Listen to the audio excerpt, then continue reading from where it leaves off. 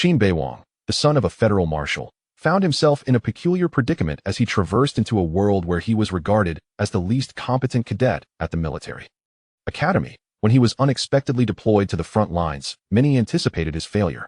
However, the awakening of the commander system altered the course of events dramatically. He acquired the ultimate authority to share the reconnaissance vision of all starships under his command: radar waves, gravitational ripples, thermal radiation. Every piece of information on the battlefield became an open book before his eyes. From that moment forth, the rules of interstellar warfare were fundamentally rewritten by him. As enemy fleets embarked on their journey, devastating firepower precisely targeted their propulsion systems like a surgeon's scalpel. The enemy commander, in a state of utter disarray, screamed through the communication channel, "Where's my fleet? Why was I locked on the moment I appeared?" Meanwhile, his aide recorded in astonishment, the commander's tactics seemed to navigate gracefully through the gaps in the enemy's defensive network. As reports of multiple zero-casualty victories reached the Federation, the Marshal father, who had once harbored deep disappointment in his son, personally sent a communication request, his tone unusually grave. "Beiwang, please teach me your artful method of long-range surgical strikes." Qin Beiwang simply gazed at the panoramic star map before him and smiled slightly. In a war governed by the perspective of a deity, how could one possibly lose? Chapter 1. The Marshal's son awakens the system. In the Wanshur star region, within the Baitoya star system, Qin Beiwang regained consciousness amidst a dizzying whirl. "Commander, wake up. The meeting starts in 10 minutes. Struggling to open his eyes, he was greeted by a metallic ceiling. A throbbing pain assaulted his head, distinctly different from the usual aftermath of a hangover. He propped himself up, his palm meeting the cold alloy edge of the bed. "Where am I?" he muttered, as a tide of unfamiliar memories surged into his mind. He was Qin Beiwang, commander of the Pluto fleet under the Iron Fist subfleet, age 22, holding the rank of major. His father was the commander of the First Fleet of the Blue Star Federation, one of the 7 marshals of the Federation. Born with a silver spoon in his mouth, he had resided in Rome since birth. As the youngest son of a Federation Marshal, he grew up in privilege and admiration, which fostered an arrogant and disdainful disposition. He was perceived as a product of a tiger father and a dog son, graduating at the bottom of his class from the Federation Star Sea Academy's captaincy department. Yet, due to his father's influence, he was assigned as a fleet commander immediately upon graduation, bypassing the need to start from the bottom. In his former life, he was Qin Beiwang, an engineer at a space research institute in China, 33 years old, who met an unexpected fate in the laboratory. He instinctively touched his face, noticing it felt significantly younger. The aide, Duan Linchuan, a youthful soldier who appeared to be no older than 20, anxiously stared at him. Commander Yang despises tardiness. The last time Commander Wang of the Uranus fleet was 3 minutes late, he was punished with a month of cleaning the engine filtration system. "I understand," Qin Beiwang interrupted, his voice gravelly. He stood up, his body surprisingly agile, as if this form was always his. He moved to the small washroom in the corner of the cabin, splashing cold water on his face. The reflection in the mirror revealed a youthful and handsome visage, but the bags under his eyes betrayed a chronic lack of proper rest. Just as the water trickled down his cheek, an unexpected transformation occurred. His vision abruptly darkened, not in absence of light, but in transition. Blinking, he found himself seemingly suspended in the cosmos, a 3-dimensional star map unfolding before him. Countless points of light flickered within, some stable like stars, others drifting slowly as planets, and some artificial objects following specific trajectories. In the lower left corner of the star map, a line of text materialized. Commander System activated Function 1. 3-dimensional star map, current mode, passive reception data. Source: Pluto Fleet's Comprehensive Detection Array Information Delay, 0.008 seconds. A system. Before Qin Beiwang could comprehend this phenomenon, Duan Linchuan's voice pulled him back to reality. "Commander Qin, are you alright?" The star map vanished in an instant, and he found himself once again in the cramped washroom. "I'm fine." He took a deep breath, dried his face, and quickly donned the deep blue fleet uniform hanging on the wall. The uniform bore the emblem of the Federation's star ring on the left chest, with a silver bar and a star denoting his rank of major on the epaulets. He followed Duan Linchuan out of the personal cabin and into the corridor of the ship. Along the corridor, status display screens continuously streamed real-time data from various ship systems. Occasionally, crew members in similar uniforms passed by, saluting him, their eyes revealing barely concealed disdain. "This is the interior of the T-5 class battleship, Kunlun Mountain," Qin Beiwang mused inwardly.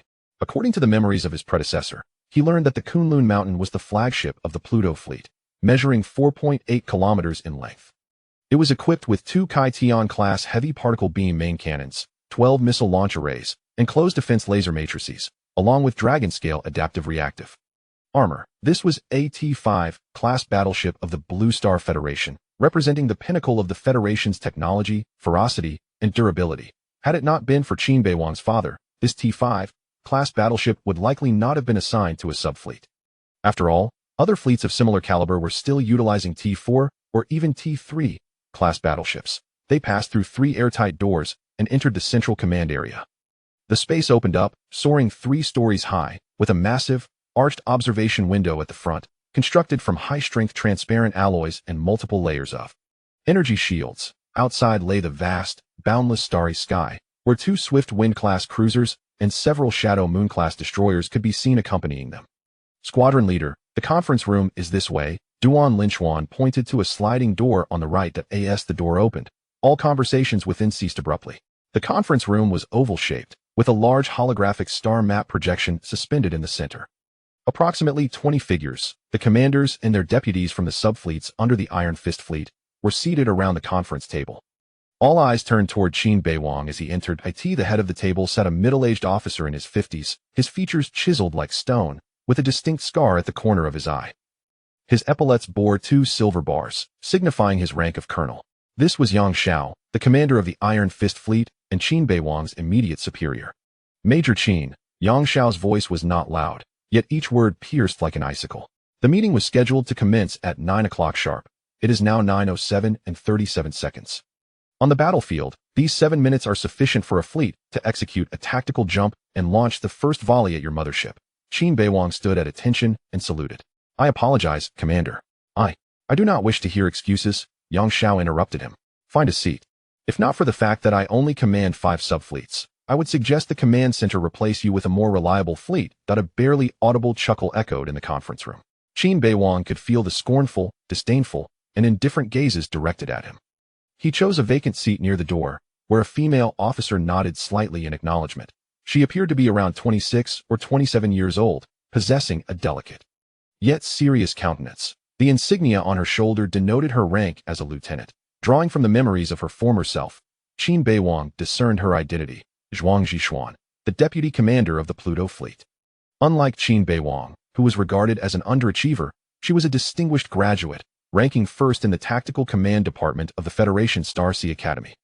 Having fought in numerous fierce battles and accrued countless merits, she had earned her seat beside Qin Beiwang. Very well, let us proceed, Yang Xiao stated, rapping his knuckles on the table, prompting the central holographic star map to transform. As I mentioned earlier, we have received an urgent directive requiring us to immediately head to the Elvira star system. Yang Xiao gestured towards the star map, which locked onto a stellar system comprising 7 planets, marking 3 red arrows indicating the trajectory of incursion. Qin Beiwang, the son of a federal marshal, unexpectedly finds himself in a peculiar situation as he is transported to a new realm, only to discover that he is regarded as the lowest performer. In military academy circles, he is parachuted onto the front lines to gain prestige. All eyes are on him in anticipation of failure, until the commander system awakens abruptly. He is endowed with the ultimate authority to share reconnaissance views from all starships under his command, radar waves, gravitational ripples, thermal radiation. All information on the battlefield becomes transparent to him. From that moment forth, the rules of interstellar warfare are irrevocably altered by his hand. As enemy fleets embark, devastating artillery strikes, precise as a surgeon's scalpel, annihilate their propulsion systems. The enemy commander, in a state of despair, yells through the communication channel, "Where is my fleet? Why am I locked on the moment I appear?" Meanwhile, his aide records in astonishment. The commander's tactics are akin to dancing gracefully through the gaps of the enemy's defensive network. As a series of zero-casualty victories reverberate back to the Federation, his martial father, who had once been thoroughly disappointed in him, reaches out with an unprecedentedly solemn request. Beiwang, please teach me your artful technique of surgical long-range strikes. Yet, Qin Beiwang merely gazes at the panoramic star map, a slight smile gracing his lips. How could a war with a divine perspective ever lose? Chapter 1. The Marshal's Son awakens the system. In the Wanshur star region, within the Baitoya star system, Qin Beiwang regains consciousness amidst a whirlwind of disorientation. Commander, wake up. The meeting starts in 10 minutes. With great effort, Qin Beiwang opens his eyes, met with a metallic ceiling. A throbbing headache assails him, one that is not entirely akin to a hangover. He pushes himself up from the cold alloy bed. What is happening? He murmurs to himself, as a flood of unfamiliar memories surges into his mind. He learns he is Qin Beiwang, commander of the Pluto fleet, a subordinate fleet under the Iron Fist division of the Blue Star Federation, at the tender age of 22, holding the rank of major. His father is the commander of the First Fleet of the Blue Star Federation, one of the 7 marshals of the galactic region. Born with a silver spoon, Qin Beiwang has lived a life of luxury, growing up under the glow of public admiration, which has fostered a sense of arrogance within him. He has graduated from the Federation Starsea Academy with the lowest honors, yet due to his father's stature, he was immediately assigned as commander of a subordinate fleet. Bypassing the need to start from the bottom, that he indulges in a life of excess, displaying apathy towards fleet matters, while the actual operations of the Pluto fleet are maintained by his deputy, Zhuang Zhishuan. As he recalls his previous life, Qin Beiwang, an engineer at a space research institute in Earth's Huaxia, age 33, met with an unfortunate accident in the laboratory. He instinctively touches his face, feeling the vitality of youth. His aide, Duan Linchuan, a young soldier who appears not to exceed 20, gazes at him anxiously. Commander Yang despises tardiness. The last commander from the Uranus fleet was punished for being 3 minutes late, forced to clean the engine filtration system for a month. I understand. Qin Beiwang interrupts, his voice hoarse. Rising to his feet, he finds his body surprisingly agile, as if this form were always meant to be his. He approaches the small washroom in the corner of the cabin, splashing cold water on his face. The reflection staring back at him is youthful and handsome, yet dark circles betray a chronic lack of regular sleep. Just as water droplets cascade down his cheeks, an extraordinary transformation occurs. His vision dims, not in darkness, but in transition. Blinking, he finds himself seemingly suspended in the cosmos, a 3-dimensional star map unfolding before him. Countless points of light flicker within, some steadfast like stars, others meandering like planets, while artificial objects traverse defined trajectories. In the lower left corner of the star map, a line of small text appears. Commander system activated. Function 1, 3-dimensional star map. Current mode, passive reception. Data source, full fleet detection array of the Pluto squadron. Information delay, 0.008 seconds. System, before Qin Beiwang can comprehend the implications of this system, Duan Linchuan's voice pulls him back to reality. Commander Qin, are you alright? The star map vanishes instantaneously, and he finds himself once more in the cramped washroom. I am fine. Taking a deep breath, he dries his face and quickly dons the deep blue fleet uniform hanging on the wall. The uniform bears the emblem of the Federation, with a silver stripe and a star denoting his rank of major on the shoulder epaulette. Following Duan Linchuan, he exits his personal cabin and enters the ship's corridor, flanked by continuously flowing status displays showing real-time data of the ship's systems. Occasionally, crew members in similar uniforms pass by, saluting him, though their eyes betray a hint of disdain. This is the interior of the T-5 class battleship, Kunlun Mountain. Qin Beiwang reflects inwardly. According to his original memories, he learns that the Kunlun Mountain is the flagship of the Pluto fleet, stretching 4.8 kilometers in length, equipped with 2 Kaitian-class heavy particle beam cannons, 12 missile launch arrays, and a closed defense laser matrix, along with Dragon-scale adaptive reactive armor. IT is a T-5 class main battleship of the Blue Star Federation, signifying the amalgamation of the most advanced technology, fiercest firepower, and most resilient armor within the Federation. Compared to T-3 and T-4 classes, which are progressively inferior, it is evident that, were it not for Qin Beiwang's paternal connections, this T-5 battleship would not have been assigned to a subordinate fleet. They traverse through 3 airlock doors into the central command area, where the space opens up dramatically, rising 3 levels high, and directly ahead lies a massive, curved observation window composed of high-strength transparent alloy and multiple layers of energy shields. Beyond the window stretches the vast, deep cosmos, where 2 Swift-Wind-class cruisers and several Shadow Moon-class destroyers can be seen escorting the fleet. Squadron leader, the conference room is this way. Duan Linchuan indicates towards a sliding door on the right. As the door opens, all conversations within cease abruptly. The conference room, elliptical in shape, is dominated by a large holographic star map projection suspended in the center. Approximately 20 figures, the commanders and their deputies of the subordinate fleets under the Iron Fist division, are seated around the table. All eyes turn toward Qin Beiwang as he enters. At the head of the table sits a middle-aged officer of about 50, his features chiseled like stone, a prominent scar marking the corner of his eye. His epaulets bear 2 silver bars, indicating the rank of colonel.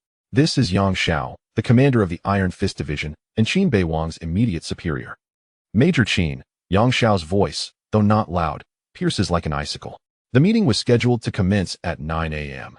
It is now 9:07:37. On the battlefield, those 7 minutes could allow a fleet to execute a tactical jump and launch the first round of salvos against your flagship. Standing at attention, Qin Beiwang salutes. I apologize, Commander. I do not wish to hear excuses, Yang Xiao interrupts. Find a seat. If it were not for the fact that I oversee only 5 subordinate fleets, I would suggest the command center replace you with a more reliable fleet. A barely audible wave of laughter ripples through the conference room. Qin Beiwang can feel the scornful, disdainful, and indifferent gazes directed at him. He finds an empty seat in a corner near the door, where a female officer offers him a slight nod. She appeared to be in her mid-20s, possessing a delicate beauty yet exhibiting a serious demeanor. The insignia on her shoulder indicated her rank as a lieutenant. Through the recollections of her predecessor, Qin Beiwang discerned the identity of the individual before him, Zhuang Zhixian, the vice commander of the Pluto fleet. Unlike Qin Beiwang, often regarded as an underachiever, she was a distinguished graduate, having secured the top position in the Tactical Command Department of the Federation Sea Academy. After engaging in numerous arduous battles and earning countless accolades, she had rightfully earned her seat beside Qin Beiwang.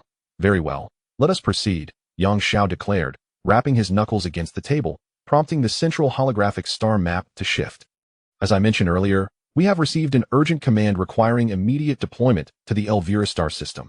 Yang Xiao gestured towards the star map, which focused on a stellar system comprising 7 planets, marked by 3 red arrows indicating trajectories of incursion. Chapter 2. The easiest task to accomplish? Upon entering the galaxy, the Welsh fleet divided into 3 factions. Yang Xiao's fingers danced through the air, and the star map responded in kind. The Ranger and Venomous Spider subfleets headed towards the 4th planet, Shiva. There, the orbital shipyard stands as one of the 3 principal shipbuilding bases in the Wanshire star region. The red arrows split into 3 directions. The first pointed towards the 4th planet. The Grizzly and Firefox subfleets proceeded to the 5th planet, Ak. It houses the largest helium-3 refining center in the Federation, supplying 40% of the fusion fuel for the entire star region. The second arrow directed towards the 5th planet. Finally, Yang Xiao paused, as the 3rd arrow pointed to the 6th orbit of the galaxy. The Dragon Lizard subfleet was en route to Agbat star. The holographic image magnified, revealing a gray-blue rocky planet surrounded by 3 distinct artificial structures, orbital defense platforms, mining space stations, and, further afield, a silver spindle-like space city. Agbat star. Yang Xiao summoned the data panel, which revealed the presence of Carsim crystals, an essential mineral serving as the catalyst for jump engine cores. The conference room fell silent, save for the gentle hum of the holographic projector. Our mission, Yang Xiao's voice hardened, is for the Iron Fist subfleet to launch a full-scale assault, intercepting these 3 enemy forces. The specific deployment is as follows. The Neptune and Uranus fleets will head to Shiva to annihilate the Ranger and Venomous Spider fleets. The Polaris and Vega fleets will proceed to Ak to eliminate the Grizzly and Firefox fleets. The 5th subfleet. He paused, casting a glance at Qin Beiwang. The Pluto fleet will advance towards Agbat star to eradicate the Dragon Lizard fleet. No sooner had he concluded than a loud crash resonated from the left side of the conference room. Bang! Major Zhao Rui, commander of the Uranus fleet, slammed his palm onto the table, rising abruptly to fix his gaze on Qin Beiwang. In his 40s, his face was adorned with a thick beard, and a prominent laser burn scar marred his left cheek, a remnant from the Blood Moon campaign 5 years prior. Commander Yang, I contest this arrangement. Zhao Rui's voice boomed like thunder. The Dragon Lizard fleet? Those are the 3rd-rate forces of the Fry Empire. Their flagship is still a 20-year-old Fire Lizard battleship, boasting only 60% of our T-4 class battleship's firepower. They can only be classified as T-35 class starships. Moreover, Agbat star is equipped with a formidable shield platform, armed with 6 orbital-grade magnetic railguns, 32 missile silos, and an all-encompassing energy shield. It is more than capable of withstanding an assault from a T-4 class fleet. Yang Xiao remained impassive. Major Zhao, mind your attitude. My stance is unequivocal. Zhao Rui stood his ground, pointing directly at Qin Beiwang. The Pluto fleet is our Iron Fist subfleet's most powerful contingent. The Kunlun Mountain is a T-5 class battleship, armed with 2 Open Sky class heavy particle beam main cannons. Both of our Gale class vessels are the latest models. Deploying such elite forces against the Dragon Lizard fleet is akin to using an orbital cannon to swat a mosquito, utterly wasteful. He surveyed the room. Though the other commanders remained silent, their eyes mirrored the same skepticism. Not to mention the defenses of Agbat Star, Zhao Rui continued, his voice laced with sarcasm. The few decrepit vessels of the Dragon Lizard fleet may struggle to even breach the outer shields. This mission is merely a pretext for observation. Commander, if you are giving special consideration to Major Qin simply because he is the son of the First Fleet Commander, it would be wiser to leave him in the safety zone. Why squander an elite fleet on a task that even novices could accomplish? The atmosphere in the conference room became almost palpable. Qin Beiwang could sense that Zhuang Zhixian's body had stiffened noticeably. He himself was rapidly processing the information. At that moment, the system interface reappeared. Would you like to inquire about the Dragon Lizard fleet's information? Qin Beiwang immediately confirmed with his thoughts. The Dragon Lizard fleet is equipped with an outdated Predator-class battlecruiser, 3 Raider-class cruisers, and 5 Dagger-class destroyers. Indeed, in terms of firepower, protection, and technological advancement, they are significantly inferior to the Pluto fleet. The defenses of Agbat Star were indicated as a deep blue highlight on the star map, a sign of extremely high-threat heavy defenses. The assessment of the shield platform indicated it could withstand a standard T4 fleet. Zhao Rui was not mistaken. This task appeared deceptively simple. Have you finished? Yang Xiao's voice was eerily calm. Zhao Rui opened his mouth, then finally sat heavily down, though his chest still heaved with anger. The task distribution was determined after tactical simulations by the command center. Yang Xiao surveyed the room. First, Agbat Star is home to 884,000 civilians. Any defensive lapse could lead to catastrophic consequences. Thus, absolute assurance is imperative. Second, although the Dragon Lizard fleet is poorly equipped, Commander Galvicto is a renowned expert in defensive warfare from the Free Empire, adept at leveraging the weak against the strong and identifying defensive vulnerabilities. Third, he glanced at Qin Beiwang, his expression complex. The Pluto fleet is the only unit of the Iron Fist subfleet fully equipped with the latest jump disruptors, capable of preventing the Dragon Lizard fleet from making a hasty retreat during unfavorable combat conditions. Annihilating the enemy is one of the core objectives of this operation. We cannot allow them to escape and report our defensive arrangements. The reasoning was sound. Yet Qin Beiwang could discern from Yang Xiao's subtle changes in expression that this was not the complete truth. The commanders present seemed to share this sentiment. Their gazes shifting between Yang Xiao and Qin Beiwang, filled with speculation. Major Qin, Yang Xiao called directly. Can your fleet be ready to launch within 10 minutes? Yes. Commander, Qin Beiwang replied, rising with a steady voice. The Pluto fleet will complete all pre-battle preparations within 10 minutes and ensure the total annihilation of the Dragon Lizard fleet, leaving no enemy vessel unscathed. A flicker of surprise crossed Yang Xiao's eyes, but he quickly regained his composure. Excellent. All fleets, commence pre-battle checks at 9:20 and depart promptly at 9:30. Dismissed. Commander, Zhuang Zhixian spoke softly. While the Dragon Lizard fleet is indeed poorly equipped, Galvicto's tactical style is exceedingly troublesome. He excels at setting traps and engaging in attrition warfare. Once, an outdated fleet managed to hold back our 2 fleets for a full 72 hours, ultimately awaiting reinforcements. I am aware, Qin Beiwang stated, simultaneously retrieving the tactical dossier of Galvicto on his system panel. The system swiftly analyzed the 7 tactical patterns commonly employed by this commander, deducing 3 of the most likely strategies to be utilized in this operation. Zhuang Zhixian observed his calm profile, a flicker of confusion crossing her eyes. Today Qin Beiwang was a stark contrast to the inebriated, indifferent commander of past battles. On the return journey to the bridge of the Kunlunchen, Qin Beiwang continued to test the commander system. Chapter 3. Cannons against mosquitoes? He discovered that with focused concentration, he could summon the system panel at any moment, controlling its transparency, information hierarchy, and display range. After a brief assessment, Qin Beiwang realized that this commander system possessed the following functionalities. 1. A 3-dimensional star map that could display the fleet's starship locations in real time, linking to the detection instruments of the commanded starships with 0 latency in signal reception. 2. Real-time updates on the conditions of the commanded starships, including firepower range, course, and speed. 3. An information panel that could connect to the flagship's intelligence core, allowing for real-time data access and tactical simulations. Commander, Zhuang Zhixian reported at his side. All systems aboard the Kunlunchen have completed self-checks, and the charging tests for the 2 Open Sky-class heavy particle beam main cannons have passed, achieving a peak output of 101, meeting the design standards. The transition disruptors of the 2 Gale-class cruisers, Thunder and Lightning, are operating stably. The two Shadow-class reconnaissance vessels, Phantom and Shade, have departed ahead of schedule as planned.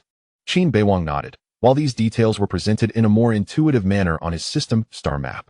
11 vessels transformed into 11 azure light points, each accompanied by a status bar, equipment list, and succinct data. He could even observe the specific speed and course of each starship. His Pluto fleet consisted of 1 Kunlunxian-class battleship, 2 cruisers, 6 destroyers, and 2 reconnaissance vessels, forming a standard subfleet configuration. However, aside from the Kunlunxian, which was a T5 class starship, the remaining 10 were all T4 class vessels. Such a high-end configuration was rare among subfleets, as T5 and T4 starships were costly, typically only deployed in core war zones. In that moment, Qin Beiwang could not help but reminisce about his father, the legendary Marshal of the Federation, who had repeatedly rescued it from peril and pushed the Fury Empire back to the Wanshur Star region. It was thanks to his father's great achievements that Qin Beiwang enjoyed such privileges. Meanwhile, Zhao Rui returned to his flagship, the Iron Spine, with heavy footsteps. This T4 class Taishan battleship had been in service for over 15 years, its hull marked by numerous minor repair scars and several battle wounds yet to be fully mended. In contrast to Qin Beiwang's gleaming new T5 class Kunlunxian, the Iron Spine resembled a battle-scarred old war elephant.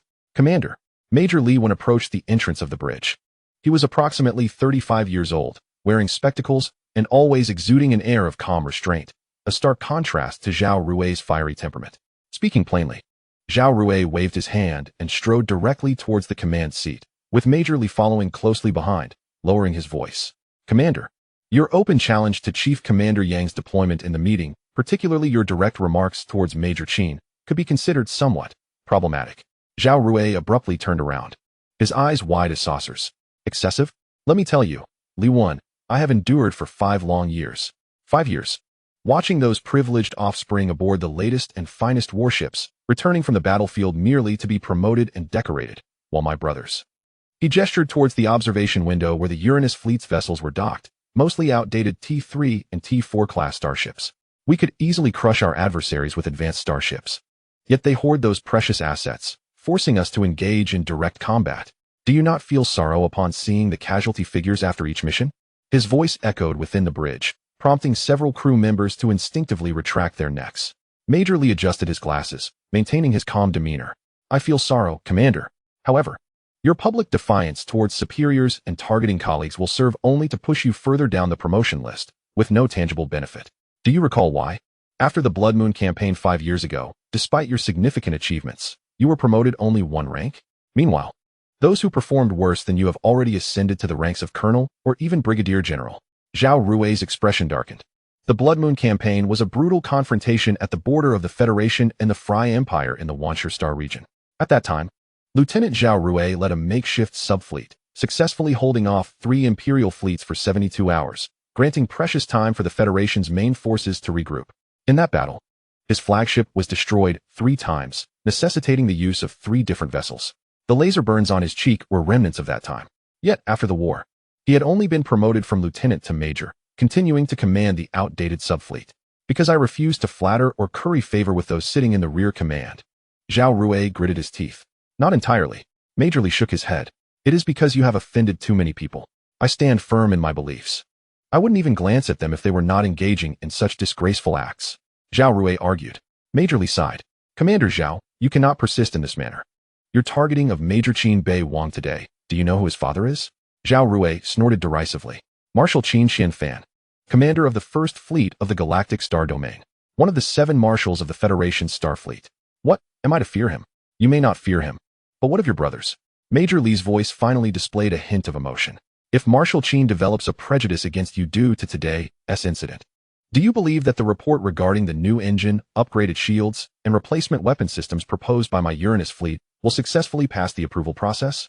Following the conclusion of this operation, should we require additional vessels, will we be allocated new ships or merely the discarded remnants from other fleets? Zhao Rui opened his mouth, but found himself at a loss for words. His fists clenched and then relaxed, the joints cracking softly. I am not suggesting that you are mistaken, Commander, Major Li Wen continued, his tone softening somewhat. I understand your frustration on behalf of our brothers. The equipment of the Pluto fleet is indeed superior to an unfair degree. However, your public outcry will only exacerbate the situation. If Major Qin Beiwang truly harbors resentment, he need only whisper a few words into his father's ear. He would not. Zhao Rui abruptly interrupted. Major Li Wen was taken aback. What? That lad Qin Beiwang may be inept, but his father. Zhao Rui's voice grew complex, his gaze fixed on the starry expanse beyond the observation window.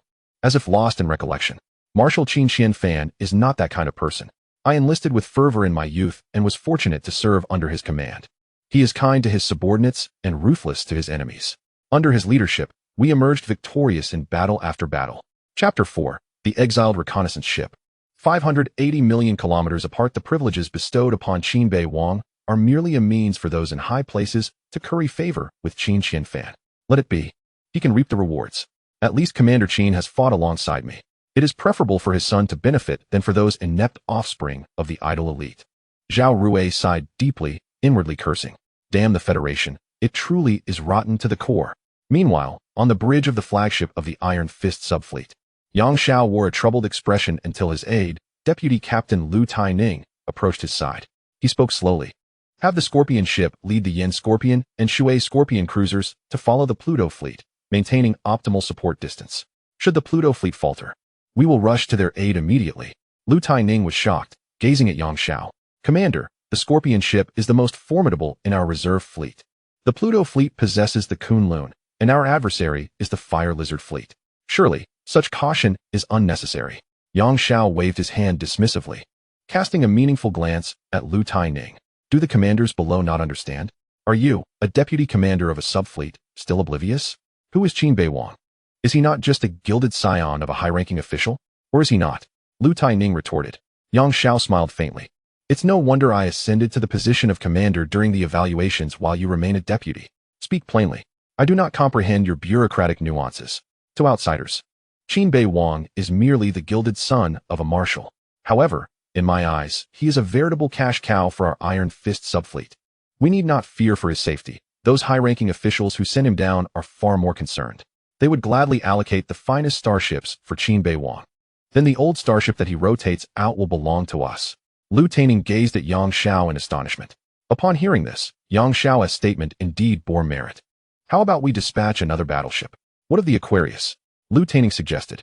Yang Xiao chuckled heartily, patting Lu Taining on the shoulder. That's enough, my old friend. We must reserve some forces.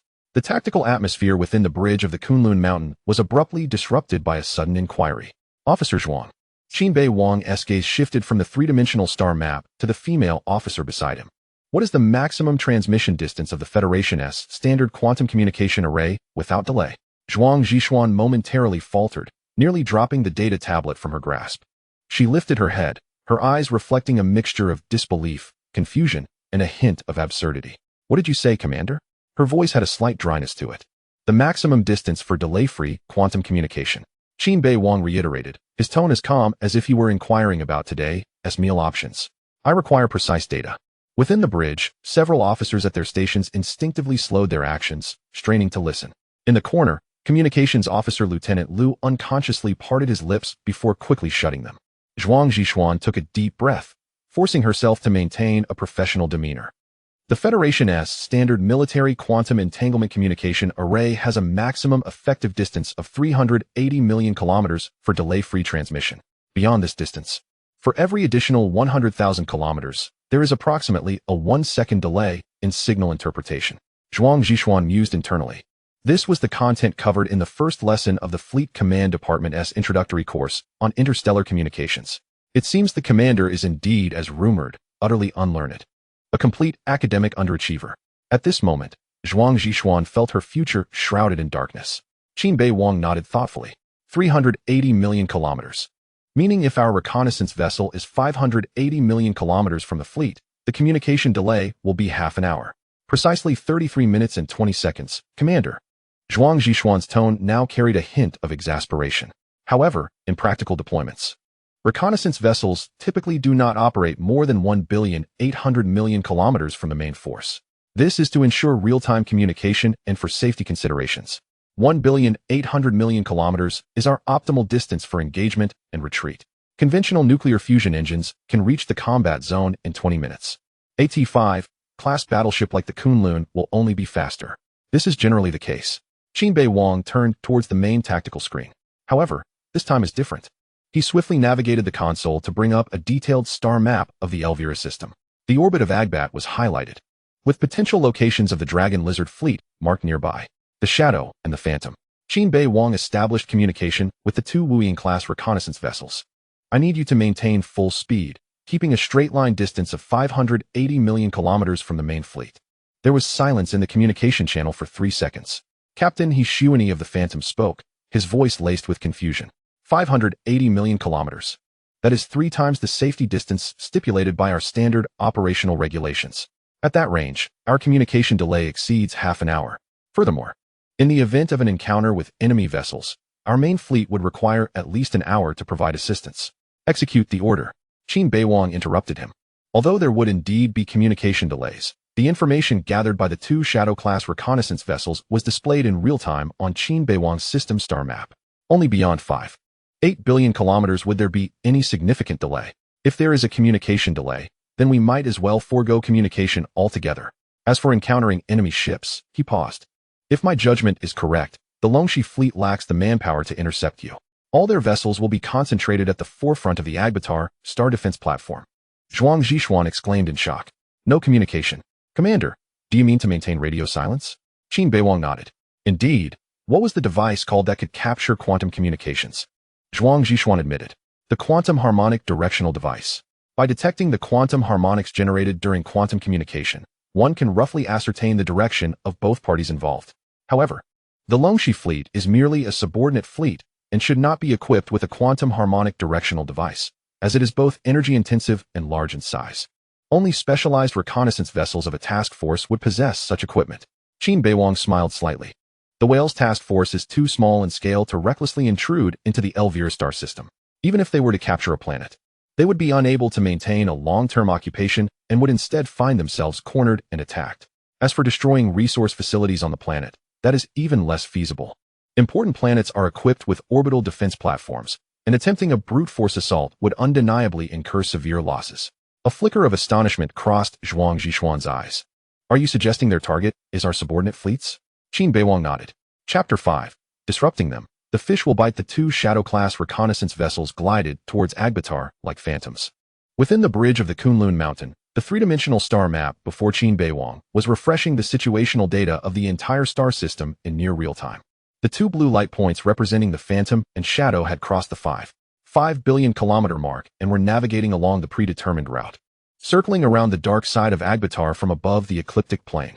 Distance to reconnaissance vessels, 7 billion kilometers. Communication delay, 0 seconds. Sensor coverage, 89. The data stream rolled smoothly, and everything seemed to be proceeding according to plan. Yet, Qin Beiwang's brow furrowed slightly. The three-dimensional star map had just marked an anomaly. It was neither a warning nor a highlighted alert, but rather a certain indescribable sense of dissonance. On the orbit of Agbatar, on the far side of Satellite 1, the gravity gradient active gravitational wave detector monitoring data exhibited faint, periodic fluctuations. The amplitude of the fluctuations was minuscule, so much so that the Federal Standard Sensor Array would classify it as background noise.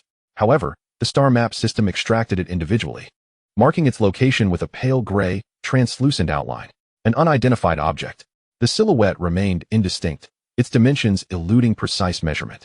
However, through the analysis of its fluctuating characteristics, it was evident that it was at least the size of a medium-sized vessel.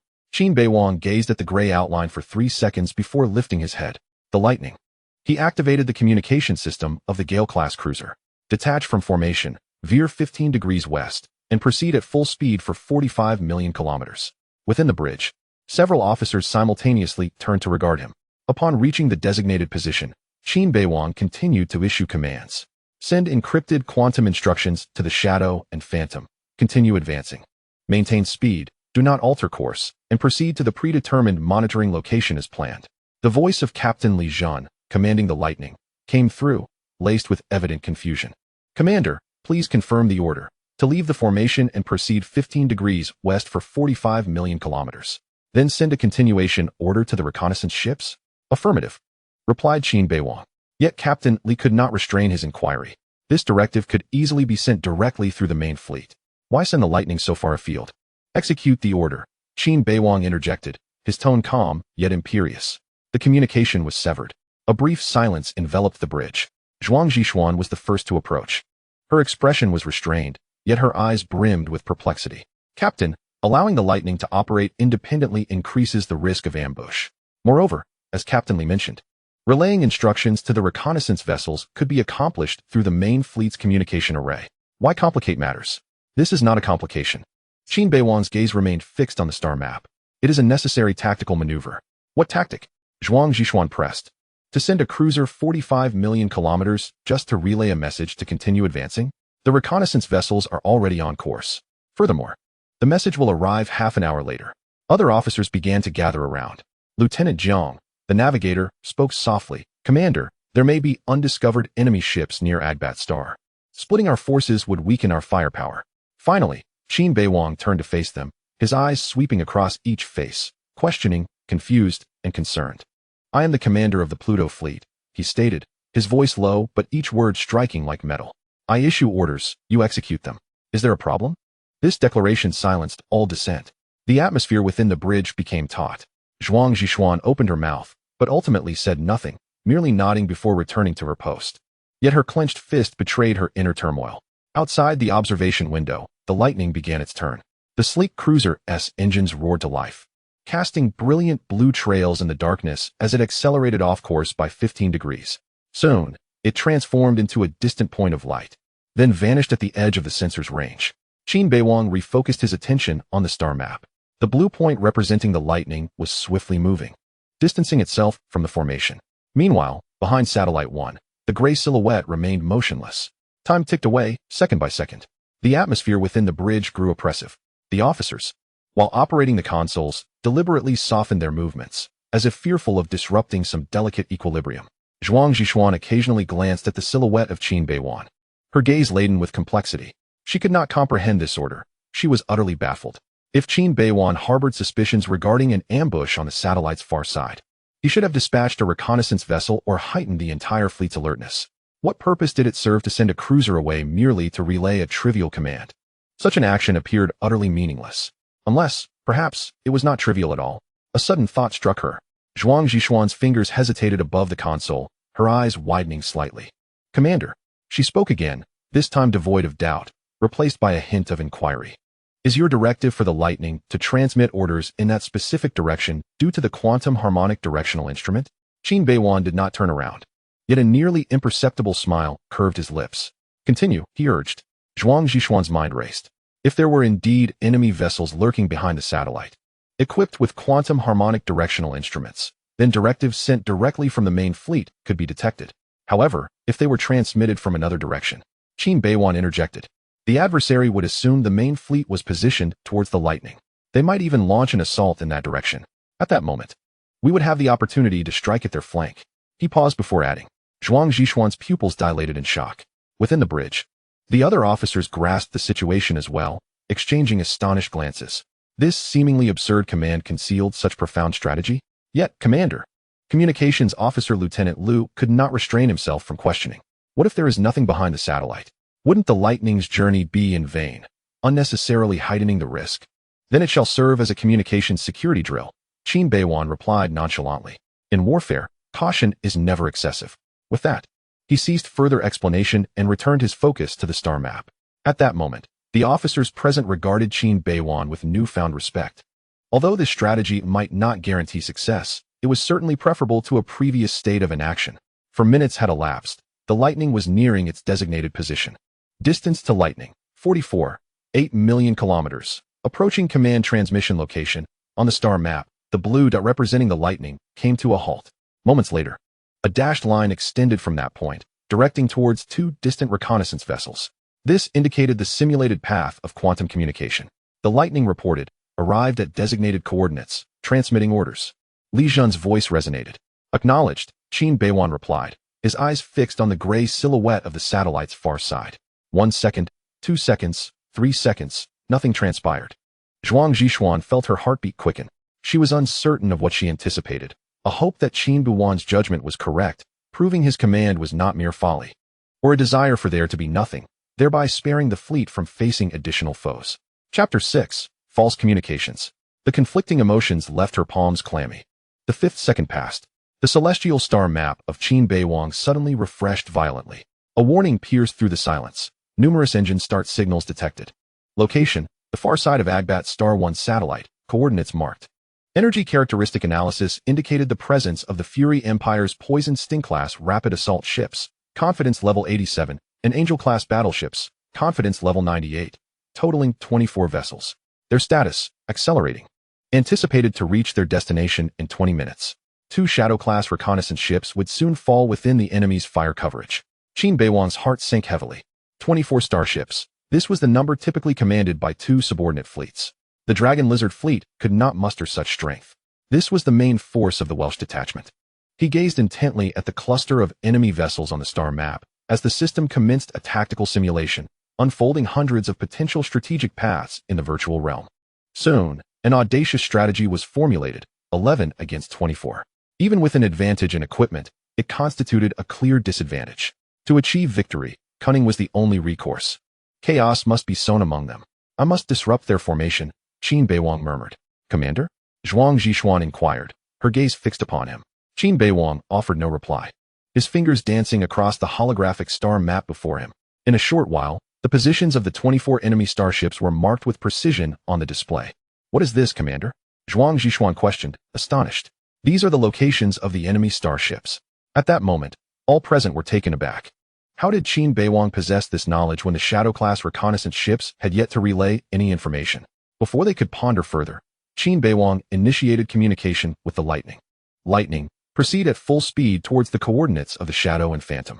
All eyes on the bridge turned towards him. Captain Li Zhun's voice crackled through the communication channel, laden with confusion. Commander? How long until we reach the location 3? 8 billion kilometers from the reconnaissance ship? Qin Beiwang interrupted, a brief silence, followed by rapid calculations. 22 minutes at maximum cruising speed. That will suffice. Upon reaching the position 3, 8 billion kilometers from the reconnaissance ship, execute a 180-degree turn. Simultaneously, activate the full-spectrum quantum communication array. I need you to simulate the command communication signals of an entire subordinate fleet. Frequencies random, codes random, call signs random. A deathly silence enveloped the bridge. Zhuang Zhishuan was the first to react, her eyes widening slightly. You intend to fabricate false fleet communications? Indeed. Qin Beiwang's fingers traced the star map, encircling several asteroid belt regions. If the main force of the Welsh did, then they reported to the main fleet, detecting communications signals indicating that multiple federal fleets were gathering towards Agbat Star. Zhuang Zhishuan quickly comprehended the plan. The enemy would presume that we would launch an attack from the direction of the Lightning. However, that would be overly audacious. If their reconnaissance ships were equipped with advanced signal analysis systems, they might uncover this as a false signal. The battlefield is ever-changing. They are making a long-distance dash, seeking to strike swiftly and retreat just as quickly. By the time they discerned the truth, the opportunity would have long since slipped away. Qin Beiwang retrieved a document detailing the Federal Fleet communication protocols. The encryption layers of standard quantum communication comprise 17 verification mechanisms. However, real-time battlefield reconnaissance at 99 efficiency would only detect signal strength and basic characteristics, without conducting deep decryption, which is exceedingly time-consuming. He glanced at Zhuang Zhishuan. We must design a comprehensive false command chain. 10 starships, each with a call sign, unit composition, and command hierarchy. We must also simulate tactical discussions and firepower allocations. The more intricate, the more authentic. Zhuang Zhishuan stared at him for 2 seconds, then took a deep breath. I understand. Give me 3 minutes. I will generate the false data. She turned back to her console, her fingers dancing swiftly across the touchscreen. The Federal Fleet's composition database was summoned. She began fabricating a non-existent subordinate fleet, complete with designations, commanders' names, ship models, and even the identification codes for each vessel. Qin Beiwang continued issuing orders to the Lightning. Captain Li, listen carefully. Upon reaching your position, make your turning maneuver conspicuous, allowing any observers to clearly see that you are returning after receiving signals from the reconnaissance ship. Understood. Li Zhun's voice turned resolute. The Lightning will accomplish the mission. Good luck. Communication terminated. He gazed out the observation window towards the Lightning's position. A faint blue light was seen racing towards deep space at full speed. Zhuang Zhishuan swiftly completed the false communication data packet. Commander, the data is prepared. A complete false composition of a fleet, totaling 10 starships, including the entire command chain and tactical directives. Qin Beiwang quickly perused the information. The data packet was executed with remarkable professionalism, even simulating the speech habits of different commanders. Some were succinct, others verbose, some favored technical jargon, while others preferred colloquial expressions. Excellent. He instructed the communications officer to encrypt and transmit the data packet to the Lightning. Commence execution. The ensuing 20 minutes were a protracted wait. The atmosphere on the bridge was so tense it felt as if one could wring water from it. Everyone fixated on the tactical screen. Their eyes locked on the two clusters of red enemy ships slowly moving on the star map. Time ticked by, each second passing as the enemy's speed, course, and formation data were continuously updated under Qin Beiwang's modifications. After 22 minutes, the Lightning arrived at its designated position. A corner of the main tactical screen displayed real-time footage of the cruiser. The Lightning drifted alone in the vast expanse of the cosmos. Subsequently, its communication arrays deployed on both sides. The Lightning reported, "Position secured, commencing broadcast." The invisible quantum signals began to radiate outward in all directions. In the three-dimensional star map observed by Qin Beiwang, the pale blue ripples indicating communication coverage radiate swiftly from the Lightning symbol at the center. The ripples sweep across the three marked potential lurking points of the enemy, traversing a significant portion of the Agbat star battlefield. "What is the signal strength?" inquired Zhuang Zhixian. The sensor officer focused intently on the readings. "Full power output. Any receiving device within those asteroid belts, as long as it is powered on, will certainly detect these signals." "What about the enemy?" Lieutenant Lu's voice tightened with apprehension. No one could provide an answer. Qin Beiwang's gaze remained fixed on the cluster of enemy ships on the star map. Time ticked away, second by second. In the void, over 500 million kilometers from Agbat, a sparse belt of asteroids drifted silently. Chapter 7. The Marshal's Sun. No more than this in the shadow of the largest ice rock, a completely black, flat-shaped starship was shutting down all active systems, lurking like a deep-sea shark. The bridge was nearly shrouded in darkness, illuminated only by the faint cold glow from the control panels reflecting the focused faces of the crew. "The passive array has received quantum harmonic signals," reported the sensor operator in a hushed tone. "Azimuth 042, approximately 100 million kilometers away. Signal strength is moderate, but the modulation pattern is quite clear." Captain Shi Yuan leaned slightly forward in his command chair. He was a middle-aged officer in his 40s, with gaunt cheeks and deep-set eyes, typical traits of someone who had long engaged in deep space reconnaissance. "Analyze the signal characteristics," he rasped. The operator quickly typed on the keyboard, and a series of data sprang up on the holographic screen. High-frequency quantum communication, encryption level A7, standard tactical communication level for the Federation fleet. At least 6 different command channels detected, along with tactical coordination and firepower allocation. It appears to be an entire fleet. Excitement flickered in Shi Yuan's eyes. He had been lying in wait in this asteroid belt for 20 hours, tasked with monitoring any anomalies from the direction of the Betoya star system. Now, the quarry had finally revealed itself. Initially, he had anticipated encountering a single starship, but to his astonishment, it was an entire fleet. He rose and paced a couple of steps within the cramped bridge. "This is a major discovery. Communications officer," he commanded. "Contact Commander Wales via the encrypted channel. Report. A Federation fleet communication signal has been detected 400 million kilometers from the flank of Agbat. After a while, in the outer perimeter of Agbat. Aboard the flagship of the Fry Empire's Wales fleet, the Imperial Glory, Admiral Remington Wales scrutinized the recently received encrypted report on the tactical screen. At 63, Wales bore the quintessential appearance of a seasoned Imperial soldier, his gray-white hair cropped short, his cheeks thin yet sharply defined, and deep-set eyes that gleamed with the keen gaze of a hawk. Clad in a sharply pressed dark gray Imperial Space Force uniform, his chest adorned with 3 rows of medals, testaments to his 40 years of military service. "Is this from Shi Yuan?" he inquired of his aide, his voice deep and steady. "Yes, Commander," the aide responded crisply. "A Federation fleet communication signal has been detected 500 million kilometers from the flank of Agbat." He halted 3.8 billion kilometers away from the 2 reconnaissance vessels. Welsh raised an eyebrow slightly. He approached the tactical screen, his fingers gliding through the air to summon a detailed star map of the area. 3.8 billion kilometers, he murmured. The main fleet was 3.8 billion kilometers from the 2 known reconnaissance ships. This defied logic. The lieutenant waited quietly. He had followed Welsh for 12 years and knew that the seasoned general preferred not to be disturbed while contemplating the Federation's standard operational protocols. Welsh spoke slowly. "The maximum safe distance between reconnaissance vessels and the main fleet is 1.8 billion kilometers.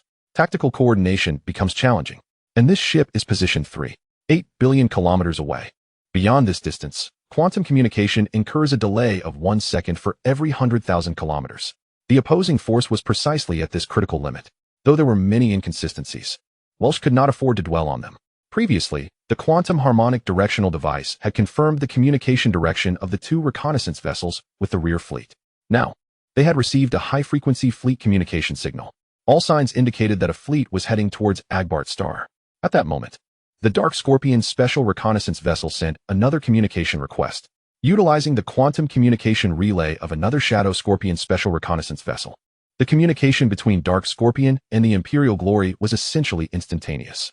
Commander, the quantum communication signal is gradually weakening. The opposing force is likely turning to flee. The urgency in Shijiyuan's voice was palpable. They are escaping. Why? Could it be that the two reconnaissance vessels relayed the information they discovered to the fleet? Do they know about the existence of our two fleets? Considering the series of actions from the opposing side, along with their unguarded demeanor, it was entirely unbecoming of a fleet commander. Welsh's eyes narrowed slightly.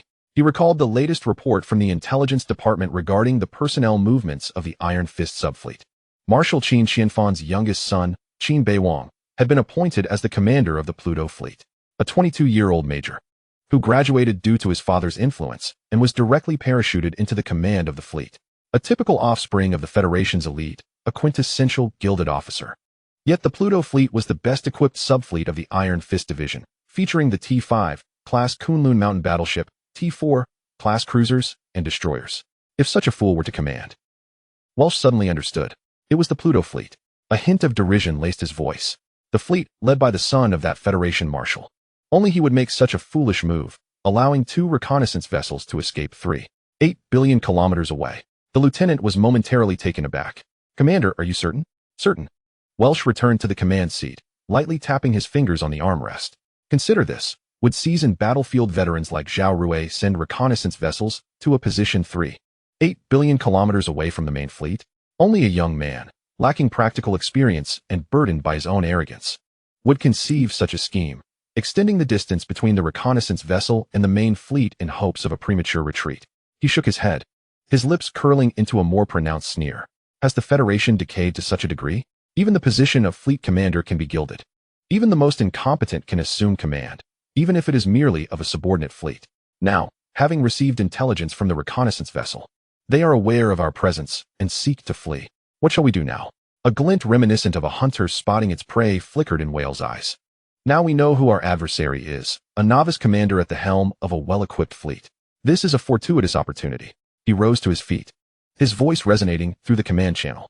Relay orders to the direct fleet and the Dragon Lizard fleet. Pursue at full speed. We must not let this big fish slip away. Commander, the adjutant cautiously interjected. This could be a trap, perhaps a deliberate ploy to draw us into an attack. If it is a trap, we must proceed even more resolutely. Wales interrupted him. How sophisticated could a trap set by a novice commander be? I must see for myself just how capable this son of a marshal truly is. Orders were issued. The formidable Wales direct fleet and the Dragon Lizard fleet surged forward at full speed.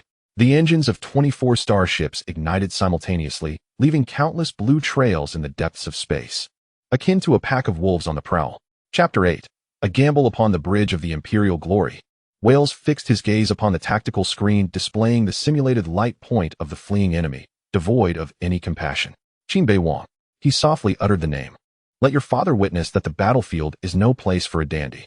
Meanwhile, 500 million kilometers away, the Bridge of the Lightning was echoing with a piercing alarm. The Phantom and Shadow vessels have detected a massive engine signal. The sensor chief's voice nearly reached a shriek. At least 20 vessels. They are advancing towards us at full speed.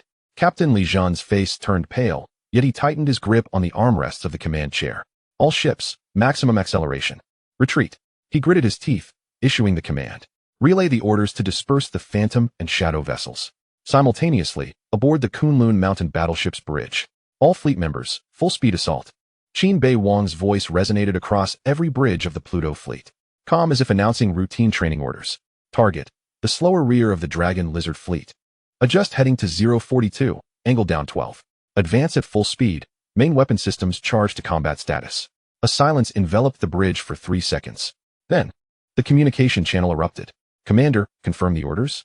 The voice of another cruiser captain, Meng Chongfeng, was the first to respond, laced with incredulity. Commander, We have only 8 ships. The remaining 6 are destroyers with slightly inferior firepower. Are we to assault 2 enemy fleets? That amounts to 24 enemy vessels. The disparity exceeds 3 to 1. Confirmed. Qin Beiwang's fingers danced swiftly across the control panel, synchronizing the assault route for all ships. The enemy advanced in a long, serpentine formation, stretching too thin. The slower, older starships lingered in the rear. We shall strike at their vulnerable flank. Vulnerable?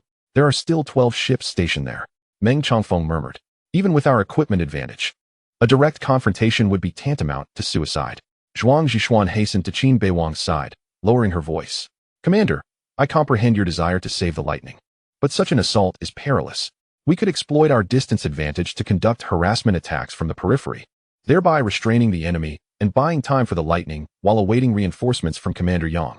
The lightning cannot hold out until then. Qin Beiwang interjected, calling up the sensor data. The ships of the Welsh fleet possess relatively swift velocities. The leading destroyer requires merely an hour and a half to catch up to the lightning. Moreover, everything I have done thus far was not intended for us to be passively battered. His gaze swept across the shocked faces in the command bridge before returning to the main tactical screen. A three-dimensional star map unfurled before him, with the system executing the latest round of tactical simulations.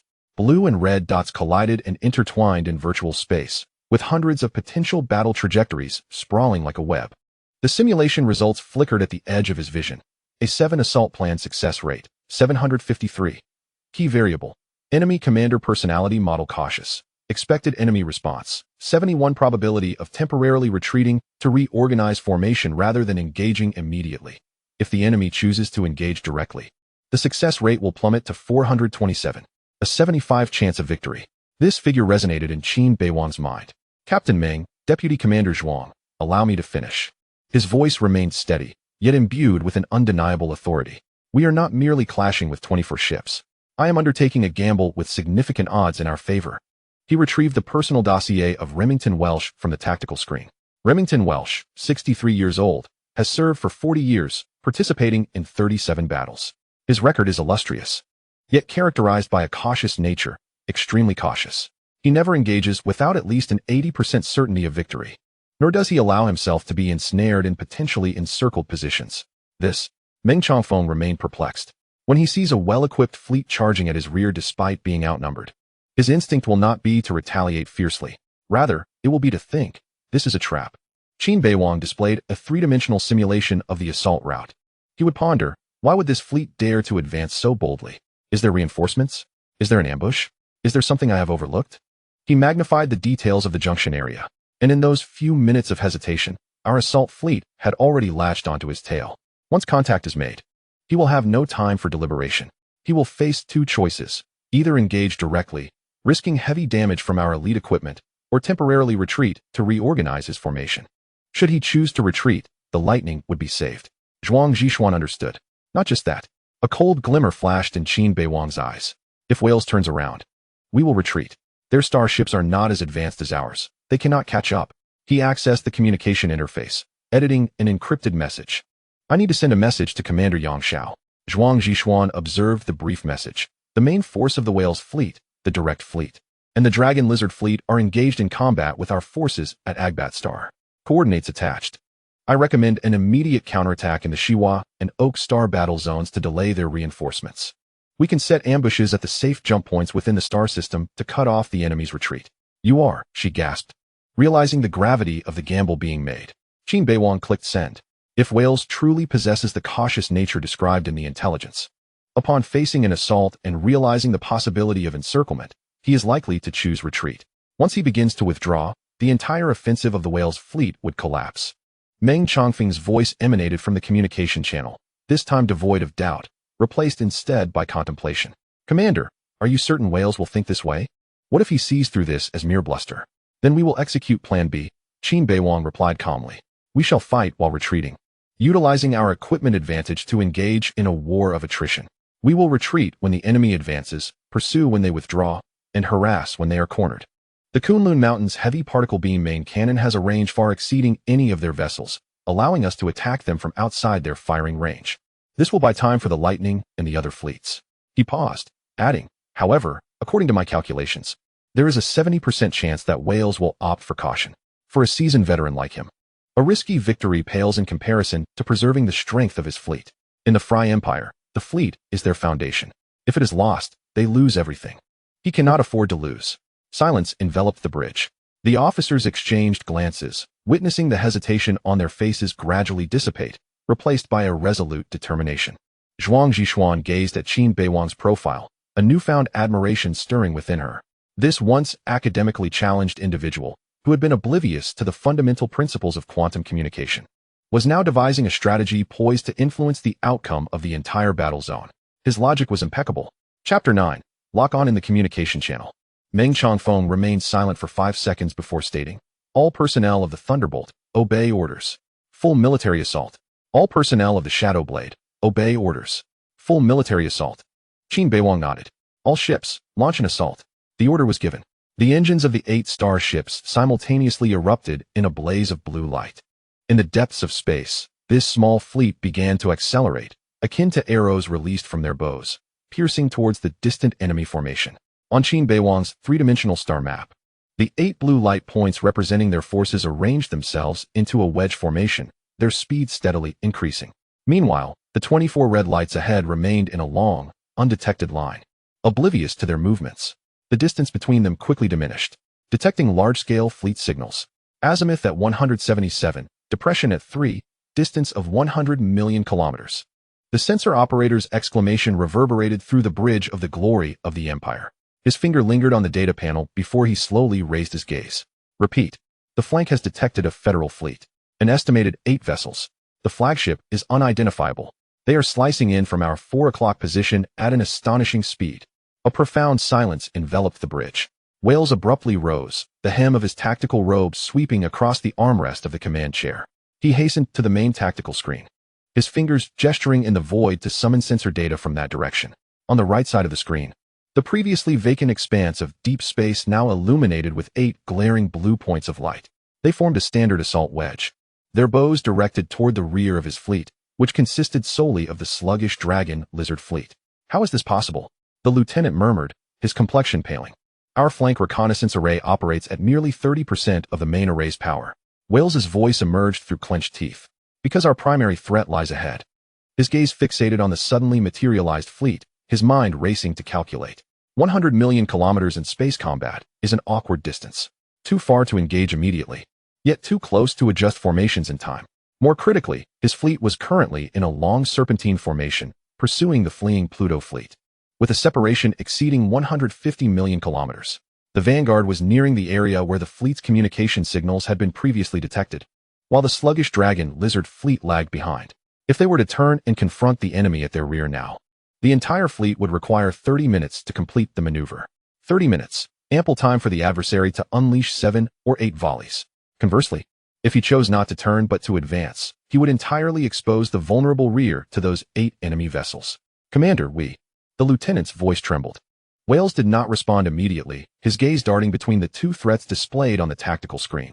The potential Pluto fleet ahead and the 8 newly emerged reinforcements behind. They were caught in a pincer movement, a complete encirclement. And he, like a foolish serpent, had unwittingly burrowed into the very center of the net. "We have been ensnared." Wales's voice was low and frigid. "From beginning to end, it has all been orchestrated. Then we shall retreat." Wales commanded resolutely, ordering the entire fleet to abandon the pursuit, turning to 092, and to depart the battlefield at full speed. The Dragon Lizard fleet would fend for itself and regroup at the 3rd rendezvous point. "But Commander, if we retreat now, the Dragon Lizard fleet." "Gorvicto is on his own," Wales interrupted, his gaze steely. "The preservation of the direct fleet is paramount. Relay the orders immediately, execute without delay." The command echoed through quantum communications, swiftly disseminating across the entire direct fleet and the Dragon Lizard fleet. The vast armada began an urgent maneuver, engines trailing chaotic arcs in the deep void. Yet, the shortcomings of the serpentine formation were now starkly revealed. The ships ahead can easily alter their course, those in the middle can still be adjusted. But the Dragon Lizard fleet at the rear requires significantly more time to synchronize with the turning rhythm. Amidst this chaotic maneuvering, the reconnaissance vessel ahead transmitted its final report. "Commander, we have caught up with the reinforcements." The voice in the communication channel was laced with absurdity. "There is only one ship, a single Gale-class cruiser.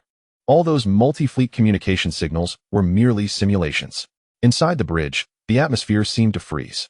Welsh stood there, motionless, his fingers pressing against the edge of the console, knuckles whitening from the strain.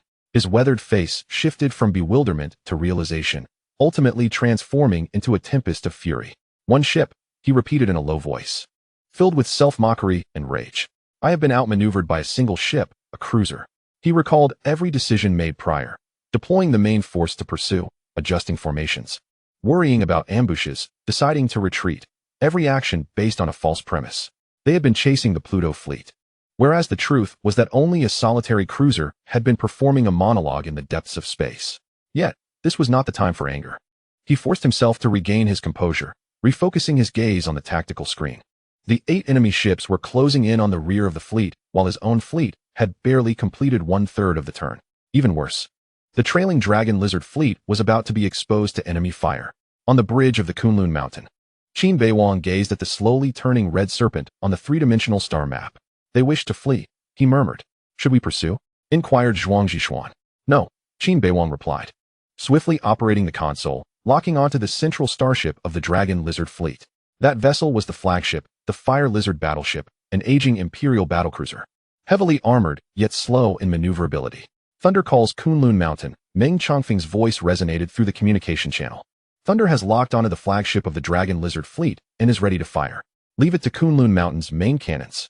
It is the perfect target for a flagship of a subfleet to make its debut, Qin Beiwang remarked with a smile.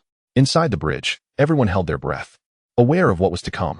The Kunlun Mountain's most formidable weapon, the heavy particle beam cannon, reputed for its earth-shattering power, could vaporize a small asteroid in just 0.3 seconds.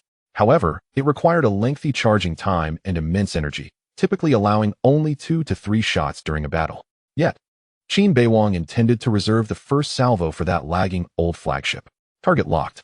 Enemy flagship Fire Lizard. His voice remained calm. Shortly thereafter, the gunnery officer's voice resonated in the communication channel. Distance, 200,000 kilometers. Azimuth correction, 3 degrees. Charging initiated. Chapter 10. What does it mean to strike from 200 kilometers away in a second? A low hum resonated within the bridge. It was the sound of the main gun's capacitor array beginning to charge, akin to the low roar of a colossal beast awakening.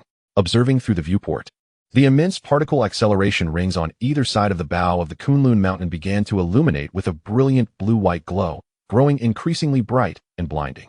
The energy readings on the control screen soared wildly, 305070. Meanwhile, 2 million kilometers away aboard the Fire Lizard, the entire bridge was awash in a stark red light, accompanied by piercing alarm sounds. Beep. Multiband fire control skin detected and locked. Emergency evasion. Beep. High energy warning. Commander Victor of the Dragon Lizard fleet abruptly rose from his chair. Impossible. Does the Federation starship possess a main gun range exceeding 1.5 million kilometers? At this moment, he dared not gamble on whether the enemy's gunnery officer had lost their wits and inadvertently activated the weapon. After all, the main gun of a starship could only fire 4 or 5 times in a single battle. No commander would be foolish enough to squander a firing opportunity like that. Activate energy shields. Evasive maneuvers immediately, Victor shouted. Aboard the Kunlun Mountain, the sensor officer reported. The enemy ship has detected our charging. The Fire Lizard was urgently initiating its shield generator, but their systems were too antiquated, requiring at least 15 seconds to start up. Charging complete, 95. The gunnery officer's voice remained steady. Enemy shield activation progress, 40. 45. 98. Shields at 60. They are still accelerating the startup. 99. Targeting adjustments complete. Qin Bei called out. Fire. Through the viewport, he could discern the silhouette of the Imperial battleship in the distance, a gray shadow struggling in the darkness, with a faint blue glow emanating from the shield as it activated. Too slow. With his command, the entire bridge was engulfed in a blinding white light. It was not a single beam, but 2. The 2 main guns at the bow of the Kunlun Mountain fired simultaneously, unleashing twin streams of particles, each over 15 meters in diameter, akin to mythic swords cleaving through chaos, tearing through 2 million kilometers of void. Silence enveloped the vacuum of space, where sound could not propagate. Yet, in that moment, everyone seemed to hear a rumbling that transcended physical laws, a hallucination birthed from energy reaching its zenith. The trajectories of the beams were as straight as a ruler, and the space they traversed subtly warped due to energy overload. Interstellar dust that chanced to drift across their path was instantaneously ionized upon contact with the beam's edge, erupting into a brief yet resplendent violet halo. 3/10 of a second later, the beam struck their target. The fire lizard's shield reached a 72 activation rate at the moment of impact, which should have been sufficient to withstand several volleys from conventional main guns. However, before the open sky-class main gun, this layer of defense proved as fragile as a soap bubble. In the first millisecond of contact, the shield overloaded. In the second millisecond, the beam penetrated the bow's armor. In the third millisecond, energy surged into the ship's interior, flowing upstream along the main energy conduits, annihilating everything in its path: metallic armor, weapon systems, reactor casings. And hundreds of Imperial soldiers incinerated in an instant amidst temperatures soaring into the millions. Then, the reactor reached criticality. The entire battlecruiser illuminated from within, resembling a lantern ignited. The radiance first seeped through fissures, gradually intensifying until the hull could no longer contain the tempestuous energy. An explosion ensued, not in the conventional sense, but rather a euphoric transformation of matter into pure energy. The entire 3-kilometer-long starship was reduced to a sphere of blinding white light, exceeding 50 kilometers in diameter. In less than a second, the core temperature of the sphere surpassed that of a stellar surface, and the expanding shockwave sent several nearby destroyers, caught unawares, tumbling like fallen leaves. The brilliance persisted for 3 seconds before gradually dimming. When vision returned, all that remained at the site where the fire lizard had once occupied was a dispersing cloud of metallic vapor and countless small, still-burning fragments. Inside the bridge, an oppressive silence enveloped the room. Everyone fixated on the newly birthed yet swiftly vanishing grave of light, forgetting to breathe, forgetting to blink. Zhuang Zhishuan slowly turned her head to gaze at Qin Beiwang. The young commander calmly walked away from the console, as if he had merely conducted a routine training exercise. "Target destroyed," he announced, devoid of any emotion in his voice. "All hands, continue advancing, but do not pursue too deeply." The luminous sphere created by the explosion of the fire lizard left a 10-second overexposed afterimage on the sensors of the Imperial fleet. As the light finally faded, only the faint hum of instruments and the suppressed breaths of 20 or so officers remained within the bridge of the Empire's glory. Remington Wales stood motionless before the tactical screen, his eyes fixated on the expanding cloud of metallic vapor, with the lingering afterglow reflected deep within his pupils. 2 million kilometers. That number resonated in his memory. The sensor logs indicated that when the Kunlun Mountain fired, its actual distance from the fire lizard was 2,003,000 kilometers. At this range, the main cannon of the Empire's glory would not achieve a hit rate exceeding 15%. Even if it did, the power would diminish to less than a third. Yet, those two beams of particle energy traversed the 2 million kilometers of void without any attenuation. They sliced through the fire lizard shields, rated at 72, as effortlessly as cutting through butter, and vaporized the 3-kilometer-long battlecruiser from bow to stern. Such firepower was not characteristic of a standard galactic fleet. Wales's fingers instinctively tightened around the armrests of his command chair. A chilling hypothesis slithered into his mind like a venomous serpent: the sector-level core fleet. He whispered the term. The officers on the bridge simultaneously turned to him, their faces etched with confusion and dread. "Commander?" The adjutant's voice trembled. That was not an ordinary T-5 class battlecruiser. Wales's voice was as dry as sandpaper. A standard T-5 class cannon has a maximum effective range of no more than 1,800,000 kilometers. Moreover, it could never breach the full power shields of a T-35 class battlecruiser from 2 million kilometers away with a single shot. He accessed the Federation Fleet's organizational database, swiftly flipping to the confidential sections. The entries marked as exclusive equipment for the Star Domain-level core fleet predominantly consist of mere names and vague descriptions, lacking specific parameters. However, one piece of information remains vividly etched in his memory: the Kaitian-class heavy particle beam main cannon. As Wales pronounced this name, each syllable resonated like the weight of a mountain. Developed by the Federal Academy 3 years prior, it is exclusively outfitted on the flagship vessels of the core fleets in the Galactic, Wanshur, and Newman star domains. Its theoretical maximum range is 240,000 kilometers, and its single-shot power is equivalent to the directional energy release of a tactical nuclear warhead weighing 500,000 tons. Chapter 11. Locked beyond range. What can we do? The face of the aide turned ashen in an instant. Are you saying that the battleship which unleashed such a terrifying strike is the flagship of the core fleet? Wales nodded, the fear in his eyes becoming increasingly palpable. It must indeed be the elite of the core fleet. Only a star domain-level fleet would qualify to be equipped with such advanced weaponry. Ordinary border detachments lack even the qualification to apply for a glimpse of its parameters. For the first time, a tremor appeared in Wales's voice. "We are engaging with a core fleet of a star domain." This statement struck each Imperial officer's heart like a hammer. The core fleet of a star domain represents the true strategic power of the Federation. They are well organized, equipped with the most advanced technology, and staffed by the most elite personnel. Their mission is not border patrolling or minor skirmishes, but rather the decisive battles of star domain-level confrontation. In contrast, Wales's detachment is merely one of 12 subordinate fleets under the Empire's third mobile fleet, and among the least advanced. Their most sophisticated battleship is merely the T4 class Imperial Glory. To pit a detachment against a core fleet is akin to pitting militia against special forces in a regular army, a certain death. "Commander." The voice of the sensor operator shattered the heavy silence. The enemy battleship has begun charging its main cannon again.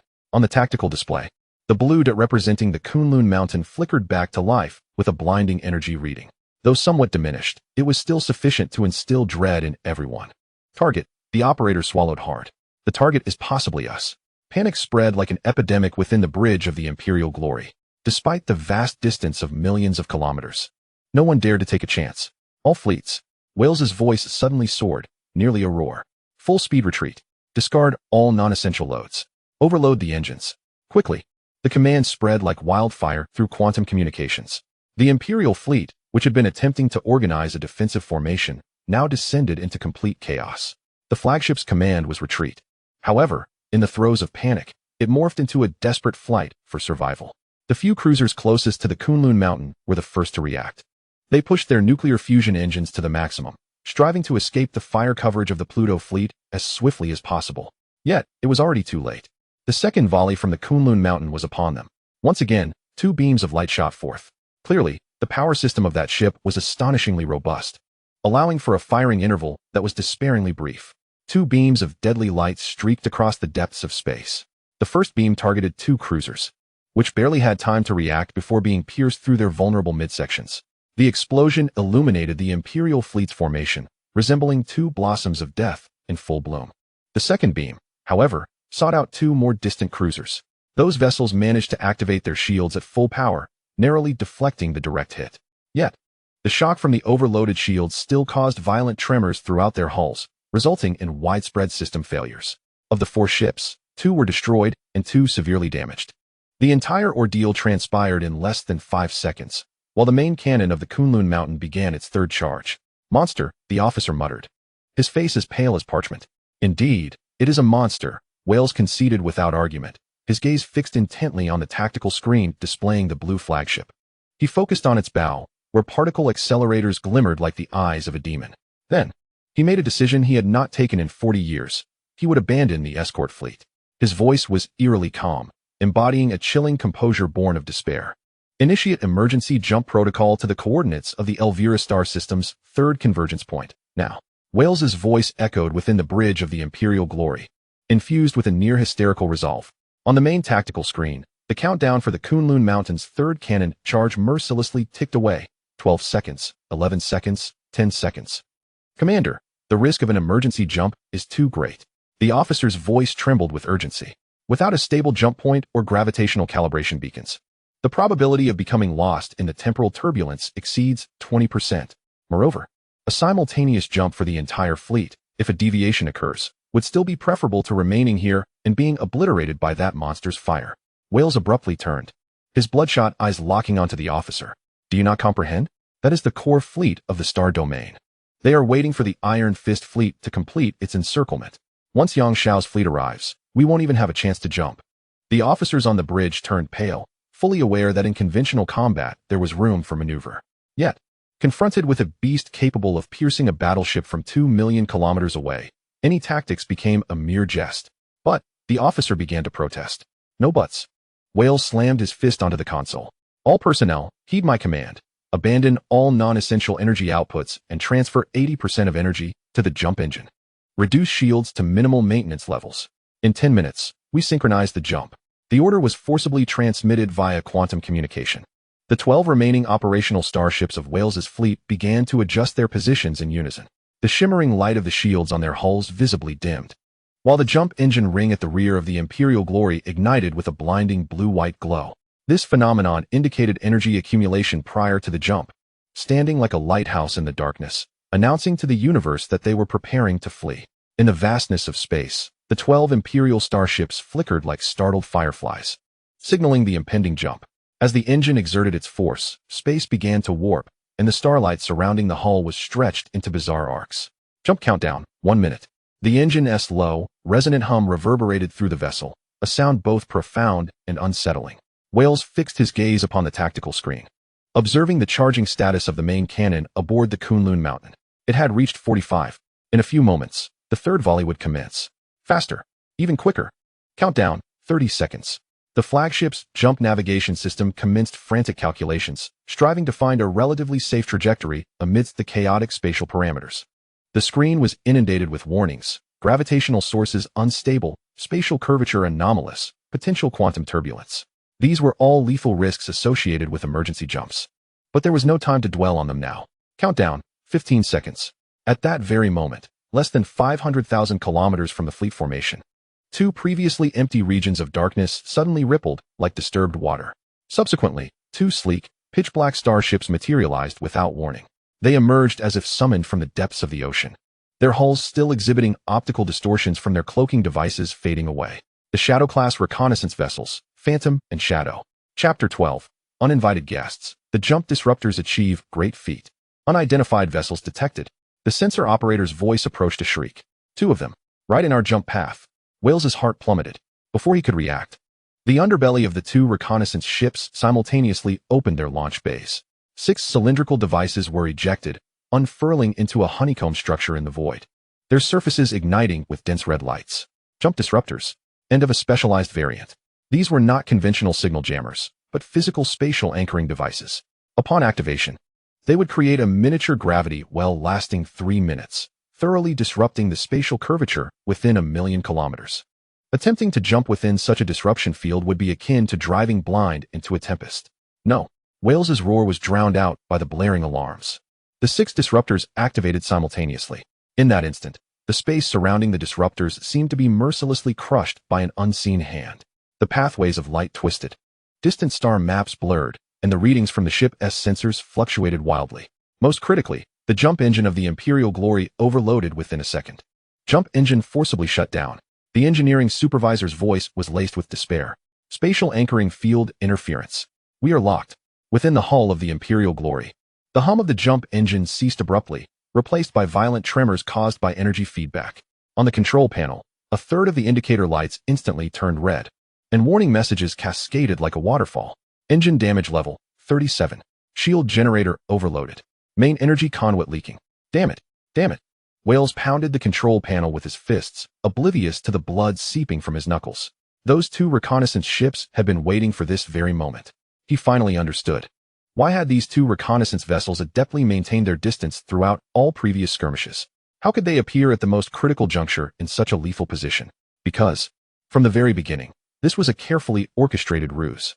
The battleship unleashed its terrifying firepower to instill panic, compelling them to make hasty jumps. Meanwhile, the 2 reconnaissance ships lay in wait like serpents lurking in the shadows, poised to strike with lethal precision the moment their throats were exposed. Open fire. Reduce those reconnaissance vessels to rubble. The voice of Welsh contorted with rage. The main cannon system was rebooting, requiring at least the point defense guns. Use missiles. Anything. Fire. The command was issued. The 3 nearest Imperial destroyers redirected their turrets. The matrix of point defense laser cannons began charging, and the protective hatches of the missile silos slid open. Yet, in a mere 0.3 seconds before the first beam of laser was unleashed, the 2 stealth-class reconnaissance ships vanished once again. It was not a mere fading of their conventional cloaking hulls on the sensor screens. Like ink dissolving in water, they disappeared completely in under 2 seconds. Only the jump disruptors continued to flicker in the void, resembling 6 mocking eyes. They VE cloaked again? The voice of the lieutenant was tinged with incredulity. Quantum cloaking field. Welsh gritted his teeth. This is not standard optical camouflage. It's a quantum-level existence attenuation. When did the Federation acquire such technology? No answers were forthcoming. Yet he had no intention of awaiting doom. All fleets abandoned jump attempts. Welsh's voice regained the calm of a seasoned veteran, a cold clarity born of despair. Switch to maximum thrust mode on the fusion engines. Set course to 127, angle 5. Discard all non-essential loads. Reserve energy compartments, redundant armor plating, and even some munitions. I want every ship to reach 115 of design maximum speed. Commander, the engineering chief exclaimed, his voice faltering. The engines will overload. 30 minutes at most will suffice. Welsh interrupted, his finger tracing an escape route on the tactical screen. In 30 minutes, we can create at least 300 million kilometers of distance. By then, they will expend considerable time even attempting to pursue us. He turned to the communications officer. Send the final orders to the Dragon Lizard fleet. Hold the enemy pursuit fleet at all costs, regardless of the price or losses. Delay them for as long as possible. A heavy silence enveloped the bridge. Everyone understood the implications of this command. To send the remaining 9 starships of the Dragon Lizard fleet to engage at least 8 of the Federation's elite vessels, which were superior in equipment, morale, and command, was a tactic of sacrificial abandonment. A stark, cold strategy that traded the lives of subordinates for the survival of the main force. The communications officer's fingers trembled, yet he sent the encrypted orders. 3 seconds later, a response arrived, consisting of but 2 words, understood. That was the final reply of the Dragon Lizard fleet. In the depths of space, the 9 starships of the Dragon Lizard fleet began to turn. Most of them were outdated models, 3 Raider-class cruisers and 6 Dagger-class destroyers. The hull was marred with battle scars, and the shield readings hovered mostly below 40. Yet, they did not falter or slow down. Instead, they advanced toward the pursuing Federation fleet, establishing a loosely organized interception line. The enemy ships altered course to engage. On the Bridge of the Thunder, Captain Meng Chongfeng scrutinized the sensor display, his brow furrowed. They aim to delay us. A calm voice resonated through the communication channel, belonging to Qin Beiwang. Then let it be as they wish. All hands, fire at will. Prioritize the destruction of cruisers, while the destroyers will handle the rest. The orders were given. 6 Shadowman-class destroyers responded first.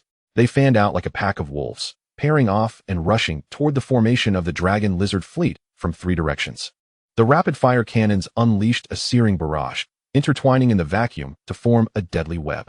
The Thunder patrolled the periphery, its main guns firing precise and ruthless shots. The first shot struck a shield generator of a Raider-class vessel, while the second penetrated the engine room of the same ship. The explosion erupted like a flare in the darkness. The Dragon Lizard fleet retaliated. Aging plasma turrets spewed forth green energy beams, and missiles screamed from their launch silos.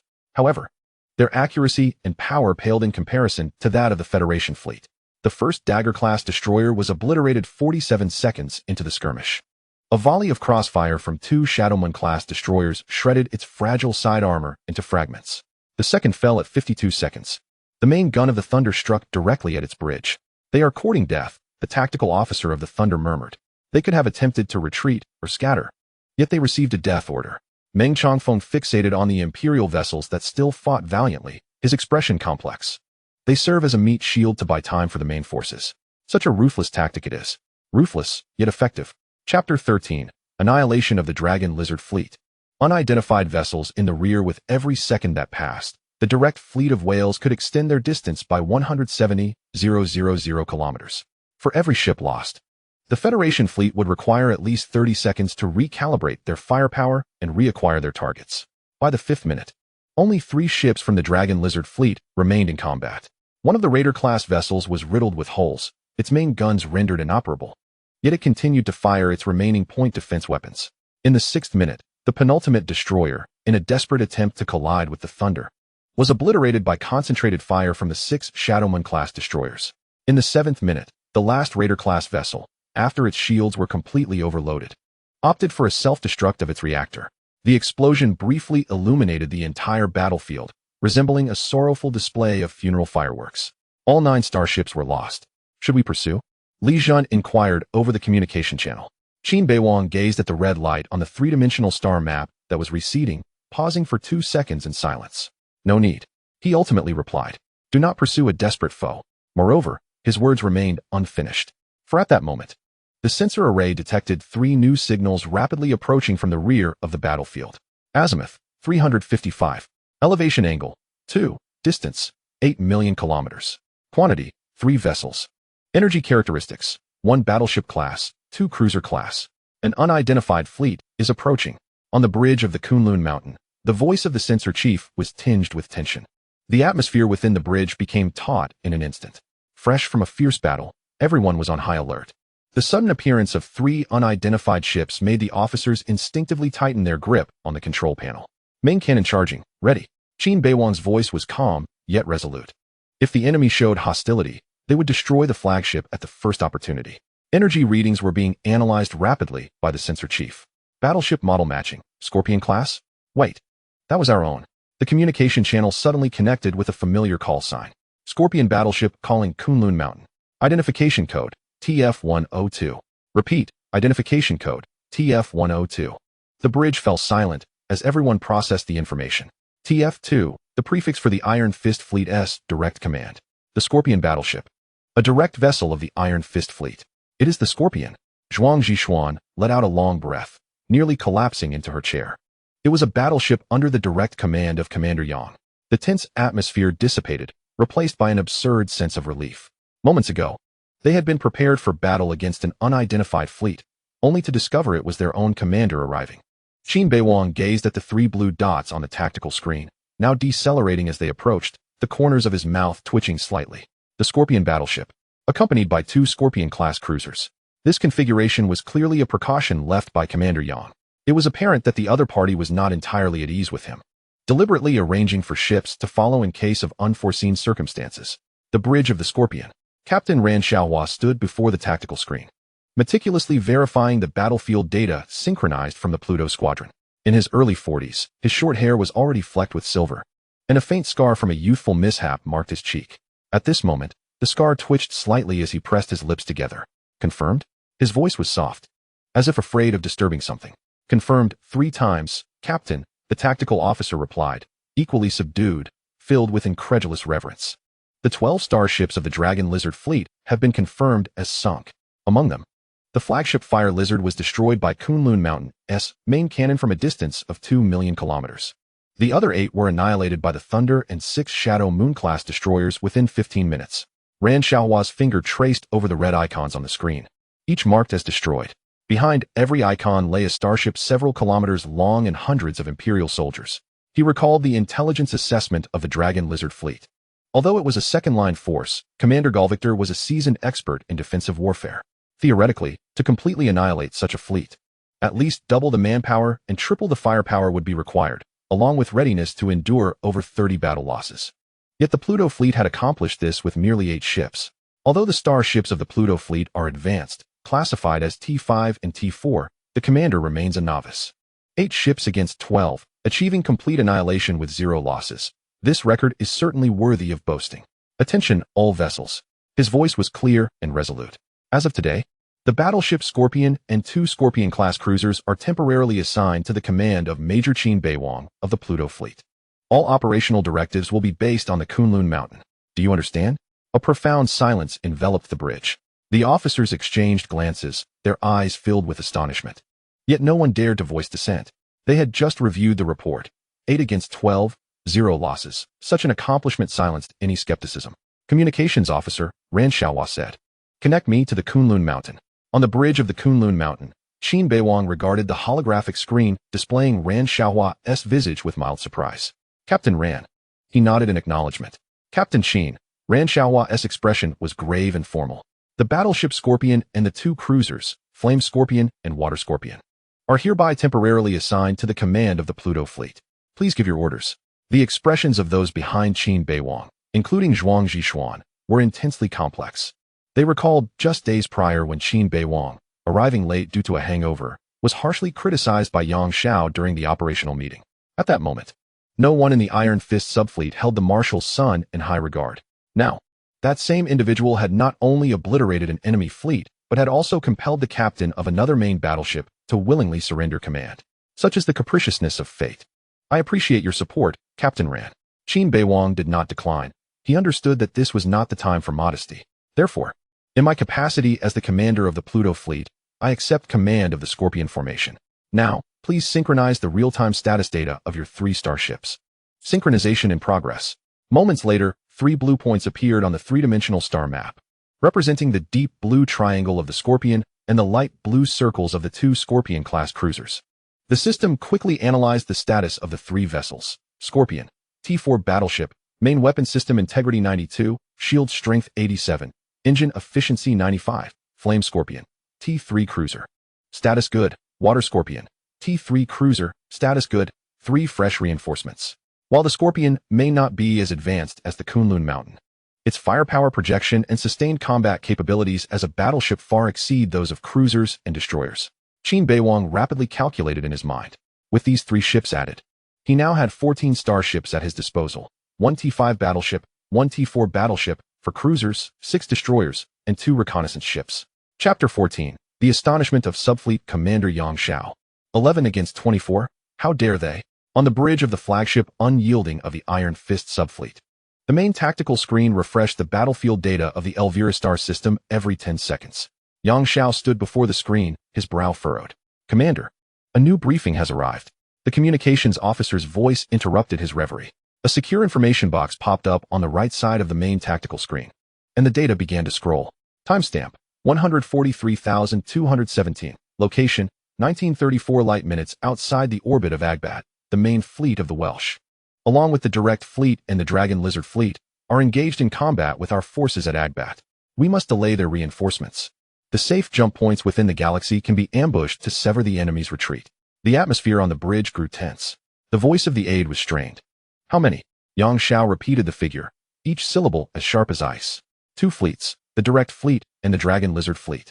The Welsh intends to devour a portion of our fleet. He stared at the words engaged in combat with our forces on the screen, feeling a wave of absurd dizziness. 11 ships against 24. No matter the advantage in equipment, the numerical disparity exceeded 2 to 1. Moreover, the Welsh is a seasoned veteran, not a novice. He would not commit such a fundamental error. And Qin Beiwang, at the tender age of 22, whose performance in the command academy was dismal, only securing this position through his father's influence, actually wishes to take the initiative? He has lost his mind, the aide murmured. This is tantamount to a death wish. Yang Xiao did not counter. His mind raced, calculating all possibilities. If the Pluto fleet were to be annihilated, it would not merely be a loss of 11 starships. The political ramifications of Marshal Qin Qianfan's son dying in his jurisdiction would be sufficient to end his military career. More critically, despite being a gilded youth, Qin Beiwang is a soldier of the Federation, a commander under his command. Out of duty or morality, he cannot idly witness the demise of another. Communications officer. Yang Xiao's voice rose sharply. Connect me to the Kunlun Mountain, highest priority. Attempting to establish quantum communication link. Estimated delay 37 minutes and 15 seconds. 37 minutes and 15 seconds. The time required for the message to reach Kunlun Mountain. And 37 minutes and 15 seconds is ample time to determine the outcome of an encounter in space warfare. No time to waste, initiate. Yang Xiao strode to the communication console, fixating on the holographic recording interface, taking a deep breath. Major Qin, this is Yang Xiao. The latest intelligence has been received. Your forces are at a significant disadvantage against the enemy. I hereby order you to immediately cease engagement plans and retreat at full speed from the Agbat region. I repeat, withdraw immediately, do not engage with the enemy. He paused, realizing his tone might have been too severe, and added, this is not a question of your capabilities, but rather a tactical necessity. The Welsh is a veteran. If he dares to concentrate his forces for an attack, he must be prepared. Your fleet should withdraw first. And once my main forces arrive, we shall counterattack. Recording complete. Send. Watching the message transform into a stream of quantum code vanish into the void, Yang Xiao felt no relief in his heart. The 37 minutes and 15 seconds delay, combined with the decision-making time on Qin Beiwang's end before the message reached him, meant that the battle may have already begun. No, waiting is not an option. He turned to face the entire bridge. The entire fleet is ordered. Abandon the original reinforcement plan for Shiwa and Oak. All available ships immediately change course and proceed at full speed to assist Agbat. The command thundered like a clap of lightning. Commander, the Chief of Staff exclaimed urgently.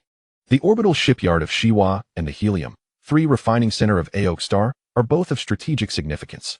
If we abandon reinforcements, Yang Xiao's voice was resolute. Shipyards can be rebuilt, fuel can be procured anew, but a fleet being completely annihilated, especially one like the Pluto fleet, equipped at such a high level, would be a devastating blow to morale. Furthermore, he did not elaborate, yet everyone comprehended the implications. Not to mention that Qin Beiwang is the son of Marshal Qin Qianfan. Politics is invariably intertwined with war. However, Commander, the aide spoke cautiously. Major Qin's previous briefing mentioned that he suggested we divide our forces to intercept several secure jump points in the Elvira star system to prevent the Welsh fleet from escaping. If we all proceed to Agbart, those jump points will be neglected. Yang Xiao interjected, his gaze weary yet resolute. Our forces are limited. It is impossible to cover all fronts. The primary objective now is to ensure the safety of Qin Beiwang and the Pluto fleet. As for Welsh, if he truly can escape, then let him do so. It is better than losing an elite squadron. This was a difficult decision, yet Yang Xiao made his choice. Between the total annihilation of the enemy and the preservation of his own forces, he opted for the latter, not out of cowardice, but because he had witnessed too many wars and the disasters that ensued from achieving victory at all costs. A general's success often comes at the cost of countless lives. Yet if those bones include the Marshal's son, the finest starships of the Federation, and the potential for a political earthquake, he could not afford to lose. All fleets turned to complete. The navigation officer reported, estimated arrival at Agbart, 1 hour and 22 minutes. 1 hour and 22 minutes. Yang Xiao fixated on the tactical screen where a point of light represented Agbart, silently calculating in his mind. At the speed of space warfare, 1 hour and 22 minutes was sufficient for 10 medium-scale encounters. If Qin Beiwang truly rushed in, if Welsh had indeed laid a trap, he dared not think further. Communications officer. He murmured, continue attempts to contact the Kunlun Mountain. Issue evacuation orders every 30 seconds until we confirm they are received. Yes, Commander. Inside the bridge, the atmosphere was stifling, akin to the silence before a storm. The officers operated the control panels with muted motions, as if afraid to disturb something. Yang Xiao returned to his command seat and slowly sat down. He recalled the operations meeting of that day, where Qin Beiwang had been late and publicly reprimanded, while other commanders cast scornful glances. At that moment, he thought the young man was merely a nuisance, a burden requiring careful oversight to prevent mishaps. Now he realized the trouble lay not in Qin Beiwang's inadequacy, but rather in his excessive capability, enough to dare to charge at 24 enemy vessels with 11 ships. Enough to make a seasoned veteran feel apprehensive. Kid, Yang Xiao whispered into the void, you must not come to harm. Otherwise, how shall I answer to your father? Just after Qin Beiwang annihilated the Dragon Lizard fleet, the fleet finally received Commander Yang Xiao's message. Zhuang Zhishuan approached, her expression somewhat peculiar. Captain, we have received communication from Commander Yang Xiao, delayed by 37 minutes and 15 seconds. The content conveys an order for us to retreat immediately, avoiding engagement. Chapter 15, Blockade Transition Point. Qin Beiwang raised an eyebrow, pulling up the message. After listening to Yang Xiao's recording, he fell into silence. He could discern the urgency in Yang Xiao's tone, along with the carefulness behind his final remark, which was not a challenge to your capabilities. That was typical phrasing from a superior attempting to preserve the dignity of a subordinate. The commander is quite concerned for us, Zhuang Zhishuan remarked. He is worried about the political repercussions, Qin Beiwang calmly corrected. However, it matters not. Once new battle reports return, his concerns will dissipate. He gazed at the main tactical screen, where 14 blue dots representing the federal starships were arranged in a pursuit formation, while ahead, the red dots symbolizing the Welsh fleet were in chaotic flight. Respond to the commander, Qin Beiwang instructed. Merely 8 words. The enemy has been routed and is in pursuit. Is that all? That is all. Shortly thereafter, aboard the flagship of the Iron Fist fleet, the Unyielding, the communication station abruptly emitted a piercing alert. Encrypted communication received. The communications officer nearly leapt from his seat. Source, Kunlun Mountain. Priority, highest. Open it. Yang Xiao turned sharply.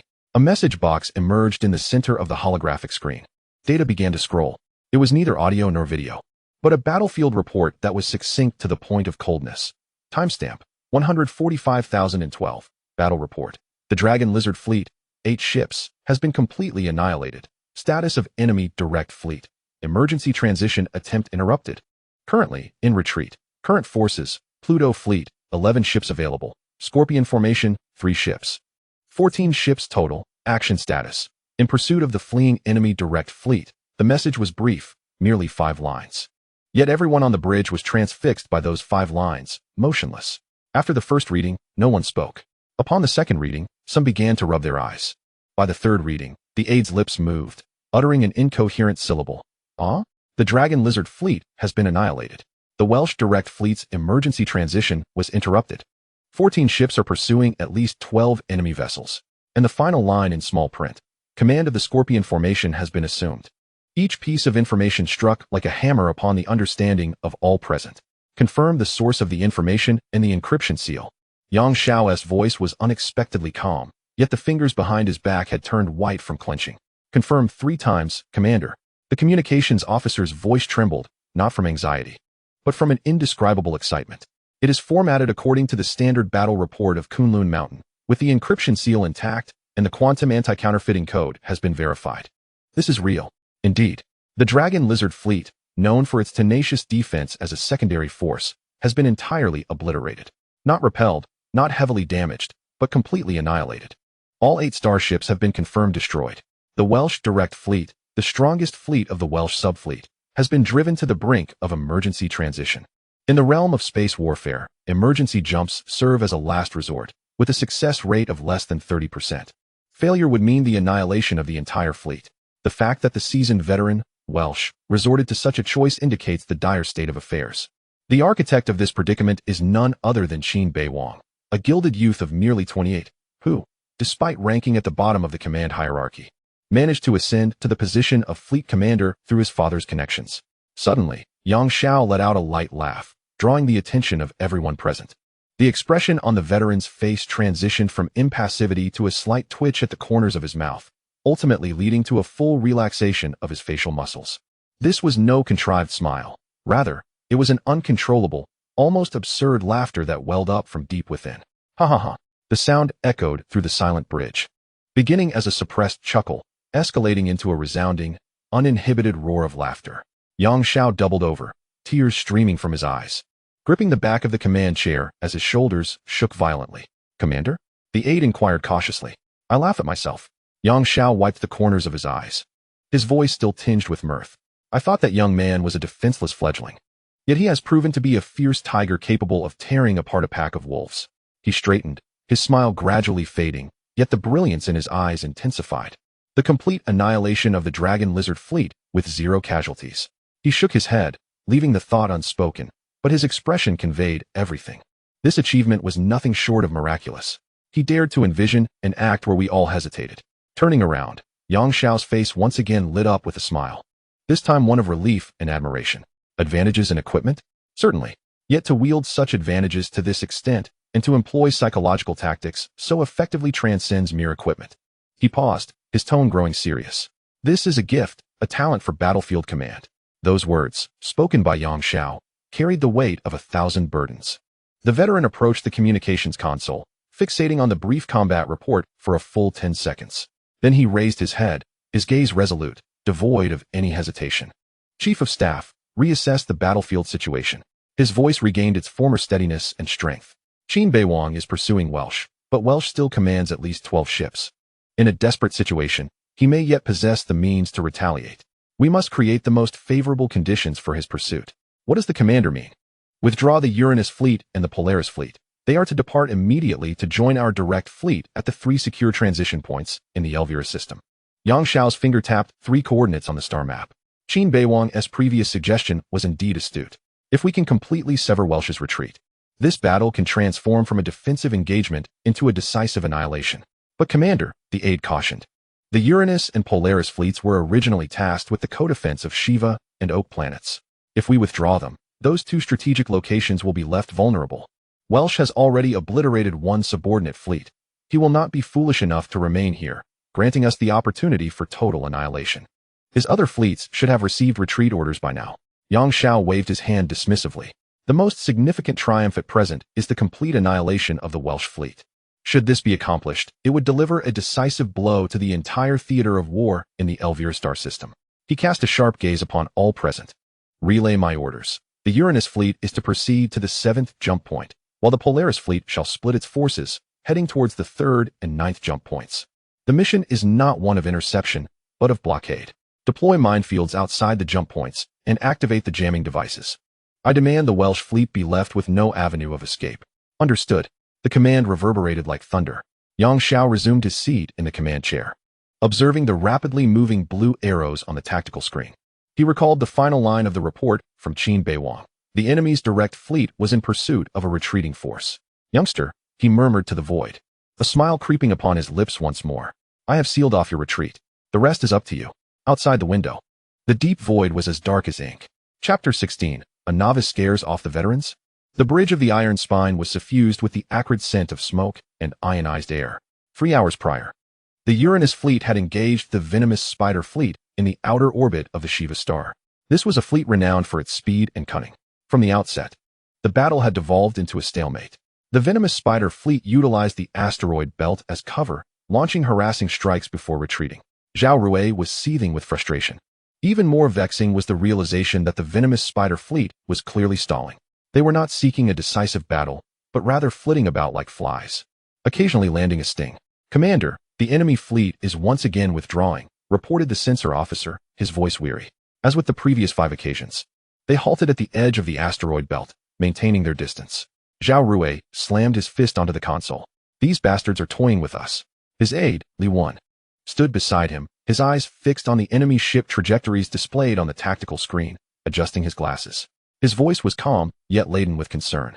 "They are not toying with us. They are holding us back. The objective of the venomous spider fleet is to prevent us from reinforcing the shipyards in the orbit of Shiva. For every minute they delay us, the risk of the shipyards being attacked by other Imperial fleets increases." "I know." Zhao Rui gritted his teeth. "But what can we do? Pursue them? The asteroid belt is rife with their ambush points. And if we don't pursue, shall we simply watch?" Just as he wrestled with his thoughts, the enemy ship's signals on the tactical screen abruptly began to collectively alter their course. It was not a retreat, but a shift in direction. They abandoned their current formation and accelerated toward the outskirts of the star system. "Is the enemy fleet retreating?" The navigation officer hesitated. "Full speed withdrawal," confirmed the sensor officer. All Imperial vessels were changing course, engines blazing, swiftly disengaging from contact. The bridge fell silent for a few seconds before erupting into restrained cheers. "They're fleeing. We frightened them away. The Imperials are not so formidable after all." Zhao Rui, however, did not join in the celebration. He fixated on the rapidly receding red lights, his brow furrowing deeper. Something was amiss. Although the venomous spider fleet had sustained some losses, it was far from being incapacitated. By their typical style, they could have entangled them for at least another 5 or 6 hours. Why the sudden full retreat? The communications officer spoke in a low tone. "Contact the unyielding, report." Before he could finish, the communications panel lit up with the highest priority red alert. "Emergency directive received from the unyielding." The officer's voice rose sharply. "Encryption level, top secret. Content: the Uranus fleet is to immediately cease all current operations and proceed at full speed to the 7th jump point of the Elvira star system to execute a space blockade. Repeat, immediate execution." The directive was brief, yet each word struck like a hammer. "The 7th jump point?" Lewin swiftly approached the tactical screen, pulling up the star map. "That's on the opposite side of the Elvira system, at least 1056 light minutes away. Even at full speed, it would take us 25 minutes to reach. And a space blockade? Who are we to block?" Zhao Rui was equally perplexed. The 7th jump point was one of the primary jump points in the Elvira system, typically utilized for long-distance interstellar travel. Why the sudden need to impose a blockade there? Was an Imperial fleet planning to jump in from that location? But the venomous spider fleet is clearly in retreat. "Commander, there is another message." The communications officer's voice took on a peculiar tone. "Release it." A new information box popped up on the right side of the holographic screen. There was no video, no audio. Only a succinct textual battle report. Battle report from the Agbat Star War Zone in the Elvira star system. Outcome: Commander Qin Beiwang led the Pluto fleet to annihilate the Joffrey Empire's Dragon Lizard fleet, 8 ships. Enemy situation: the fleet directly under Wales was interrupted during an emergency jump and is currently in retreat. Our forces, the Pluto fleet's Scorpion Squadron, totaling 14 ships, is in pursuit. Recommendation: immediately block all secure jump points within the system to prevent enemy fleet escape. A deathly silence enveloped the bridge. Everyone stared at those lines of text, as if deciphering an ancient script. Zhao Rui was the first to react. He strode to the screen, nearly pressing his face against it. Annihilated the Dragon Lizard fleet? The Pluto fleet? That guy Qin Beiwang. Each question was laden with skepticism. Li Wen adjusted his glasses and rapidly operated the console to pull up the intelligence dossier on the Dragon Lizard fleet. Although the Dragon Lizard fleet was a second-tier unit, its commander, Gorvicto, was renowned for his defensive strategies. To annihilate such a fleet would require at least double the manpower and readiness to sustain losses exceeding 30. The Pluto fleet has only 11 ships, 0 losses, yet wiped out 8 enemy vessels? This is impossible. Zhao Rui declared emphatically. Absolutely impossible. Either the intelligence is erroneous, or... He paused, a cold glint flashing in his eyes. Or it was orchestrated by Zhuang Zhishuan. This statement served as a key, unlocking the confusion of all present. Indeed, a young officer exclaimed. Deputy Commander Zhuang is a top graduate from the Tactical Command Department of the Federal Star Sea Academy. If she were in command, leveraging the equipment advantages of the Pluto fleet, such an outcome could indeed be feasible. But the report attributes the victory to Qin Beiwang, Li Wen reminded. Just a signature. Zhao Rui sneered.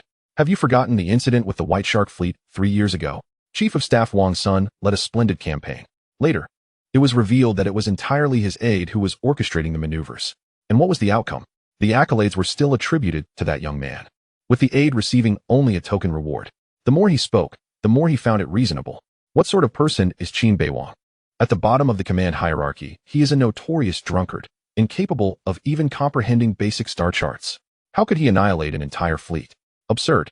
It must have been Zhuang Zhishuan directing from behind the scenes, while Qin Beiwang shamelessly claimed the glory. Such occurrences are not uncommon in the Federal Army. The officers exchanged glances, most displaying expressions of agreement. Qin Beiwang's previous absurdities were so numerous that it was hard to believe he could achieve such remarkable results. In contrast, Zhuang Zhishuan's capabilities were evident to all. Had she not lacked connections, she would have undoubtedly been a fleet commander by now. However, Commander, Li Wen cautiously interjected. The battle report also stated that the Welsh direct fleet had suffered significant damage and was in retreat. If this is true, then the situation transcends merely defeating the Dragon Lizard fleet. The Welsh direct fleet comprises 12 ships, all elite vessels. For them to be in disarray suggests an overwhelming advantage. Zhao Rui interrupted him, his tone laced with bitterness. Let us not forget what the Pluto fleet possesses. The T5 class Kunlun Mountain, the latest model of the Gale-class cruiser, and the Shadow Moon-class destroyers. Such firepower could indeed pressure the Welsh. He approached the observation window, gazing at the fading signals of the venomous spider fleet. And have you noticed? Why did the venomous spider fleet suddenly retreat? It is highly likely that something occurred on the Welsh side, prompting them to receive orders to assist or escort. The chain of logic was complete. Chapter 17. Predictable enemy route map. The Pluto fleet, leveraging its equipment superiority under Zhuang Zhishuan's direct command, severely damaged the Dragon Lizard fleet and even forced the Welsh direct fleet into retreat. Consequently, the venomous spider fleet had to urgently withdraw to provide support. Upon receiving this news, Commander Yang Xiao resolved to pursue the victory, ordering them to blockade the jump point in an attempt to annihilate the Welsh subfleet. Everything made sense, except for one detail: Qin Beiwang's role in it all. Commander, Li Wen whispered, shall we proceed to the 7th jump point? Zhao Rui remained silent for a few seconds, his gaze fixed on the brief battle report on the tactical screen, particularly the phrase indicating the total annihilation of the Dragon Lizard fleet, stirring a tempest of complex emotions within him. On one hand, he could not believe this was Qin Beiwang's accomplishment. On the other hand, if this indeed was a feat of the Federal Army, it would be a substantial victory. Moreover, Yang Xiao's orders were indisputable. All ships, turn to course, he finally declared. Target, the 7th jump point in the Elvira star system. Full speed ahead. The order was issued. The massive hull of the iron spine slowly began to turn, the engine's exhaust transitioning from a pale blue to a searing white, a sign of overload operation. Surrounding cruisers and destroyers adjusted their courses accordingly, tracing arcs through the depths of space. Li Wen approached Zhao Rui, lowering his voice. Commander, if I may speculate, what if it truly was Qin Beiwang who achieved this? Zhao Rui glanced at him before shaking his head. Old Li, I have previously spoken to you about Marshal Qin. I hold him in high esteem, for he is a true soldier. However, his son, whom I have reviewed in the archives and encountered in person, is not cut out for battle. He paused, lowering his voice. I wish there were more individuals like Marshal Qin in the Federal Army, rather than useless beings like Qin Beiwang. Even if he has stumbled upon fortuitous luck this time, or has usurped another's achievements, it does not alter this truth. Outside the window, the fleet began to accelerate. Ahead of them, at a distance of 1056 light minutes, the 7th jump point of the Elvira star system quietly floated in the void. No one knew that in a few hours, it would become the terminus of a grander pursuit. Meanwhile, aboard the Kunlun Mountain, the entire fleet turned towards the 7th jump point, heading at a bearing of 087, with a pitch angle of 3, advancing at full speed. As Qin Beiwang's orders resonated on the bridge of the Kunlun Mountain, Zhuang Zhishuan's brow immediately furrowed. She swiftly called up the star map for calculations. Commander, the 7th jump point is 7,078 light minutes away from us. It will take over 2.5 hours to reach at full speed. The 3rd jump point is only 2052 light minutes away, and the Welsh fleet could begin jump preparations there within 45 minutes. They would not proceed to the 3rd jump point. Qin Beiwang's response was devoid of hesitation. Why? This time, it was Ran Xiaohua on the communication channel, who had followed suit in their turn but expressed evident doubt. Major Qin, the essence of a pursuit is time. We abandon a closer target to pursue a farther one. If our judgment is flawed, the Welsh will indeed escape. Qin Beiwang approached the main tactical screen, lightly tapping it. He displayed the data of the third and seventh jump points side by side. Observe the environment surrounding the third jump point. It is an open expanse, devoid of any cover. Should the Welsh fleet choose that route, they would be forced to conduct jump preparations under complete exposure for at least 8 minutes. He paused. 8 minutes is sufficient for our reconnaissance ships to arrive and deploy another jump disruptor. Zhuang Zhishuan nodded. So he would opt for the covered seventh jump point? Qin Beiwang enlarged the star map surrounding the seventh jump point, highlighting the distance between that area and the boundary of the star system. The seventh jump point is merely 1.5 billion kilometers from the boundary of the Elvira star system. This is the crux. Silence enveloped the bridge as all eyes fixated on the distance data. 1.5 billion kilometers. For starships powered by fusion engines, traversing this distance at full speed would require 3 hours. While this time frame is somewhat lengthy, it is not insurmountable.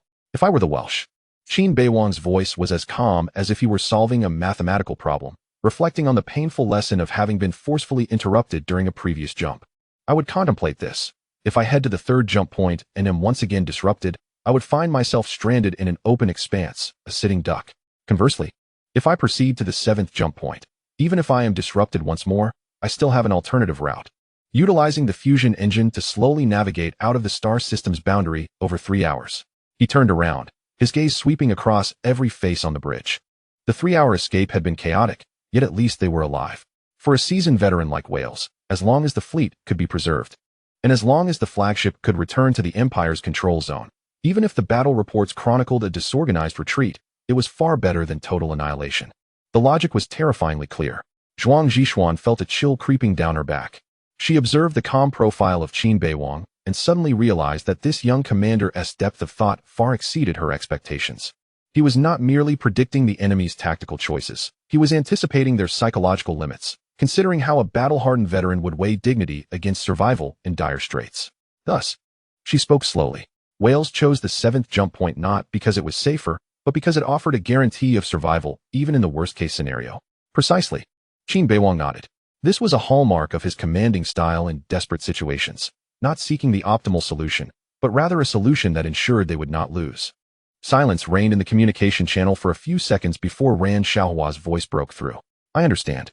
The Scorpion will comply with the orders. The other captains also began to confirm their course changes. Although doubts lingered, Qin Beiwang's previous achievements and his impeccable logic at this moment had established sufficient authority. Deep within Qin Beiwang's vision, a three-dimensional star map was scientifically validating his assessments. The tracking data relayed by the Shadow and Phantom ships indicated that the remaining 12 vessels of the Whale's fleet had quietly altered their course to 086, nearly pointing directly at the seventh jump point. Long before the enemy retreated, Qin Beiwang had ordered 2 stealth-class reconnaissance ships to trail behind them. Utilizing passive detection, the 2 ships had remained largely undetected. Conversely, the precise course of the enemy had been transmitted directly to Qin Beiwang's command system. Simultaneously, the system, based on the character model of Wales and the current battlefield dynamics, provided the latest predictive results. Wales' current decision-making priorities: fleet survival, tactical victory, personal honor, probability of choosing the seventh jump point, 768, core consideration, providing a physical escape alternative, weight percentage 57. This was the clearest indication. Qin Beiwang could visualize Wales's thought process at that moment on the bridge of the Imperial Glory. That veteran must have been weighing repeatedly. The third jump point was faster, yet fraught with peril. The seventh jump point was slower, but offered a retreat. Ultimately, the option of a retreat would outweigh everything. Chapter 18. Crisis, the Battlefield of Destiny. For Wales could not afford to lose. Having one jump interrupted was already a blemish on his career. Should it happen again, especially in an open space without any cover, what awaited him would be not merely defeat, but the demise of his entire direct fleet. In the outer space of the seventh jump point, alarms suddenly blared on the bridge of the Iron Spine. Large-scale fleet signals detected. The operator's voice nearly cracked. The number exceeds 60 vessels. They are converging towards the jump point from 3 directions. Zhao Rui abruptly rose from his command chair and strode purposefully towards the tactical screen. The previously serene expanse of deep space was now illuminated by a multitude of crimson lights, resembling a sudden bloom of deathly flowers against the night sky. The insignias of the 4 major fleets were distinctly visible: Venomous Spider, Firefox, Ranger, and Brown Bear, under the banner of the Welsh fleet. These 4 subordinate fleets were racing towards them from the directions of Shiva and Oak Stars.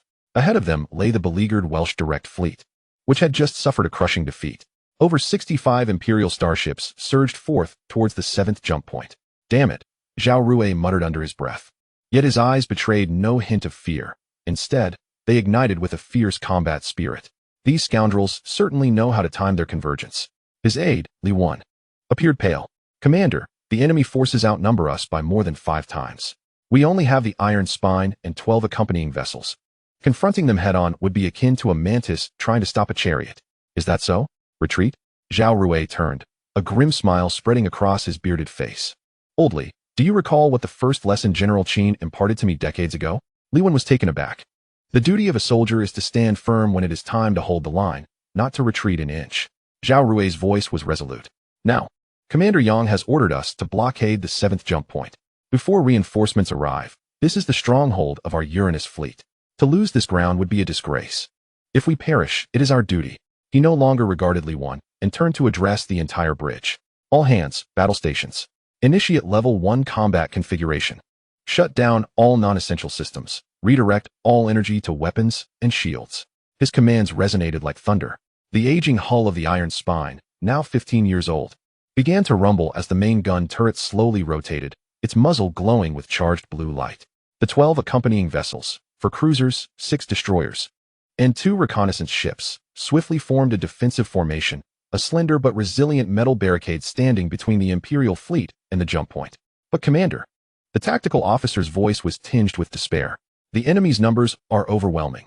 Our firepower cannot possibly cover all assault routes. They can easily split their forces and bypass us.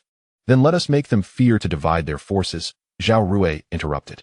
Deploy thermal smoke grenades, launch all of them. Cover a 50,000-kilometer area ahead of us. But thermal smoke is ineffective against optical sensors. It only disrupts infrared and thermal radiation detection. Proceed as ordered. 30 seconds later, the missile silos of the Iron Spine and all accompanying vessels opened simultaneously. Hundreds of specialized warheads soared into the void, bursting open to create plumes of grayish-white fog in the depths of space.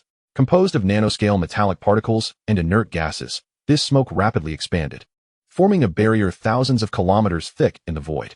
Almost immediately, Zhao Rui issued his second command. Activate the full-spectrum communication array, set power to maximum. Simulate multi-fleet coordinated communication signals. I want the Welsh to hear the presence of at least 3 main fleet forces encircling them. The communication officer's fingers danced swiftly across the control panel. The quantum communication array of the Iron Spine has commenced full power operation, with countless meticulously fabricated communication signals radiating in all directions.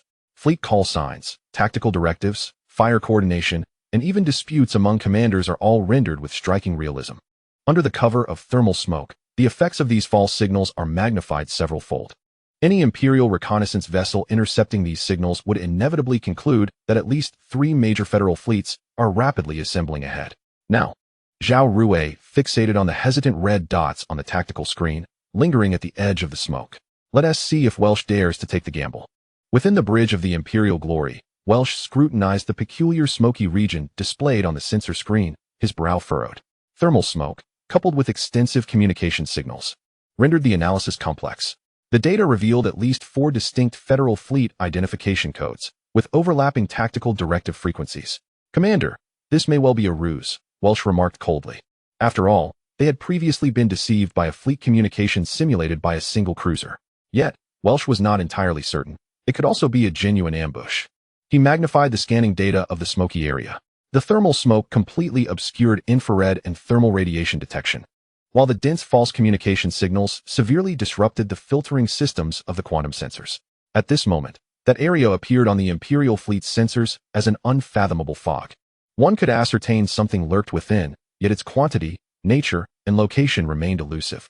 Commander, the communications officer reported. The Brown Bear fleet requests instructions. Their vanguard is nearing the edge of the smoke zone. Should they proceed? Welsh fell silent. His fingers tapped rapidly on the armrest, his mind racing with calculations. If this was a bluff, then charging forward would be unimpeded. Even if the enemy possessed only 1 or 2 fleets, they could not withstand his 65 elite vessels. In no more than 10 minutes, he could carve a path to the jump point. However, if this were indeed a genuine ambush, if that previous monstrosity had anticipated his rendezvous route and preemptively stationed heavy forces here, Remaining would surely lead to annihilation. Welsh ultimately gritted his teeth. We have no capital for gambling. He turned to the tactical screen, swiftly sketching out a new formation. He commanded the Brown Bear fleet and the Fox fleet to lead the charge in a wedge formation. The direct fleet was centered, with the venomous Spider and the Rangers in the rear. All ships, maintain maximum readiness. Upon engagement, advance at all costs. Our objective is not the annihilation of the enemy, but to break through the blockade and reach the jump point. Understood. The orders were relayed. The vast Imperial fleet began to shift formations. The 4 heavy cruisers of the Brown Bear fleet positioned themselves at the forefront, their formidable armor and full-power shields illuminating the sensor screen with a blinding glow. The 3 electronic warfare vessels of the Fox fleet followed closely, their jamming arrays fully operational, poised to suppress the fire control systems of the Federal fleet. Subsequently, the 4 swift cruisers of the Poison Spider fleet and the 4 rapid assault ships of the Rangers fleet, akin to venomous serpents lurking in the shadows, had their artillery aimed at the depths of the smoke. The entire fleet surged forth. The voice of Wales resonated through quantum communications, reaching every Imperial starship. Chapter 19. Electronic Warfare Interference. The Uranus Fleet in Crisis. The engines of 65 starships erupted simultaneously with fierce luminescence. The colossal torrent of steel began to accelerate, rushing towards the smoky barrier like a flood unleashed. Soon, the foremost starship pierced through the veil of smoke. On the bridge of the Iron Spine, Zhao Rui observed the Imperial fleet charging forward on the tactical screen, a grin spreading across his face. Here they come, he murmured, almost as if speaking to himself, or perhaps to the self of decades past. General Qin, what you taught me, I shall employ today. He activated the fleet-wide communication, his voice eerily calm. Everyone listen. Our mission is not to win, but to delay. Delay until Commander Yang's main force arrives. Delay until the Pluto fleet can seize their rear. Therefore, we shall not pursue casualties, but rather obstruction.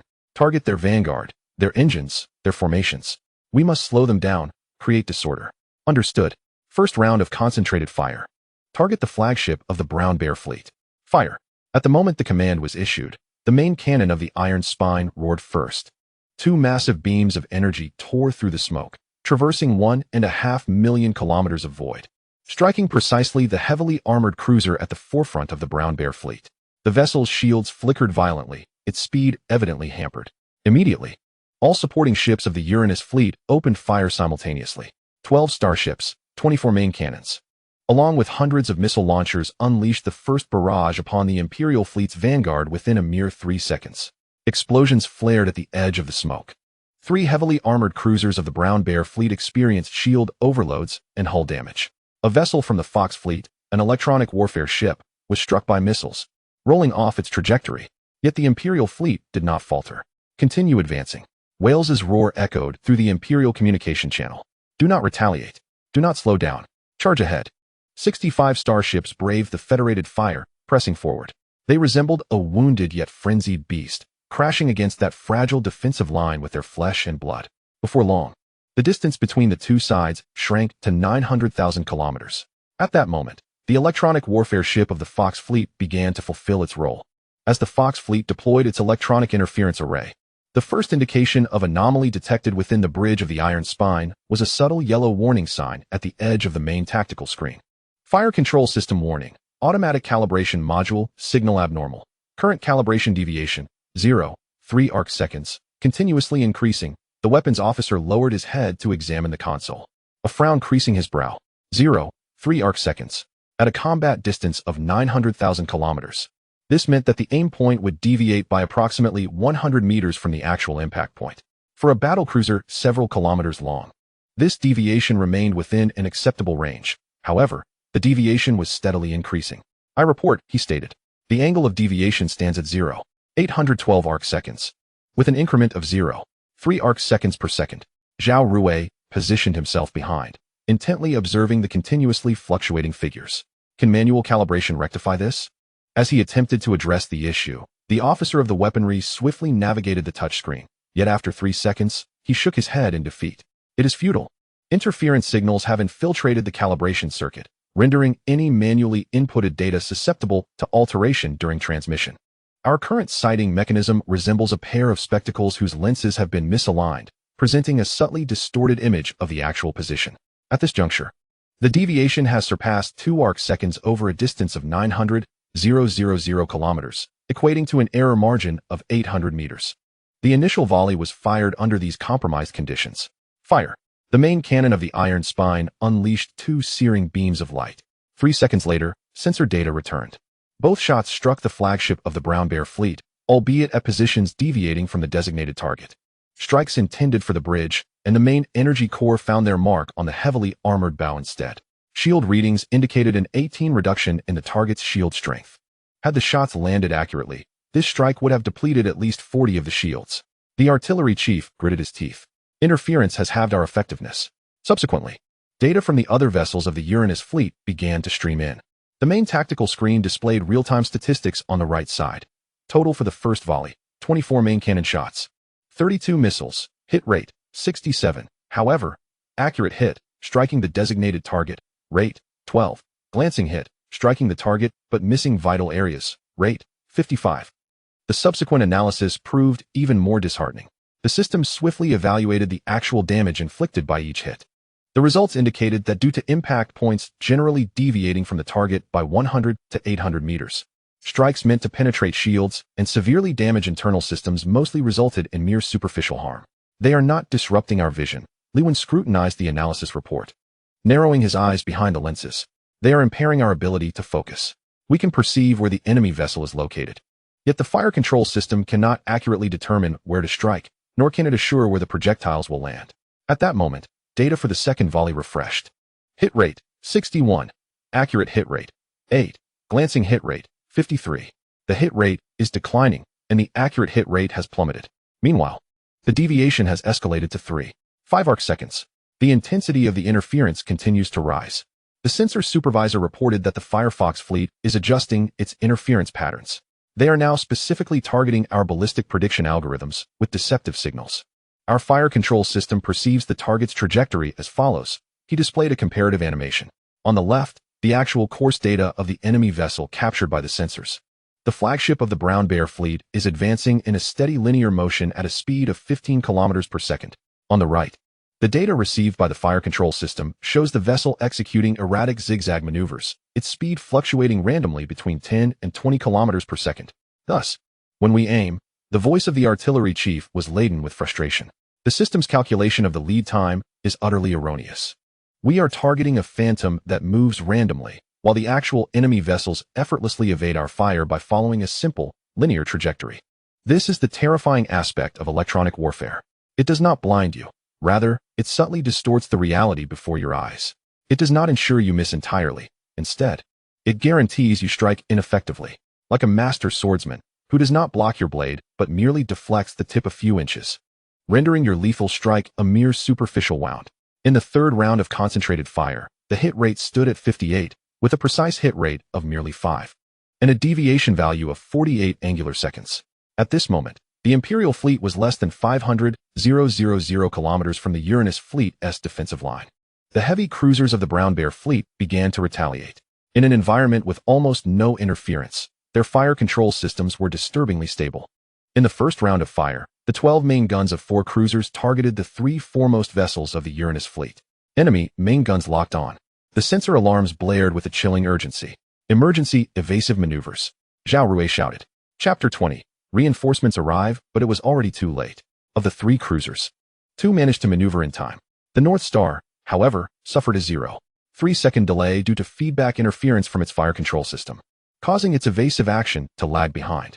That mere fraction of a second determined life or death. For energy beams erupted from the Brown Bear fleet's cannons, traversing the 40,000 kilometers of void. 3 of them grazed the North Star's starboard side, causing its shields to flicker violently but remain intact. The 4th beam struck true at the midsection of the vessel. This was not the intended target. According to the North Wind's actual trajectory, this strike should have missed. However, the interference from the Firefox fleet misled the North Wind's fire control system into sending erroneous evasive commands to the onboard computer. The computer believed it should turn left by 15 degrees, but instead executed a right turn of 8 degrees. As a result, the North Star collided with the lethal beam it was meant to evade. The explosion illuminated the view outside the iron spine's observation window. The North Star, a vessel 4 kilometers long, fractured in 2, with the blue-white glow of its uncontrolled reactors spewing from the fissure, followed by a second, larger explosion. The entire cruiser transformed into a rapidly expanding fireball, with metal fragments scattering like a torrential downpour. Silence enveloped the bridge. The casualty list began to scroll. North Star. Crew of 327. Confirmed survivors, 0. They made us kill ourselves, a young officer murmured. It was not a direct destruction, but rather an inducement. An inducement for your systems to err, for your ship to execute incorrect maneuvers, for you to inadvertently facilitate the enemy's precision through your own blunders. It does not directly take your life. It transforms you into an accomplice of your own demise. Zhao Rui stared at the expanding debris cloud, his facial muscles twitching violently. Yet he did not roar in anger or curse. He simply turned slowly to face the artillery officer. Shut it down. His voice was hoarse. Disable all automatic fire control. Deactivate ballistic prediction and turn off motion compensation. Switch the targeting system to the most primitive mode, manual optical fixed lead. The artillery officer was momentarily taken aback. But Commander, at a distance of 500,000 kilometers, the accuracy of manual targeting will not exceed. Then let quantity compensate for quality, Zhao Rui interjected, his eyes bloodshot. The entire fleet. Shift to saturation fire. Do not aim at individual ships. Target the entire sector of the enemy fleet's formation. Replace precision with firepower density. He paused, adding the final instruction. Moreover, all vessels, alter evasion maneuvers to manual operation. No longer trust the suggested courses provided by the computers. The command was issued. The remaining 11 starships of the Uranus fleet began to adjust their tactics. The gun barrels no longer sought to lock onto a single target, but commenced sweeping fire. Missiles abandoned precision guidance in favor of area saturation attacks. The hit rate plummeted further to 40, with the accuracy nearly approaching 0. Yet this time, the advance of the Brown Bear fleet finally slowed, as the overwhelming barrage ceased to aim for critical strikes and instead focused on sheer hits. Even the most precise electronic jamming could not prevent the massive fleet from evading all assaults entirely. A beam of energy grazed the shield of the flagship of the Brown Bear fleet. 2 stray rounds struck the port side of an electronic warfare vessel belonging to the Fox fleet. 3 missiles detonated within the Imperial fleet's formation. Although they did not achieve direct hits, the shrapnel caused the shield readings of several destroyers to begin to decline. Crude, inefficient, and wasteful of ammunition, but effective. The Imperial fleet was compelled to disperse its formation, to allocate more energy to maintain shields, and to decelerate in order to execute more complex maneuvers to evade the erratic covering fire. The forward velocity dwindled from 150,000 kilometers per second to 100,000, and then to 70,000. Time was being drawn out, bit by bit. Zhao Rui gazed at the tactical screen, where the once swift red dots had begun to slow. He observed the hit rate plummeting to 35, noting the expressions of sorrow mixed with resolve on the faces of everyone on the bridge. He understood that this was merely trading ammunition for time, exchanging the lives of crew members for distance. Yet he also knew that before Yang Xiao's main force arrived, this was the only course of action available. All ships, his voice echoed through the communication channels to every remaining Federal starship engaged in battle. Maintain saturation fire. Precision is unnecessary. Density is paramount. Let them pay a price for every kilometer they advance. He turned his gaze to the observation window, where the Imperial fleet was struggling to advance through the dense, yet chaotic web of fire. Behind that barrage, the 7th jump point hung silently in the void, like the eye of a storm, the only calm amidst the chaos. Just as the covering fire of the Uranus fleet began to thin and their ammunition reserves approached depletion, a massive fleet was slowly emerging from the other side of deep space. The entire fleet maintained a complete combat formation, resembling a metallic behemoth leaping forth from the abyss, instantly filling the expanse behind the Welsh fleet. The Iron Fist subfleet had arrived. The indomitable flagship, the Unyielding, loomed at the center, its hull glistening with a cold, steely sheen under the starlit sky. On either side, the Neptune fleet's 12 starships, the Polaris fleet's 13, the Vega fleet's 12, and the elite vessels of the Direct Command formed an impressive assembly. In total, over 49 formidable vessels of the Federation swiftly arranged themselves on the battlefield within a mere 10 seconds. They refrained from immediate fire, instead fanning out into a vast semi-encircling arc, all their turrets aimed at the rear flank of the Welsh fleet. There lay the positions of the Venomous Spider and the Rangers, the most vulnerable points of the Imperial formation. Within the command bridge of the Glory of the Empire, the sensors blared an alarming cacophony, nearly piercing the eardrums. A massive Federal fleet had emerged behind. The operator's voice trembled with fear. More than 49 vessels. It was the main force of the Iron Fist fleet. They have appeared in our rear. Welsh spun around abruptly. his gaze fixed intently on the newly emerged blue dots on the tactical screen. The points of light clustered densely like stars on a summer night, rapidly expanding into formation, a standard encirclement annihilation formation. How could this be? His voice quivered for the first time. How could they arrive so swiftly? Did I not deploy the fog grenades to mislead them towards the 3rd and 9th jump points? How did they all come here? Commander. The adjutant's voice was equally filled with dread. We are now caught between interceptors in front and pursuers behind. Silence. Welsh's roar interrupted the adjutant's words. The seasoned veteran took a deep breath, forcing himself to regain composure. His gaze darted quickly across the tactical screen to the front, where the Uranus fleet's defense was on the verge of collapse, yet still tenaciously stood before the 7th jump point. Behind them, the main force of the Iron Fist fleet was completing the encirclement. The void of deep space flanked them on both sides, yet it was a dead end. Once forced away from the jump point's trajectory, they would have no chance of escape. Chapter 21. The vanished Pluto fleet. There was no time for hesitation. Relay the orders to the Brown Bear fleet. Welsh's voice rang out like tempered steel. At all costs, launch a full assault on the Uranus fleet's defenses. I want to see the 7th jump point cleared within 5 minutes. But Commander, the 4 heavy cruisers of the Brown Bear fleet are severely damaged. Then let the Fox fleet send their heavy cruisers into the fray as well. Welsh's eyes blazed crimson. Inform Major Aston Colby that if he holds back, when the Federation's encirclement tightens, everyone will perish here. The orders were transmitted in despair. The 3 Fortress-class heavy cruisers of the Fox fleet began to break from formation. Engines at full throttle, racing towards the Uranus fleet's defenses. They merged with the 4 heavy cruisers of the Brown Bear fleet, forming a striking spearhead of 7 of the most heavily armored and shielded Imperial starships. These vessels abandoned all intricate tactics and evasive maneuvers. They even reduced the strength of their shields in certain areas, diverting the conserved energy entirely to their engines and frontal armor. They charged forth like 7-cornered rhinoceroses, heads lowered, using their thick skulls to ram against that fragile line of defense. On the bridge of the Iron Spine, Zhao Rui gazed at the sensor screen, displaying 7 rapidly approaching high-energy signals, a smile breaking across his face, a grin mingled with madness and determination. Finally, it was here, he murmured, almost to himself. On the main tactical screen, the distance readings plummeted, 150,000 kilometers, 95,000, 50,000. Commander. The voice of the artillery chief trembled with excitement. Only our main cannon can effectively penetrate their frontal armor. The firepower of our escorts can at most inflict superficial damage. Then let us use the main cannon, Zhao Rui replied calmly. Target the leftmost Fox-class heavy cruiser. 3 simultaneous shots at the same point. I wish to see whether its armor is thicker or my cannon is sturdier. Understood. The main gun turret of the Iron Spine began to adjust its angle.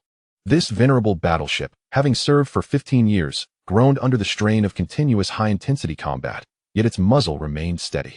The first round of simultaneous fire. 2 energy beams struck the bow of the target vessel with precision. The frontal shield of the Fox-class heavy cruiser flickered violently as the armor plates melted and vaporized under extreme heat, revealing the structural layers beneath. Nonetheless, the ship did not falter. Its speed remained unabated. The second round of fire. This time, the shot struck nearly the same location.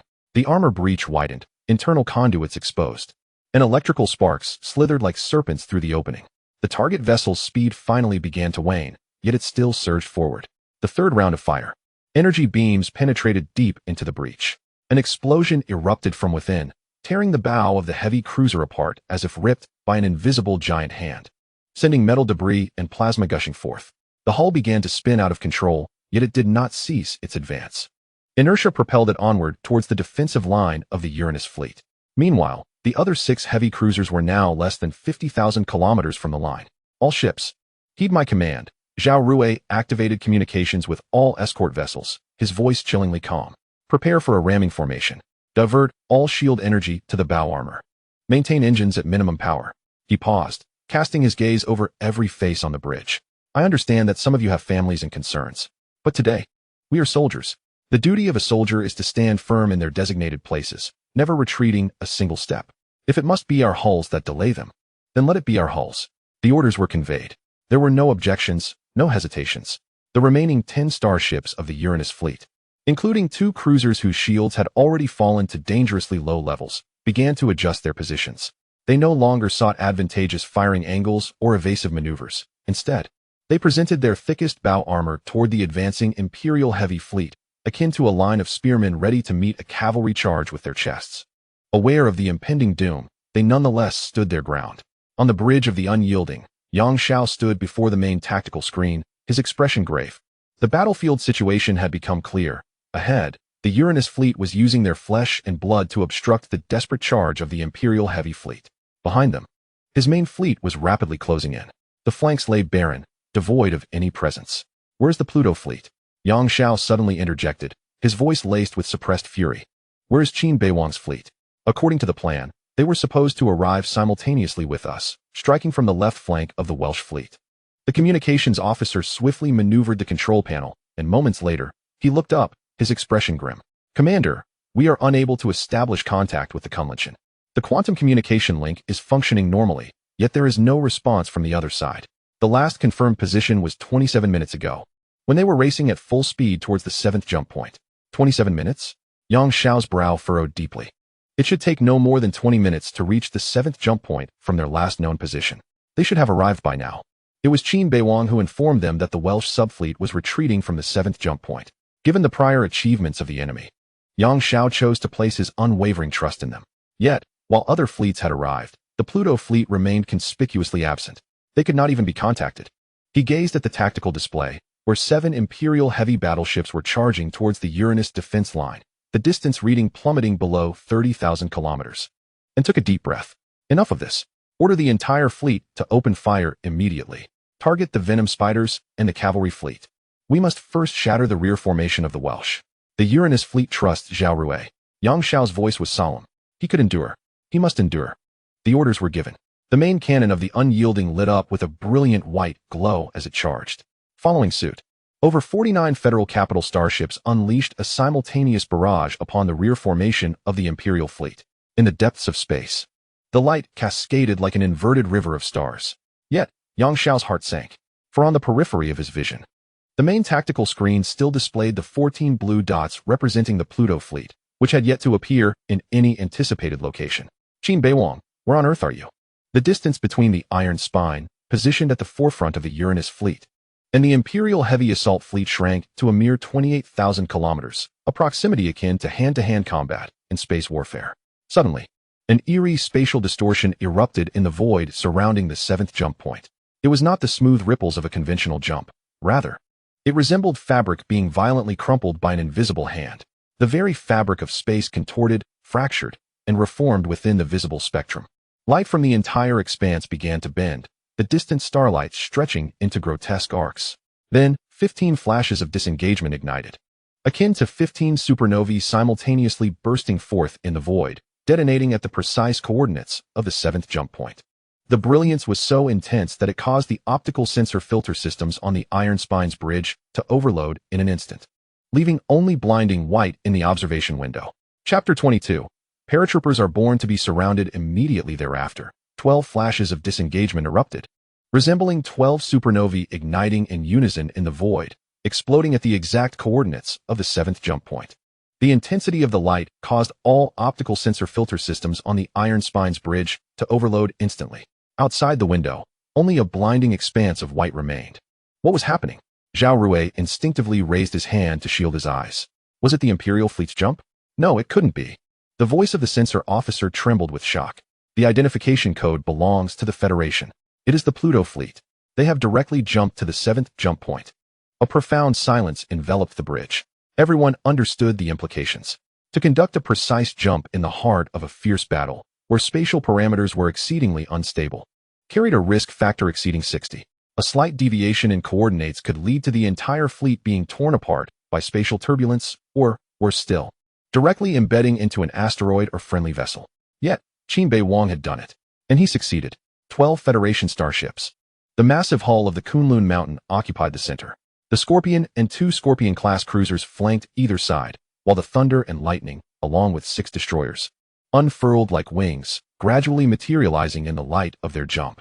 They did not appear scattered, but maintained a complete battle formation, their bows all directed at the advancing Imperial Heavy Fleet's flank. Like a masterful chess player, he had placed the most critical piece directly before the opponent's throat. On the bridge of the Imperial Glory, Wales stared at the suddenly materialized fleet on the tactical screen, his fingers unconsciously tightening around the armrests of his command chair. His initial reaction was one of absurdity.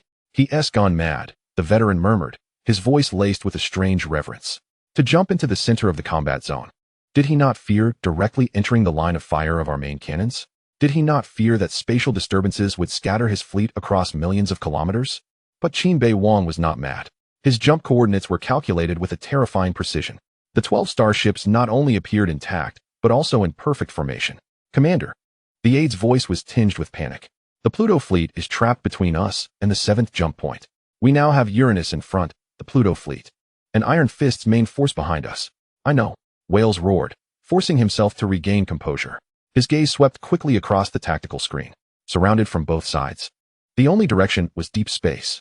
Yet that meant relinquishing the jump point, abandoning the last chance of escape. There was no time for hesitation. Order the heavy fleets of Brown Bear and Fire Fox to continue pressing forward. Wales's voice rang out like steel clashing. Do not concern yourselves with the Pluto fleet. Their position, while deadly, is insufficient in numbers. Concentrate all firepower, breach the Uranus and Pluto defenses within 5 minutes, and pass through the jump point. Wales's eyes burned crimson. We have 5 fleets, over 60 ships. Even if we lose 10 or 20, as long as we can break through, we will have one. This is not the time to count casualties. It is a matter of life and death. The orders were conveyed amidst despair. 7 Imperial heavy ships. One of them had already suffered a shattered bow and was struggling to accelerate again, ignoring the newly appeared Pluto fleet. They aimed all their cannons at the nearby Uranus defense line. Distance, 15,000 kilometers. On the unyielding bridge of the warship, Yang Xiao gazed at the sudden appearance of the Pluto fleet insignia on the tactical screen, his initial reaction not one of joy, but a prickling dread. How dare he?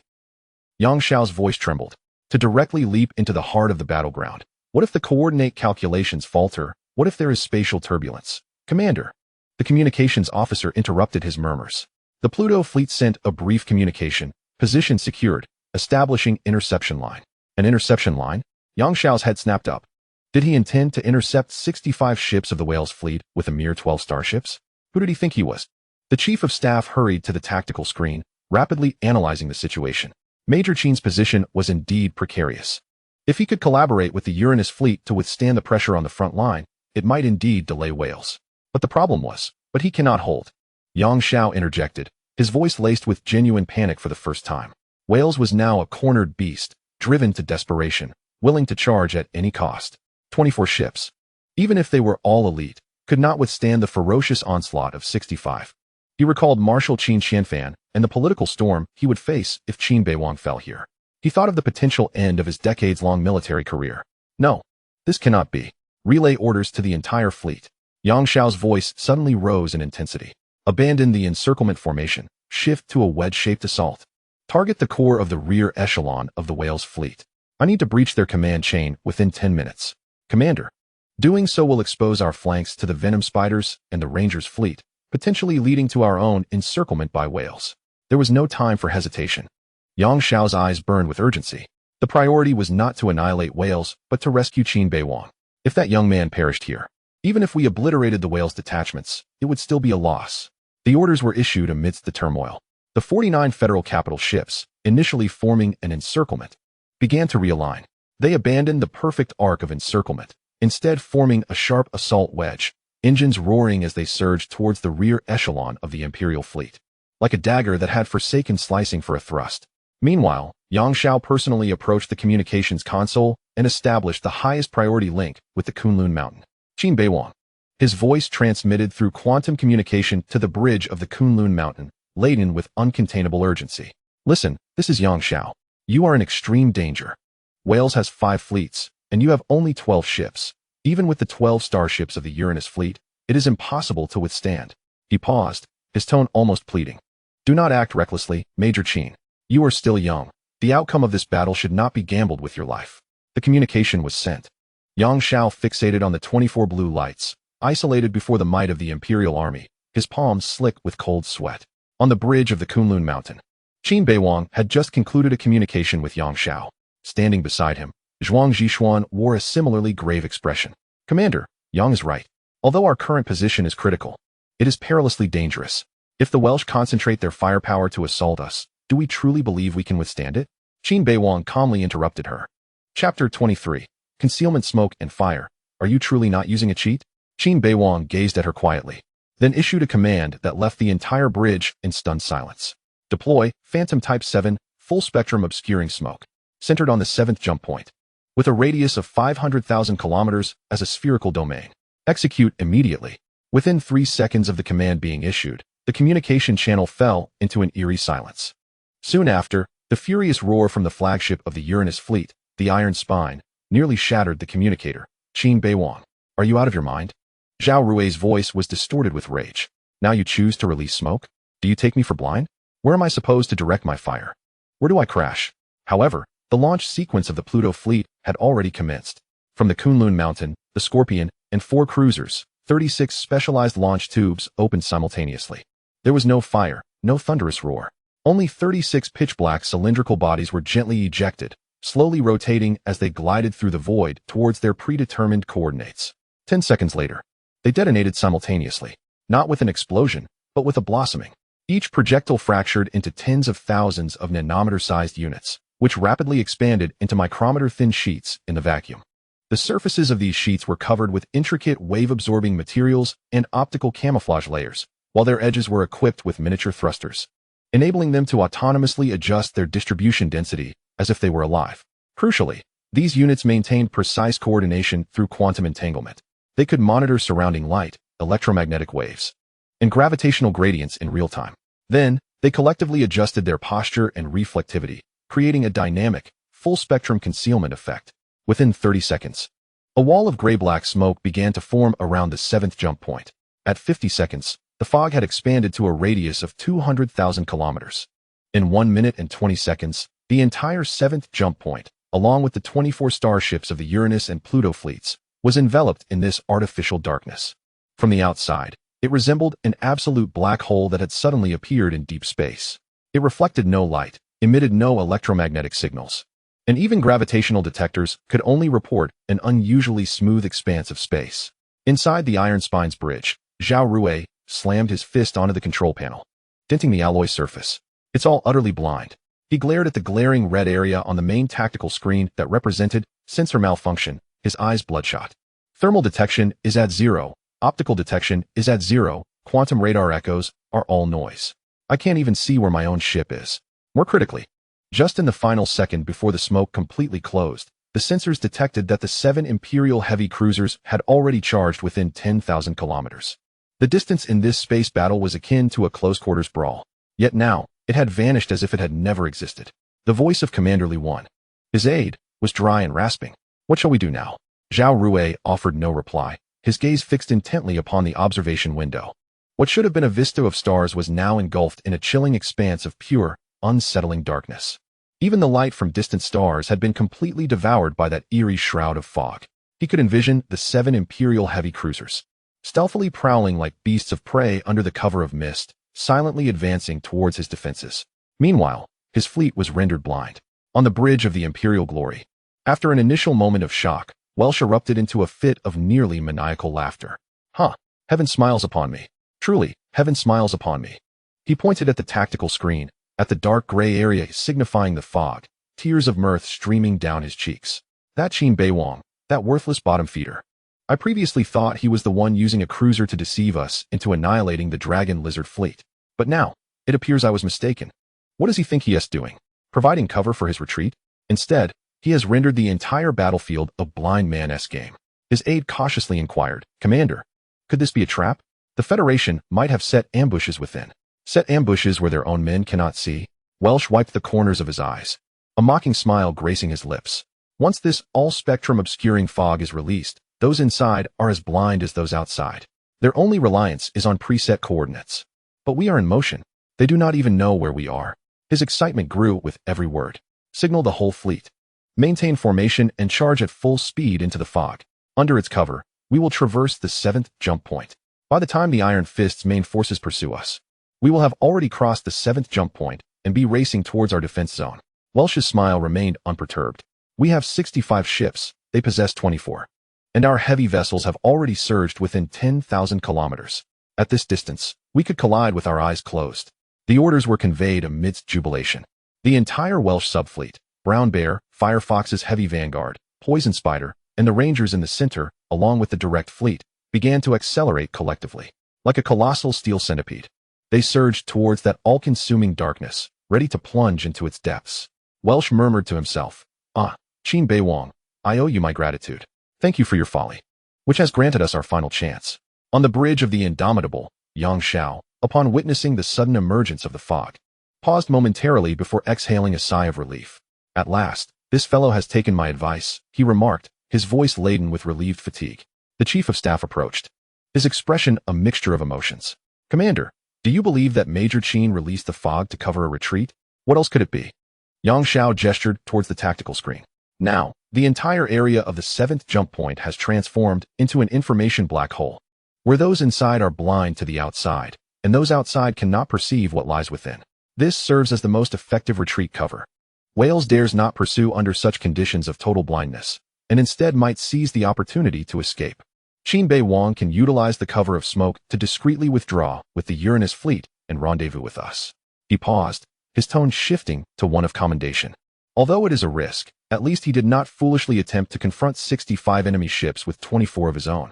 Knowing when to advance and retreat is a hallmark of a mature commander. "Then let us accelerate," Yang Xiao commanded.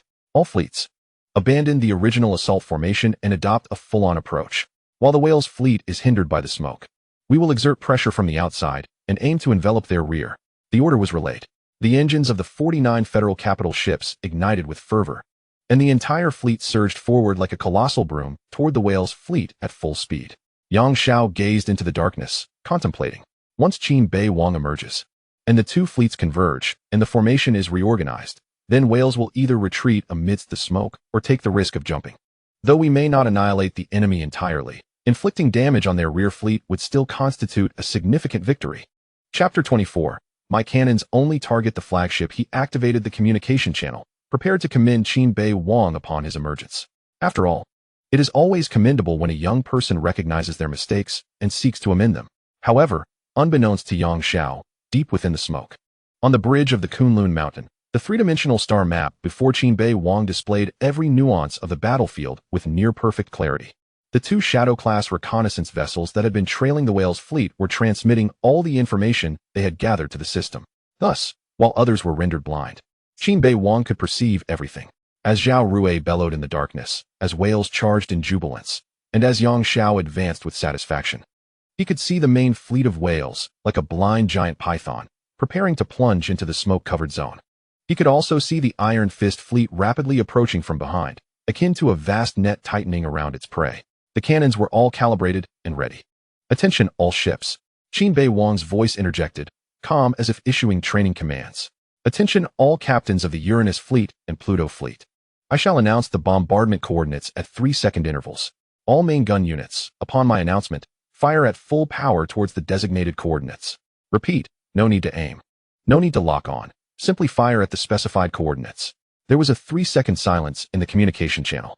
Then Zhao Rui's furious roar erupted. "Qin Beiwang, the sensors of the entire fleet are blind. You want us to fire at coordinates pulled from thin air. Do you know what lies beyond those coordinates? It could be the void. It could be asteroids. It might even be our own ships. I know what lies beyond those coordinates." Qin Beiwang's voice remained serene. "It is the main fleet of Wales. You know nothing." Zhao Rui's roar nearly shattered the communication device. "My quantum radar, thermal imaging, and gravitational gradient detection have all been rendered useless by this damned smoke. Are you telling me you know where the enemy is? Do you think I am a mere child?" Witnessing the distrust from the other side, Qin Beiwang chose not to waste words. He promptly reported the first coordinate, azimuth 042. Elevation 7, distance 104,000 kilometers. The target was the flagship of the Brown Bear fleet, the battleship Iron Claw. All available main guns, fire in 3 seconds.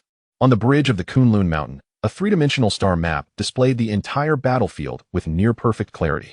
The two stealth reconnaissance ships, Shadow and Phantom, which had been trailing the Welsh fleet, were now hovering at the edge of the smoke. Unaffected by the fog, they continuously tracked the precise positions of every Imperial starship through their passive detection arrays. This data was transmitted in real time to Qin Beiwang's command system, which refreshed the coordinates, speed, and heading of the enemy vessels at a rate of 1,000 times per second. To Qin Beiwang, the smoke that obscured everyone was akin to a one-way mirror. While the Welsh could not see him, he could observe their every move with clarity. The countdown reached 0. The 12 starships of the Pluto fleet, Kunlun Mountain, Scorpion. 2 Scorpion-class cruisers, Thunder, Lightning, and 6 destroyers, fired their main guns simultaneously. 12 energy beams tore through the smoke, leaving behind 12 fleeting and intense trails of light in the absolute darkness. They shot toward the same empty coordinate with perfect synchronization. Zhao Rui, on the bridge of the Iron Spine, watched as those beams vanished into the darkness. He clenched his fists, preparing to unleash a torrent of scorn at Qin Beiwang for the folly if the bombardment missed. However, 3 seconds later, deep in the vastness of space, a massive explosion illuminated the smoke from 104,000 kilometers away. It was not the faint glimmer of a stray asteroid, but the blinding brilliance of a starship reactor undergoing a critical explosion, akin to a supernova. The radiance persisted for a full 5 seconds before being gradually absorbed by the dense fog. Following that, smaller explosions erupted in succession. What did we hit? Zhao Rui instinctively asked, but then realized that his fleet was blinded. No one could answer. Just then, a voice suddenly broke through the communication channel. It was Yang Xiao, imbued with an indescribable joy. Well done. Your volley has directly taken out the flagship Iron Claw of the Brown Bear fleet, along with the 4 destroyers trailing behind it. Upon hearing this, Zhao Rui was utterly astonished. Qin Beiwang had truly opened the heavenly eye. Despite being enveloped in smoke, he had managed to precisely concentrate fire on the enemy's flagship. Yet, the greater shock belonged to their opponents. The commander of the Welsh subfleet, Welsh himself, was aghast. Was he blind? Welsh, in disbelief, turned to his aide for an explanation. Before the aide could respond, Qin Beiwang had already reported the coordinates for the second volley. Azimuth angle 039, elevation angle 5, distance of 391,000 kilometers. The target is the flagship of the Fox fleet, the electronic warfare vessel Phantom. All available main guns, fire in 3 seconds. Li Wen gazed at Zhao Rui, his eyes shimmering with anticipation. Without a moment's hesitation, Zhao Rui commanded, all captains, heed the orders of Major Qin Beiwang. Azimuth angle 039, elevation angle 5, distance of 391,000 kilometers. After witnessing the Pluto fleet's devastating volley obliterate the flagship of the Brown Bear fleet, all captains of the Uranus fleet were thoroughly convinced of Major Qin Beiwang's prowess. They responded in unison, yes. As the countdown reached its conclusion, the main guns of 24 starships roared simultaneously. A total of 24 beams of lethal light pierced through the haze, striking the second void coordinate. 3 seconds later, a colossal explosion illuminated the surroundings, more blinding than the first. Immediately following, another slightly smaller explosion erupted in synchrony. The bombardment's efficacy was confirmed with the Indomitable. The sensor officer's voice remained calm, yet a thread of suppressed excitement could be detected. The flagship of the Fox fleet, the battleship Yen Hu, has been confirmed destroyed, along with its 3 accompanying Phantom-class electronic warships. A total of 4 enemy vessels annihilated. The communication channel was filled only with heavy breaths. Zhao Rui slowly returned to his command chair, his fingers unconsciously caressing the edges of the console. His mind raced to comprehend the events unfolding before him. In a state of total blindness, 2 coordinated volleys had precisely destroyed 9 enemy ships. This could no longer be attributed to mere luck. Major Qin, his voice was parched. How did you? The smoke is mine, Qin Beiwang replied succinctly. Thus I can see. He offered no further explanation. None was necessary. The third coordinate was announced. Azimuth angle 045, elevation angle 8, distance of 602,000 kilometers. The target is a battleship of the Welsh fleet. All available main guns, fire in 3 seconds. This time, there was no room for doubt. The main gun charging of the Iron Spine resonated in synchrony with the Pluto fleet. All vessels of the Uranus fleet capable of firing adjusted their barrels toward the direction reported by Qin Beiwang. As the countdown reached 0, 24 energy beams shot forth like a meticulously orchestrated symphony of death towards the third coordinate. In the final second before the barrage was unleashed, Qin Beiwang added, the target is executing an emergency evasion, veering 15 degrees to port, accelerating to 450,000 kilometers per second. Thus, the actual aiming point was corrected to azimuth angle 046, elevation angle 75, distance of 601,800 kilometers. The fire was released. 3 seconds later, the explosion illuminated the adjusted coordinates. The bombardment's effectiveness was confirmed. The sensor officer's voice finally quivered with excitement. The 3 battleships of the Welsh fleet have been confirmed destroyed. They were indeed executing an emergency maneuver, and their speed matched Commander Qin's predictions perfectly. In the communication channel, even the sound of breathing ceased. Everyone understood. This is not mere conjecture or gambling. This is clairvoyance. In a darkness that has rendered everyone else blind, only Qin Beiwang possesses a complete vision. Zhao Rui, gazing at the consuming void outside the observation window, suddenly felt a chill rise from his spine. He recalled all the disdain, mockery, and skepticism he had previously directed towards Qin Beiwang. He then activated the fleet-wide communication. His voice hoarse, yet resolute. All members of the Uranus fleet, from this moment on, are to fully obey Captain Qin Beiwang's command. He provides the coordinates, and we shall fire. He indicates the direction, and we shall charge. He paused momentarily, adding, because this lad truly can perceive what we cannot. Meanwhile, on the bridge of the Imperial Glory, Wales was plunged into utter panic. Within 60 seconds, the 2 flagship vessels and 12 starships were precisely annihilated. Wales stared at the tactical screen, where 3 critical indicators extinguished in succession, his voice trembling. How did they target us in the darkness? This is impossible. The aide's face turned ashen. Commander, should we halt our advance? This smoke is too sinister. The Federation may have deployed some detection system within it. Halt our advance. Wales whirled around, his eyes bloodshot. Behind them lay the Iron Fist's main force of 49 ships, and ahead was the jump point. To stop meant certain death. He took a deep breath, forcing himself to maintain composure, yet his fingers trembled uncontrollably. Order the entire fleet to disperse formation. We can no longer allow the flagship to become a target. All ships, maneuver freely. As long as they can breach the jump point, they are to escape. The command was relayed amidst chaos, but it was too late. Qin Beiwang's 4th coordinate had already been announced. This time, the target was not a single flagship, but the most densely packed core region of the entire Imperial fleet formation. At azimuth angles 041 to 048 and elevation angles 6 to 9, within a range of 600,000 to 800,000 kilometers. All missile units, fire at will. Initiate a saturation bombardment. 30 seconds later, over 300 missiles surged forth from the depths of the smoke, akin to a swarm of death emerging from a dark lair, hurtling towards the scattering Imperial fleet. Under the cover of these missiles, the muzzles of 24 main cannons had silently turned towards the next designated prey. The hunt had only just begun. Within the bridge of the Imperial Glory, Wales had just issued the 3rd emergency evasion order. Hard to port. Engines to full reverse thrust. Concentrate all shield energy to the starboard. Wales's voice was hoarse, his gaze fixed on the tactical screen, where the red warning zone indicated incoming missiles. Over 300 missiles surged forth from the depths of the smoke, like a school of sharks sensing blood. Their trajectories weaving together on the sensor screen to form a net of death. Externally, 372 laser point defense cannons were operating at full speed. Blazing beams silently swept through the vacuum, detonating missiles thousands of kilometers away. The explosions erupted in succession, creating a brief yet lethal display of fireworks around the Imperial Glory. Yet, there were simply too many missiles. The 37th missile breached the close defense fire net, striking the starboard shield. The shield flickered violently, and the energy readings plummeted by 14. The 42nd and 43rd missiles consecutively impacted the same region. The alarm for shield overload blared with an eerie intensity. The starboard shield has collapsed. The voice of the engineering supervisor was laced with despair.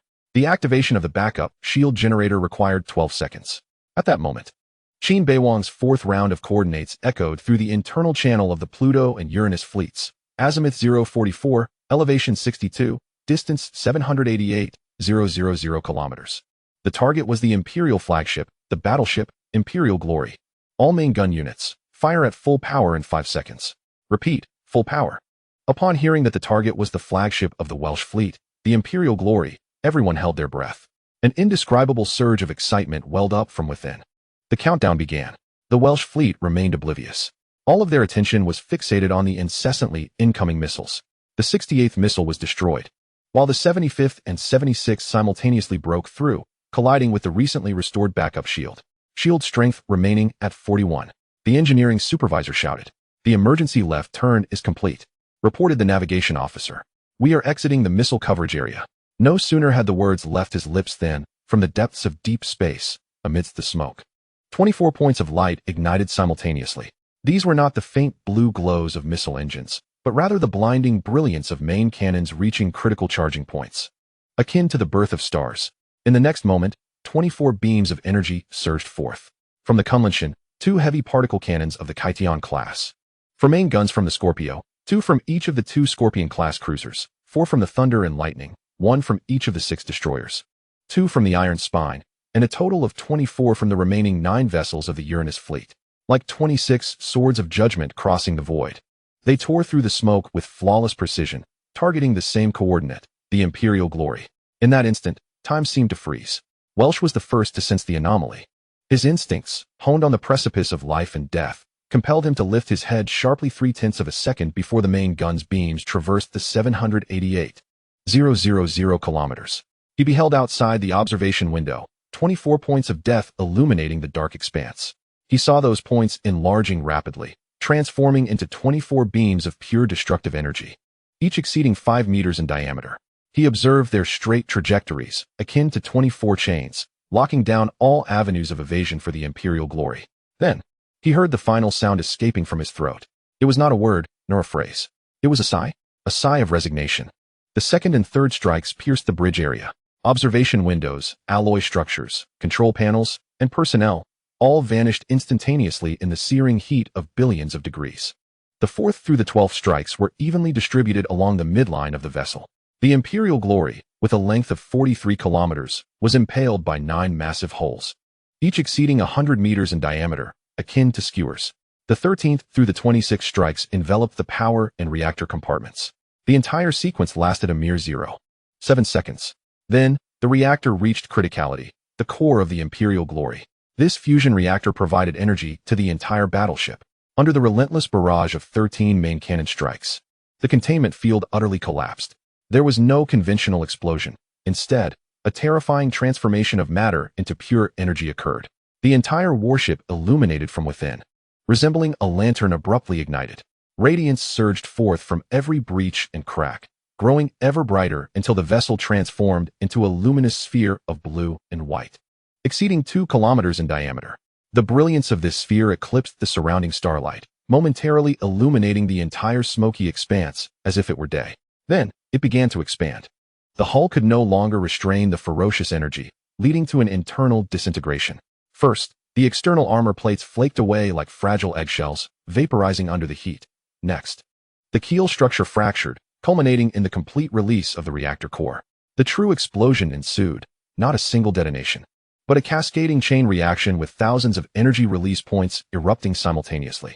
In less than a second, the Imperial glory transformed from a complete starship into a seething nebula of metal vapor and plasma, spanning over 100 kilometers in diameter. The shockwave radiated outward at the speed of light. The 3 nearest Imperial destroyers were instantaneously hurled away, their shields overloaded, and their hulls disintegrating in a tumultuous roll. The more distant cruisers, though barely stabilized, found their sensors completely blinded, their armored surfaces melting under the extreme temperatures. At the center of the still expanding Death Nebula, nothing remained. No wreckage, no debris, only emptiness and the slowly cooling dark red metal vapor. On the bridge of the unyielding, Yang Xiao stood motionless, witnessing the entire spectacle unfold. He observed the sudden illumination of the 26 main cannon beams from the smoke, their precise convergence on the Imperial glory's location. He witnessed the colossal battleship being perforated like a sieve within 0.7 seconds, culminating in the blinding sphere of light that consumed all. He was oblivious to the fact that his fingers had dug into the alloy armrest of his command chair, his nails breaking and drawing blood without his awareness. Confirmation. The voice of the communications officer broke the silence of the bridge, dry as sandpaper. Confirmation. Flagship of the Welsh fleet, the Imperial glory, has been destroyed. Energy signatures completely vanished. No life signs, no wreckage. Confirmation of total annihilation. No one responded. All eyes were fixed on the observation window, gazing at the fading remnants of the explosion. The brilliance was so intense that it left a lingering visual imprint on the retina for a full 10 seconds. As if that deathly nebula still lingered, still ablaze. Their chief of staff finally spoke, his voice trembling. They had indeed accomplished the impossible, on the brink of total blindness. They had obliterated the flagship of Wales in a single shot. Yang Xiao gradually resumed his seat at the command chair. His mind was a void, soon inundated by a torrent of complex emotions, shock, awe, trepidation, and a hint of absurdity. Just an hour prior, he had been concerned for Qin Beiwang's safety, ordering his retreat. Now, that young man had, with a simultaneous barrage from 24 main guns and a textbook-perfect decapitation strike, proclaimed to all who the true sovereign of this battlefield was. Commander, the sensor officer suddenly shouted, "We are detecting widespread chaos within the Imperial fleet. Following the loss of their flagship, the command chain among the various fleets has fractured. They are now fighting independently, Their formations utterly collapsed. Yang Xiao snapped his head up. On the tactical screen, over 50 red dots, which had barely maintained their formation, were now descending into complete disarray. Some were veering to escape, others were spinning in place, and a few had even begun to collide with each other. Clearly, the captains of the different fleets, bereft of unified command, had issued conflicting orders. An opportunity, Yang Xiao murmured, then his voice surged. All fleets, heed my command. Abandon the original advance plan and switch to a full assault. Target all Imperial starships that have lost their command. Encircle and annihilate them one by one. Understood. The engines of 49 Federal capital ships erupted in a brilliant blaze. Like a pack of wolves scenting blood, they discarded their cautious encirclement and surged at full speed toward the disordered Imperial fleet. Meanwhile, in the depths of the smoke, Qin Beiwang's 5th and 6th rounds of coordinates were calmly reported. This time, the target was the flagship of the venomous Spider and Ranger fleets. The pack, now devoid of its alpha, had become mere lambs awaiting slaughter. The hunt had entered its final, most brutal phase. Within the communications channels of the remaining Imperial starships, panic had thoroughly engulfed the atmosphere. The flagship is gone. Who is commanding now? Who gives orders to the venomous Spider fleet? The Fox fleet requests instructions. Repeat, request instructions. The Brown Bear fleet's remaining ships are braking for safety. Repeat, braking for safety. There was no response, no coordination, only desperate cries and conflicting commands. An Imperial cruiser attempted to turn to escape, but collided head-on with another destroyer also attempting to turn. The shields of both vessels overloaded simultaneously, their hulls entwined in a cacophony of twisting metal before being struck by incoming Federal missiles. Amid the explosion's fiery glow, chaos spread further. At the center of it all, the metallic vapor cloud that had once been the glory of the Empire was slowly expanding in the vacuum, cooling, like a colossal, silent gravestone, commemorating the fall of an old general and the conclusion of a battle. 2 hours later, the clearing operations at the 7th Jump Point battlefield continued unabated. Sensor data indicated that within this expanse, measuring less than a light minute in diameter, more than 3 million tons of metallic debris floated in the void. These remnants belonged to 65 Imperial starships, their final remains. Some wreckage still burned, plasma gushing from severed conduits, creating eerie blue arcs in the vacuum. Others had cooled, transforming into cold metallic tombstones that glimmered with a pallid sheen under the light of the stars. Chapter 27. Now, who needs gilding? Pure gold, if you please. The Federation's rescue vessels darted through the debris like industrious worker bees. They emitted tractor beams, retrieving identifiable remains of comrades, salvaging valuable fragments of Imperial equipment, and marking areas that might still harbor unexploded ordnance. Meanwhile, at the edge of the battlefield, the main fleet of the Iron Fist Squadron had regrouped. 75 starships, centered around the flagship Unyielding, formed a precise inspection formation. Their hulls bore the scars of battle, some armor plates still embedded with shards from Imperial artillery. Yet each ship's bow was proudly raised, akin to triumphant warriors returning from combat. Within the central conference room of the flagship Unyielding, a special fleet meeting was underway. The room, circular and 30 meters in diameter, featured a real-time holographic star map of the Elvira system at its center, clearly delineating the trajectory of the recently concluded battle. From the ambush at Agbat Star to the climactic confrontation at the 7th Jump Point, each step was meticulously outlined with bright blue lines. Seated around the circular conference table were the commanders of all subordinate fleets within the Iron Fist Squadron, accompanied by their aides. 12 seats were filled. Yet the position to Yang Xiao's left remained conspicuously vacant. The atmosphere in the conference room was one of solemnity. No one spoke, nor did anyone shuffle through data pads. All commanders sat upright, their gazes collectively directed toward the entrance. Some bore the marks of soot upon their faces, others had makeshift bandages wrapped around their arms, and many had bloodshot eyes, evidence of 8 continuous hours of intense combat. However, in this moment, these marks no longer symbolized fatigue, they were badges of honor. The door to the conference room slid open silently. Qin Beiwang entered, clad in a pristine deep blue fleet uniform. The silver bars and star on his epaulets polished to a gleaming sheen under the harsh overhead lights. His expression was neutral, his step steady, and his gait carried a casualness that subtly contrasted with the room's grave atmosphere. Yet, the moment he crossed the threshold, all commanders, including Yang Xiao, stood in unison. Their movements were synchronized, as if rehearsed. 10 figures in military uniforms straightened their spines, their collective gaze firmly fixed on Qin Beiwang. Yang Xiao stepped forward. The seasoned commander of the Iron Fist Squadron regarded Qin Beiwang with an expression that was complex and difficult to articulate. There is a profound sense of shock, relief, guilt, and a hint of liberation. Attention! The voice of Yang Xiao resonated solemnly and clearly in the silent conference room. Let us honor our hero. I extend the highest respect of the federal military to Major Qin Beiwang, commander of the Pluto fleet. There was no applause, no cheers, only the synchronized salutes of 11 commanders.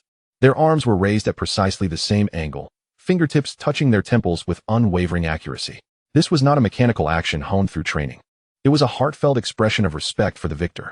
For a moment, Qin Beiwang paused, gazing at the saluting arms and the eyes fixed upon him. Just a few hours prior, the emotions reflected in those eyes were predominantly disdain, skepticism, or indifference. Now, only pure reverence remained. He raised his right hand and returned a formal salute. The motion was crisp and precise, devoid of unnecessary force. At ease, Yang Xiao announced. The arms fell. Yet no one took their seats. Qin Beiwang approached the vacant seat at the head of the table, but did not sit down immediately. He surveyed the conference room, allowing his gaze to linger briefly on each face before speaking in a calm tone. This victory does not belong solely to me. It belongs to every crew member of the Pluto fleet who persevered until the very last moment. It belongs to the warriors of the Uranus fleet who valiantly halted the enemy's charge with their flesh and blood, and to every officer and soldier of the Iron Fist fleet who fought fiercely on the battlefield. He paused. It also belongs to those who could not be present in this room. Captain Li Jun of the Lightning is still in the medical bay fighting for his life, and the 327 officers and soldiers of the North Star will forever remain among the stars. They are the true heroes. Only after uttering these words did he take his seat, and the others followed suit. Yet one figure remained standing, Zhao Rui, the commander of the Uranus fleet, who had once publicly questioned Qin Beiwang and deemed him a gilded uselessness. Now he stood there, his back straight, yet his head bowed. A new scar marred his face, a remnant from shrapnel that had struck the bridge of the iron spine, slicing from his right brow to his cheek. Though it had been treated in haste, the stitching was still vividly apparent. All eyes in the conference room were fixed upon him. Zhao Rui took a deep breath, then raised his eyes to meet Qin Beiwang's gaze.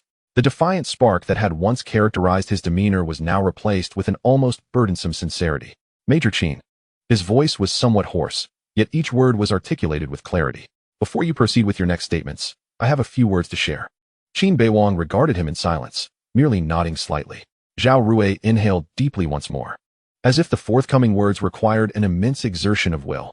From the moment you were assigned to the Pluto fleet, I looked down upon you. I believed you to be a worthless individual who relied upon your father's legacy, a spendthrift who would endanger all his subordinates. During the operational meetings, I openly confronted you, questioned you, and even cursed in my heart for your swift departure. His voice grew softer, yet increasingly resolute. I was wrong. 3 words, resonating in the silent conference room as clearly as metal striking the ground. When you annihilated the Dragon Lizard fleet at Agbat Star, I believed it was solely the merit of Deputy Commander Zhuang. When you pursued the Welsh, I assumed you were merely floundering in your command. When you ordered us to fire at the coordinates within the fog, I thought you had lost your mind. Zhao Rui's eyes began to redden, not from anger, but from a more intricate emotion. Yet each time, you were right. Each time, you demonstrated with facts just how egregiously mistaken I had been. He paused, then performed an action that left everyone in stunned silence. He stepped forward, bowing deeply in the direction of Qin Beiwang, an earnest bow, almost at a 90-degree angle. Rather than a mere courteous nod, I apologize for all my previous rudeness, all my biases, all my foolish doubts. Zhao Rui's voice emanated from below, slightly muffled yet profoundly sincere. You are not worthless, nor a wastrel, nor merely a gilded young master. You are a true commander, a soldier deserving of the name of your father, Marshal Qin Xianfan. Chapter 28. The shock of the theater. Commander Qin Beiwang nodded, signifying his acceptance of the apology. Yang Xiao seized the moment to break the delicate silence enveloping the conference room. Well then, let bygones be bygones. Now, let us formally confirm the outcomes of the battle. He projected a holographic star map and began to read. The Battle of the Elvira star system lasted 8 hours and 47 minutes. Our participating fleet, all 5 subordinate fleets of the Iron Fist Squadron, along with the direct fleet, totaling 92 starships. Opponent, all 6 subordinate fleets of the Welsh Squadron of the Fry Empire, totaling 77 starships. Outcome, complete annihilation of the Welsh Squadron. We sank 8 Imperial battleships, 23 cruisers, 29 destroyers, 3 electronic warfare ships, and 14 reconnaissance vessels. Captured Imperial personnel, 0. The entire enemy fleet perished, with none surrendering.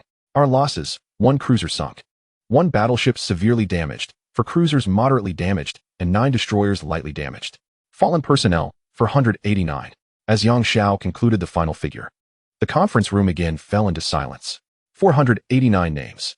489 lives. This was a magnificent victory. Yang Xiao's voice deepened. Yet it was also a grievous victory. Behind every number lies a real person. We must remember them, just as we commemorate today as triumph. He paused, directing his gaze towards Qin Beiwang. Major Qin, in light of your outstanding performance during the campaign, I shall recommend your promotion to Lieutenant Colonel in the after-action report and award you the Federal Medal of Valor. The entire crew of the Pluto fleet will receive collective commendation. Qin Beiwang did not decline. He merely nodded. Thank you, Commander. The meeting continued for another 20 minutes, discussing post-battle defenses, the evacuation of the wounded, and equipment repairs. As the meeting drew to a close, Yang Xiao called out to Qin Beiwang, who was about to depart. Major Qin. Yang Xiao gazed at him, his eyes reflecting a myriad of emotions. Is your father aware of what you have accomplished today? Qin Beiwang remained silent for a few moments before shaking his head. I do not know. However, I believe he will soon find out. Yang Xiao nodded. He will indeed. And he will be proud of you. After a brief pause, he added, so am I. Qin Beiwang looked at Yang Xiao, for the first time displaying a genuine, unmasked smile. Thank you, Commander. He turned and exited the conference room. Outside, Zhuang Zhishuan awaited him. The vice commander of the Pluto fleet regarded Qin Beiwang, her eyes shimmering with a certain bright light. Commander, she exclaimed, everyone is waiting for you. They wish to hear how you achieved this. Qin Beiwang glanced out the corridor window. There, the starry sky remained unchanged. Yet, after today, its significance had transformed entirely. Tell them, he softly urged. This is not the end. It is merely the beginning. In the depths of space beyond the window, the Federation starships were gathering for their return. Behind them, the ravaged battlefield, the floating debris, and the silently burning flames all silently attested to the fact that the war was far from over. But at least today, victory belonged to the Federation. It belonged to those who could still see the light amidst the darkness. The headquarters of the Wanshur Star Domain's war zone was situated in a synchronous orbit around a terrestrial planet known as Jeju Star. This space station, referred to as the Star Fortress, spanned over 15 kilometers in diameter and was shaped like a triangular prism, its surface clad in heavy composite armor and shimmering energy shields. It served as the brain of the entire Star Domain. Thousands of staff officers, intelligence officers, and logistics coordinators stood watch here 24 hours a day, processing a vast array of battle reports transmitted from 37 star systems. At this moment, in the central command hall of the fortress, General Wen Tingtao, the war zone commander, was fixated on a freshly updated summary of a battle report displayed on the holographic main screen. The 57-year-old general, with his thick, dark hair, still possessed a tall and upright demeanor. Clad in a deep blue Federation general's uniform, he wore 3 rows of medals on his left chest. The topmost medal, the Guardian of the Star Domain, was the highest honor he received 7 years ago for repelling the Empire's main assault on the Wanshur Star Domain. At this moment, General Wen's expression was uncharacteristically devoid of his usual composure. His eyes widened slightly, his fingers unconsciously tapping the edge of the console, his lips silently repeating several key phrases from the battle report.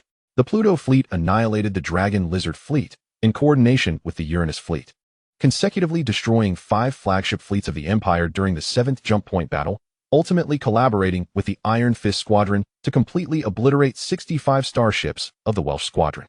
Below the report were detailed combat records, sensor data, and a tactical analysis personally drafted by Yang Xiao. Each document corroborated a singular fact, the turning point of this battle. Even its decisive victory was inextricably linked to one name, Qin Beiwang.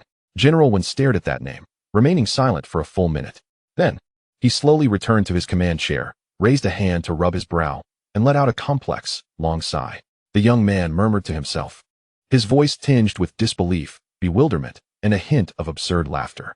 When Tingtao recognized Qin Beiwang, no, it would be more accurate to say he was acquainted with that Qin Beiwang as a longtime comrade and friend of Marshal Qin Xianfan.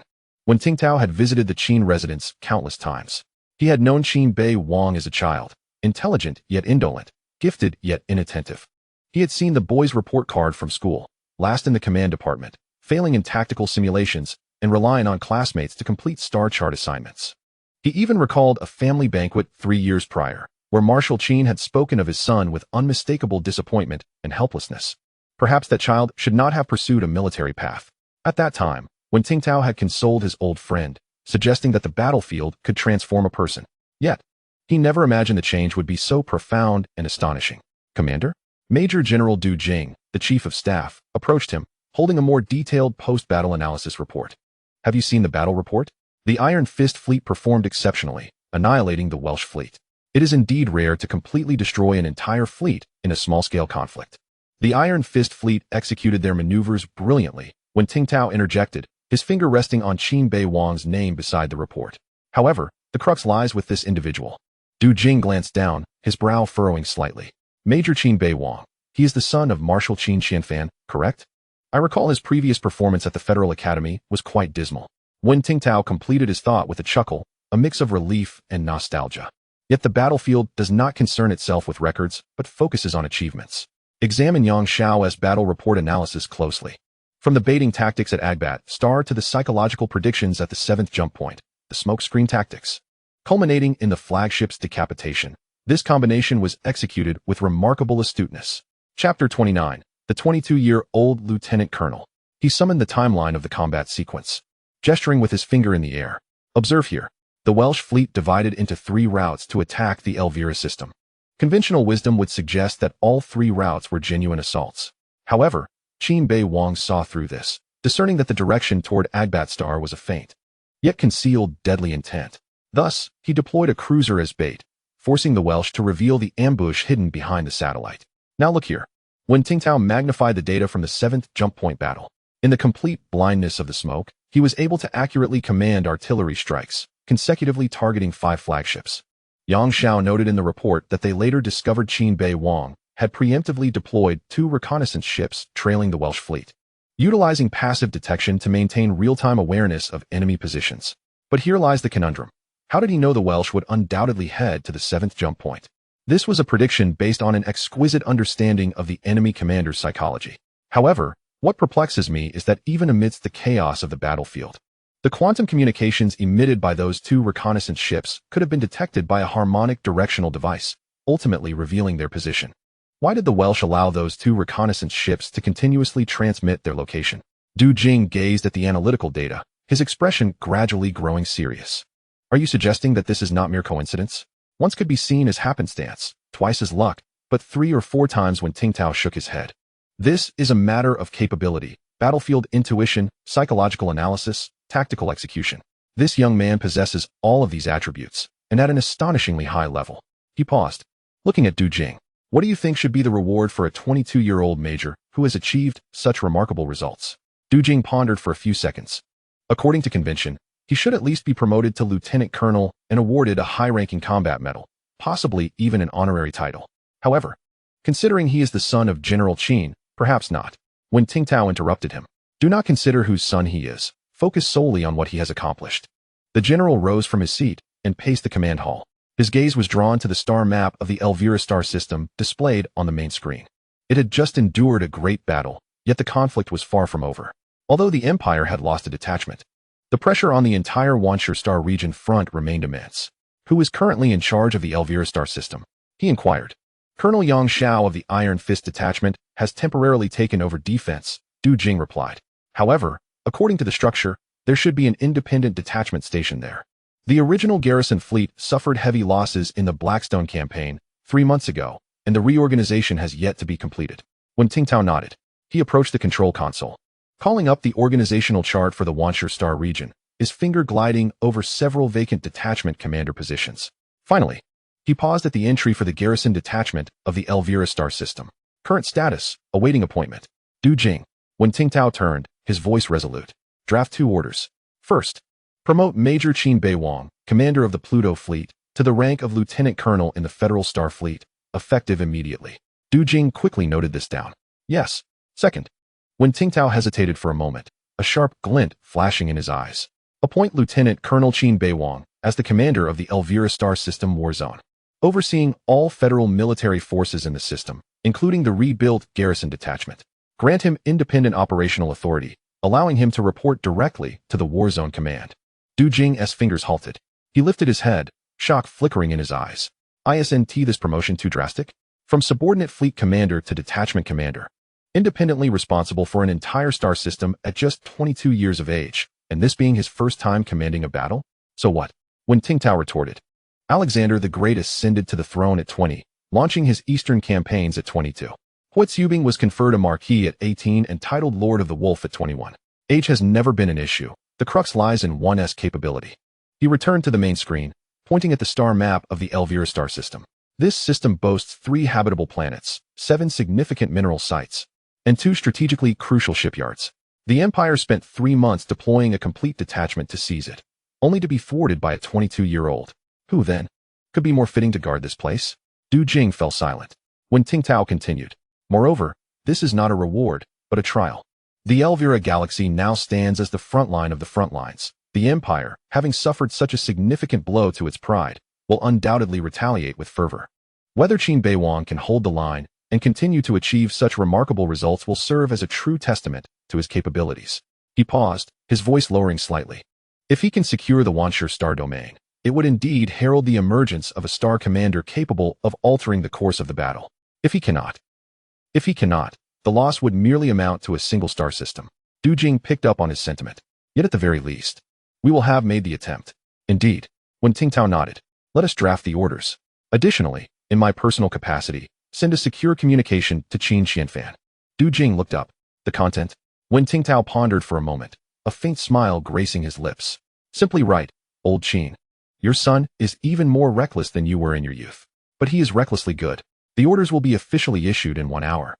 When the notifications of promotions and appointments were transmitted via quantum communication to the Iron Fist fleet still en route home, the entire fleet's communication channels fell silent for a full 10 seconds. Then, it erupted. On the bridge of the Kunlun Mountain, Qin Beiwang observed the updated rank information on his personal terminal.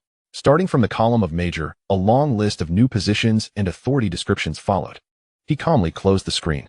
Turning his gaze to the observation window, he beheld the direction of the Elvira galaxy, where the starlight twinkled serenely. Zhuang Zhishuan approached him, her voice barely containing her excitement. Commander, no, Major Qin. The theater command has directly appointed you. I know.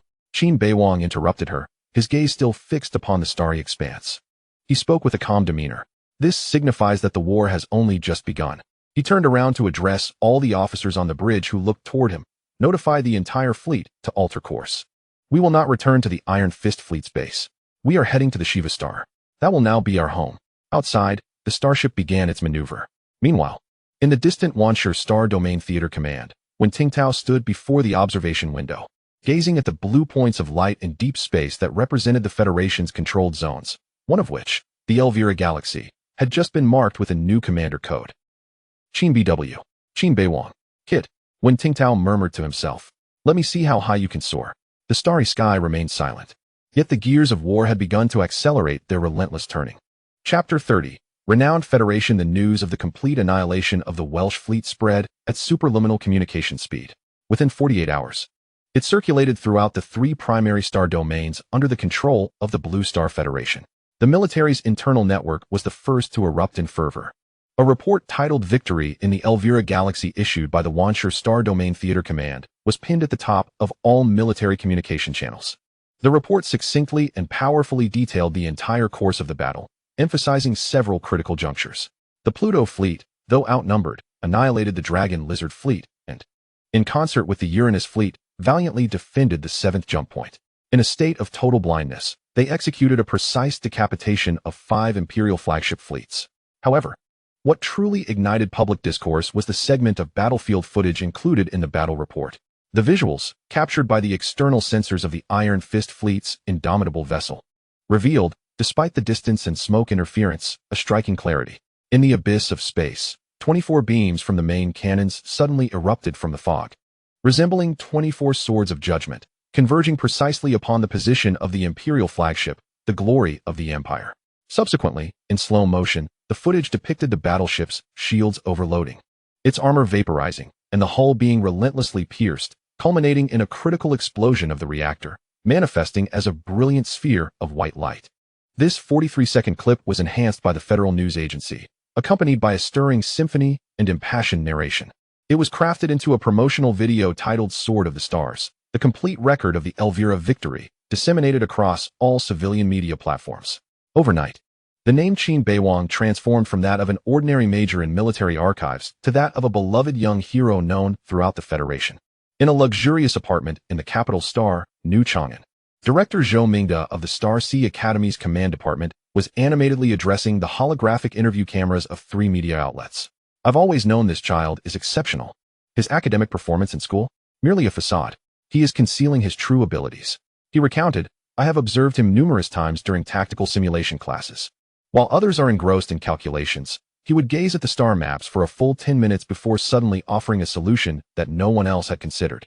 I remarked to my fellow professors that this child possesses an innate battlefield intuition, a talent that cannot be taught from textbooks. During a brief intermission in the interview, Director Zhou sipped from his teacup and whispered to his wife beside him, quickly, fetch that album from the third shelf on the left side of my study, the one with the graduation photos. I must show them what Beiwang looked like back then. 10 minutes later, viewers across the solar system beheld a photograph of Qin Beiwang at the age of 22, clad in a crisp cadet uniform, his handsome visage exuding clarity, with a hint of a smile gracing his lips. The caption below read, Qin Beiwang, graduate of the 214th class of the Federal Star Sea Academy's command department. Major in command. Look at him. What a spirited young man. Director Zhou exclaimed, his voice brimming with pride as he pointed to the photograph. I always said this child would achieve greatness. And indeed, it has come to pass. Meanwhile, on the opposite side of the city, Qin Beiwang's former middle school teacher, Mr. Li, found himself surrounded by a throng of reporters in his living room. Beiwang was exceptional from a young age. Mr. Li adjusted his glasses, striving to recall details from over a decade ago. His performance in the sciences was remarkable, especially in physics and mathematics, often solving problems that even the teachers found challenging.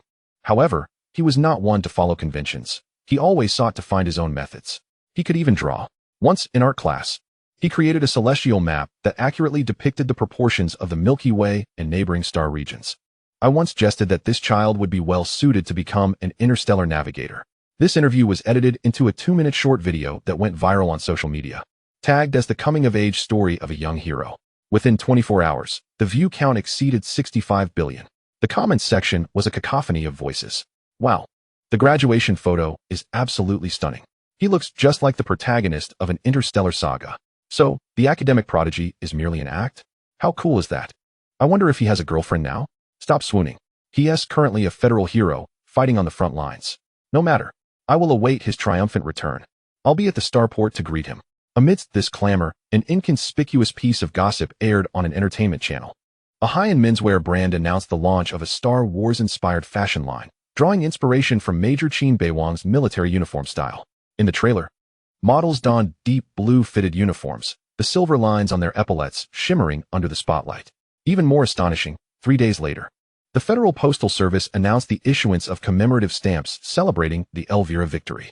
The stamp featured that very graduation photo, set against the backdrop of a battlefield moment illuminated by 24 beams from main cannons. With an initial release of 50 million sets, they sold out within 6 hours. A deification movement, guided by the authorities and propelled by the media, rapidly swept through the long peaceful federal society at an unprecedented pace. At the command headquarters of the First Fleet of the Galactic Star Domain, in the Marshal's office, Qin Qianfan sat behind an expansive desk. 3 different virtual newspapers spread before him. The front pages all bore the same name and the same image. The headline of the Federal Star Sky News read, "The 22-year-old Star Commander, the legendary debut of Major Qin Beiwang." The Military Observer took a more direct approach. Son of Marshal Qin Qianfan achieves fame in one battle, the Imperial subfleet annihilated. Meanwhile, the Capital Star Daily News opted for a more sentimental angle, from underachiever to young hero, the ascension of Qin Beiwang. A gentle knock interrupted the moment as Brigadier General Lin entered, holding a freshly printed report on public opinion analysis. Upon seeing the newspapers on Qin Qianfan's desk, he hesitated. "Marshal," Brigadier General Lin spoke softly, "should we have the news bureau manage the heat? Some reports have begun to exaggerate excessively, which could be detrimental to Lieutenant Colonel Qin's situation on the front lines." Qin Qianfan did not respond immediately. His gaze lingered on the graduation photo of his son, his fingers unconsciously tracing the edge of the image. After a long pause, he finally spoke, his voice calm. No need. However, he knew precisely what he was doing. Interrupting the Brigadier General, Qin Qianfan lifted his gaze. If he cannot withstand this level of public scrutiny, he does not deserve to stand in that position. Brigadier General Lin fell silent. Qin Qianfan rose and walked to the observation window of his office. Outside, the night sky of Capital Star was adorned with a simulated star map of the galactic star domain, countless points of light twinkling quietly. Collect those reports, he instructed. Facing away from the brigadier general, print a copy of each, bind them and place them in the archives, cabinet B47, third floor. That is the cabinet where family memorabilia is stored, already filled with a thick stack of items. Photographs of my late wife, the children's report cards and awards from their childhood to the present, and the last family vacation portrait. Chapter 31, The Wrath of the Empire. Yes, replied Brigadier Lin, turning to leave. Wait, Qin Xianfan called out to him. The marshal turned around, his expression neutral, yet a barely perceptible shift flickered in his eyes. In my personal capacity, send a secure message to the command of the Wanshur Star region. Indicate that the defense relations of the Elvira star system are of great significance, and the Empire may undertake targeted retaliation. Please, Commander Wenningtang, consider reinforcing troop deployment in that area. Do not mention the name Beiwang. Brigadier Lin paused for a moment, then quickly understood. This was his father's way of quietly providing an insurance policy for his son, far away on the front lines. Understood. After the aide departed, silence enveloped the office once more. Qin Xianfan resumed his seat at the desk, fixating on the newspaper featuring his son's youthful and unfamiliar face. In the photograph, Qin Beiwang's eyes were clear, and his smile gentle, a stark contrast to the son he remembered, who was often intoxicated and indifferent to everything, hiding one's true self. The marshal murmured, repeating the term from the report, a faint, almost imperceptible bitter smile appearing at the corners of his mouth. If you truly concealed yourself for 22 years, then you hid it rather deeply. Perhaps war reveals one's darker nature. He deactivated the holographic projection of the newspaper and turned to the mountain of military documents before him. Yet that photograph remained indelibly etched in his mind. While the Federation rejoiced in celebration, the atmosphere at the Empire's Opal Star Region Command was suffocatingly tense. In the command meeting room, the theater of the war zone commander, General Karl von Strauss, sat at the head of the long table, his countenance as dark as iron. On the holographic screen before him, a 43-second Federation propaganda video looped, showcasing the beams from 24 main cannons and the destruction of the Imperial glory, culminating in a freeze frame of the expanding cloud of metallic vapor. On either side of the long table sat 12 senior generals. No one spoke, no one moved. Even their breathing was deliberately subdued. Strauss watched the screen for the 7th time, then slowly raised his hand to turn off the projection. Only the pale light of the stars filtered through the observation window remained in the meeting room. A complete detached fleet, Strauss finally spoke, his voice as cold as ice. 77 starships, over 24,000 Imperial soldiers. In a position of advantage, they were annihilated by a long-range defense fleet from the Federation. His fingers lightly tapped on the alloy table, each tap resonating like a hammer striking the hearts of everyone present. And the opposing commander is a 22-year-old. A mere legacy who attained the rank of major through his father's connections. Shame. Strauss uttered the word softly, yet it caused everyone to instinctively tense their bodies. This was not only the disgrace of Wales, but also a dishonor for the entire Opal Star region and the Empire as a whole. He rose to his feet, his towering figure casting a long shadow across the meeting room. His Majesty the Emperor personally inquired into this matter. The Imperial Council convened an emergency meeting overnight. The Imperial Military Committee has issued a formal command. Strauss paused, his gaze sweeping across each face present. Within 3 months, the Elvira star system must be captured. Qin Beiwang must be either killed or captured. The disgrace must be cleansed with the blood of the Federation. He opened a classified document, projecting it onto the central conference table. To this end, the Theater Command will mobilize the 3 main fleets, Obsidian, Bloodblade, and Iron Curtain, to form a special mixed attack group. Total forces, he glanced at the numbers. 320 starships, including 4 Emperor-class super battleships. A suppressed gasp echoed through the conference room. The Emperor-class battleship is a T5 level starship of the Empire. Commander, a seasoned vice admiral could not refrain from speaking. Is it not excessive to mobilize 3 main fleets? After all, the opposing force is merely a single fleet, with no more than 100 starships. Strauss interrupted him, his eyes icy. Are you questioning me? At this, the vice admiral immediately withdrew his neck. Strauss pointed to the star, marked in blood red on the holographic star map. I want the Federation to understand that the dignity lost by the Empire must be repaid with tenfold blood. I want that brat named Qin Beiwang to know. Strauss's voice lowered, like a viper flicking its tongue. Some victories must be paid for with lives as interest. Orders are given. The Empire's colossal war machine began to rumble into motion. The orbital ring of Shiva glimmered with a cold metallic sheen under the starlight. From a distance, it resembled an exquisite ring encircling the equator of the gray-blue gas giant. The ring's diameter exceeds 150,000 kilometers, with a maximum thickness of 300 kilometers, composed of 12 arc-shaped modules seamlessly connected. The junctions between the modules shimmered with blue-white energy beams. These are the gravitational anchoring fields that maintain the structural stability of the ring. As the Pluto fleet slowly entered the ring's docking area, Qin Beiwang gazed through the observation window at the details of this colossal creation. The outer surface of the ring was covered in a dense array of facilities: docks, warehouses, artillery platforms, communication arrays. Hundreds of large docks resembled gaping steel jaws, 8 of which were already illuminated with working lights, while repair barges scurried around the damaged ships like industrious ants. In several vacant docks, newly laid keels were visible, indicating that new starships were under construction. The inner side of the ring presented a different scene. Through the reinforced glass dome, vast expanses of green could be seen. This was the artificial ecological zone.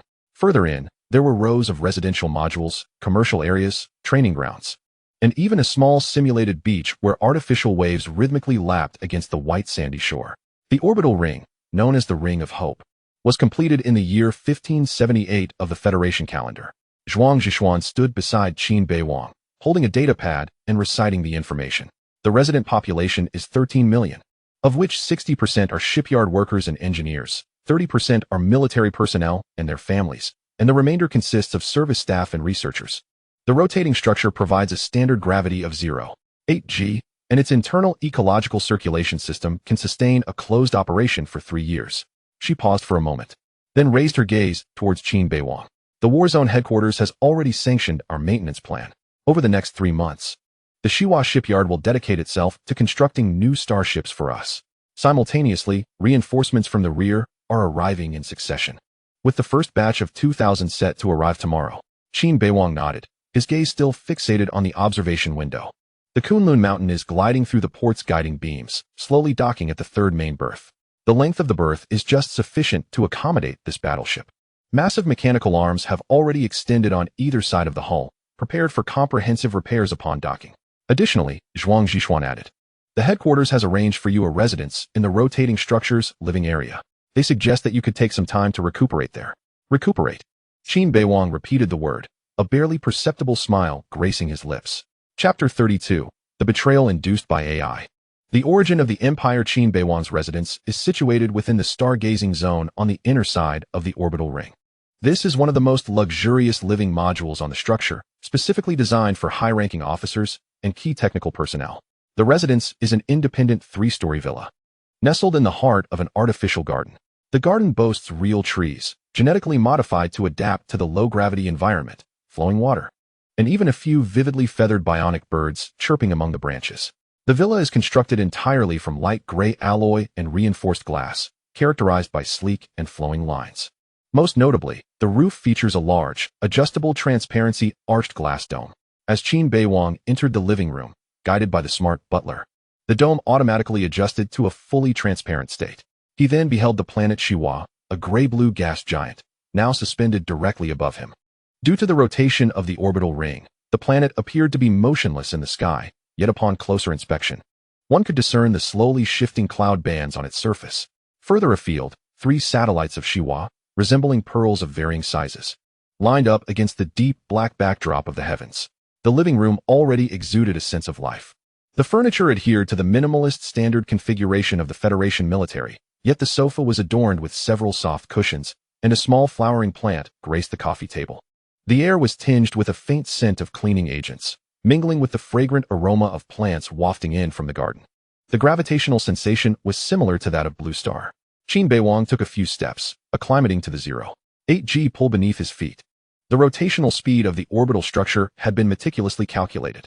The electronic voice of the smart butler emanated from the ceiling. We provide you with a living environment closest to standard gravity. Adjustments can be made at any time. No need. This is just fine, Qin Beiwang interrupted, moving towards the expansive floor-to-ceiling window. Outside lay the public garden of the stargazing zone. Several individuals in casual attire strolled along the paths. Judging by their gait, most appeared to be military personnel or technicians. Everything seemed so tranquil, as if they were not on the front lines. Yet, Qin Beiwang knew that this was merely a facade. Deep within the residential area of the Ring of Hope lies a water park designed in the tropical style reminiscent of the blue planet. Beneath the vast, transparent dome, artificial waves rhythmically crash against the fine white sands. A climate control system maintains the air at a comfortable 28 degrees Celsius, with a gentle mist of sea salt and the fragrance of coconut permeating the atmosphere. Qin Beiwang floats in the shallow waters, eyes closed, allowing the simulated waves to gently caress his body. The water is perfectly warm, its crystal clarity preserved by an advanced filtration system. He can hear the distant laughter of children, the soft whispers of couples, and the soothing background music that plays. An old piano piece from the blue planet drifts through the air, its melody as calming as the afternoon sun. This marks his 32nd day on the ring. Over the past 4 weeks, he has adhered to an almost methodical routine, watching simulated sunrises from the open terrace of his villa in the morning, meandering through the residential area in the afternoon, and settling down to watch films in the evening. At this moment, he takes a deep breath and submerges himself in the water. The underwater world is tranquil. Light filters through the surface, casting shimmering patterns on the pool floor. He swims a few meters slowly before surfacing and wiping his face. A service robot glides over, its mechanical arm holding a dry towel. "Mr. Qin, would you like a drink?" The robot's electronic voice is gentle and natural. Today's special is a simulated coconut juice from the blue planet, enriched with trace electrolytes. Perfect for post-exercise replenishment. "I'll have a cup," he replies, taking the towel and leaning against the edge of the pool. The robot's chest panel opens, and a mechanical arm deftly operates the built-in beverage dispenser. 30 seconds later, it presents him with a glass of milky white liquid, droplets of water clinging to its surface. Qin Beiwang takes the cup and sips. The flavor is remarkably authentic, rich with coconut essence, balanced by just the right amount of sweetness and a hint of salty sea. "Is your technology capable of such sophistication?" he inquires, observing the robot's fluid movements. "When I served in the fleet, the ship's service system was as clumsy as an antique from centuries past." The blue light of the robot's head sensor flickers slightly. The residential area permits the use of advanced service AI, Model GX7. "We are equipped with a comprehensive bionic learning module and an emotional simulation system, capable of understanding and responding to 95 of daily human interactions." Yet on the starship, Qin Beiwang sets down his cup. Even the automated navigation systems require 3 operators for monitoring. Why is that? The robot's sensors dim momentarily, as if retrieving information.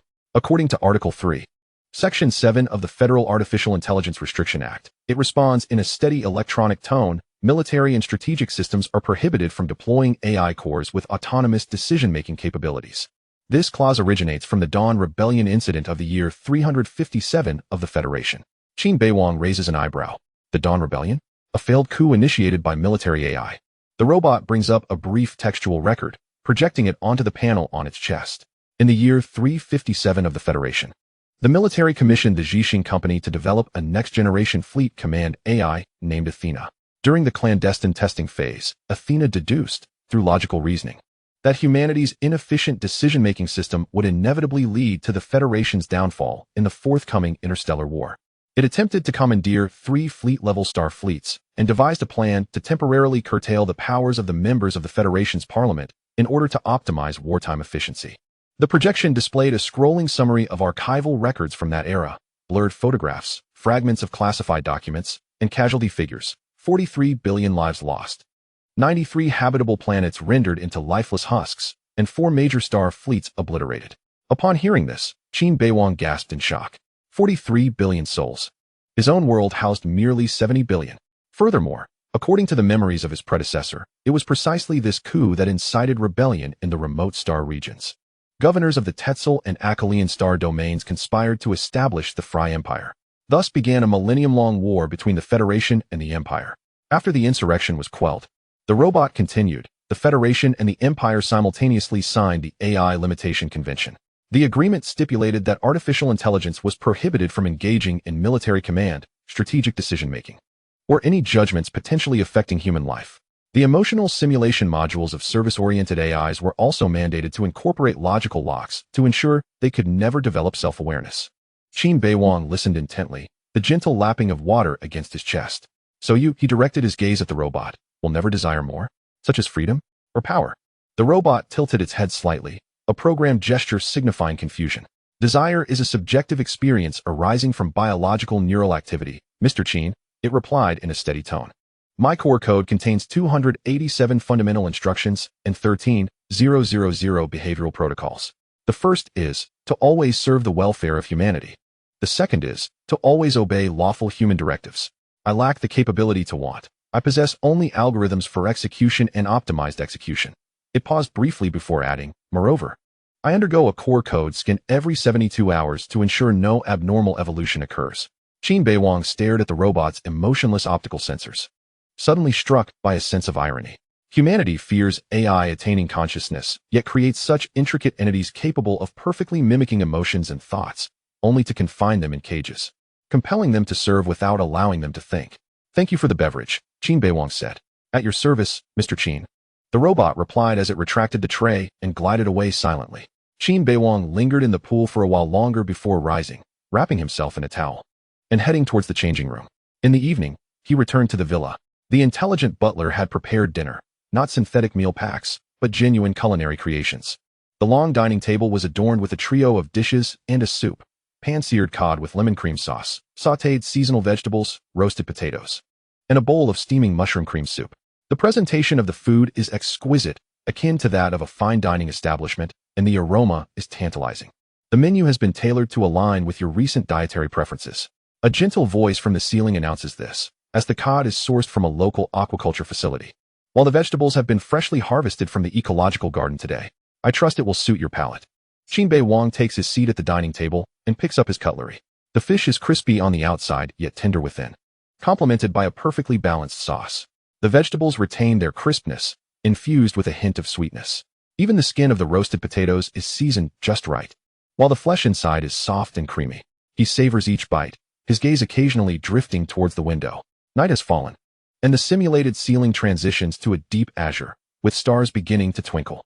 These constellations are modeled after authentic star charts, deliberately obscuring the military zones surrounding the Elvira star system to alleviate unnecessary anxiety among the residents.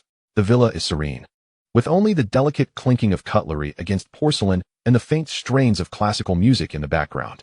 This tranquility stands in stark contrast to the incessant alarms on the command bridge, the ever-refreshing data on the tactical screen, and the potential for cannon fire lurking in the depths of space. Upon finishing his last bite, Qin Beiwang sets down his cutlery. The butler glides over at an opportune moment to clear the table. Would you like a post-meal beverage? Today, we have authentic Longjing tea imported from the Blue Planet. Or if you wish to explore other options. Suddenly, his personal terminal vibrates. It is not an ordinary message, but a highly prioritized encrypted communication request. Sender, Zhuang Zhixian. Qin Beiwang's expression remains unchanged. He gestures for the butler to wait, rising to walk towards his study. The door closes automatically behind him, activating the soundproofing system.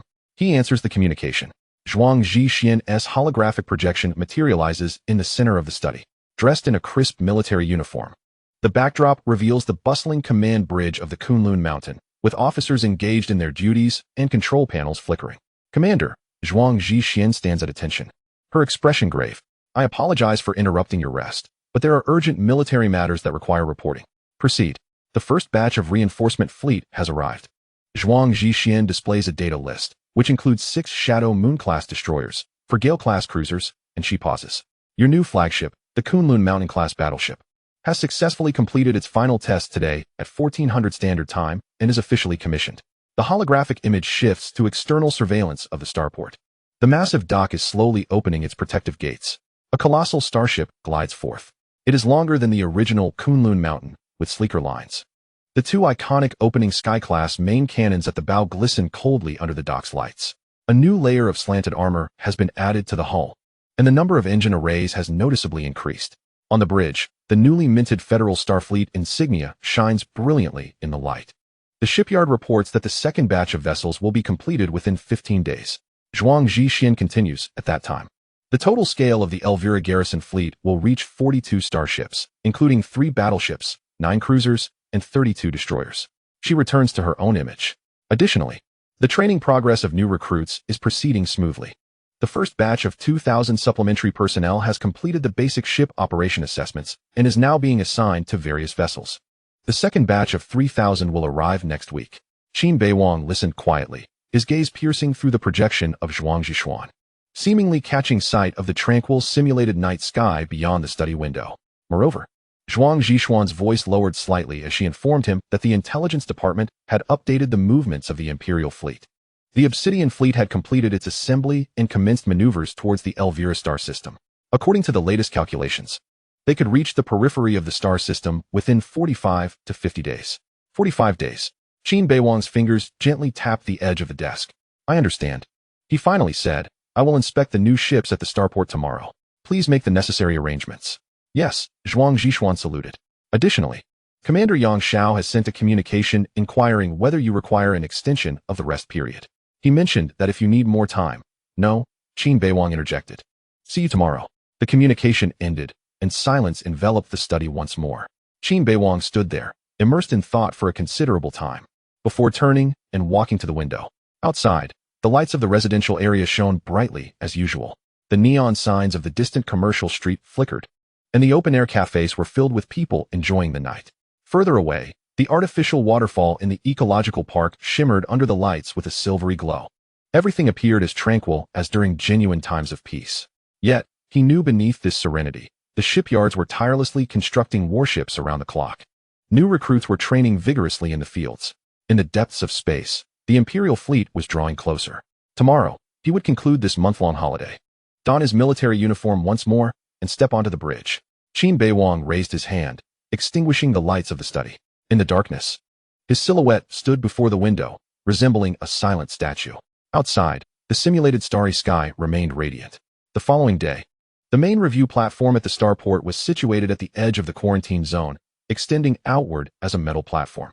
From this vantage point, one could gaze into the unfathomable void ahead, while behind lay the soft canopy of the residential area, and below, the Iron Fleet stood ready for deployment. As Qin Beiwang stepped onto the review platform, Zhuang Zhishuan and a cadre of senior officers were already lined up in wait. Chapter 34. The Kunlun Mountain Modification.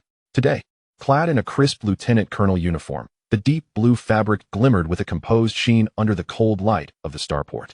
The silver stripe on his epaulette and the 2 gold stars had been meticulously polished, and he wore no medals on his chest.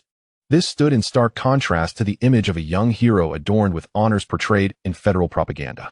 The fleet is fully prepared, Lieutenant Colonel. Zhuang Zhishuan stepped forward. Saluting to report. Qin Beiwang returned the salute, his gaze sweeping over the platform below. At this moment, 27 starships were docked in the main berth area, arrayed in a neat wedge formation. At the forefront was the newly modified battleship Kunlun Mountain, its hull extending 30 meters longer than the original flagship, with its armor sloped and redesigned to present a matte texture with low detectability on optical sensors. Beneath the 2 iconic Kaitian-class main guns at the bow, 4 new arrays of secondary artillery had been added.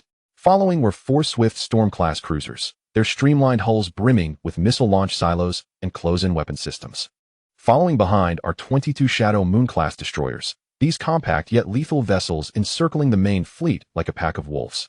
Each starship boasts a line of crew members stationed at its side. The newly assigned 2,000 soldiers stand at the forefront, predominantly youthful, many of their faces illuminated with excitement and curiosity. When Colonel Qin Beiwang appeared at the front of the reviewing stand, a subtle stir coursed through the ranks. The colonel appeared even younger than in the images. He single-handedly brought down 5 of the Empire's flagship vessels. Whispers, though inaudible in the vacuum, were palpable through the exchanged glances and slightly leaned forward postures of the soldiers, conveying a clear sense of exhilaration and reverence. Qin Beiwang gazed at them in silence for a full 10 seconds before activating the all-frequency communication, not in the fervent tone of a rousing speech, but rather with a steely voice akin to that of announcing battle reports. Soldiers, he intoned, and the murmurs dissipated instantly. I have reviewed your files. His gaze slowly traversed the front row of the ranks. 73 of you hail from the rear star systems. This is your first venture to the front lines. 41 are fresh recruits, having just completed basic training, yet have never truly witnessed war. Among the remainder, most have only engaged in skirmishes while patrolling the borders, chasing away a few smugglers. His voice was steady, yet each word pierced like an icicle. I understand your current excitement. You have beheld new starships, witnessed the heroes from the propaganda reels, and feel you are on the brink of becoming part of a legend. He paused momentarily. Allow me to elucidate what war truly entails. He raised his hand, gesturing towards the rear ranks where several aging ships, recently repaired, lay anchored, their hulls still bearing the scars of battle. The side armor of the Lightning bore a 100-meter-long molten scar, a testament to a direct hit from an Imperial plasma cannon. Another cruiser was pockmarked with dents, the remnants of missile shrapnel. War is what occurred within that cruiser beside you, where 300 officers perished in 30 seconds as the vacuum and frigid temperatures claimed their lives after the shields failed. It is the predecessor of the destroyer beneath your feet, which was cleaved in two during the Battle of Agbat, its reactor detonating in a cataclysm that transformed the vessel into a cloud of metallic vapor 50 kilometers in diameter. Not even their remains could be found. A profound silence enveloped the assembly. The young soldiers' faces began to pale. War is when you press the main cannon's trigger, fully aware that you are extinguishing the lives of hundreds aboard another ship. Those individuals, much like yourselves, possess families and dreams, albeit clad in different uniforms. It is when your bridge is breached, and you must watch as comrades are vaporized by beams of energy, yet you must continue to operate the console. For the battle is far from over. Qin Beiwang took a step forward. There are no heroes in war, only those who survive and those who do not. And the sole reason you stand here today is that we require more survivors to transform more enemies into the fallen. He then deactivated the all-frequency communication, shifting to a secure channel accessible only to the officers. Captains, bring your men aboard. 3 hours later, the first round of live exercises commenced. I expect to witness fire coordination, emergency maneuvers, and damage control, all adhering to the standards of a real battlefield. Should any individual falter, resulting in their vessel sustaining the highest combat losses, they shall undergo an additional 8 hours of training tomorrow. With the order issued, the formation began to disperse in an orderly manner, yet the atmosphere had shifted dramatically. The earlier excitement and commotion had vanished, replaced by a heavy, solemn air infused with genuine fear. Zhuang Zhishuan approached Qin Beiwang, whispering, "Commander, is this not too harsh? After all, they are merely recruits." "It is the recruits who must grasp the truth," Qin Beiwang replied, observing the backs of the young soldiers boarding the ship. False hope could lead to their demise on the battlefield, as well as that of their comrades. He turned and made his way towards the passage leading to the dock area. "Let us proceed to inspect our new ship." The Kunlun Mountain, now renamed, appeared as rejuvenated on the inside as it did on the outside. As Qin Beiwang traversed the main corridor, he stepped upon anti-static alloy grating, with pipeline interfaces and emergency panels neatly arranged along the walls. The lighting system had been upgraded to a soft, cool white, ensuring brightness without being harsh on the eyes. The air circulation system operated almost silently, emitting merely a faint hum. The hull structure has been reinforced by 15%, introduced Chief Engineer Wu Tao, a technical officer in his 50s. The thickness of the main armor belt has increased, yet we have reduced the weight by 8% through the use of new materials. Additionally, we have redesigned the energy pipeline layout, decreasing the main cannon's continuous firing interval from 45 seconds to 37 seconds. The group arrived at the bridge, where the alterations were even more significant. The previously cramped control station had been reconfigured, providing a more spacious environment. The main tactical screen had transitioned from a single panel to an immersive 3-panel display, capable of simultaneously showcasing various regional situations. Each workstation's seating had been enhanced with shock absorption and life support systems, ensuring a higher survival probability for the bridge crew in the event of a hull breach. In accordance with your earlier request, Wu Tao gestured toward a newly added independent chamber at the rear of the bridge. We have established a tactical analysis center. 6 quantum processors can independently conduct battlefield simulations without utilizing main system resources. Qin Beiwang nodded and approached the captain's chair, resting his hand on the armrest. The seat automatically adjusted its height and angle to accommodate his physique. "Excellent," Qin Beiwang remarked, then shifted his tone. "However, it is insufficient." Wu Tao paused, momentarily perplexed. "Does the colonel mean?" "I require several specialized models of vessels," Qin Beiwang responded, calling forth the holographic design interface to begin sketching rapidly. The first type, a high-speed reconnaissance ship, omitting heavy firepower, thick armor, and even shields can be diminished. Allocate all saved mass and energy towards the engines and sensors. Chapter 35, Proactive Strike. He marked the parameters on the screen. The speed must achieve at least 18 times that of a standard cruiser. The passive detection array should incorporate the most advanced quantum gradient sensors and broad-spectrum harmonic receivers. The internal structure of the hull must reserve space to carry at least 50 small passive detection buoys. Wu Tao furrowed his brow as he scrutinized the design draft. This configuration possesses almost no self-defense capabilities. Once detected, it becomes a sitting duck.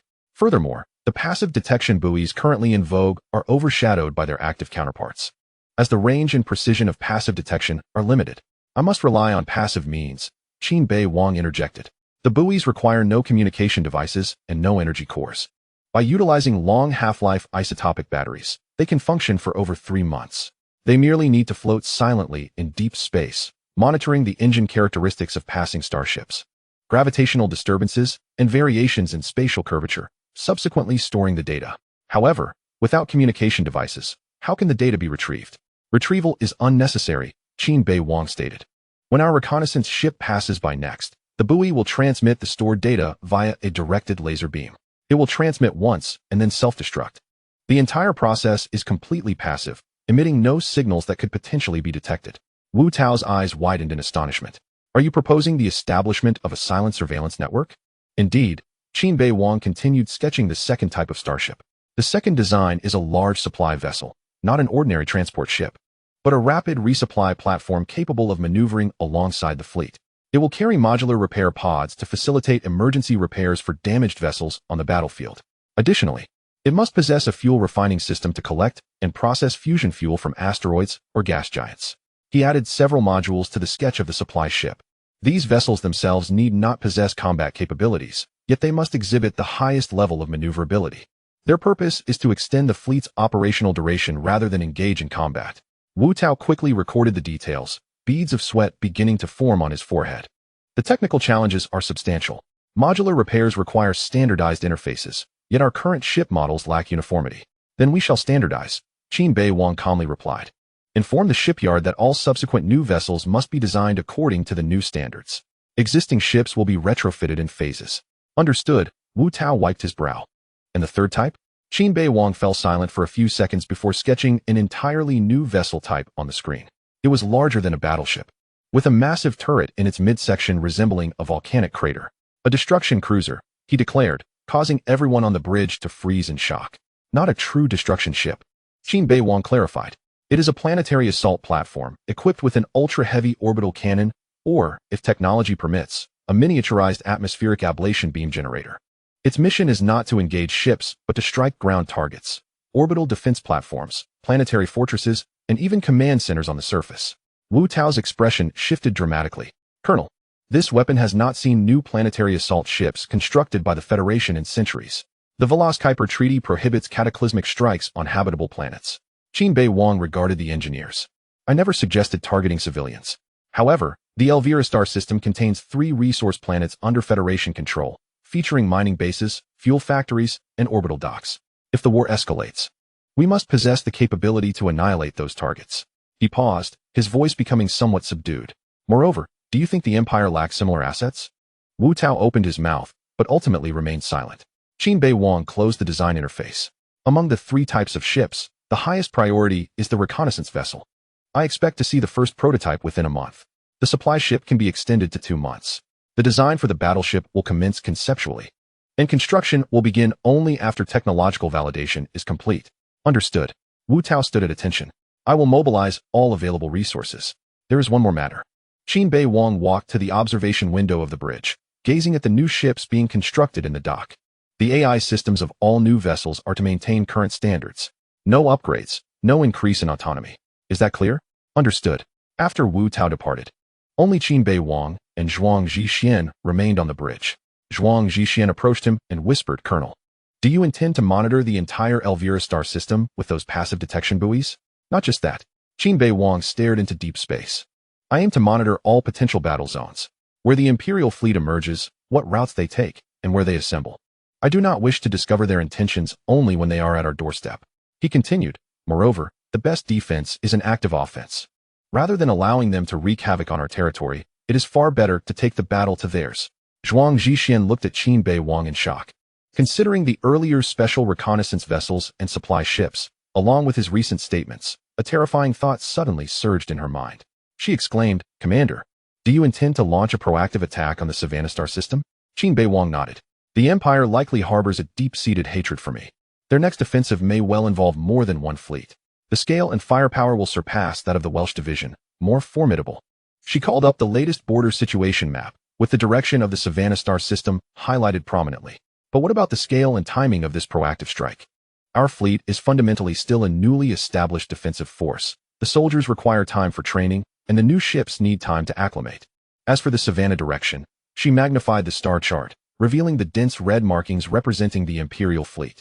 The Obsidian division is a tough opponent, and more critically, recent hyperspace fluctuations and reports of anomalies in civilian shipping routes indicate that the Empire is reinforcing that area. They are evidently preparing for a large-scale operation, likely aimed at our Elvira star system or the neighboring regions. She turned to face Qin Beiwang directly. In this context, would it not be overly reckless to strike proactively, given our current strength and condition? Should we not first solidify our defenses while accelerating the construction and training of those special vessels you just outlined, waiting for a more opportune moment, or at least for clearer reinforcements in the war zone? Qin Beiwang finally withdrew his gaze from the window, resting it on Zhuang Zhixian's face. His expression remained calm, perhaps too calm. Your analysis is accurate. The Empire's gathering at Savannah is unmistakably intentional. He approached the central tactical console, calling forth another set of data, a simulation of the Imperial Border Fleet's activities over the past 6 months, layered over the real-time situation map held by Zhuang Zhixuan. Observe their assembly patterns. They mobilize in batches from different star domains, constructing formations around the obsidian. Completing the final integration will require at least 60 to 90 days. This marks the phase when their forces are most dispersed and their command chain most vulnerable. Chapter 36. The 7 subordinate fleets. He pointed to several gravity anomalies situated between Elvira and Savannah. If we remain passive in 90 days, we will be confronted with a monolithic Imperial assault cluster ready for battle. By then, even the most fortified defenses would crumble under the relentless onslaught of superior forces. Reinforcements to the theater? The main battlefield will be under greater strain, and what can be spared for us will be merely symbolic. Thus, we must act within these 90 days. Qin Beiwang's fingertip traced a line on the star map, extending a dashed line from Elvira, not directly towards the main star of Savannah, but circumventing the front to strike at the lateral connections and logistical channels of the Imperial forces. Instead of confronting the obsidian head-on, we will exploit our speed and intelligence advantage to strike at their vulnerabilities before they fully encircle us, targeting supply lines, communication relays, and the yet-to-be-positioned second-line fleets. We will harass, sever, and delay, igniting the battlefield on their territory, disrupt their timetable, compelling them to deploy unprepared forces prematurely or to scatter their strength in response to our actions. He turned to Zhuang Zhixuan. This maneuver requires exceptional mobility, endurance, and, most crucially, intelligence.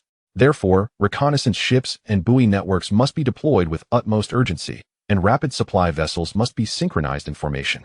As for the planetary assault ships, he paused. They are a contingency for worse scenarios. But our soldiers, the proportion of new recruits is too high, Zhuang Zhixuan insisted. Such high mobility, high-risk operations behind enemy lines demand rigorous training for both the commanding officers and the enlisted personnel. Qin Beiwang interrupted her, his tone leaving no room for dissent. Every remaining minute must be dedicated to high-intensity training that closely mimics real combat. Simulators will operate at full capacity, with training focused on small unit infiltration behind enemy lines, rapid maneuvers, disengagement in skirmishes, and swift coordination with supply vessels. There is no time for a gradual approach. He seemed to perceive the doubts lurking in Zhuang Zhixuan's eyes and fell silent for a few seconds before slowly adding, as for the rest, focus on what is within your purview. Progress will soon be made regarding fleet composition and equipment. Zhuang Zhixuan discerned the unspoken weight in his words. A complex amalgamation of resolve and something heavier. Time slipped away rapidly amidst the tense preparations for battle. Qin Beiwang fulfilled his promise, plunging the fleet into a grueling training regimen. The simulated loss rates soared to alarming heights. Complaints echoed throughout. Yet after several simulations led personally by Qin Beiwang, where nearly impossible tactical maneuvers turned defeat into victory, an atmosphere of mingled awe, pressure, and subtle anticipation began to permeate the fleet. Simultaneously, the fleet structure was being bolstered and adjusted at an astonishing pace. The dock operates ceaselessly, with newly launched vessels swiftly integrated according to updated standards. News from Wutao indicates that the prototype of the first Wing-class reconnaissance ship has completed hull assembly 3 days ahead of schedule and has entered the outfitting phase. Despite encountering considerable resistance, the implementation of the modular standards for fast supply ships has begun to take shape, aided by Qin Beiwang's resolute stance and a tacit approval from the logistics department of the theater. On a certain day, 2 months later, when the latest fleet readiness report was presented to Qin Beiwang, he paused momentarily, even surprised. The report revealed that, in addition to the directly subordinate fleet, 7 subordinate fleets had fully formed, named according to his specifications after the Big Dipper: Tianshu, Tianxian, Tianji, Tianquan, Yuheng, Kaiyang, and Yaoguang. A total of 120 starships now constituted a multi-layered assault array, combining firepower, mobility, and depth. Although the new recruits remained inexperienced, they had at least begun to execute basic tactical coordination within the simulators. However, what truly elicited a hushed gasp from the bridge was the enormous silhouette that had just arrived at the Elvira system's outer dock after a hyperspace jump. Through the observation windows and high-definition monitors, everyone beheld the colossal vessel. It dwarfed any battleship in the fleet. Its sleek and powerful lines adorned with a cold gray special coating that reflected little light under the star's rays. The striking emblem of a falcon encircling stars and olive branches on the side, along with the simple CVNT-5 designation below, seemed to enchantingly silence the room. Qilin-class assault carrier? Murmured a seasoned operations officer beside Zhuang Zhishuan, his voice dry. More data began to flood in. Each carrier was standardly equipped with 4 squadrons of 5th-generation Swift V-type space fighters, totaling over 1,000 of the most advanced aircraft. This was a special allocation of additional equipment approved by the Theater Command to enhance the defense and emergency response capabilities of the Pluto fleet jurisdiction. A hush fell over the bridge, which then erupted into a low hum of discussion, excitement, disbelief, and confusion intertwined. Everyone understood that such advanced equipment was not easily attainable for a border garrison fleet, let alone a typical main battle detachment. This could not merely be explained as an enhancement of defense. Qin Beiwang gazed at the silent carrier on the screen, his expression devoid of surprise, only imbued with profound calm. The arrival of pressure and resources was akin to 2 sides of the same coin. He raised his hand to quell the chatter. Accept the equipment and expedite the pilot adaptation training for carrier-based aircraft, along with integration exercises for the carrier battle group. His command was delivered with a steady tone, as if the T-5 carrier were merely an ordinary destroyer. The fleet had been armed to the teeth, exceeding everyone's expectations. Yet, the path ahead did not become smoother, rather.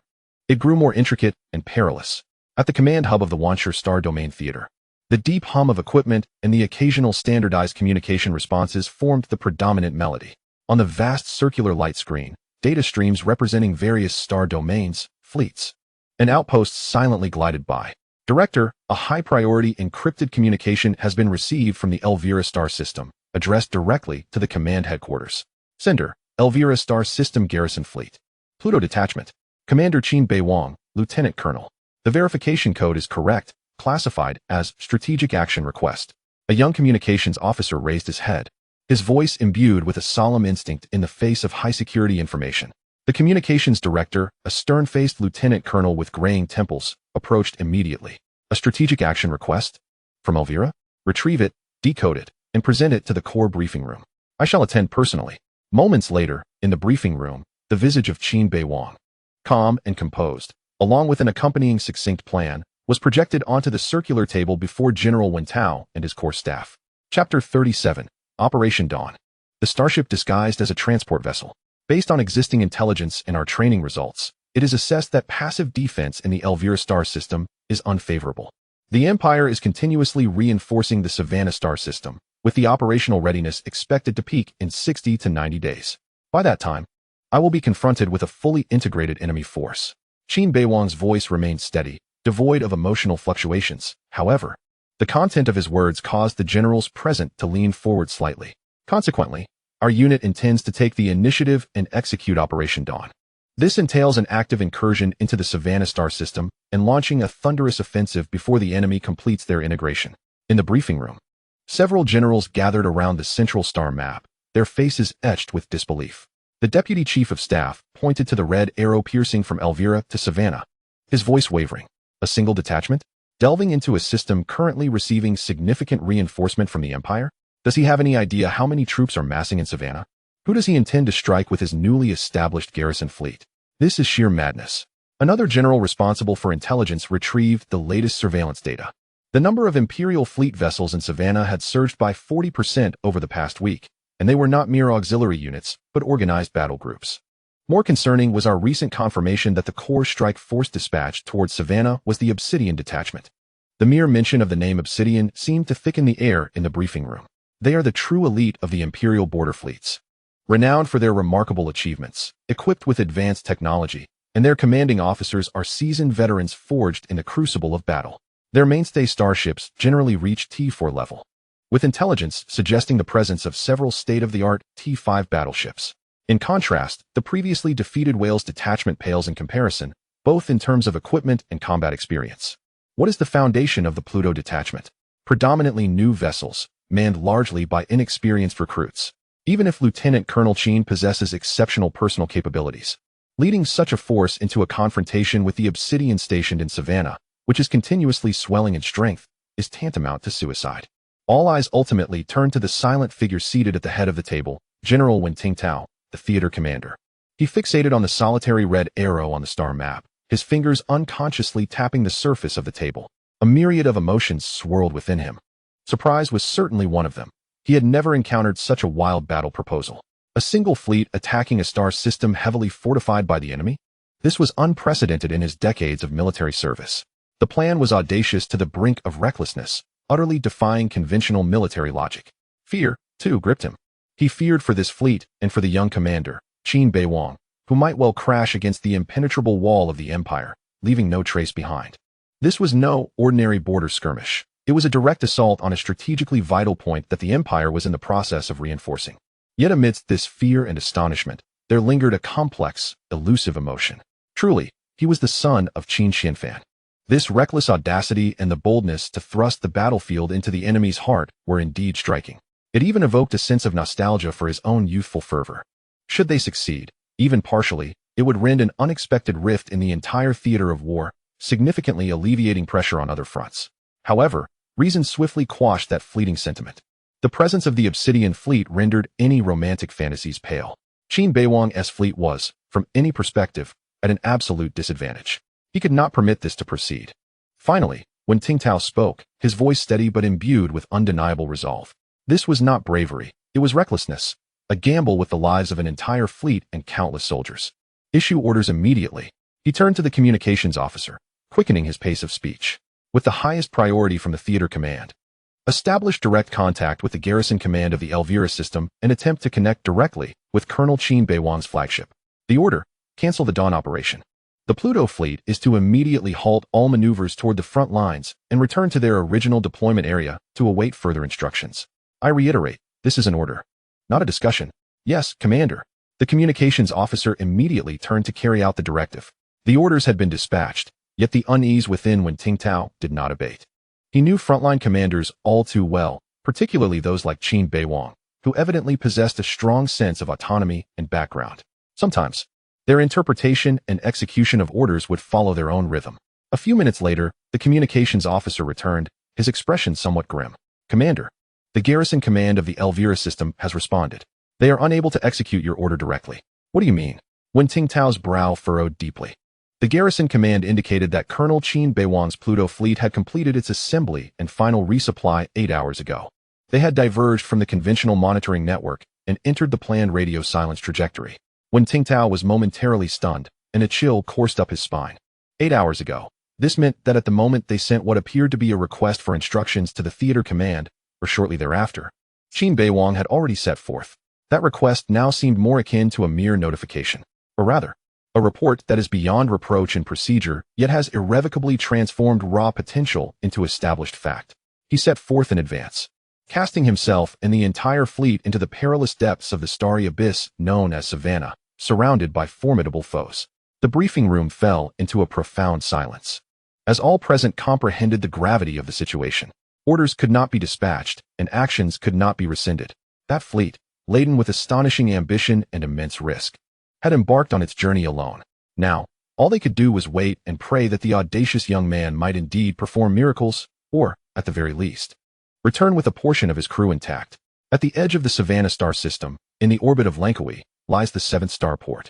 The colossal spaceport clings to a grayish-brown asteroid like a metallic spider's web.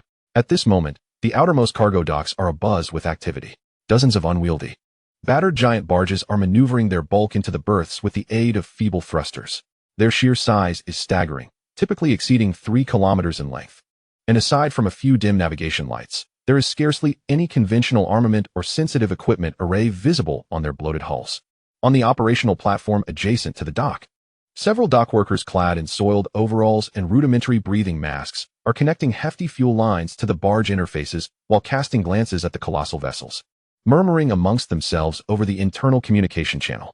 Good heavens, these things are enormous. I've never seen a barge of this model before, muttered a young worker. Look at that structure. It resembles something designed for transporting ore or ice asteroids. Yet the interface standards seem a bit peculiar. Whatever the case, we're instructed to fuel them. So fuel them we shall. If they require compressed air, we shall provide it, replied an older foreman, scrutinizing the pressure gauges. But why are so many arriving at once? Have they discovered a new major vein that necessitates transit through here? This doesn't seem like an ordinary mining vessel. Another worker squinted, attempting to discern some indistinct, seemingly altered old insignias on the barge's hull. It feels more robust, doesn't it? And listen, the weight displayed by the dock's fixed anchor chains is alarmingly high. This is not merely the weight of an empty vessel. Although their discussions were confined to a small group channel, they nonetheless attracted the attention of several Imperial Army soldiers stationed nearby. A sergeant, his demeanor stern and uncompromising, strode over and, without ceremony, rapped the foreman's helmet. In a gruff voice, he admonished, "Hey, what are you chattering about? Get back to work. Keep your eyes on the task at hand and refrain from speculation. These are heavy engineering barges, transporting specialized equipment, understand? Fuel them to the standard line. Complete other maintenance tasks as per the checklist, report immediately upon completion. And vacate this dock area. This sector is now under military jurisdiction. Any unnecessary words or actions will be considered as prying into military secrets." The workers promptly fell silent, bowing their heads and hastening their efforts. The sergeant let out a cold snort, his vigilant gaze sweeping over the silent barges, his hand resting firmly on the grip of his energy weapon at his waist. They were unaware, and could never fathom, that within the largest and most unremarkable barge, a completely different scene unfolded. Beneath its rough and heavy exterior lay a smooth composite armor. Amidst the chaotic pipes and external structures, advanced sensor arrays and point defense turret bases were cleverly concealed. The vast interior of the vessel was not a cargo hold, but rather an orderly hangar, an ammunition depot, and an energy distribution center. At its core, brightly illuminated and adorned with various tactical screens and command terminals, stood the bridge. Colonel Zane Barrett, commander of the Bloodblade Fleet, occupied the center of the bridge. He was tall, with a prominent scar etched across his face. At that moment, he gazed with unabashed admiration at a humanoid projection. Tall, indeed tall, Lancaster. His voice resonated loudly, echoing throughout the spacious bridge. Disguised as these slow and unsightly mining barges, we are languidly gliding along secondary routes. The Federation's hidden reconnaissance ships and monitoring stations probably can't be bothered to glance our way. They must think that reinforcements for Savannah consist solely of your Obsidian fleet making a grand entrance. Beside him stood Colonel Ryan Lancaster, commander of the Obsidian fleet. In contrast to Zane's rugged demeanor, Lancaster appeared composed and calm. He smiled slightly, his gaze sweeping across the external images displayed on the main screen, revealing the serene starry expanse surrounding the spaceport. Strength must sometimes be displayed openly to instill fear. Lancaster spoke in a measured tone, yet at other times, it must remain concealed, waiting for the opportune moment to strike decisively. Zane, your Bloodblade fleet excels in aggressive assaults, while the Iron Curtain fleet. He turned his attention to a silent female projection on the opposite side of the bridge and continued, is adept in defense and blockade. Our three fleets possess distinct characteristics. If we all transition into the fray simultaneously, our energy signatures will be far too conspicuous. The Federation is not blind. He then brought up the strategic map of the Savannah system, clearly displaying the key points where the Obsidian fleet was openly stationed. The Bloodblade and Iron Curtain fleets, however, were like venomous snakes lurking in the shadows, gradually making their way to the Savannah system. My advance forces have already reached Lankawi. Once my subordinate fleets and the Iron Curtain fleet arrive, we shall gather our superior forces to launch an assault on the Elvira system. Colonel Barrett exclaimed with excitement. No sooner had he spoken than a cool, detached voice emerged from the tactical station on the other side. You're making a mountain out of a molehill. It was Colonel Isabella Marlowe, commander of the Iron Curtain fleet. She did not lift her gaze. Her slender fingers, marked with fine scars, continued to glide swiftly over the data screen before her. Tall and slender, her silver-gray hair was impeccably styled, and her expression was stern.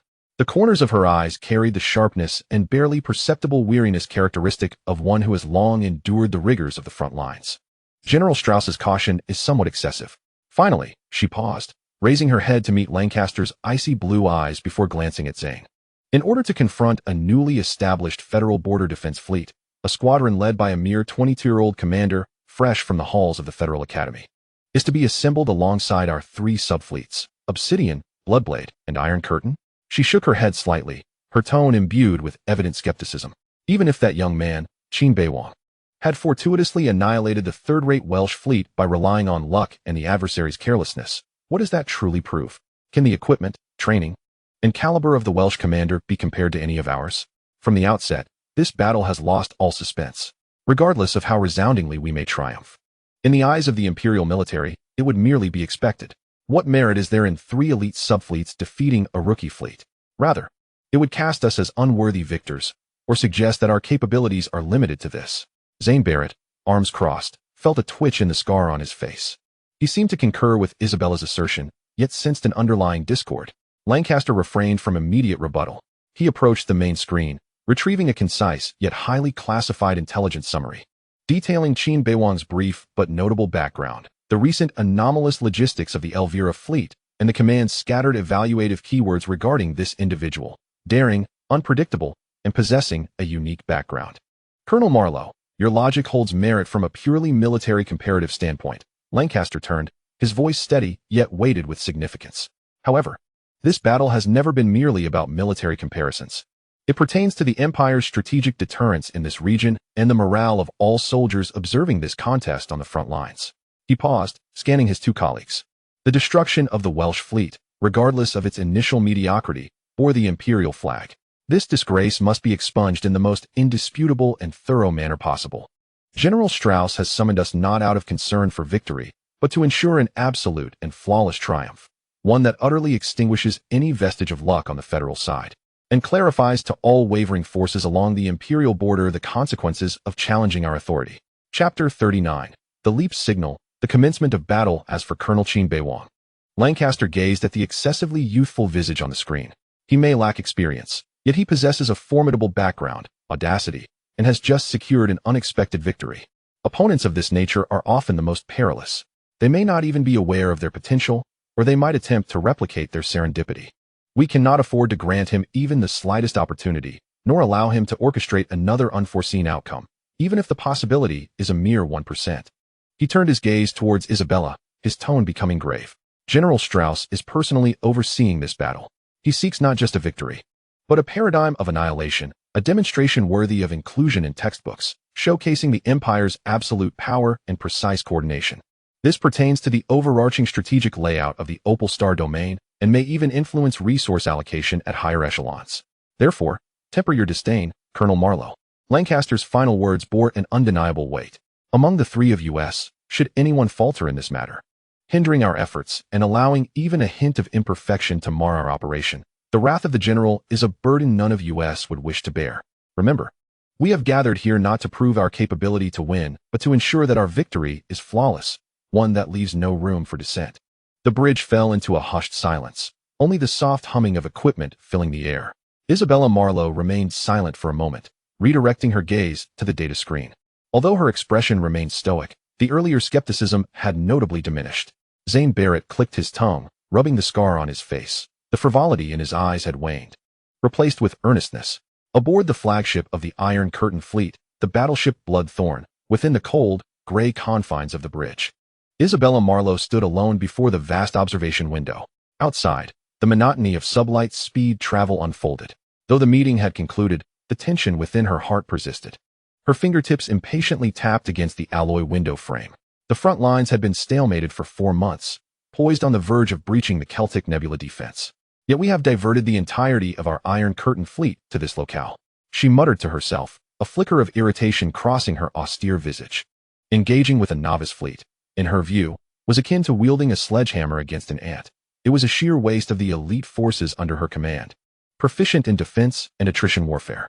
Nevertheless, Lancaster's words, particularly regarding General Strauss's will, compelled her to suppress her dissatisfaction. Relay to all ships. She commanded her aide without turning around. Maintain our course and proceed as planned towards the Savannah system. Upon reaching the designated coordinates, enter full spectrum silence. No vessel shall disengage stealth or activate active sensors without my direct order. Understood, Commander. She could only comply with the orders, even though she still believed this was akin to using a cannon to swat a mosquito. In the Savannah system, at the Empire's 17th monitoring station, a shrill alarm pierced the air. Report. Transition signal detected. Intensity confirmed at battleship level. Coordinates. L7, N12, S22. All 3 points have appeared simultaneously. The monitor's voice rose in astonishment. The information was transmitted to the flagship Obsidian fleet, the Indomitable Barrier, in mere seconds. On the bridge of the Indomitable Barrier, Ryan Lancaster stared at the 3 solitary yet blinding red markers on the tactical screen. For the first time, a clear shock marred his typically composed demeanor. A direct transition? To drop a battleship right beneath our noses without any prior reconnaissance? He could scarcely believe his eyes. This violated the most fundamental principles of tactical wisdom. The brief period of chaos following a transition is when a ship is most vulnerable. Any seasoned commander would opt for a safer entry or, at the very least, send smaller vessels to scout ahead. Is he truly fearless or merely a reckless madman? Lancaster's nerves instantly tightened. Qin Beiwang's audacity surpassed his expectations. Yet, the shock lasted less than 2 seconds before Lancaster's gaze transformed into a razor-sharp focus. Deploy the amethyst, sapphire, emerald, ruby, jade, and emerald fleets immediately. Proceed to these 3 transition points. Remember, hold them, latch on, but do not rush into a decisive battle. Ascertain whether there are any subsequent transition forces. His words flowed rapidly, his mind racing. All units of the direct fleet, enter combat readiness level 1, preheat the engines, and be prepared for a swift advance in the direction I designate. I must determine whether these 3 battleships are bait or the vanguard of his main assault. Regardless of the scenario, Qin Beiwang's reckless entrance has provided him with an excellent opportunity for encirclement. If only these 3 ships are present, then they shall be consumed. If the main force follows closely behind, then his 6 subordinate fleets can buy time for a decisive encirclement. Send a message to the Gorgon. Lancaster commanded. Inform Colonel Barrett that the Federal fleet has made an early appearance, in an unusual scale and manner. Orders have reached the Bloodblade Fleet Unit in Savannah. Converge on my position immediately and prepare for battle. The follow-up fleet is accelerating towards us. The disguised transport ship Gorgon.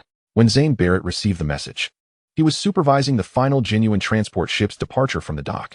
He stared at the encrypted communication screen, his rugged face initially displaying astonishment, which quickly morphed into a sinister grin. Huh, they VE come knocking? Bold indeed. He slammed his hand down on the control panel. Now that is more like it. Always lurking in the shadows for some clandestine reconnaissance. It's utterly vexing. However, his gaze shifted to the real-time status list of his fleet, and his smile faded somewhat. Damn it, only 3 fleets have arrived? The others are still en route, dragging their feet. He bellowed, relay the order. All units that have arrived, including the disguised ships, immediately deactivate their cloaking and activate combat systems. Proceed at full speed to the rendezvous point provided by Lancaster. Tell those sluggish fellows at the back to hasten their arrival. The prize is right within our grasp. He was exhilarated by the early arrival of battle, yet felt a twinge of trepidation at Qin Beiwang's nearly suicidal opening move. This kid is either incredibly foolish or concealing something they have yet to decipher. In an instant, the previously tranquil edges of the Savannah system were rife with undercurrents. The 3 Federal battleships, akin to stones cast into a calm lake, triggered a rapid and fierce series of reactions from the Empire. The net was swiftly closing in from all directions towards those 3 abrupt points of light. Savannah System, Empire's 17th monitoring station. The shrill alarm blared like a rooster with its throat grasped, abruptly ceasing at its peak. Chapter 40. Lancaster, thoroughly bewildered. The monitor technician fixated on the screen, where 3 lines representing peak transition energy were soaring uncontrollably. They originated from 3 familiar coordinates. L7, N12, S22. The battleship level, with its distinctive code, heralds the imminent arrival of a colossal entity that will rend the very fabric of space within this star domain. His hand hovered above the button designated for issuing the highest level of assault alert to the fleet. At that moment, 3 curves approached the critical threshold of successful transition. Without any forewarning, as if severed by a swift blade, they plummeted vertically. Energy readings plummeted dramatically, and the spatial disturbance waveforms subsided into mere background noise in the blink of an eye. The screen displayed nothing but 3 cold coordinates and a swiftly dissipating, inconsequential energy residual signal. It was as if, just as a grand performance was about to commence, the lights extinguished abruptly. The monitor's finger froze in midair. Eyes wide with astonishment, mouth agape, unable to utter a sound for an extended period. He refreshed the data repeatedly, toggling between different monitoring views, yet the results remained barren. Disappeared? He finally regained his voice, dry and perplexed. The transition signal actively cancelled at the last moment? This defied logic. The transition of large vessels is akin to an arrow released from a bow. Once it reaches the final stage, the risks of forced interruption are exceedingly high, leaving behind distinctly chaotic energy signatures. Such a precise cancellation, occurring right before the critical point, resembled a controllable switch. He swallowed hard, realizing that the situation was far from simple. This was no mere error. It felt more like a meticulous operation. He immediately uploaded the anomalous data packet along with the preliminary analysis. Suspected human-controlled high-fidelity transition signal, actively aborted in the final stage. Urgent upload. Aboard the flagship of the Obsidian Fleet, the invincible barrier, Lancaster stood before the tactical console, hands braced against its edge, eyes sharp as an eagle, meticulously scrutinizing those three coordinates alongside the vast star map surrounding them. The bridge was eerily silent, save for the low hum of equipment and the commander's restrained breaths. He murmured to himself, as if clarifying his thoughts, or perhaps speaking to the staff beside him. In the final stage of simulated transition, actively cancelled. Commander, do you imply that this is merely a feint? They have no intention of breaking through from these 3 points? Inquired the Chief of Staff. It is highly probable they aim to mislead us, Lancaster replied slowly, his finger tracing the star map, indicating regions distant from those bustling coordinates. The more concealed interstellar dust belts, the fringes of anomalous gravity zones, even seemingly improbable long-distance jump paths. Their true breach point is likely elsewhere, with realistic false signals. They have firmly riveted our attention here, forcing our forces to scurry back and forth, depleting our vigilance. And then, he paused, his tone deepening. Of course, we cannot entirely dismiss the possibility that they are simply playing the wolf-crying game. The staff exchanged glances, bewildered. The wolf is coming? Indeed, Lancaster's gaze turned icy. This time, or in the subsequent instances, all of it is a ruse. They aim to exhaust us, gradually lowering our guard, leading us to believe this is merely an enemy's harassment tactic. As we psychologically succumb to complacency, believing once more in the falsehoods presented, the fourth instance may indeed herald a genuine transition of the main forces. At such a moment, our response speed and troop deployment may reveal critical vulnerabilities. 2 possibilities arise, each increasingly troublesome. The first suggests an adversary with meticulous planning, employing feints while concealing the true blade in the shadows. The second reflects an acute manipulation of psychological states, testing the discipline and sustained focus of the Imperial forces. Regardless of the scenario, the opponent Qin Beiwang demonstrates cunning and patience that far exceed his years and experience. Order. Lancaster declared without hesitation, his voice resolute. The Amethyst, Emerald, and Jade fleets are to maintain rigorous surveillance and rapid response readiness at coordinates L7, N12, and S22. We must not falter. However, expand our alert perimeter to encompass a 10 light-minute radius, focusing on potential stealth reconnaissance units or signs of subsequent infiltration. The Sapphire, Ruby, and Emerald fleets are to withdraw from ambush positions, forming a mobile patrol formation to extend our vigilance along the secure route from the Elvira system to the Savannah system. The direct fleet shall adjust its formation and enhance its readiness for maneuver. I require the capability to provide substantial support in any direction within 1 hour. The orders were swiftly disseminated. The formation of the Obsidian Fleet began to undergo intricate and cautious adjustments, balancing the need to maintain defense of those 3 points while redistributing forces to confront the unknown true threat. Lancaster felt a long-forgotten pressure, not the strain of facing superior forces, but the weight of confronting unknown strategies and profound uncertainty. In the Elvira system, 3 Zhanghe-class battleships suspended their third simulated transition. The cold electronic voice echoed within the Tian's bridge. On the Imperial monitoring screens, yet again, the spectacle of energy peaks surging and then abruptly halting played out. The observers at the Imperial monitoring station had grown apathetic, numbly recording signal X3, suspected to be false, now interrupted. The crew at the forefront of the Obsidian Fleet transitioned from initial tension to a state of irritation and vague relaxation, having been teased repeatedly. Once or twice, one might remain vigilant, but thrice or 4 times, a sense of resignation creeps in. However, change soon manifested, almost simultaneously, as the 3 Zhanghe-class ships concluded their third simulated false transition. The vast and silent buffer zone between the Savannah and Elvira systems recorded subtle, yet synchronized data shifts within thousands of sparsely distributed, relatively rudimentary Imperial passive monitoring buoys. This was not a tumultuous wave of transition, but a sustained and significantly elevated energy radiation above background noise. It was the unmistakable signature of multiple high-capacity Starship fusion engines operating at full throttle, along with the harmonic frequencies produced by the friction between the hulls and the sparse interstellar medium. Concrete evidence of engine activity existed at the boundary. This report was rapidly marked as anomalous activity at the border and dispatched to the Obsidian Fleet Command, the flagship of the Obsidian Fleet, the imposing barrier. Lancaster had just finished contemplating the report of the third disruption of the jump signal, mulling over the ultimate purpose behind such repeated deception, when the boundary anomaly report appeared before him. Multiple high-energy reactions from engines detected at the boundary? He immediately called up a detailed star map of the area, his brow furrowing even further. What was his intention? The chief of staff was equally perplexed. Chapter 41. An early warning range of 7.8 billion kilometers. Was it a mere facade to draw our attention with fixed-point false jumps while conducting genuine reconnaissance infiltration at the boundary? A classic distraction? Or were the forces at the boundary the true vanguard? With the jump signals from those 3 points merely a ruse intended to mislead us into concentrating our troops in the wrong area, thereby facilitating the infiltration of his forces? Lancaster refrained from responding immediately.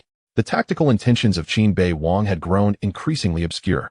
If it were simply a matter of boundary infiltration, why go to such lengths to execute 3 highly realistic false jumps?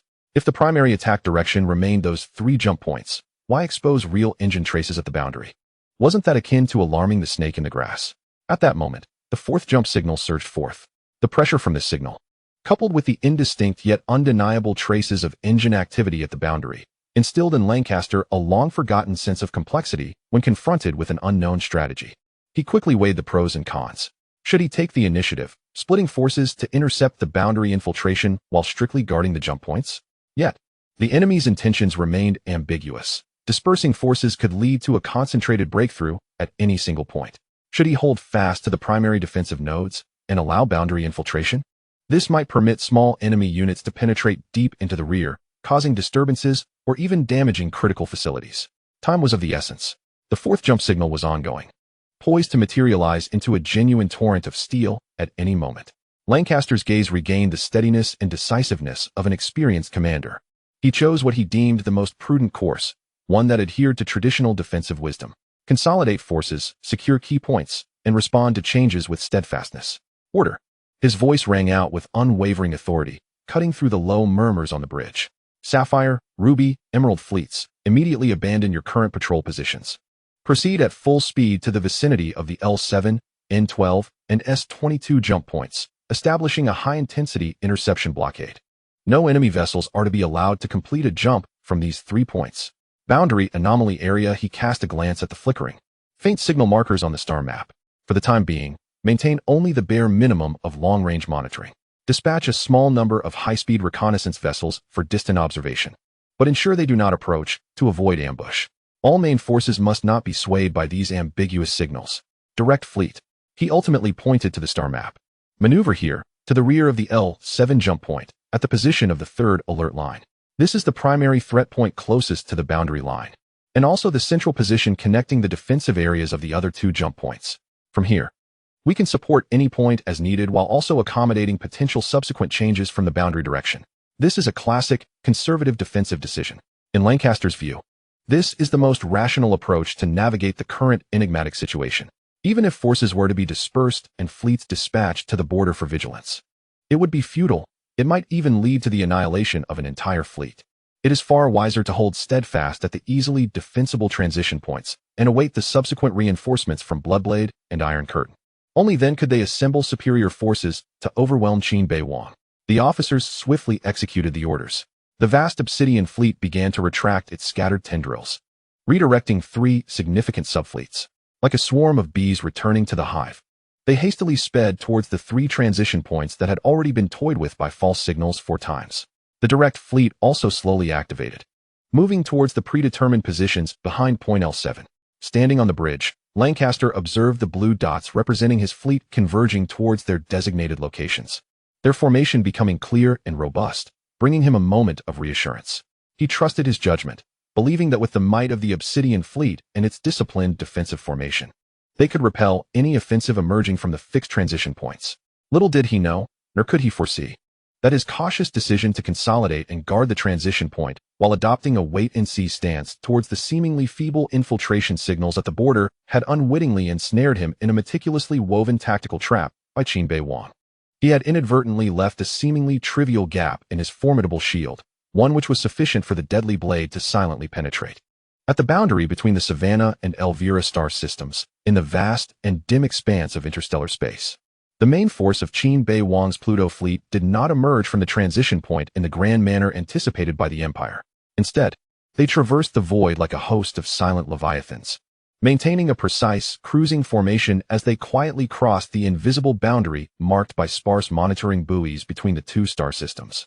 The special coating on the hulls maximized the absorption of various radiations, and the engines operated in an efficient, low-signature mode, allowing the entire fleet to leave behind only faint traces easily overlooked or categorized as background noise within the Empire's passive monitoring network. The fleet's course was unmistakably directed towards the innermost region of the Savannah star system, aimed at the pre-designated transition point S-22, the farthest from the boundary line. On the bridge of the flagship, renamed Kunlun Mountain, Qin Beiwang stood before a massive tactical star map, his gaze composed. He issued a command that left the two newly appointed commanders of the subordinate fleets astonished. The Shadow-class special reconnaissance vessels, from the 1st to the 16th, shall depart. According to the web plan, proceed to the designated coordinates. He recited a series of complex coordinates, maintaining a constant distance from the flagship, 780 million kilometers.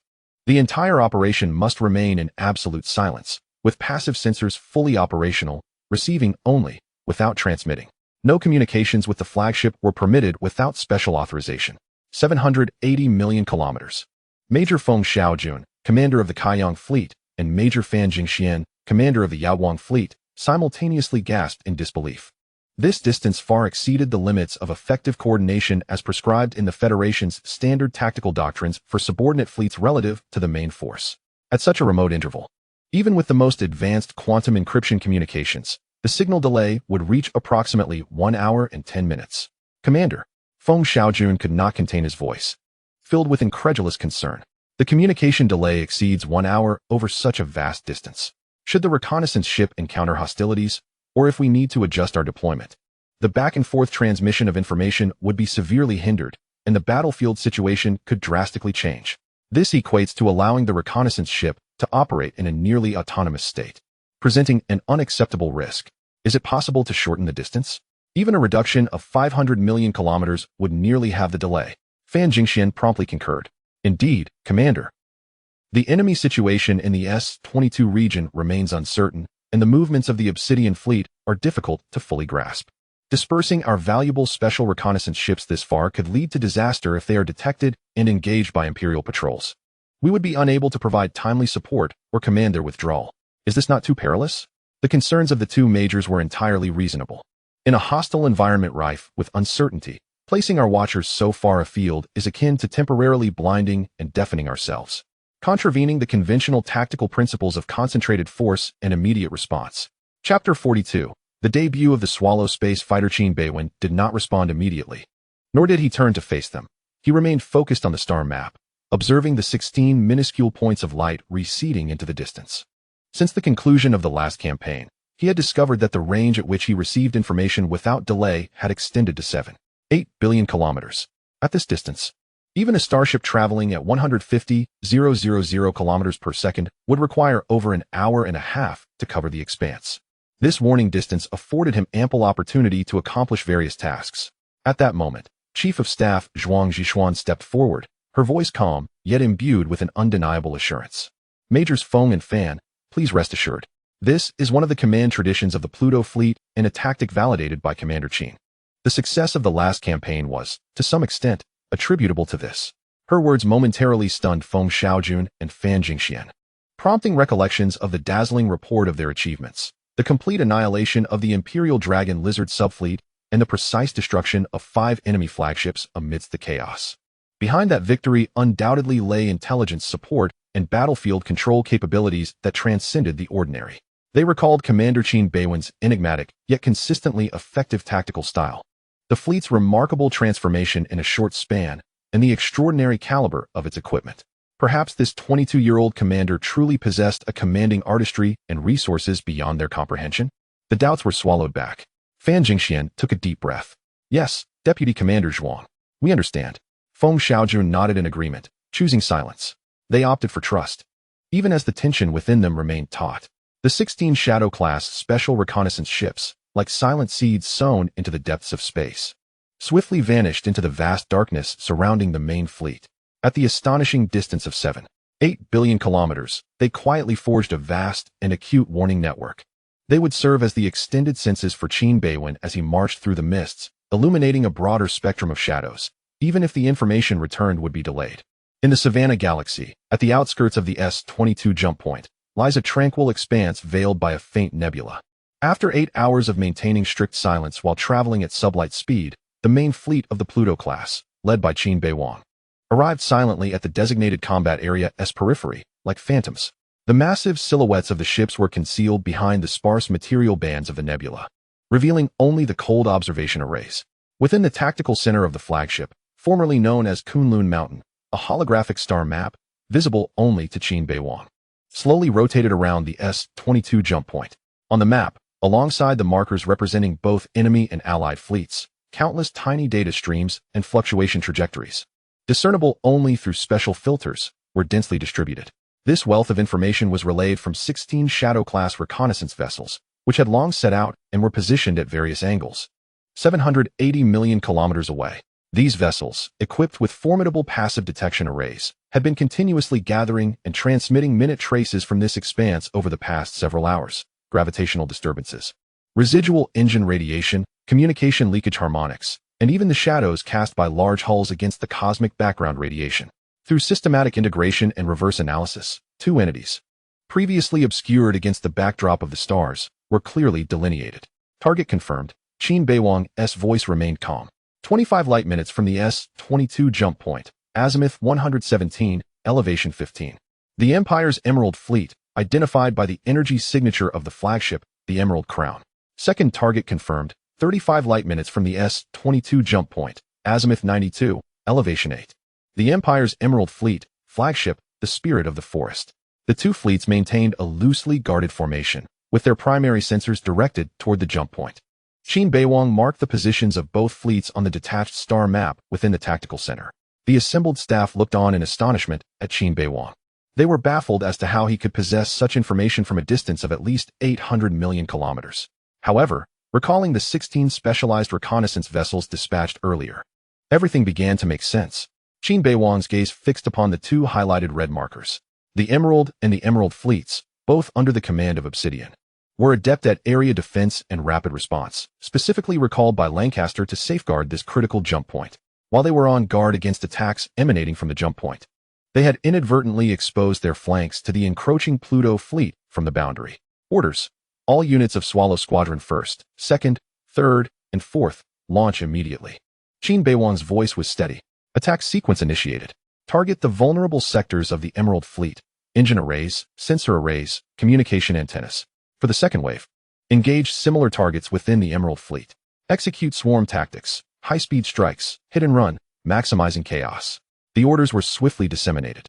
In the dim hangar, indicator lights illuminated in rows, and the magnetic traction devices emitted a deep hum. Sleek, matte-finished Swallow V-type space fighters were rapidly catapulted into the cold void. Their engines belched azure flames, silently forming into formation. Like a disturbed swarm of bees, they divided into 4 lethal torrents, racing towards their predetermined target. Utilizing the nebula and the radar shadows of the fleet itself, they approached stealthily at an astonishing speed and an extremely low altitude. It was only when they were on the verge of breaching the visual alert perimeter of the Imperial fleet that the primary detection array of the Emerald and Jade fleets, directed towards the jump point, received a rapidly intensifying, dense high-frequency energy signal from the passive surveillance sensors at the rear. On the bridge of the Imperial battleship, the Emerald Crown, an ear-piercing alarm, indicative of a high-priority close-range threat, erupted suddenly. Unlike the prolonged warning of a jump alert, this was a sharp, urgent shriek, signaling the imminent approach of tangible attacking units. Alert! Alert! A multitude of high-speed small targets detected approaching from the rear. Their numbers exceed 300. They are fighters. Federation fighters. The sensor officer's voice nearly cracked. The commander of the Emerald Fleet spun around in his command chair, his face a canvas of shock and disbelief. Fighters? How could there be Federation fighters here? Wasn't intelligence suggesting that their main force might be arriving from the jump point? Where did they come from? Close-in weapons. All close-in weapons and point defense systems, redirect to target. Open fire. Intercept them. He practically shouted the orders. The fleet executed an emergency turn, presenting the armored broadside. Quickly, a similar chaos unfolded aboard the Deep Forest Soul. The commander of the Jade Fleet was equally astonished, issuing air defense orders while dashing toward the communication console. Immediately report to the unbreakable barrier. The S-22 perimeter is under heavy attack from a large number of Federation fighters. We may have been infiltrated. Requesting instructions and support. The formations of the two Imperial fleets were instantly thrown into disarray. Chapter 43. To serve as bait, one must be prepared to be severely damaged. The originally poised cannons, aimed at the jump point, hastily rotated, and the dense close-in firepower wove a searing interception net at the battleship's rear. Countless dazzling energy beams and explosions tore through the previous darkness. In the ensuing haste, some small corvettes and destroyers began to maneuver, attempting to shield the flagship, resulting in a brief chaos and vulnerability in the entire defense system.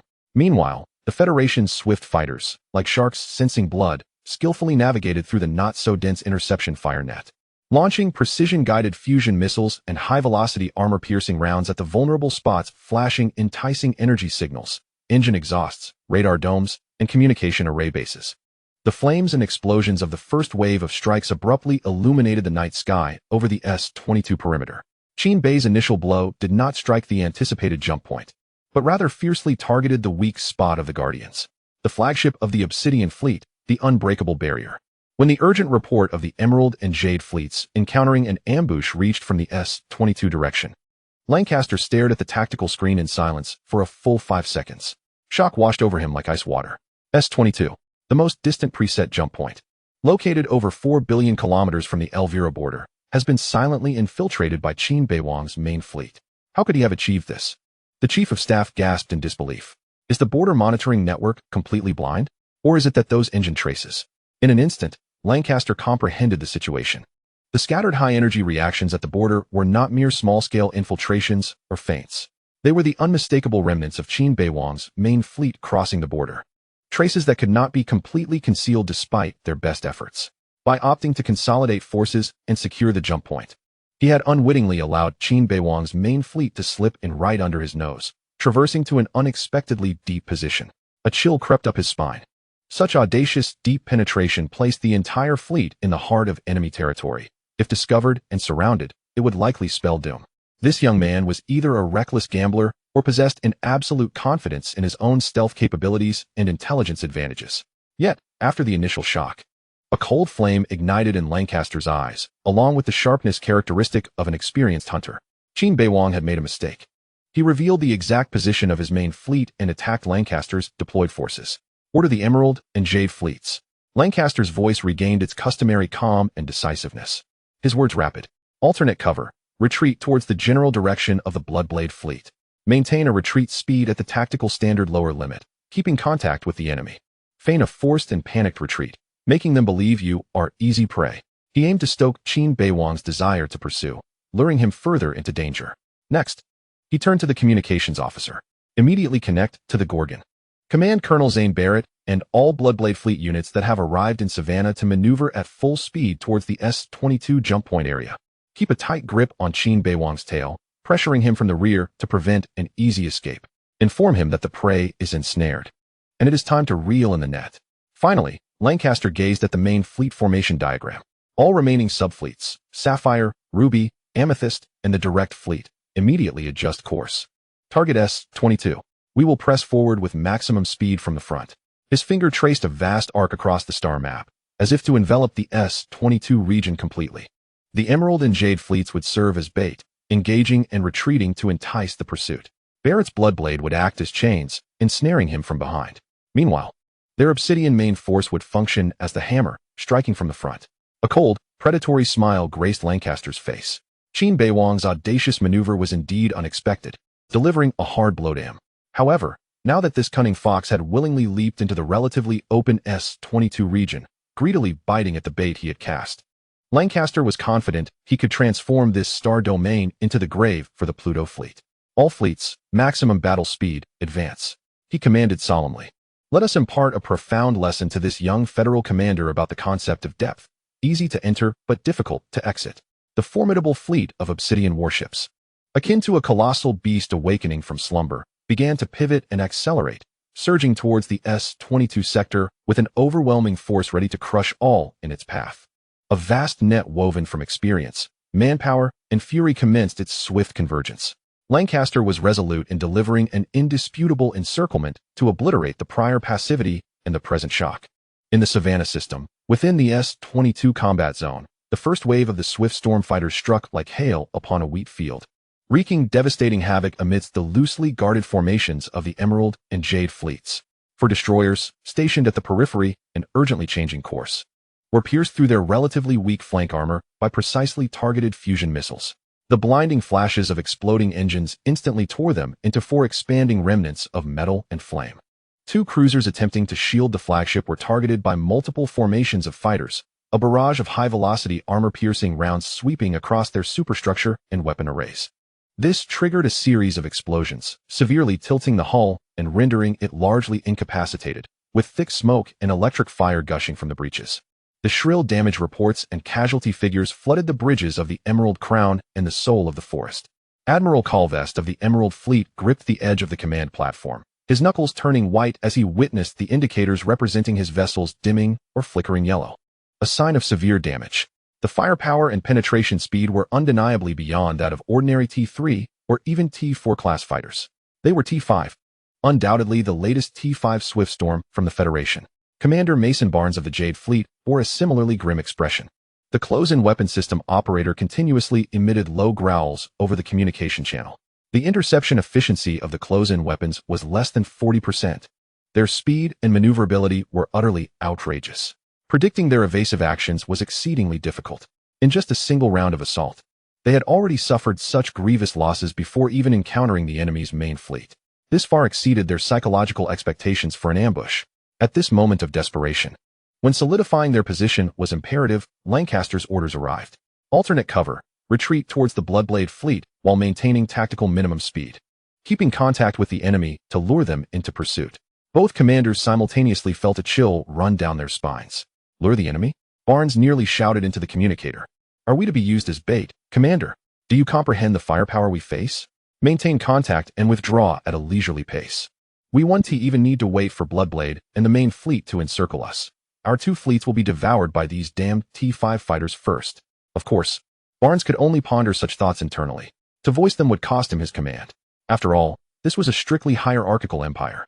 As you command, my Lord Commander, responded Barnes and West in unison. The communication was severed. Orders were dispatched to each ship. Barnes's voice was tinged with fatigue and resolute determination. By order, the fleet was to retreat to the designated position. He instructed the heavily damaged vessels to follow as closely as possible, maintaining a compact formation and a minimal defensive fire net. The intent was to give the enemy the illusion that they were attempting to escape, albeit slowly and without distance. This is an order, and our only hope, Major Barnes added, his tone heavy with gravity. Thus, under the relentless assault of the Federation fighters, the two battered Imperial fleets began their retreat towards the Bloodblade fleet, adopting a somewhat clumsy and frantic demeanor. As if dazed by the ferocious gunfire, they focused solely on fleeing, unable to shake off their pursuers. Zane Barrett, almost simultaneously receiving the urgent communication from Lancaster, was also privy to the fierce exchange of fire erupting in the S-22 region through data and footage. He observed the swift and lethal Swallow fighters on the screen, tearing apart the Imperial warships, and witnessed the disarray of the once elite fleets forced into a retreat. Instead of anger, a wild smile gradually spread across his rugged face, contorting the scar that marred it. Ha, ha, ha. He laughed out loud, pounding the armrests of his chair. S-22, right under my nose. Bold, damn bold. More daring than I was in my day. A gleam of unabashed, almost euphoric admiration flickered in his eyes. Over 4 billion kilometers, they had stealthily penetrated, and the watchdog of Lancaster had been struck down mercilessly.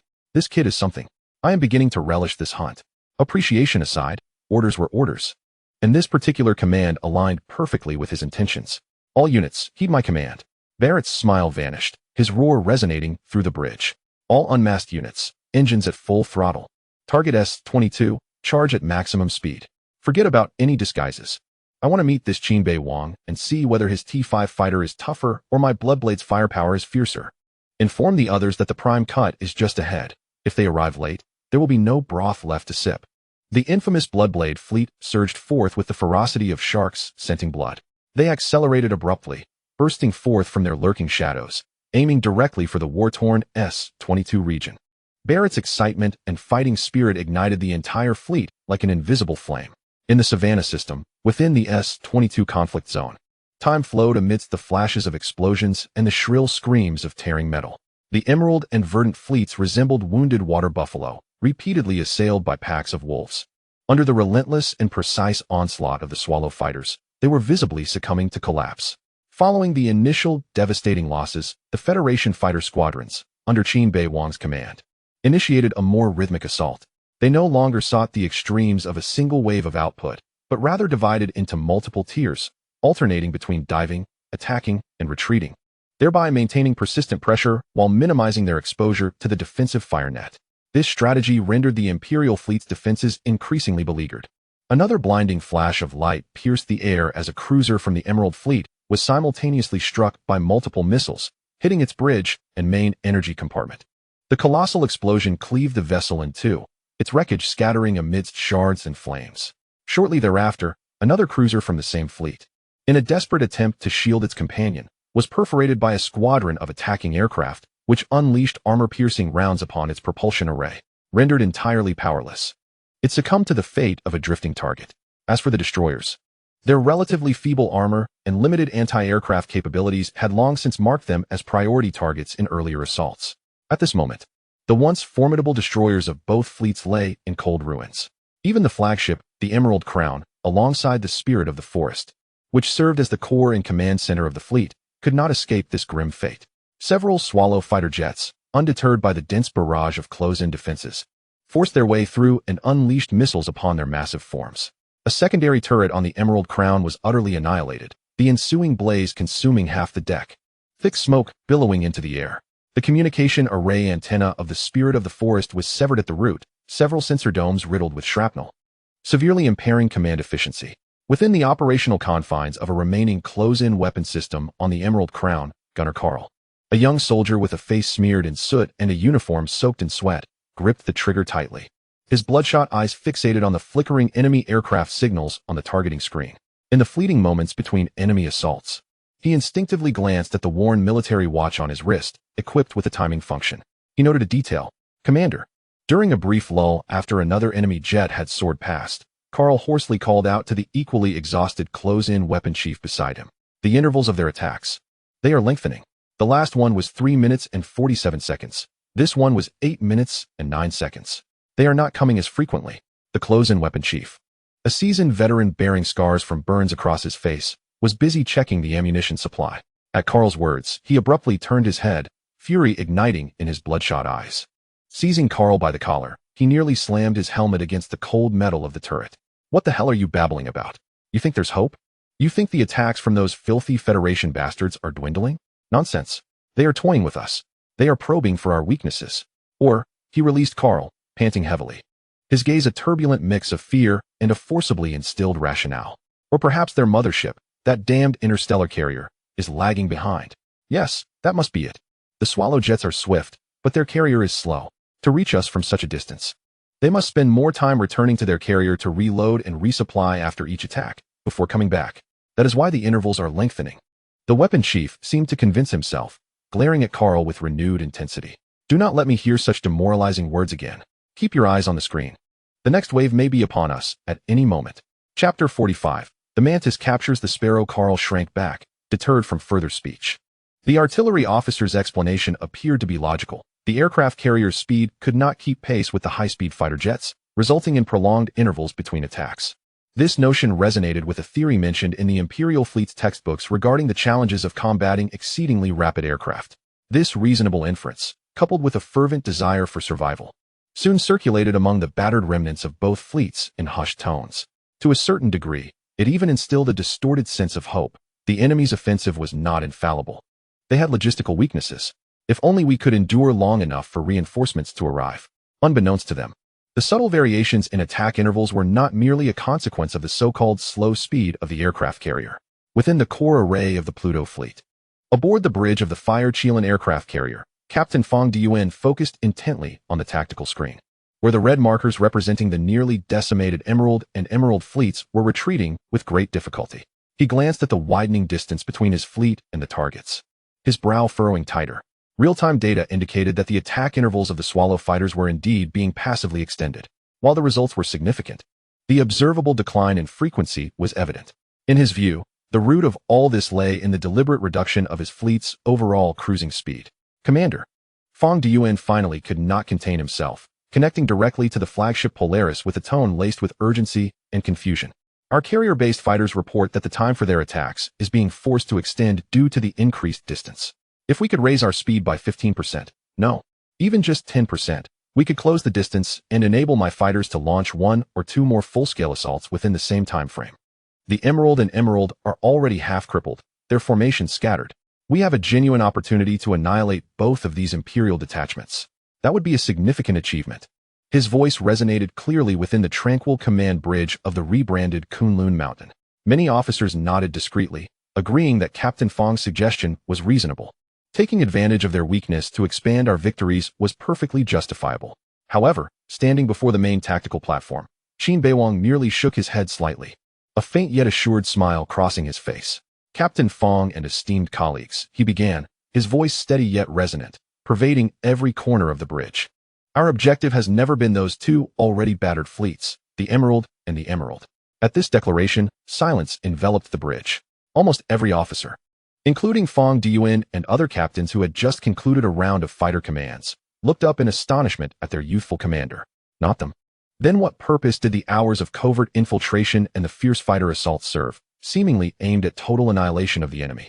Without any hesitation, Qin Beiwang raised his hand and gently tapped the main tactical star map. Instantly, the map magnified, shifting focus away from the two beleaguered Imperial remnants to the broader strategic overview of the Savannah star system. The image clearly displays the cursor, representing the Emerald and the Verdant, slowly retreating. Shortly thereafter, Qin Beiwang gestured behind their fleet, and a crimson arrow materialized prominently. Observing the marked position of the Obsidian main force, everyone was taken aback. The distance to the Obsidian main force was a mere 700 million kilometers. Had the Obsidian forces reacted so swiftly? Zhuang Zhishuan exclaimed in astonishment. Could it be that the commander's intention was for us to turn back and confront the Obsidian main force? Upon uttering this, the assembled crowd was left dumbfounded. Such a notion was audacious in the extreme. Even the Obsidian commander, Lancaster, could not have anticipated his leader's audacity. Qin Beiwang nodded affirmatively. Indeed, in combat, what is paramount? Seizing the enemy's leader and striking fiercely. Inflict pain upon him, and the rest will surely tremble in fear. We shall decelerate, increase the distance, and lengthen the intervals between our attacks. Qin Beiwang's fingers traced the directions of the Bloodblade and the Obsidian main force, his tone steady and powerful, yet imbued with a chilling sharpness. This maneuver was not to pursue the two remnants, but rather to create an illusion for Lancaster, one that suggested we were recklessly charging forward. Lured by the prospect of an easy victory, oblivious to the threats lurking on our flanks and behind us, he paused, his gaze sweeping across the assembly. The Emerald and the Verdant were bait, intentionally cast by Lancaster. Their retreat was strategized to draw us into his preordained encirclement.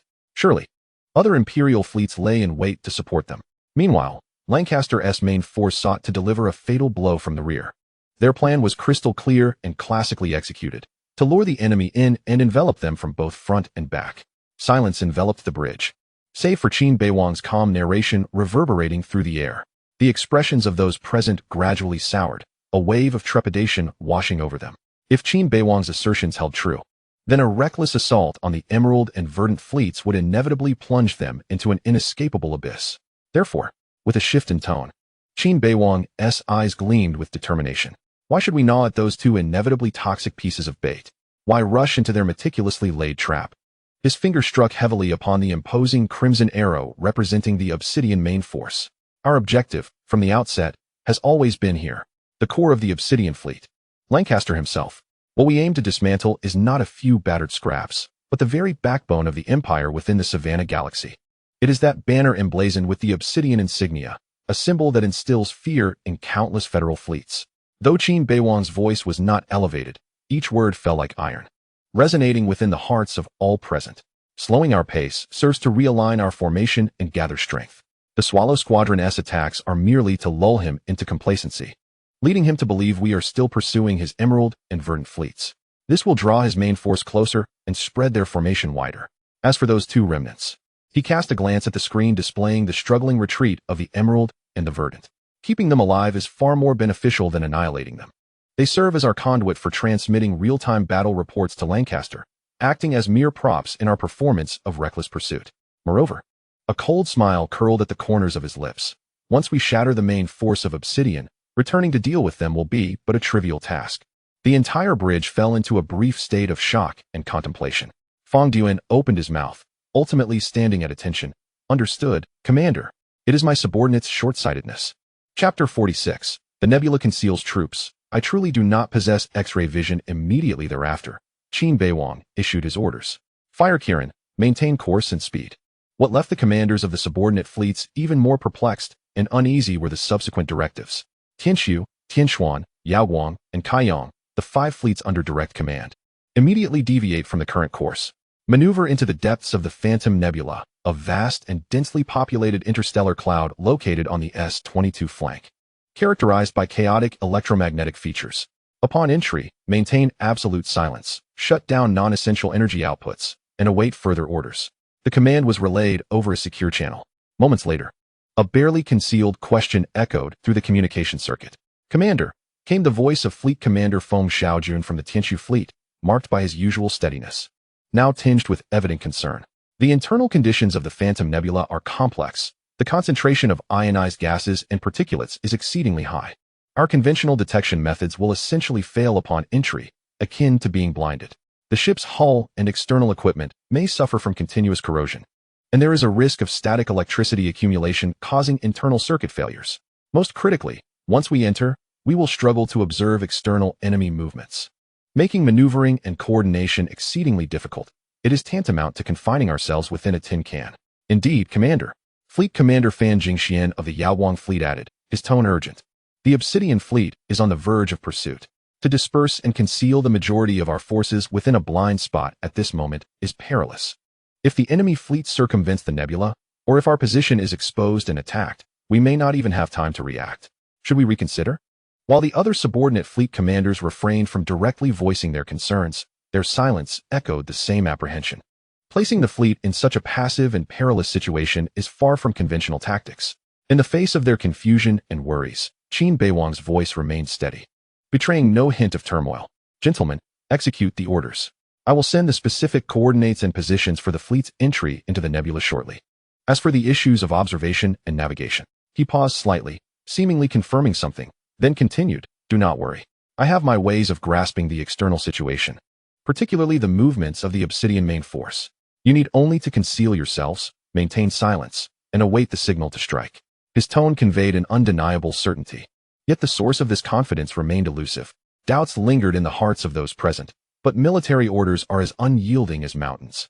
And Qin Beiwang's past achievements and his extraordinary tactical successes compelled them to suppress their apprehensions. "Yes, Commander. At your command."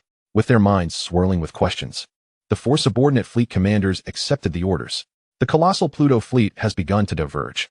The Kirin-class aircraft carrier, Fire Kirin, along with 2 escort cruisers, continues its pursuit of the remnants of the Emerald and the Green Gem, albeit at a noticeably reduced speed, akin to a fist that has retracted some of its force.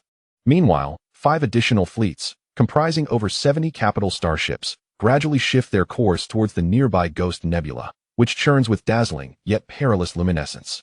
These vessels are slowly engulfed by the dense ionized gases and cosmic dust, vanishing from the main battlefield.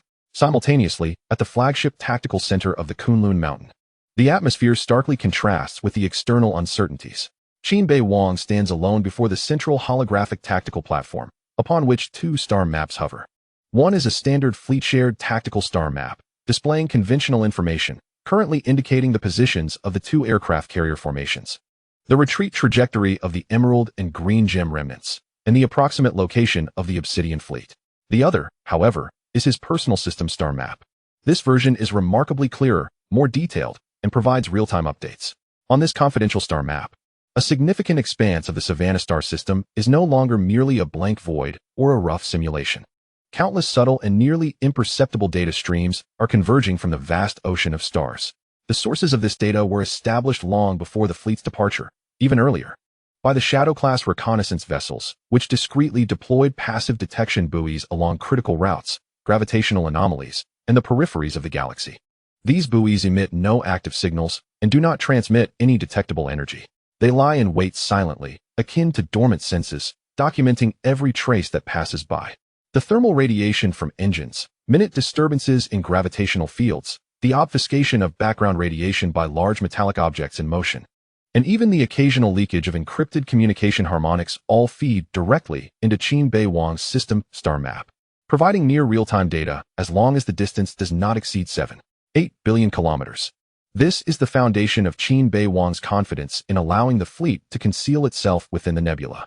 On the bridge of the Obsidian Fleet's flagship, the unbreachable barrier, the communications officer presents the latest report from the Emerald and Green Gem fleets, interspersed with interference and hurried breaths.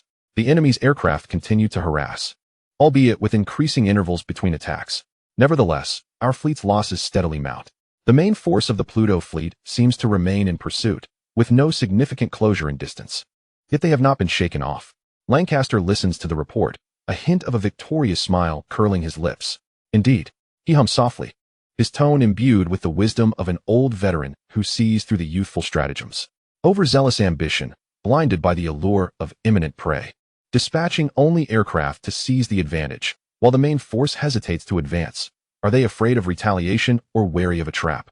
He can almost envision the youthful face of Qin Beiwang, etched with a yearning for glory and the anxiety born from penetrating deep behind enemy lines.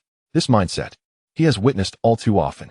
Commander, at this moment, the fleet's chief of staff, a stern-faced lieutenant colonel, steps forward, his brow furrowed with an undeniable concern. I sense that something is amiss. Lancaster slightly tilted his head and spoke. Since the commencement of hostilities, the adversary has exclusively employed space fighters for their assaults. Their battleships and cruisers, the mainstay vessels, have yet to make an appearance, nor have they even conducted any long-range fire tests. The chief of staff pointed at the star map, expressing his concern. This is illogical, if their intent is genuinely to seize the Emerald and the Green Gem. Even for deterrence and suppression, their capital ships should have advanced to at least provide artillery cover. This evasive strategy, relying solely on fighters, suggests a deliberate obfuscation or a waiting game. As his words resonated, a moment of silence enveloped the command bridge. Chief of Staff, you are overthinking, countered Colonel Jeremy Sloan, a competent middle-aged officer with an air of unwavering confidence in their technology.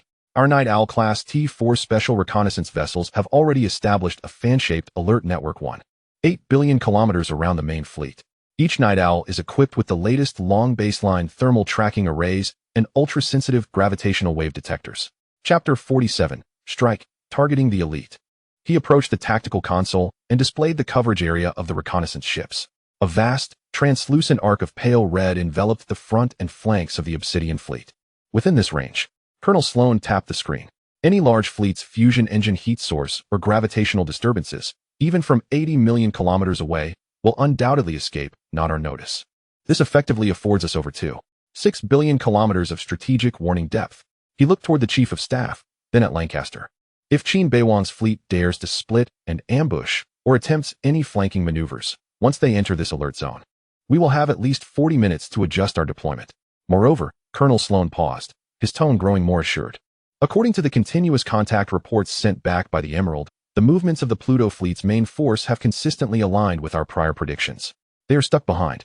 I cannot fathom any rational commander suddenly redirecting their fire and relinquishing a severely wounded prey to attack us, who are poised and possess ample warning time for defense.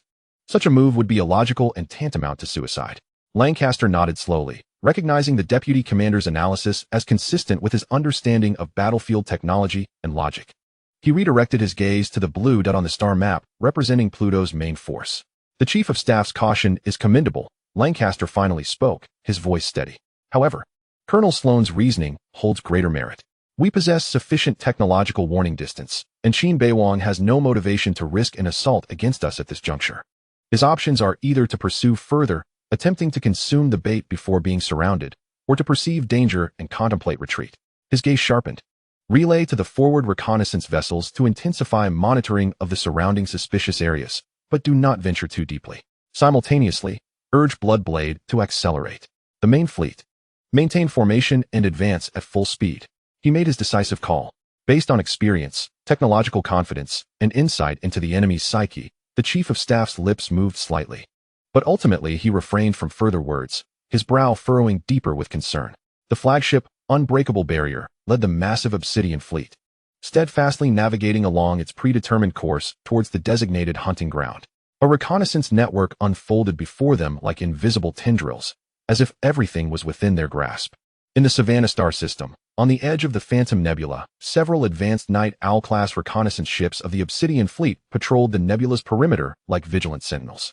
Their powerful sensor arrays unleashed various detection beams into the chaotic region, swirling with ionized gas and cosmic dust, attempting to pierce through the natural electromagnetic fog. The data returned was reassuring. Apart from the inherent energy turbulence, variations in material density, and some harmless cosmic ray bursts within the nebula, no discernible patterns indicative of large fleet fusion reactors, engine thermal radiation, or significant gravitational disturbances were detected. Deep within the nebula, only a cacophony of natural phenomena could be heard. The reconnaissance report indicated no signs of anomalous ship activity in the eastern sector of the Phantom Nebula. Although visibility and detection depth were affected by the nebula's material, it was confirmed that the near-edge region harbored no ambush. The report was relayed back to the unbreakable barrier. Lancaster glanced at the report, dismissing any further thought of the nebula. His attention was wholly captivated by the fleet of Pluto ahead. They neither slowed down nor exhibited undue caution towards the recently surveyed safe nebula. The fleet cruised at combat speed, traversing a distance of approximately 400,000 kilometers from the nebula's edge.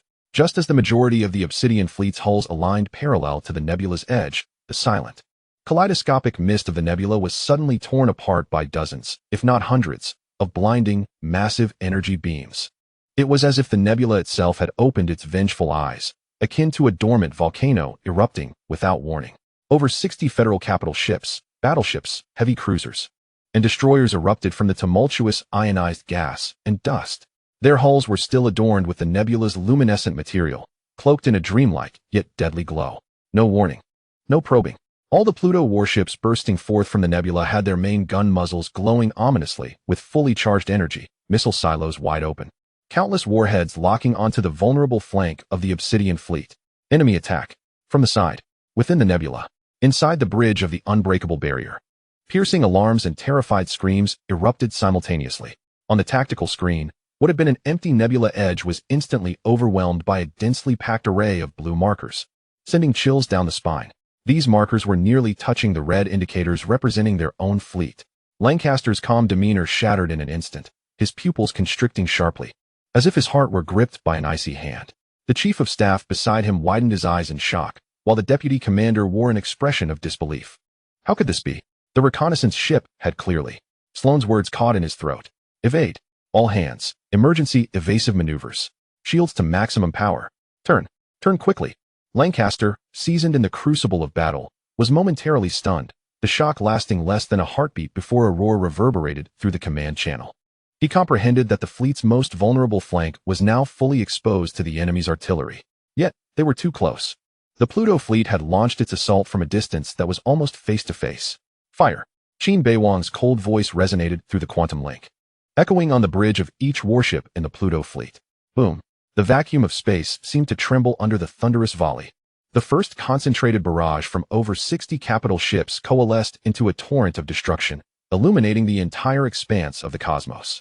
High-energy particle beams, plasma blasts, heavy kinetic shells, and a swarm of anti-ship missiles all converged with a remarkably precise and focused target. The largest and most conspicuous vessels in the Obsidian fleet formation, the command and firepower nexus, were the two colossal Imperial-class T-5 super battleships, the Unbreakable Bastion and the Indomitable Dignity. However, as the Empire's premier strategic weapons, these battleships not only boasted terrifying firepower, but also formidable defenses. At the instant the alarms blared, the experienced defense officers aboard both ships instinctively elevated their multi-layered joint shields to an overloaded state, emitting a dazzling radiance. Simultaneously, the surrounding loyal escort vessels maneuvered desperately, attempting to shield the capital ships from the incoming fire. In an instant, the first devastating volley from the Pluto fleet descended. Chapter 48. Emergency Jump, Retreat Cut Off. Several Obsidian cruisers and destroyers positioned in the missile's trajectory had their shields torn apart as if they were mere paper. Their hulls were pierced by massive energy beams, evaporating or being obliterated into countless fragments by concentrated missile strikes.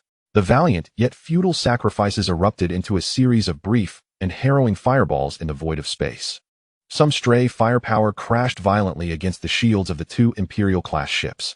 The terrifying energy, sufficient to vaporize small starships in an instant, rippled violently across the shield surfaces of the Unbreakable Bastion and the Indomitable Dignity, the brilliance blinding enough to overload observation equipment instantly. The shield generators emitted a strained hum, the energy readings plummeting sharply, yet they held firm. The enormous bodies of the two ships trembled violently under the onslaught, their external armor scorched with horrific markings. Some secondary turrets and sensor arrays were damaged in the aftermath, but their core structural integrity remained intact, the command systems were unharmed. And the primary weapon arrays were still operational. The shields had dropped to 42%. The damage control officer aboard the Indomitable Dignity reported hoarsely. Starboard Section 3 armor has melted. Close-in weaponry losses at 30%. The defense officer of the Unbreakable Bastion gritted his teeth. Lancaster steadied himself amidst the violent tremors, observing that the emblem of the Indomitable Dignity remained illuminated. A wave of relief washed over him. Although the shield energy had plummeted, it had not been breached. With his heart steadied, a surge of fury and a tinge of trepidation arose within him. What a formidable adversary Qin Beiwang was. He nearly spat the name through clenched teeth. So this was where he was hiding. All fleet units, immediately alter course. Counterattack. Eliminate those rats that have emerged from the sewers. Get in touch with Barrett and urge him to accelerate at all costs. Encircle them. The Obsidian Fleet. The iron fist of the Imperial frontier. After enduring the heaviest and most unexpected blow since the onset of hostilities, it has finally demonstrated the qualities of a seasoned veteran. Amidst the initial chaos, each ship began to turn with determination, the wounded behemoths roaring as they aimed their cannons at the flanks of the Pluto fleet. The remaining destroyers surged forward, desperately attempting to entangle the enemy and buy time for the main forces to regroup. The cacophony of alarms, the tremors of explosions, the flickering damage reports, and the devastating gunfire illuminating the starry sky outside the portholes formed the prevailing symphony on the bridge at this moment. Lancaster fought to suppress the shock and fury brought on by the flanking assault, bellowing orders for the entire fleet to turn and prepare for a decisive battle against the main force of the Pluto fleet emerging from the nebula. Hard over to port. All turrets, target the enemy vessels. Fire missiles in unison, suppress them. Concentrate shield energy on the damaged side. A flurry of commands was issued. The massive Obsidian Fleet, like an enraged behemoth, began to awkwardly yet resolutely pivot, directing its battle-scarred, yet still lethal fangs toward the threat on the flank. Just in this moment of life and death, amidst the chaos of the struggle, a voice pierced through the din. Commander. Urgent communication. From the L7 Jump Point Observation Station. Highest priority. The communication officer's voice, nearly breaking, rose above the clamor. Lancaster's heart sank. A chilling premonition, more foreboding than the flank attack, seized him instantly. Put it through. A brief text message, marked with a significant time delay, was projected in the corner of the main screen, its content striking each heart like a hammer. L7 Observation Station Urgent Report. Detected large-scale, stable jump signals, identified as a federal fleet. At least 3 Pluto subfleet formations have completed their jump, appearing at point L7. They are currently maneuvering at high speed toward the interior of the Savannah star system. Speculated direction, S22 region. Time of transmission, 1 hour ago. 3 fleets at L7 1 hour ago. Colonel Sloan murmured, his complexion paling instantly. A 1-hour delay. The straight-line distance from the L7 jump point to their current position in the core of the S22 region is nearly 1 billion kilometers. Calculating at the fleet's conventional sublight cruising speed, 1 hour is sufficient for the enemy to cover almost half the distance. This meant that while they were entirely focused on the ambush and counter-ambush before them, 3 complete Pluto fleets had already slipped past another heavily guarded jump point into Savannah and were now silently racing toward their rear. Lancaster felt a chill surge from his feet to the crown of his head, his scalp prickling. There were over 60 Pluto capital ships menacingly eyeing the flanks, and now 3 complete enemy fleets were encircling from behind. This was not merely an ambush. It was a meticulously woven trap. It was the Obsidian Fleet that had unwittingly become the prey, lured step by step into a dire predicament. The voice of Vice Commander Sloan trembled with urgency. We were surrounded. Before he could finish his sentence, another emergency communication came through, this time from the Night Owl Reconnaissance Squadron stationed ahead, attempting to conduct reconnaissance towards the aircraft carrier. The signal was rife with interference and the cacophony of explosions, clearly indicating they were under heavy attack. The enemy was the aircraft carrier, the Firekirin, accompanied by 2 F-15 class fast cruisers. They were alarmingly close, actively advancing towards our main force. The enemy aircraft were overwhelming. Our communication was abruptly severed amidst the violent explosions. Almost simultaneously, the fleet's sensors captured a brief, yet intense burst of energy. Those advanced T-4 reconnaissance ships, under the relentless assault of T-5 swift fighter jets, had barely transmitted any effective resistance or retreat information before being reduced to cosmic dust. The Firekirin did not linger in the rear. It surged forward with its escorts, positioning itself to form a vague encirclement against the fleet emerging from the nebula. Lancaster finally grasped the full scope of the situation. Qin Beiwang's aim had never been the two remnants serving as bait. What he sought was to annihilate the main force of the Obsidian fleet within the Savannah star system. The ambush from the nebula was merely the first formidable strike aimed at their midsection. The three fleets that jumped in from L7 were tightening the noose around their necks. Meanwhile, the aircraft carrier at the front acted as a hound, driving the prey and constricting their operational space. Hatred, fury, and the desire to erase humiliation were extinguished in that moment by the chilling reality and profound coldness. The survival instincts of the seasoned veterans instantly took precedence. Retreat. Lancaster's voice was hoarse and urgent, yet imbued with undeniable resolution. He commanded the entire fleet to immediately disengage from contact with the enemy ships in the nebula. Abandon the current formation and break out to the side.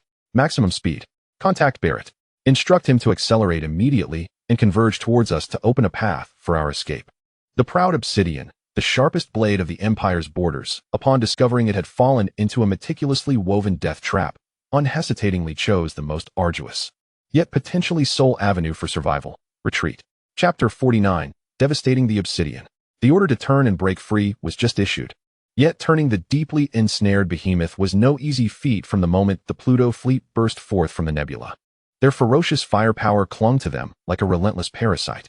The exposed flanks were immediately transformed into devastating results. Shells, beams, and missiles rained down upon the still unreadied formation of the Obsidian fleet like a deluge of steel and energy.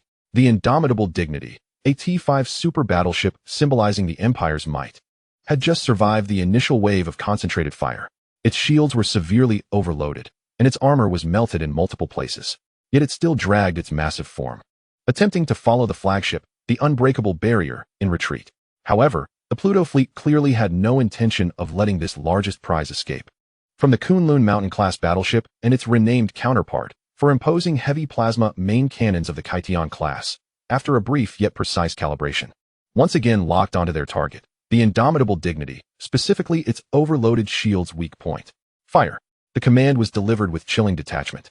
For robust torrents of ethereal blue plasma tore through the fabric of space and struck with near-light speed upon the still-recovering shields of the indomitable Dignity.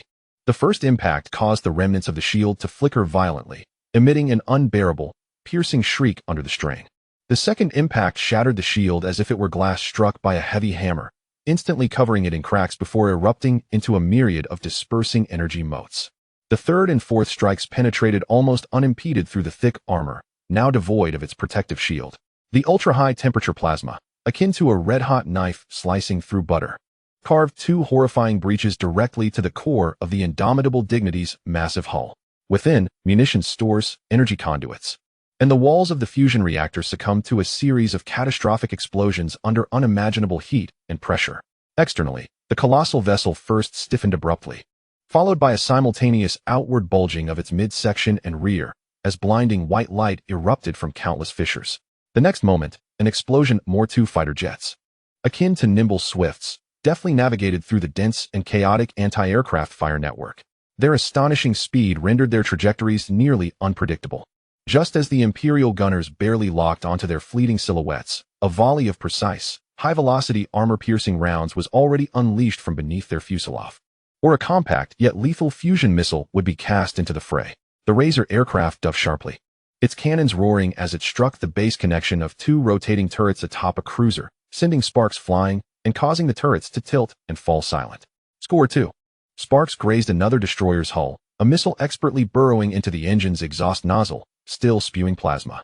Following a muted thud, the destroyer's rear flame abruptly extinguished, its speed plummeting as it began to drift helplessly across the battlefield. Score 5. Splendid. But watch my move. The Razor locked onto the flank of an Imperial battleship, which was desperately attempting to turn, revealing a row of menacing missile silos now opening. Spark, draw the fire of its portside point defense guns. Received. The two aircraft executed a harmonious dance of death amidst a hail of gunfire, systematically dismantling the external weaponry and power nodes of the Imperial warships one by one. Behind them, an increasing number of Swifts engaged in the same lethal endeavor. The Obsidian fleet's vessels resembled beasts gradually stripped of their fangs and claws. The retaliatory fire visibly waned, with maneuvers and acceleration becoming increasingly sluggish and clumsy due to engine damage. The battlefield unfolded into a one-sided slaughter. The Pluto main fleet maintained its distance, unleashing fierce and orderly cannon fire that relentlessly eroded the core strength of the Imperial fleet. Meanwhile, the swift formations functioned like a deadly swarm, continuously undermining the enemy's resistance from within. One by one, Imperial warships erupted under concentrated fire, or succumbed to inertia as vital systems were incapacitated by the fighter jets, transforming into drifting targets. The formation utterly disintegrated, and the order to retreat devolved into desperate attempts at individual escape. On board the Indomitable, Lancaster watched as the icons representing his forces dimmed and vanished from the tactical screen. Listening to the cries for help, the shouts of defeat and despair echoing through the communication channels, his complexion turned as pale as parchment. The bitter fruit of failure, mingled with dread for Qin Bei's tactics and regret over his misjudgment, nearly overwhelmed him. Break through at all costs. If one can escape, let it be, he rasped, issuing the final order that effectively acknowledged their defeat. An hour later, the Obsidian fleet finally extricated itself from the encirclement of the Pluto fleet. However, what had once been a grand armada of 5 fleets comprising over 60 starships had dwindled to a mere 30 vessels. The Amethyst and Emerald fleets had been completely annihilated. Chapter 50. You thought I was on the first layer, but I am in outer space. Among the remaining 31 starships, few could be deemed intact. The majority bore wounds necessitating immediate dry dock repairs, their combat effectiveness reduced to a mere fraction. More than half of the vessels, along with tens of thousands of seasoned Imperial personnel aboard, remained eternally lost in that expanse of starry sky. The losses extend beyond mere steel. They encompass the meticulously honed essence and elite framework of the Obsidian fleet, amassed over many years. Colonel Sloan, the deputy commander, bore the remnants of blood upon his visage, a testament to a shard of shattered screen that had struck him. His voice was hoarse as he gazed upon the ghastly battle reports. "Commander," he began, but Lancaster raised a hand to silence him. His hollow gaze drifted outside the viewport, where the silhouettes of his battered fleet, now significantly diminished and scarred, loomed. Slowly, he closed his eyes, enveloped by exhaustion, remorse, and an almost despairing sense of defeat, like cold stardust wrapping around him. Once, the Obsidian fleet's prowess had instilled dread in the Federal Navy, compelling them to retreat at the mere sight of their advance. Once, they had been brimming with confidence, intent on utilizing 3 elite subfleets to stage a paragon of annihilation. Now, that paradigm had devolved into a farce, with the Annihilator almost facing annihilation itself. After a long pause, Lancaster issued a command in a voice so dry it was scarcely audible. "We require a safe haven to tend to our wounds." He hesitated, forcing out the final words through clenched teeth. "Transmit an initial report of the battle, encrypted, to General Strauss. Indicate that our forces have encountered a meticulously orchestrated ambush and encirclement by the enemy, with grievous losses." The weight of the term grievous was as heavy as lead. He understood the seismic ramifications this report would unleash upon the command center of the Opal Star sector. The invincible facade of the Obsidian fleet had been utterly shattered, and by a nascent fleet, helmed by youth, in a manner bordering on humiliation. On the route of retreat, only the mournful thrum of engines remained, mingled with the pervasive shadow of death and collective silence that haunted each surviving Imperial warship. Once resplendent, the Obsidian fleet now lay dimmed, marred by cracks. In the depths of the Savannah system, at the rendezvous point of the Pluto fleet, the formidable Pluto main fleet converged with 3 intact subfleets, Tianji, Tianquan, and Yuheng, having journeyed long from the L7 jump point. A colossal formation of over 120 starships unfurled across the stellar sea. The remnants of battle smoke had yet to dissipate completely, but the weapon arrays were recharged, emanating an aura of lethal sharpness. There was little time to celebrate the significant victory over the Obsidian fleet. Qin Beiwang's orders were already in motion. All fleets, adjust course, destination, Langkawi Star. Cruising speed. Level 2 battle readiness. The succinctness of the command invigorated the newly united fleet's leadership. Langkawi Star. This was a crucial logistical hub for the Empire within the Savannah system. An assault there would mean igniting the flames of war directly at the Empire's vital nexus within this star system. Within the tactical center of the flagship, Polaris, Qin Beiwang stood alone before his specialized tactical simulation terminal. At this moment, the system had already begun to outline the forthcoming tactical maneuvers. The tactical simulation for the A7 assault plan, Langkawi Star, has been completed. The comprehensive success rate assessment stands at 753. The critical identification variable involves an analysis of the enemy's regional commander's personality model, characterized as a cautious retaliatory hybrid, derived from historical decision data.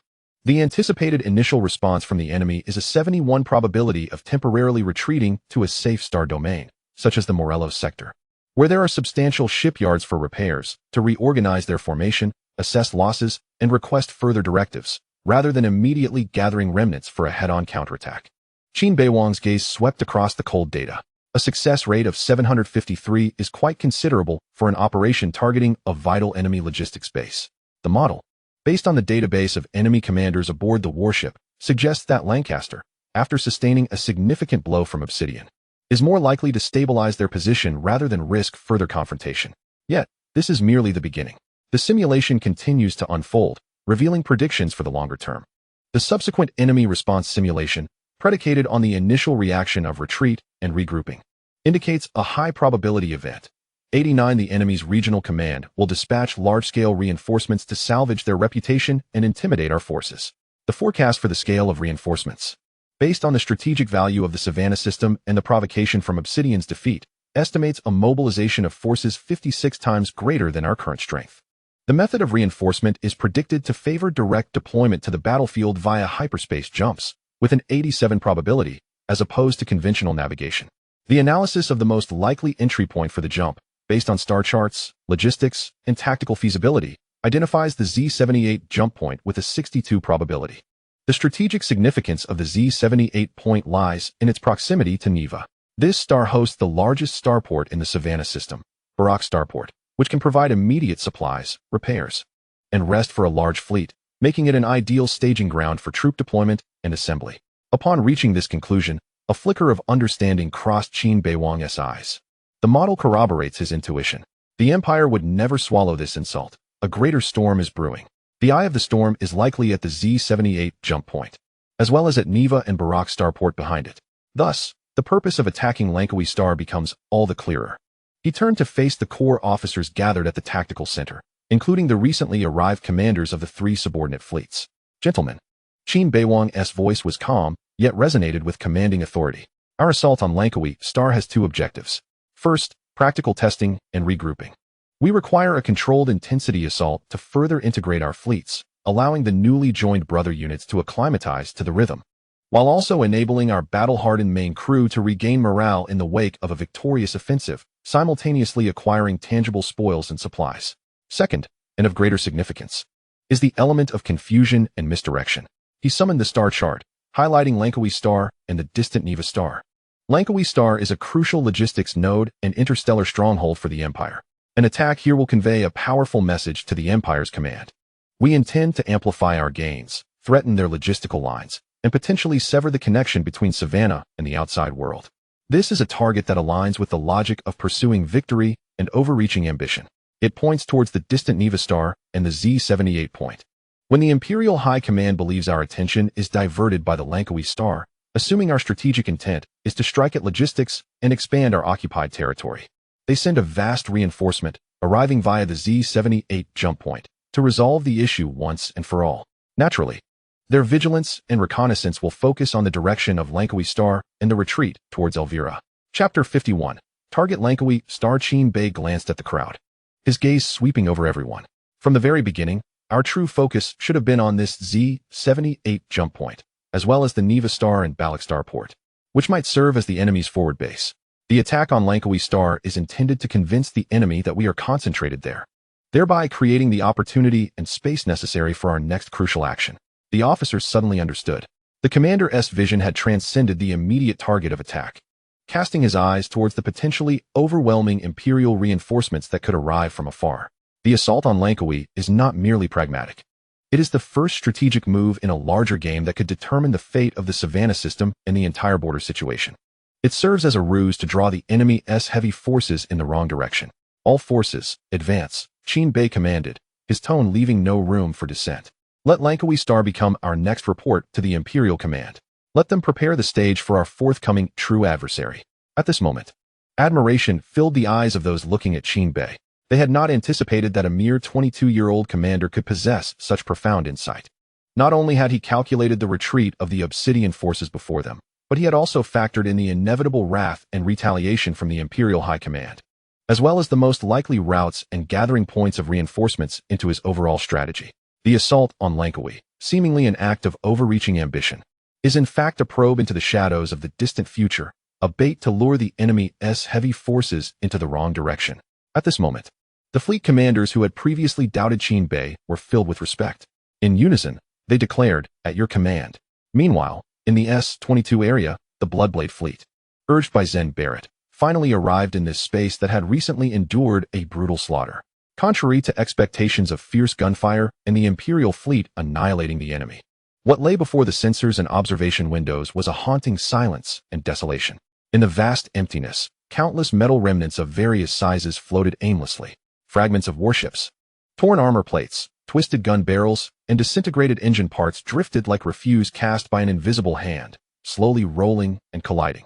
Some of the larger debris still burned, emitting brief and eerie flames that flickered silently in the vacuum. Leaked frozen coolant, spilled fuel, and crew fluids formed thin, oddly colored crystalline clouds, resembling the cold shrouds of starships. Further away, the lifeless remains of several Imperial warships could still be seen, utterly silent. Their shells were charred and riddled with holes. Some lay in two shattered halves, while others had their internal structures fully exposed, resembling the hollowed-out carcasses of colossal beasts. Beneath the dim light of the stars, they cast grotesque silhouettes. Occasionally, a circuit that had not been entirely damaged would short-circuit, emitting a faint spark of electricity before plunging back into darkness. The entire area was enveloped in an absolute silence that spoke of survival after catastrophe, punctuated only by the feeble hiss of background radiation and the muffled sounds of debris colliding, which only served to accentuate the desolation and void of this battlefield. Barrett stood on the bridge of the Gorgon. The wild grin that usually adorned his rugged face had vanished without a trace. In its place was a solemn expression, mingled with shock, gravity, and a barely perceptible hint of horror. It was indeed real, he murmured, his voice dry. Upon receiving news of the Obsidian's disastrous defeat, a flicker of doubt had lingered in the depths of his heart, suspecting it might be a grandiose excuse concocted by Lancaster to mask failure. Yet now, witnessing the infernal remnants of the battlefield and feeling the still lingering high-energy radiation and signals of despair relayed by the sensors, he could no longer deny the truth. The fleet led by Qin Beiwang had truly devastated the once-renowned Obsidian at the Imperial borders. A new fleet had vanquished the Obsidian? Two Imperial-class aides beside him were equally dazed, whispering as if their worldview had been shattered. Suddenly, Barrett snapped back to reality, a sharp glint flashing in his eyes. After a brief moment of astonishment, his radical instincts and thought processes kicked into high gear. "Respond to Lancaster," he commanded the communications officer in a low voice. "We reject the proposal to assemble at Morelos." The aide was taken aback. "Commander? Are we not to rendezvous with the remnants of the Obsidian? They are in dire need of support and reorganization." Barrett interrupted him, a near-cold smile curling at the corners of his mouth. "Rendezvous to wait for that lad named Qin to serve us another defeat? No." He stepped toward the star map, his finger pressing heavily on the position representing Langkawi. "To Langkawi? Why Langkawi?" The aide was perplexed. "That is a logistics hub, but should we not be gathering our forces to prepare for retaliation?" "Precisely because that lad is an outright madman who plays by no rules," Barrett bellowed, his eyes gleaming with an excitement and vigilance akin to that of encountering a kindred spirit. "A madman who has just triumphed over the Obsidian. Do you think he would be content with a single victory and retreat obediently? No, he will crave more. He will delve deeper and expand his gains. And what is the quickest way to amplify those gains? Severing the enemy's supply lines." He pointed emphatically at Langkawi. "This is a stronghold connecting Savannah to other Imperial star systems, stockpiled with abundant resources, and one of the potential gathering points for subsequent reinforcements. Striking here will not only yield tangible benefits, but will also severely undermine our sustained combat capabilities and incite panic. If I were him, my next blow would land right here." Moreover, Barrett's voice lowered, carrying a hint of ruthless intensity. "Our Bloodblade still has a portion of subfleet en route, while the Iron Curtain fleet is also advancing in that direction. If that madman has indeed gone to Langkawi, or ambushes our reinforcements halfway, the losses would be catastrophic. We must take action first. We must either secure Langkawi or confront him there and settle this once and for all." The officer suddenly understood, feeling a chill run down his spine. The commander is entirely predicting actions from the perspective of that lunatic enemy commander. "All fleets, turn. Destination, Langkawi Star. Maximum speed." Barrett no longer hesitated and issued the order in a commanding tone. He abandoned the idea of regrouping with the remnants and chose instead to race towards what he deemed a pivotal point where the flames of war would reignite. In the strategic briefing room of the Opal Star Domain Command, The encrypted hyperspace communication had just been decoded when the preliminary damage report from the Obsidian fleet was displayed in full on the enormous central screen. The atmosphere, once bustling and orderly, seemed to be instantly siphoned away. The room fell into an eerie silence. Chapter 52. The Oil Tactics and the Enraged General. A young intelligence officer was sipping coffee, his gaze sweeping over the key phrases on the screen. The indomitable dignity was confirmed sunk, the amethyst and emerald fleets completely annihilated, with an estimated total loss rate exceeding 50%. His hand holding the cup froze abruptly, scalding coffee splashing over. He felt nothing of the burn on the back of his hand, merely gaping, his eyes fixated on the screen as if struggling to comprehend the meaning of the words. This is impossible. Sitting beside him, an experienced officer responsible for fleet composition statistics was the first to voice his disbelief, his tone cracking from shock. He sprang to his feet, nearly toppling his chair, trembling finger pointing at the screen. The Obsidian? Decimated? Over half lost. The Indomitable Dignity is an Emperor-class T-5 battleship. Who did this? How could the Savannah system possess such power? It must be that newly formed Federal garrison fleet, the Pluto fleet. Another officer, responsible for enemy analysis, turned pale, quickly pulling up the meager file on Qin Beiwang. Commander, Qin Beiwang, age 22, son of Federal Marshal Qin Xianfan. The last battle report confirmed he annihilated the Whales subfleet, but that was Wales, not even in the same league as the Obsidian. Could there be an error in the intelligence? Or has the Obsidian encountered an ambush by the Federal main force? Someone raised doubts, but their voice lacked conviction. The report, accompanied by fragmented battlefield data from various surviving ships and evidence of high-energy radiation remnants, pointed to an extremely brutal and one-sided defeat. 2 T-5S, all T-4, class starships, exceeding 60 main battle vessels in scale. A 3-star general muttered, his fingers unconsciously drumming on the table, his face etched with absurdity. To be so thoroughly defeated by a newly established fleet, possibly composed of T-3S or even mixed recruits, is incomprehensible. What is Lancaster doing? Low exclamations of disbelief, incredulous questions, and the sound of hurriedly flipping through documents intertwined in the briefing room. The once solemn military hub now reverberated with an absurd tension. Obsidian had suffered a catastrophic defeat, shattering their long-held perceptions of the power dynamics at the border. At that moment, a resounding bang reverberated, silencing all commotion. Every gaze was instantly drawn to the central figure. General Strauss, the theater commander, slowly withdrew his hand from the heavy alloy table. His knuckles pale from the force of his strike. His countenance was dark and foreboding, reminiscent of storm clouds charged with impending lightning. The veins at his temples throbbed slightly, and his hawk-like eyes fixated intensely on the battle report displayed on the screen, which churned with shock, fury, and a chilling sense of grave offense. Obsidian, a force he had entrusted with immense expectations, second only to the elite core fleet. 2 T-5 class Imperial battleships had been personally sanctioned by him to bolster the Obsidian fleet, intended to serve as an unyielding deterrent at the Federal border. A fleet composed entirely of T-4 class capital ships represented the Empire's technological and military superiority in this region. Now, that needle had snapped, that fist had shattered, all at the hands of an obscure Federal rookie fleet, commanded by one younger than his own grandson. Such humiliation. It was a profound blow to Strauss's authority and the strategy of the theater. Cold fury replaced the initial shock. Strauss lifted his head, his gaze slicing through the murmuring staff like a blade. His voice, though low, bore an undeniable iron resolve, echoing through the now silent chamber. Orders. The staff immediately stood at attention, breathless. Great White Shark Fleet, Deep Sea Jellyfish Fleet, Lionhead Fleet, Mermaid Fleet. He swiftly enumerated 4 infamous fleet designations within the Opal Star domain. The fleets were to cease all current operations and enter a state of maximum readiness. Within 72 hours, they were to assemble and resupply, utilizing the fastest jump routes to reinforce the Savannah system. The theater command authorized, upon arrival at Savannah, the commander of the Great White Shark Fleet would coordinate operations, with the primary objective of annihilating the Federal Pluto fleet, thereby restoring absolute control over the Savannah region. If necessary, collaboration with Iron Curtain, Bloodblade, and the remnants of Obsidian could be requested. I care not how you achieve this. I demand to see Qin Beiwang's fleet reduced to stardust in the Savannah sky. The Federation must clearly understand the consequences of provoking the Empire. As the orders were issued, an eerie silence enveloped the briefing room once more, even more suffocating than before. Many staff members displayed unmistakable astonishment, and some young officers exchanged incredulous glances. For fleets, combined with the current forces of Iron Curtain, Bloodblade, and the remnants of Obsidian, represented an estimated military strength over 7 times that of the known forces of the Pluto fleet.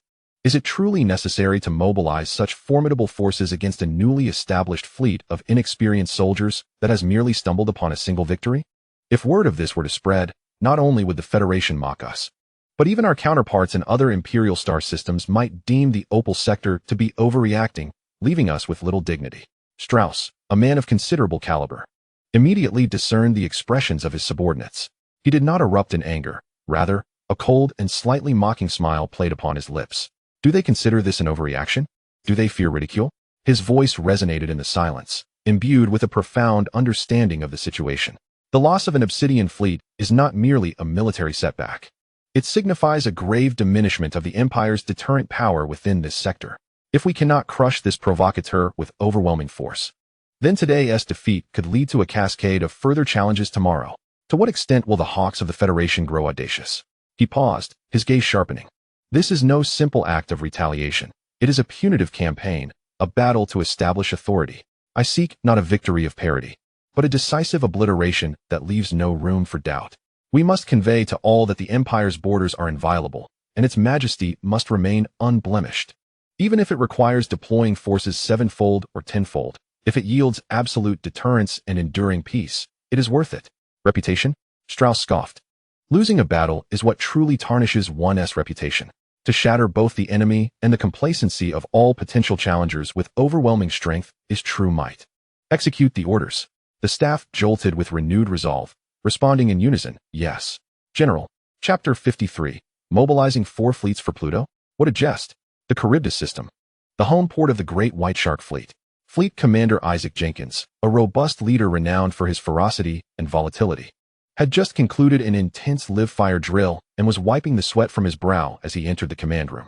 When his aide handed him the classified orders from General Strauss with a peculiar expression, Jenkins cast a glance at the document. His eyes widened, and he seized the orders, scrutinizing them anew. For fleets? Along with the Savannah contingent, that makes 7? To confront a fledgling fleet of the Federation? Jenkins' voice rasped like sandpaper. Has old Strauss lost his wits in his fury? To employ a sledgehammer to crack a nut? He gazed out at the port where his ships, their lines menacing and painted like the teeth of a shark, lay quietly docked. Quite well. A grin broke across his face, revealing a set of white teeth, his eyes glinting with a bloodthirsty light. Just the opportunity one need to stretch my legs and relieve my restlessness.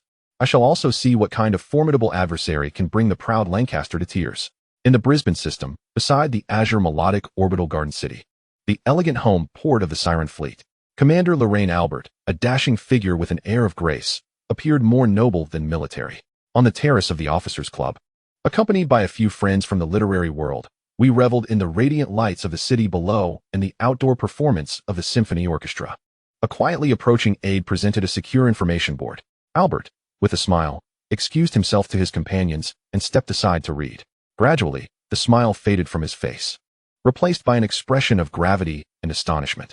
Such a large-scale mobilization transcended mere tactics. It had become political. He sighed softly, gazing at the starry sky. What you have ignited, Qin Beiwang, may well be a conflagration far beyond your imagination. Nevertheless, as the blade of the Empire, it is my duty to alleviate its burdens. He adjusted his meticulously tailored cuffs, regaining his composure. Notify the fleet to terminate all leave and enter a state of heightened alert immediately. Let us proceed to our stage in the most elegant, yet lethal manner. The large-scale mobilization commenced. For star systems, pivotal military nodes of the Empire. Within the port, starships of various forms, each exuding an aura of menace, ignited their engines and departed their berths. Maintenance corridors were cleared as supply convoys busily navigated through. The vast fleet began to assemble, akin to an awakened pack of beasts, converging towards the major military transition points within their respective star systems.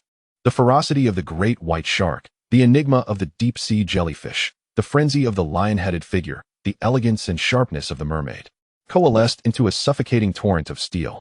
The Federal Border Security Bureau, FCB, codenamed Lighthouse Observation Station, federal spy satellites and operatives, lurking within the asteroid belt or disguised as civilian facilities, simultaneously captured images of this unusual large-scale assembly. Data streams, like startled fish, surged through layers of encrypted relay points towards the Federal Intelligence Hub.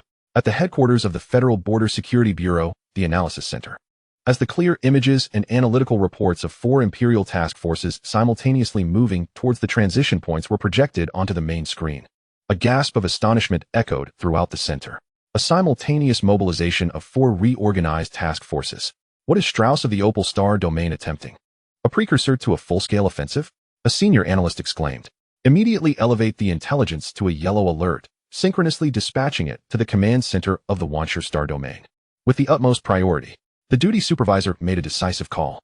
Wanshire Star domain command center. Upon receiving the urgent intelligence, the atmosphere within the command center was similarly filled with astonishment. For fleets? Reinforcements for the ongoing battle in the Grydo Star system?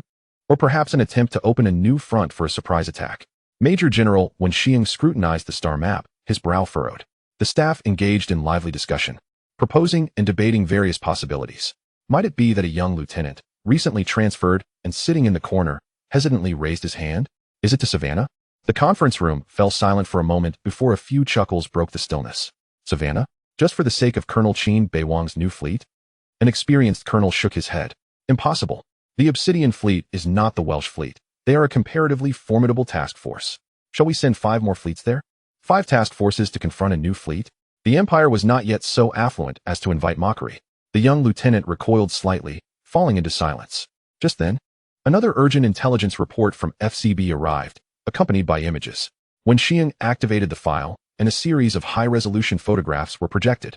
The Moros Star naval port was densely populated with starships, yet the hulls were marred by horrifying gashes, torn armor, and molten scars left by laser burns. Alongside patches blackened by explosions, some vessels had even lost structural integrity, propped up by makeshift supports. A visceral sense of tragedy, reminiscent of a recent brush with death, seemed to emanate from the photographs. Among them, a few heavily damaged behemoths revealed their sides, where a distinctive emblem resembling shattered black obsidian was clearly visible. Obsidian, someone murmured. The operations room fell into a profound silence, as all the staff fixated on the images, their faces etched with shock, doubt, and confusion. Recently, aside from the Pluto fleet, which of our fleets has operated in Savannah? Wen Xiang's voice was dry. Report, none. Only the Pluto fleet is on a mission for dawn action. The intelligence officer quickly confirmed. In the stifling quiet, the young lieutenant's voice broke the stillness once more, trembling with bold conjecture. Could it be that the Pluto fleet was responsible? Did they inflict such damage upon the Obsidian? A sharp intake of breath resonated through the room. No longer a light chuckle, but a collective gasp. Severely injuring the Obsidian? That is an elite force of the Empire, equipped with T-5 class battleships. The Pluto fleet? That newly established fleet, commanded by a mere 22-year-old? Wen Xiang abruptly turned towards the intelligence officer. Has the Security Bureau confirmed which federal fleet was involved? The intelligence officer shook his head. The Security Bureau is unable to ascertain this, which is why they sent the photographs to us for clarification. They harbor their own suspicions.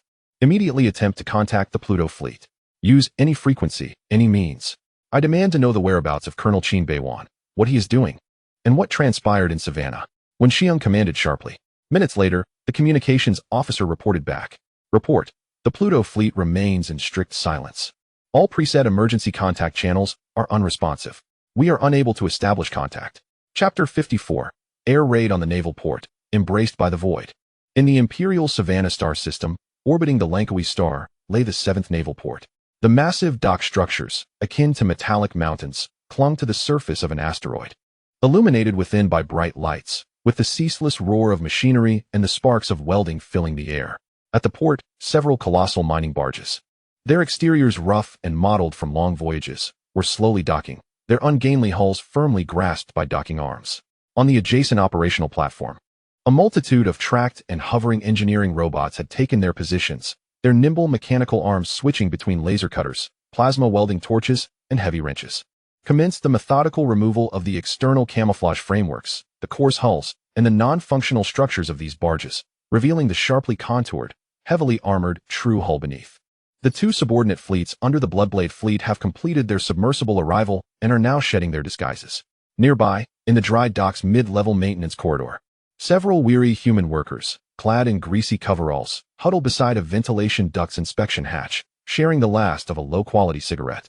Warmed by the meager heat emanating from the duct, this fleeting moment of respite is their only reprieve after 12 continuous hours of labor.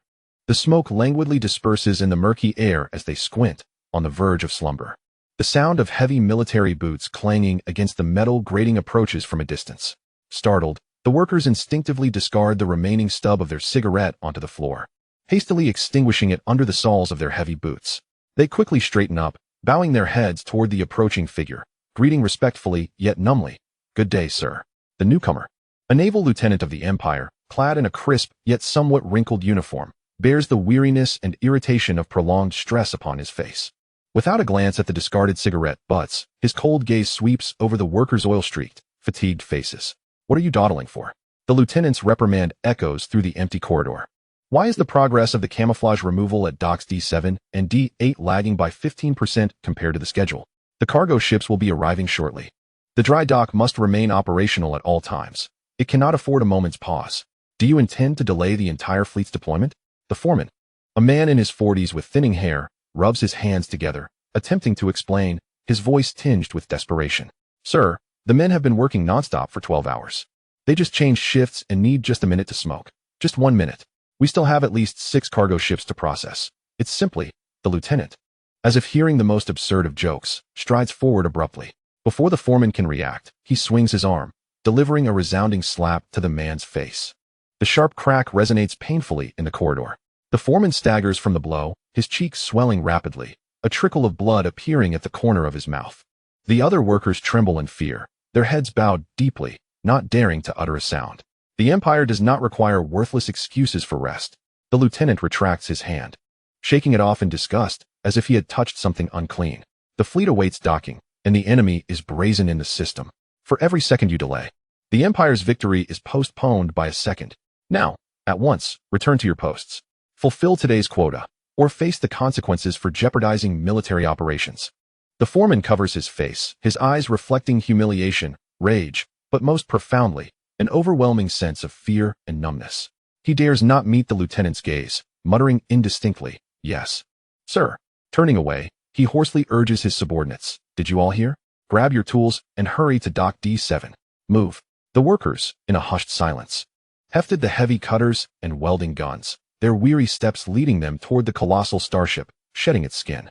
The captain let out a derisive snort, preparing to turn away and urge the next worksite when, without warning, the entire interior of the dock was engulfed in blinding, pulsating crimson light.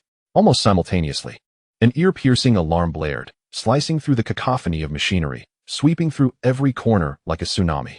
The highest level alert. Enemy attack. Enemy attack. A signal from a large, high-speed craft was detected approaching. Unidentified code. It's an enemy aircraft. Repeat, it's an enemy aircraft. The frantic voice of the air defense commander echoed through the port's public address system. The captain's face drained of color, his previous bravado evaporating into sheer terror. The workers stood frozen, bewildered, gazing up at the source of the shrill alarm, their eyes drawn to the dock's dome, now bathed in a hellish red glow. 5 seconds. Or 10. For the majority of those unprepared within the port, time had lost all meaning. Boom, boom, boom. A series of thunderous explosions, resonating as if striking directly at their hearts, erupted from the outer wall of the dock. The immense metallic structure shuddered violently, the fixed trusses groaning in agony. Lights flickering wildly. Then, in the largest D-sector dock, the thick, composite armor, designed to withstand small meteor impacts, was torn apart in a blinding flash of white light, followed by an even greater explosion, creating a terrifying breach over 50 meters in diameter, its edges molten. The vacuum of space clashed violently with the life-sustaining pressure inside the dock, creating an irresistible pressure differential. The shriek that followed was not the sound of wind, but the anguished wail of gas escaping violently, like the sigh of death itself. Air, dust, unsecured tools, lighter equipment, and even a few maintenance robots standing near the breach were all swept away by an overwhelming force, hurtling toward the flickering, cold starlight of the opening.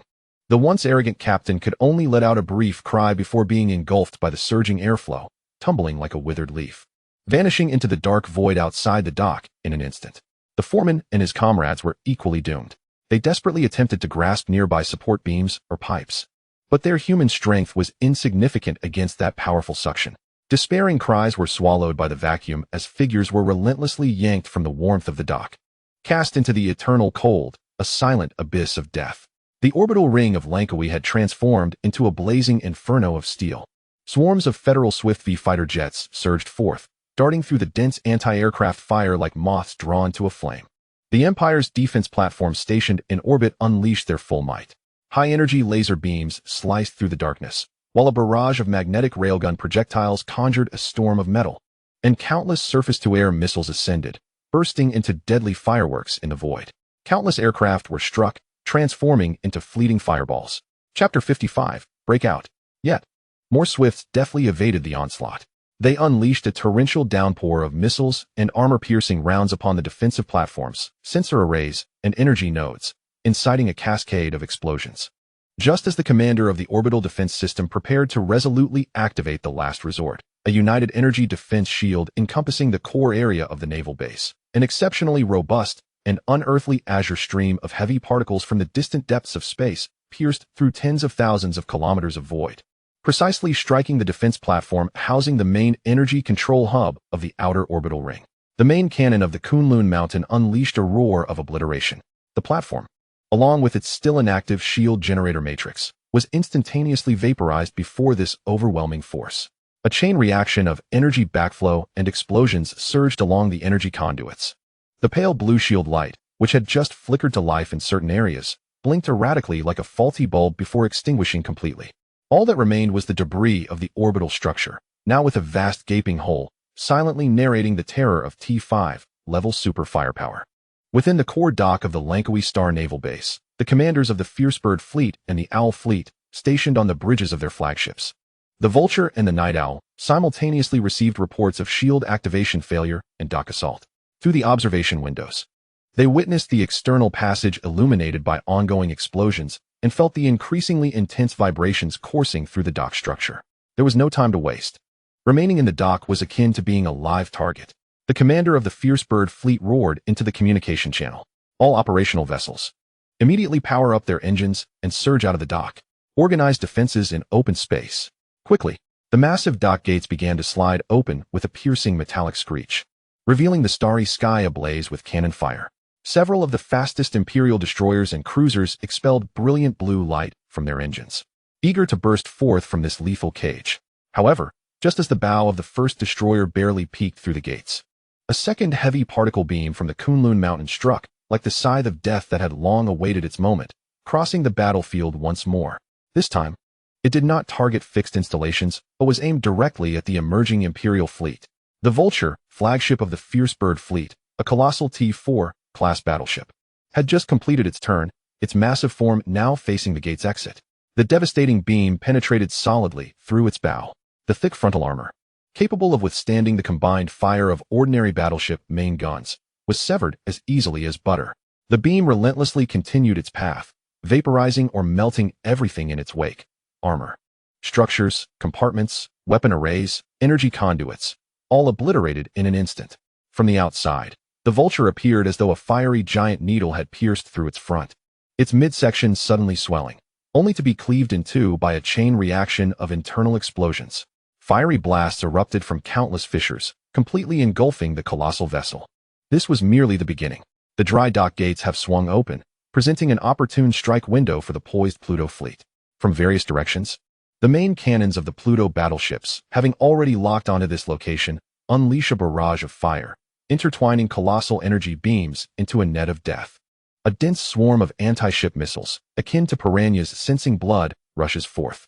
A metal storm composed of high-velocity kinetic projectiles ravages the exit zone. Those Imperial starships eager to break free are met with catastrophic repercussions. A cruiser, barely halfway through the opening, is simultaneously struck by 3 beams, causing its shields to overload and its hull to tear apart.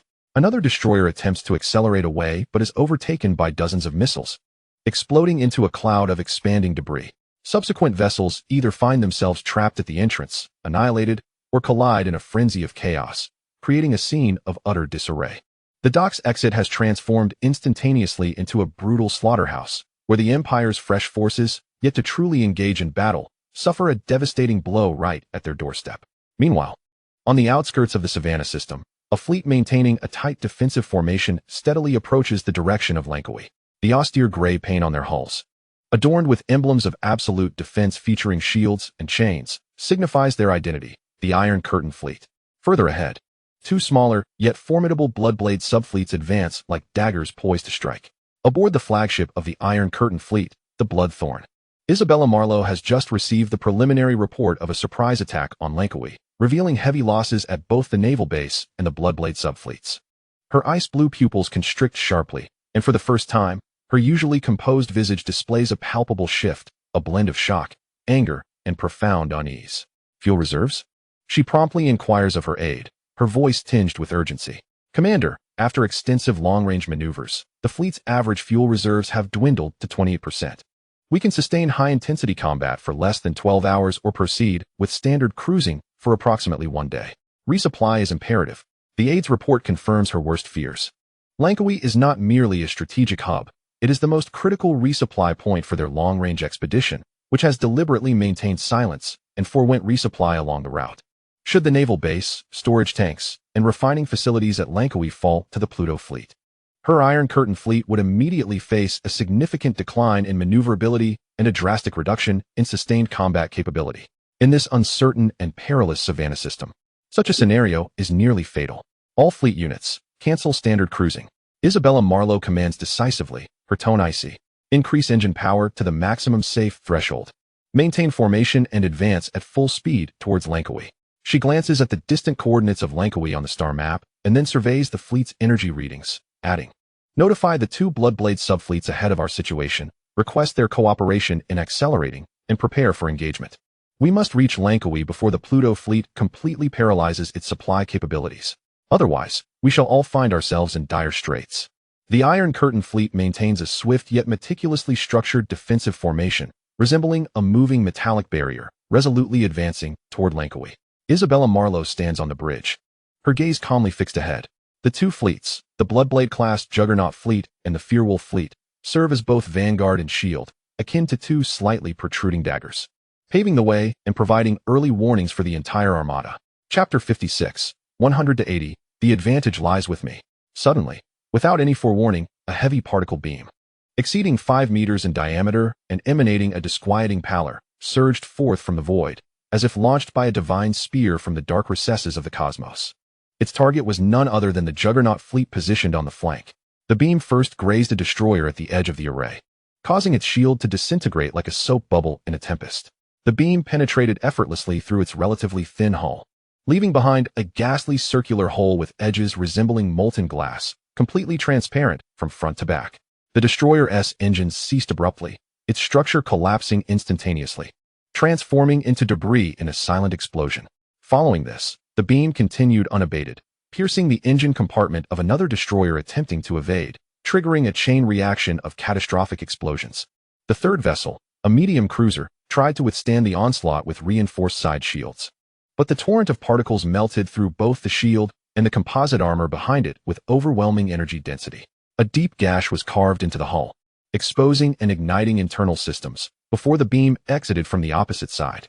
After these 3 lethal penetrations, the beam's final target ominously locked onto the core of the Juggernaut fleet, the flagship, Mammoth-class battleship.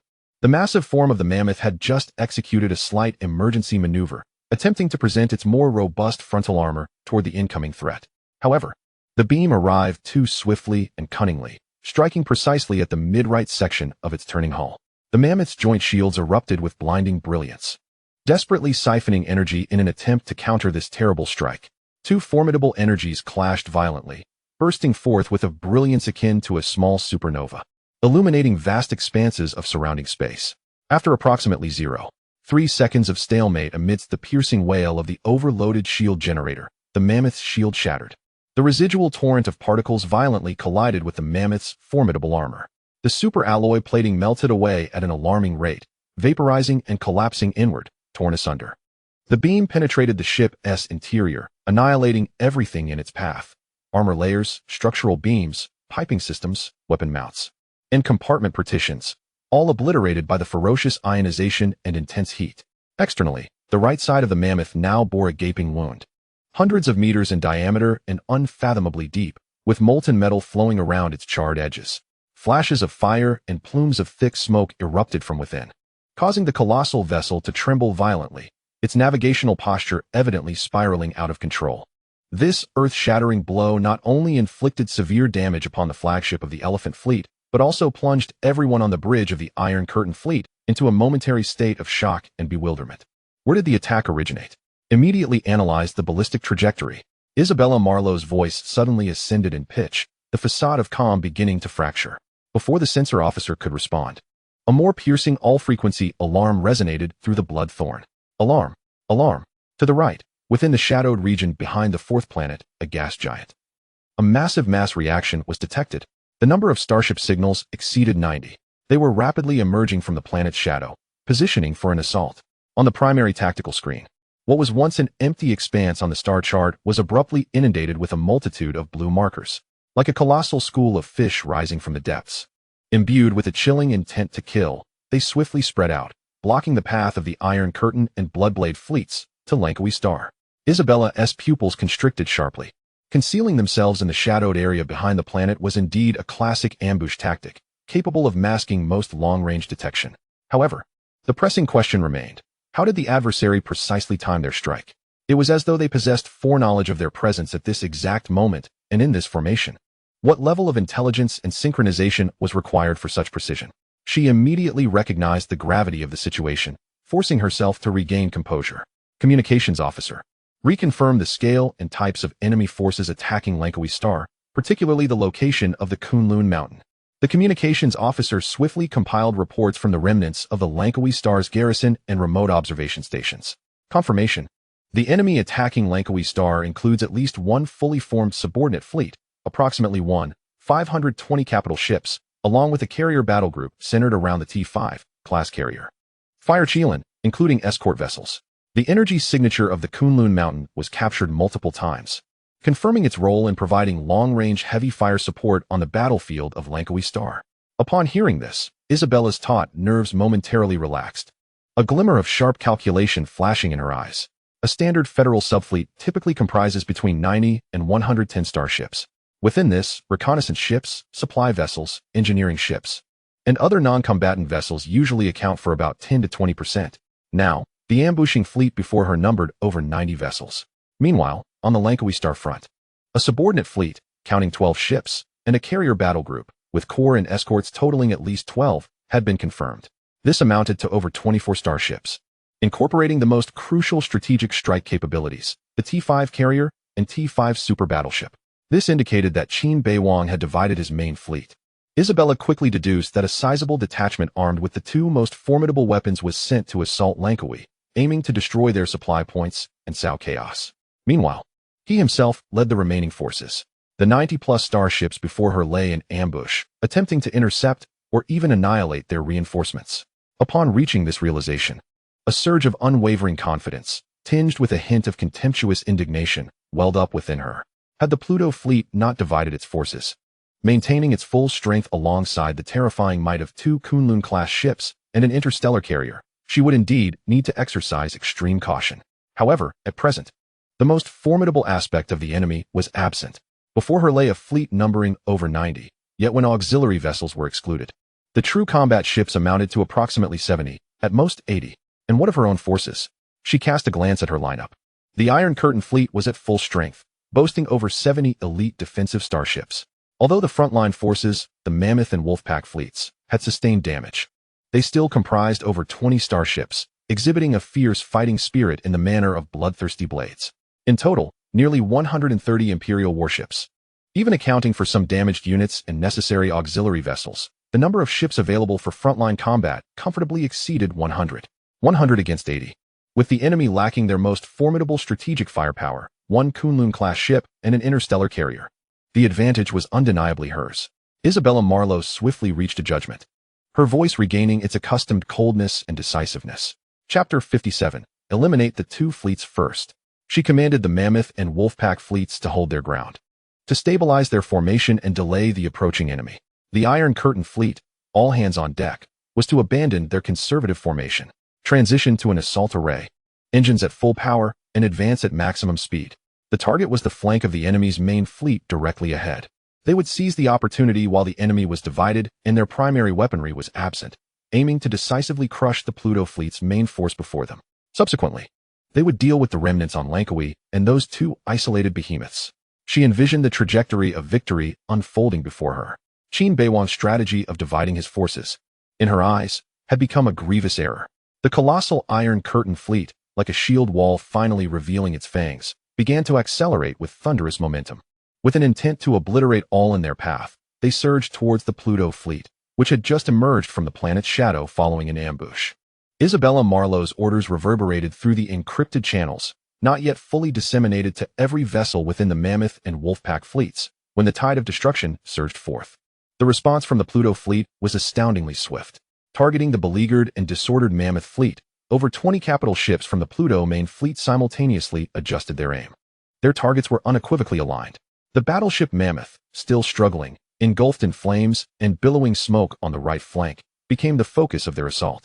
The beams and missiles had yet to reach their mark. 5 Jungha-class T-4 battleships, positioned at the forefront of the array, unleashed a thunderous roar from their iconic triple and quadruple heavy plasma accelerator turrets. 12 house-sized orbs, constrained by powerful magnetic fields into blinding white spheres, churned with high-density plasma of destructive potential, breaking free from their accelerated trajectory. Trailing brilliant and lethal tails, like 12 blazing comets, they tore through the darkness, almost simultaneously crashing toward the Mammoth.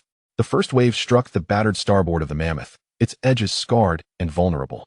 The superheated plasma instantaneously vaporized the already molten armor, exacerbating the wound. The second and third waves followed suit, crashing into the adjacent main armor belt, the heavy composite armor. Under the relentless assault of terrifying temperatures for several seconds, melted and disintegrated like snow under the sun, revealing the fragile structural layers beneath. More plasma clusters accurately targeted the bridge area of the Mammoth, the outer wall of the main energy chamber, and the root of the still operational thruster array. The remnants of the Mammoth's shields failed to endure even a single second, obliterating in a cacophony of overload. Subsequently, the armor and structure succumbed to total collapse. In the areas directly struck by the plasma clusters, the armor did not merely melt.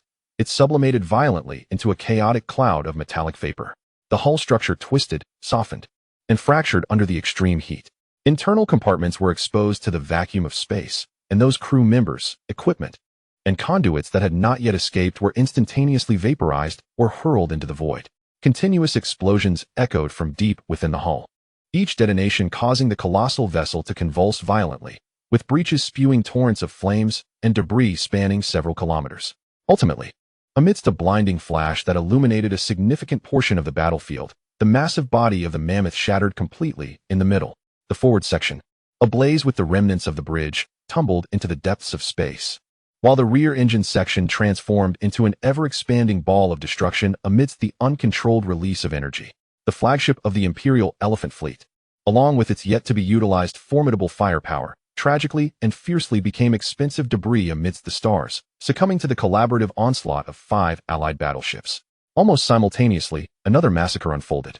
A dozen Federation Gale-class high-speed cruisers, akin to a pack of sharks sensing blood, erupted from the formation of the Pluto fleet with blinding blue jets, racing towards the opposing Terwolf fleet, which was attempting to reorganize its formation. The Gale class was not renowned for heavy firepower, but they possessed unparalleled speed among cruisers and a formidable array of magnetic railguns. Upon nearing mid-range, these swift warships revealed their predatory nature. They deftly maneuvered, evading the hastily organized intercepting fire of the Terwolf fleet, while the multi-launch magnetic railguns on their bows and flanks began to unleash a barrage. The rhythmic thuds of the magnetic railgun fire reverberated through the communication channels. Each supervelocity alloy projectile carried with it terrifying kinetic energy, effortlessly tearing through the relatively flimsy shields and armor of the destroyers, leaving gaping, gruesome holes or triggering chain reactions of internal explosions. Several destroyers on the periphery of the Terwolf fleet were reduced to mere sieves, disintegrating silently upon impact. A few cruisers attempting to provide cover also succumbed to the Gale-class coordinated crossfire, their shields overloaded, armor shattered, and ultimately transforming into burning wreckage. The flagship of the Terwolf fleet, the Grey Wolf, was a T-4 class battleship notorious for its ferocious assaults. Witnessing the slaughter of his subordinates, the captain's eyes blazed with fury. "Charge the main cannons. Target those leading gales. Eliminate them," he bellowed. The colossal main turret of the Grey Wolf began to rotate, its muzzle gathering a perilous luminescence of energy. However, At the very moment its targeting system was about to lock on, a familiar, pallid beam of heavy particles, seemingly capable of piercing through the stars, surged forth once more from the distant rear of the Pluto fleet formation. The flagship, Kunlun Mountain, commanded by Qin Beiwang, had never strayed from this primary battlefield. It remained suspended at a safe distance, akin to a composed sniper, delivering fatal punctuation to the ambush with its terrifying main cannon. The beam accurately struck beneath the base of the Grey Wolf's charging turret. There was no explosion, only the utmost penetration and annihilation. The torrent of particles sliced through the armor as effortlessly as a hot knife through butter, penetrating the ship's interior, coursing down along the energy conduits, and ultimately reaching the core reactor area. The Grey Wolf's hull suddenly stiffened, all external lights and engine glows extinguished in an instant. Subsequently, an indescribable, blinding brilliance erupted from within. The entire warship swelled and distorted as if inflated beyond capacity, culminating in a cataclysmic explosion far surpassing that of the Mammoth, obliterating it completely, leaving only a slowly expanding cloud of metallic debris intermingled with high-energy radiation. When Isabella Marlowe's Iron Curtain fleet thunderously entered this combat zone at maximum speed, they were met with a hellish sight. The flagship of the Mammoth fleet lay shattered in two, its wreckage still ablaze. The flagship of the Terrorwolf fleet, the Grey Wolf, had vanished without a trace, leaving behind only a cloud of lethal radiation. Chapter 58, Star Wars Tactical Operations. The clumsy Turtle II elite subfleets of Bloodblade, comprising over 30 starships, were now reduced to fewer than 20 battle destroyers and a handful of cruisers, struggling to survive like sheep torn by a wolf pack, filled with terror and confusion. The combat capability of the cruisers had been nearly eradicated by the Gale Pack's relentless hunt. Isabella Marlowe stood on the bridge, her ice-blue eyes reflecting the chaotic battlefield displayed on the tactical screen, alongside the still disciplined formation of the Pluto fleet. Shock pierced through her usual calm and calculated demeanor like a cold steel needle. It was too swift. From the initiation of the ambush to the concentrated fire that crippled the Mammoth, followed by the Gale Pack's slaughter of the Terrorwolf cruisers, and ultimately, with the Kunlun Mountain delivering the final blow, the entire process was seamless and ruthless, devoid of any delay or hesitation. The coordination among the various types of ships, the timing of their firepower, and the devastating strikes on key targets showcased a level of efficiency that was truly spine-chilling. This was certainly not the performance one would expect from a newly formed fleet, predominantly composed of recruits, established merely a few months prior. Even by the Imperial fleet standards that she was familiar with, such tactical maneuvers, achieving target identification, firepower allocation, and efficient execution within a remarkably short time frame, were beyond compare. Even the Bloodblade's main force, renowned for its ferocity and aggression, led by Zane Barrett, might struggle to replicate such decisive execution. The commanding officer's mastery over the fleet, akin to an artist wielding a brush, and the resolute precision with which the officers executed orders, far surpassed her expectations of this newly assembled armada. Qin Bei pondered the methods he employed to refine such a fleet to this formidable state in such a brief span of time. Just as Isabella's thoughts raced, attempting to reassess this formidable adversary, the Pluto fleet surged into action once more. They did not retreat, nor did they adopt a frontal assault against the Iron Curtain's formidable defenses. Instead, the massive formation, composed of over 90 starships arrayed in deep blue, seemed to be parted gently by an invisible giant hand, splitting neatly in two. Two nearly equal clusters of ships veered left and right, respectively. Their engines erupted in brilliant trails of flame, tracing two elegant and fierce arcs, moving with remarkable speed and flawless coordination, devoid of any chaos. Their intentions could not have been clearer, abandoning a head-on strike against the Iron Curtain's shield wall. They opted for a rapid flanking maneuver on either side of the Iron Curtain fleet. "They aim to encircle us," exclaimed the aide, wide-eyed. Isabella immediately grasped the enemy's strategy. The Iron Curtain fleet was renowned for its defensive prowess, with a front formation as solid as rock, where a direct confrontation would entail exorbitant costs. However, if the enemy successfully flanked them on the sides, or even the rear, no matter how sturdy the frontal defenses, vulnerabilities would inevitably emerge, forcing an adjustment of formations and leading to a reactive stance. The enemy's decision to split their forces into two simultaneous flanking maneuvers was particularly ruthless. This compelled the Iron Curtain fleet to also divide their forces in response. Failing to do so would risk one flank being breached, resulting in the collapse of the entire line. Yet, dividing their forces would also diminish the combined defensive energy field that the Iron Curtain fleet relied upon so heavily, which was bolstered by a dense formation. Order. The left flank, led by the stronghold, is to veer right by 15 degrees, maintain formation, and intercept the enemy's left flanking fleet. The right flank, led by the bastion, is to veer left by 15 degrees to intercept the enemy's right flank.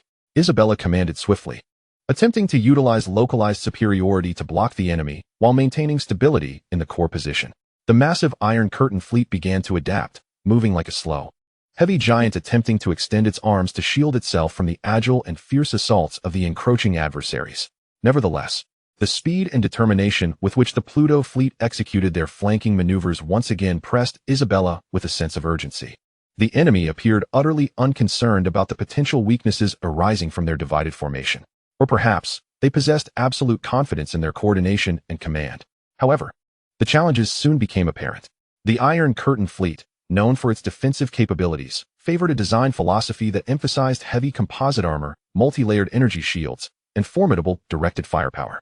This rendered their individual ships significantly more robust than their counterparts, resembling mobile steel fortresses. While this solidity conferred unparalleled resilience, it also sacrificed critical mobility. As the two high-speed warship clusters of the Pluto fleet pushed their engines to the limit, executing a tactical sprint at sharp angles, the Iron Curtain fleet's interception formations appeared somewhat cumbersome and sluggish. Their turning and acceleration resembled heavyweight boxers attempting to catch their lighter counterparts. Despite having the advantage in power, they always lagged slightly behind in rhythm. The tactical contest for position in the starry expanse was ever-changing. The objectives of the Pluto fleet were unmistakably clear. They sought to seize the advantageous vertical T positioning, rather than the less favorable horizontal T. In space warfare, given the small frontal projection area of starships, with the main armor belt and primary artillery concentrated at the front, the aim was to capture the enemy fleet's lateral front, the vertical apex of the vertical T. This would allow their fleet to unleash the most ferocious frontal firepower upon the enemy's side, the horizontal part of the T, creating a localized onslaught of firepower. The barrier fleet on the right flank of the Iron Curtain had just completed its turn, attempting to position itself across the front of the Pluto fleet's rightward advance. Yet, the Pluto fleet was swifter and more acutely aligned. Like a precise chisel, they darted through the gaps in the barrier fleet's formation before it could fully deploy, successfully positioning themselves at the lateral front of the barrier fleet S-column, a flawless vertical T tactical position, without a moment's adjustment or hesitation. The moment the tactical window appeared, the prelude to destruction commenced. The first to strike was the Kunlun Mountain, hovering in the rear like the Grim Reaper surveying the battlefield. Its robust, heavy particle beam turret slightly adjusted its angle, once again gathering terrifying energy that warped the very fabric of space. The pale stream of annihilation surged across the battlefield for the second time. This time, its trajectory was aimed directly at the flank of the barrier fleet's column. A destroyer positioned at the outermost edge of the column bore the brunt of the assault, its shields and hull pierced as if made of paper, vaporized. The beam pressed on relentlessly, penetrating through a medium-sized cruiser that attempted to advance for cover, leaving a horrifying molten cavity at its center. The ultimate target of the beam was none other than the core of the barrier fleet, the flagship steel plate. A heavy defensive battleship renowned for its exaggerated frontal armor and super shield generators. The captain of Steel Plate issued a command for full defensive measures the moment the beam ignited. Chapter 59. The Usurper Torpedo. All of the warship's energy was frantically channeled into the united shield facing the oncoming threat, while the thick multi-layered armor plates adjusted to the optimal angle. The pale beam of light collided violently with Steel Plate's famed super shield, known for its ability to withstand successive bombardments from battleship-grade artillery. A blinding radiance erupted, and the clash of two extreme energies triggered localized ripples in space-time. The shield flickered furiously, energy readings plummeting sharply. It held for merely a second. Before the T-5 class strategic main cannon of the Kunlun Mountain, the proud defense of Steel Plate crumbled like cream meeting a heated knife. The shield generator exploded into fragments amid shrill overload, and the pale torrent of particles surged through, striking Steel Plate's formidable frontal armor with unrelenting force.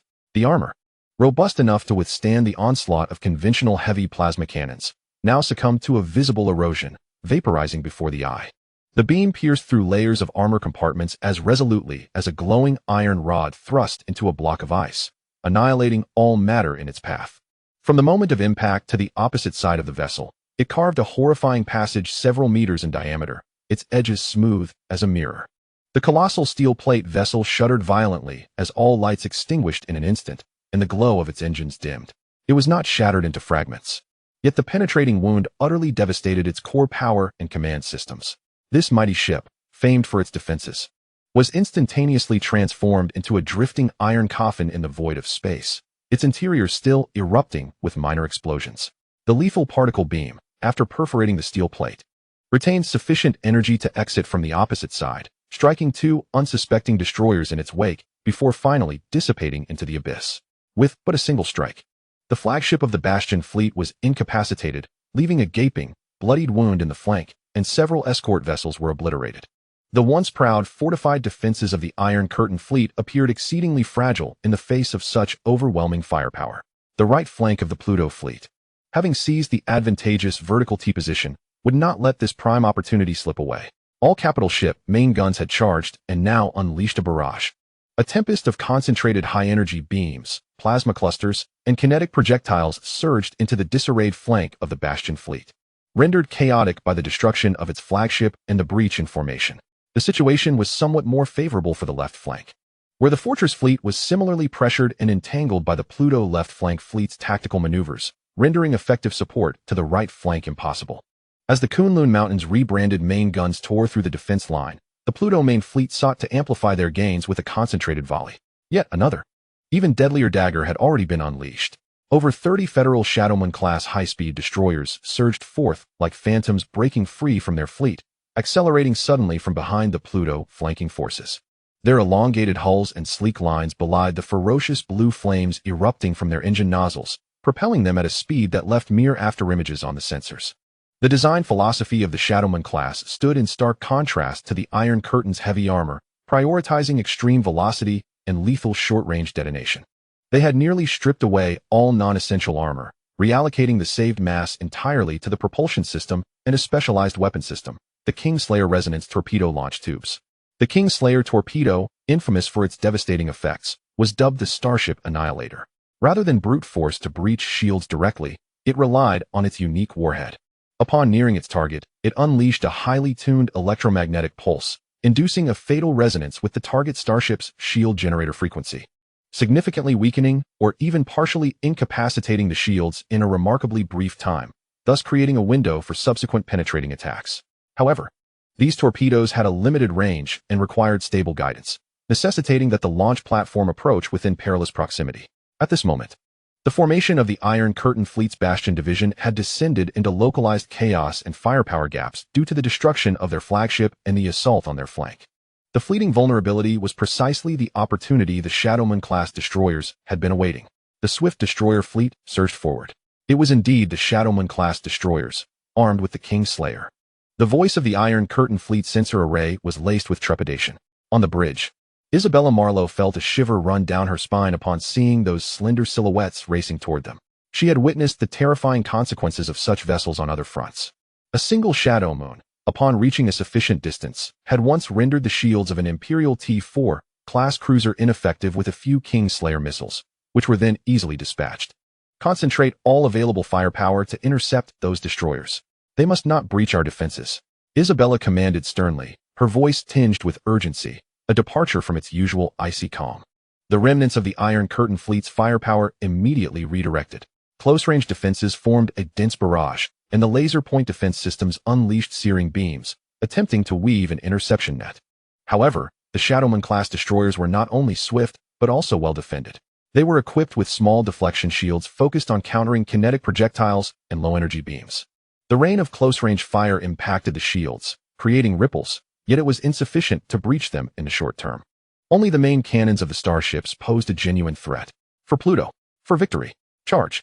On the bridge of a Shadowman-class vessel, a young captain's face bore a mix of fervor and determination as he transmitted to the entire ship. His vessel executed dazzling zigzag maneuvers, evading massive beams from the main cannons. Outside the viewport, another Allied ship was struck by a precise plasma cannon shot, in an instant of shield overload. Its hull was torn apart by the ensuing barrage, exploding into a silent conflagration, debris mingling with ice crystals scattering in all directions. Yet, this did not deter the survivors. Maintain formation, deploy decoy missiles, draw their fire. Another Shadowmoon captain bellowed, as his ship released a multitude of bait missiles, creating opportunities for his comrades behind. Numerous Shadowmoons were struck while advancing, some disintegrated mid-flight, Others had their engines destroyed, becoming helpless targets, obliterated by subsequent fire. Nevertheless, their momentum surged unabated, like moths drawn to the flames, sacrificing some for the progress of the whole. At last, over 15 Shadowman-class vessels, through their speed and sacrifice, boldly surged to a critical distance of 300,000 kilometers from the flank of the Iron Curtain fleet. Launch. The captains of each ship commanded almost in unison. Long, Ebony King Slayer torpedoes silently slid from the rotating launch tubes of the Shadowman class. Their initial velocity was not swift, akin to barracudas in the deep sea. Silently, yet lethally aimed at their designated targets. Chapter 60. At that moment, the torpedo was merely half a meter away from me. The disordered formations of the Iron Curtain fleet's cruisers and battleships were desperately returning fire. In the early phase, the torpedoes glided on inertia at approximately 50,000 kilometers per second, well within the effective interception range of the point defense systems. The Iron Curtain fleet's point defense systems reacted immediately. A barrage of fire and beams enveloped the area. However, as the swarm of torpedoes surged to a distance of 200,000 kilometers, the primary thrusters at their rear suddenly ignited to full power. A thunderous sound reverberated through the vacuum. The velocity of all the Tyrant killer torpedoes instantly soared, reaching 18,000 kilometers per second. This acceleration rendered most predictive close-range defense systems futile as their barrage whizzed past. The gunners of the Iron Curtain fleet narrowed their pupils, hastily adjusting their interception parameters. Yet, this was not the end. As the torpedoes approached to a mere 100,000 kilometers, a distance nearly intimate for interstellar weaponry, the auxiliary pulse engines on either side of their bodies ignited simultaneously. A secondary acceleration. The speedometer fluctuated wildly, surging beyond a terrifying 20,000 kilometers per second. This far exceeded the tracking and targeting capabilities of conventional close defense systems.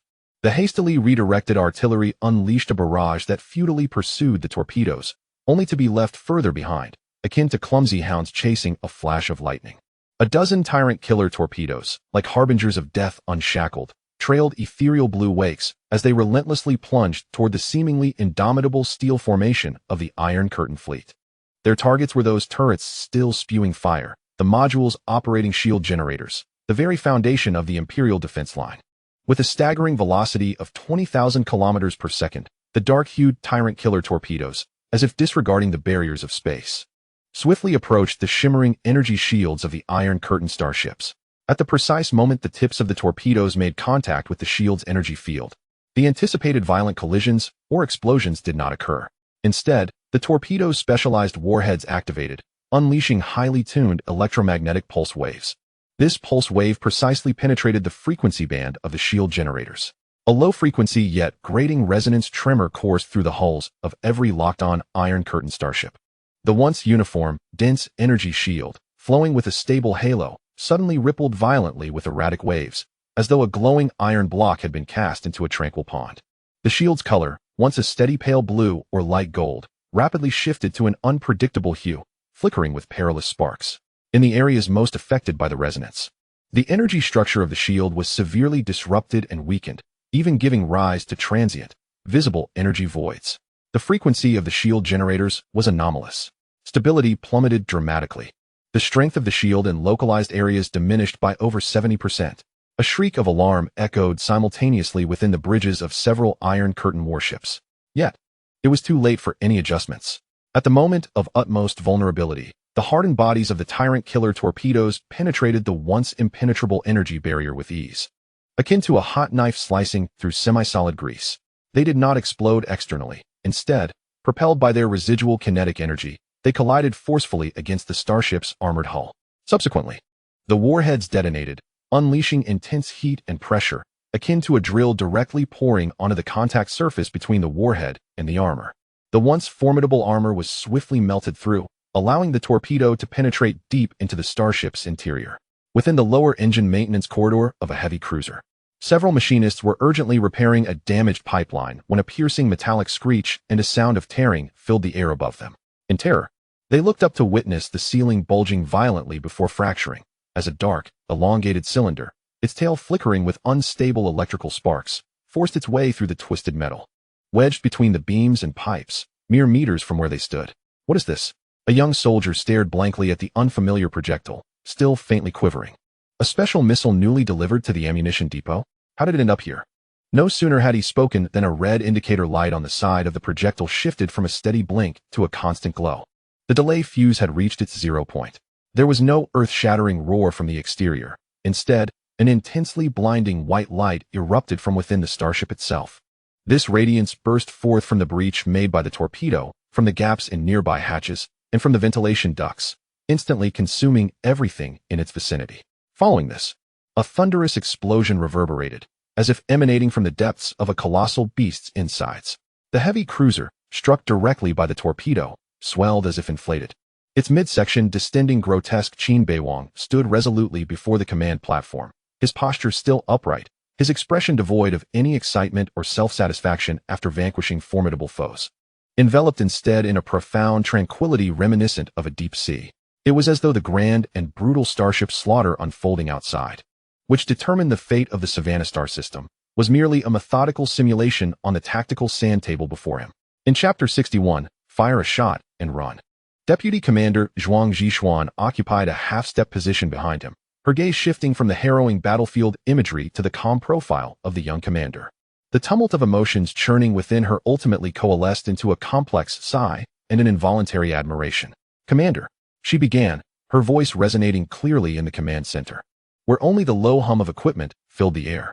"You have once again anticipated everything perfectly." Qin Beiwang slightly turned his head, gesturing for her to continue. "From the moment we divided our forces, you predicted the Iron Curtain's response." Zhuang Zhishuan pointed to the star map, where traces of the battle simulation remained visible. "You anticipated that Isabella Marlowe would split her forces to intercept us, attempting to neutralize our encirclement with localized numerical superiority. She had to maintain her formation. That is the essence of the Iron Curtain fleet.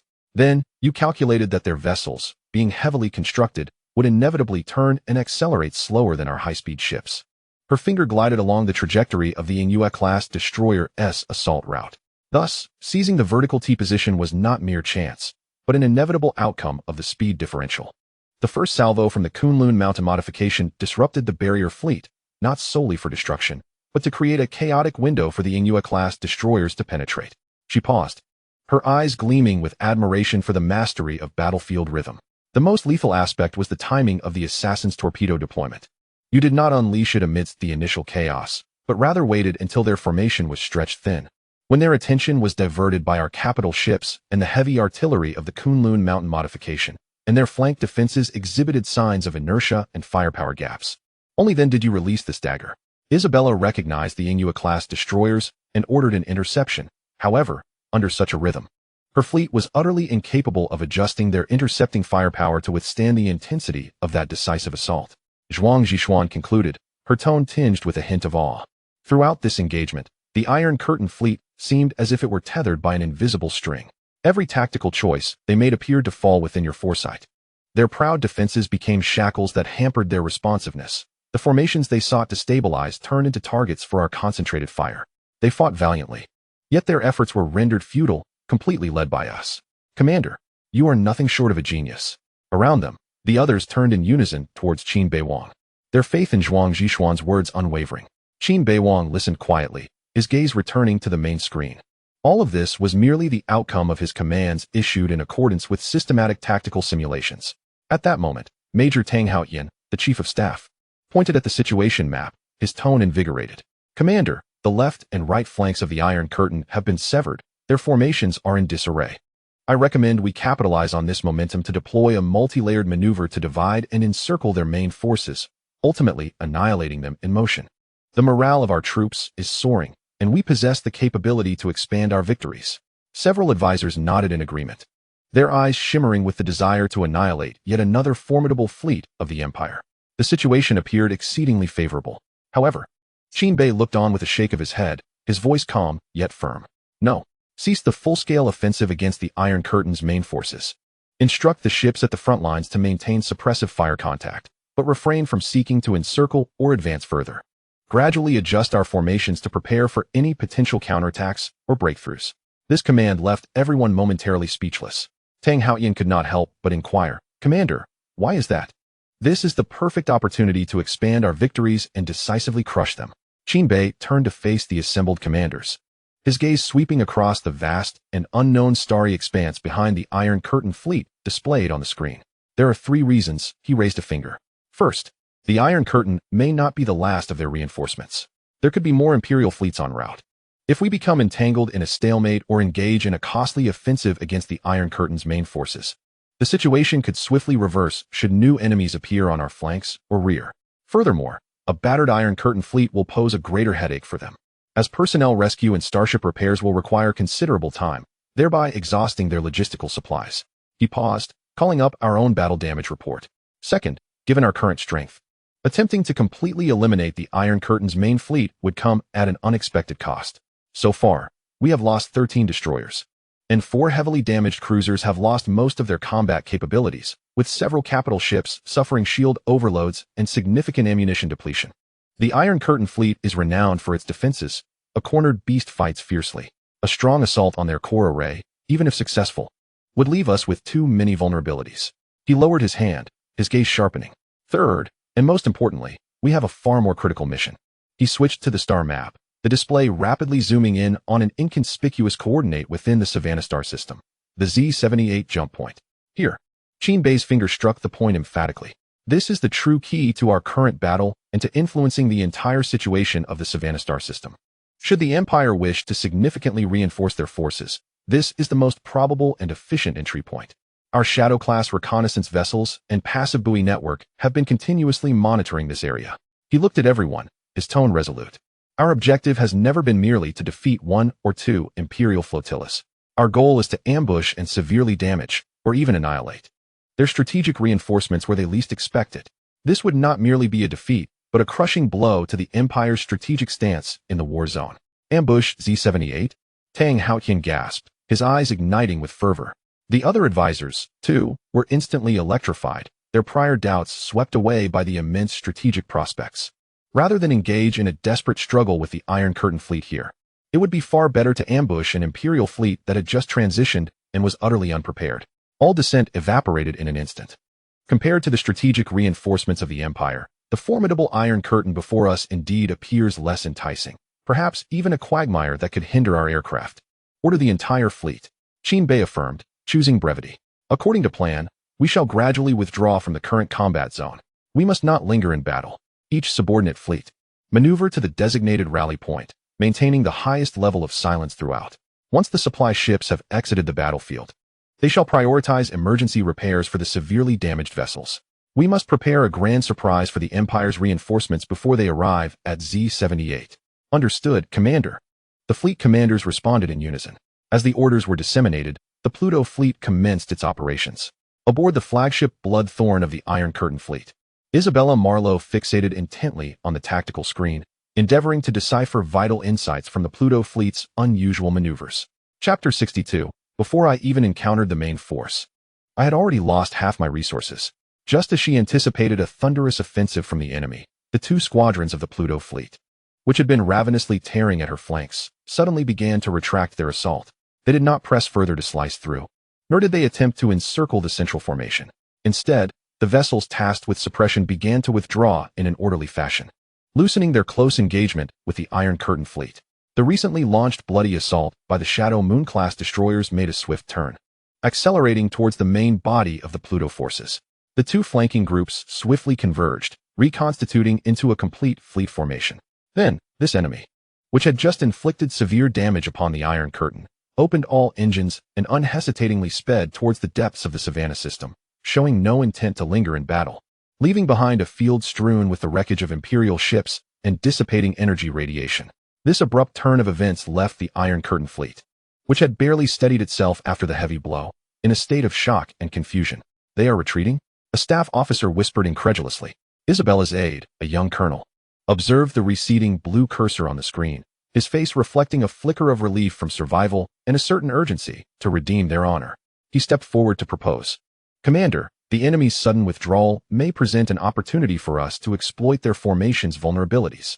Moreover, their prolonged assault on our central defense may have dampened their morale.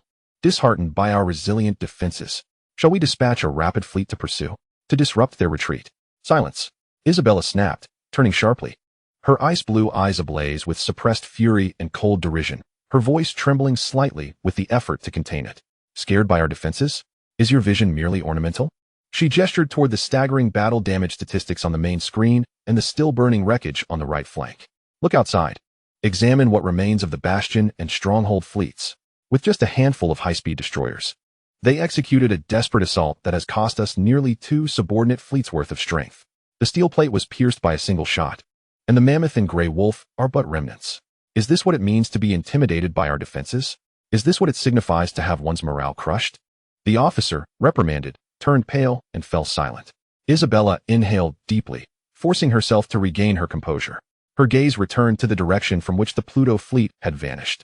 Filled with profound doubt and vigilance, they were not repelled, they had chosen to depart. Her voice was low, reflecting the fact that they occupied a clear advantage, with the potential to further expand their victories. Yet, they abruptly retreated, racing at full speed towards the inner regions of the star system. This was far more unsettling than if they had chosen to continue their assault. She could not believe that Qin Beiwang would make such a rudimentary mistake of retreating when the situation seemed favorable, especially after incurring losses to breach the Iron Curtain defense. Such an anomalous withdrawal must conceal a far greater scheme. She commanded the entire army to maintain the highest state of alert, to reform their ranks, assist the wounded, and recover any operational vessels. Isabella ultimately issued her order, her tone grave. At the same time, she dispatched all available reconnaissance ships to trail them from a distance. Maintain your distance. I must ascertain their destination and intentions. Moreover, immediately encrypt and send the battle reports and our assessments to Zane Barrett and Lancaster. Warn them that the adversary in the Savannah system is far more dangerous and cunning than we have all presumed. She gazed into the vast, starry expanse, where the terrifying fleet had just been consumed. An unsettling premonition coiled around her heart like a chilling vine. What greater objective was Qin Beiwang pursuing by abandoning the prey before him? Zane Barrett, leading the tardy 3 main Bloodblade fleets, surged into the defensive perimeter of Langkawi. The scene before him left this notorious imperial general, known for his ferocity, momentarily frozen before the observation window of the bridge.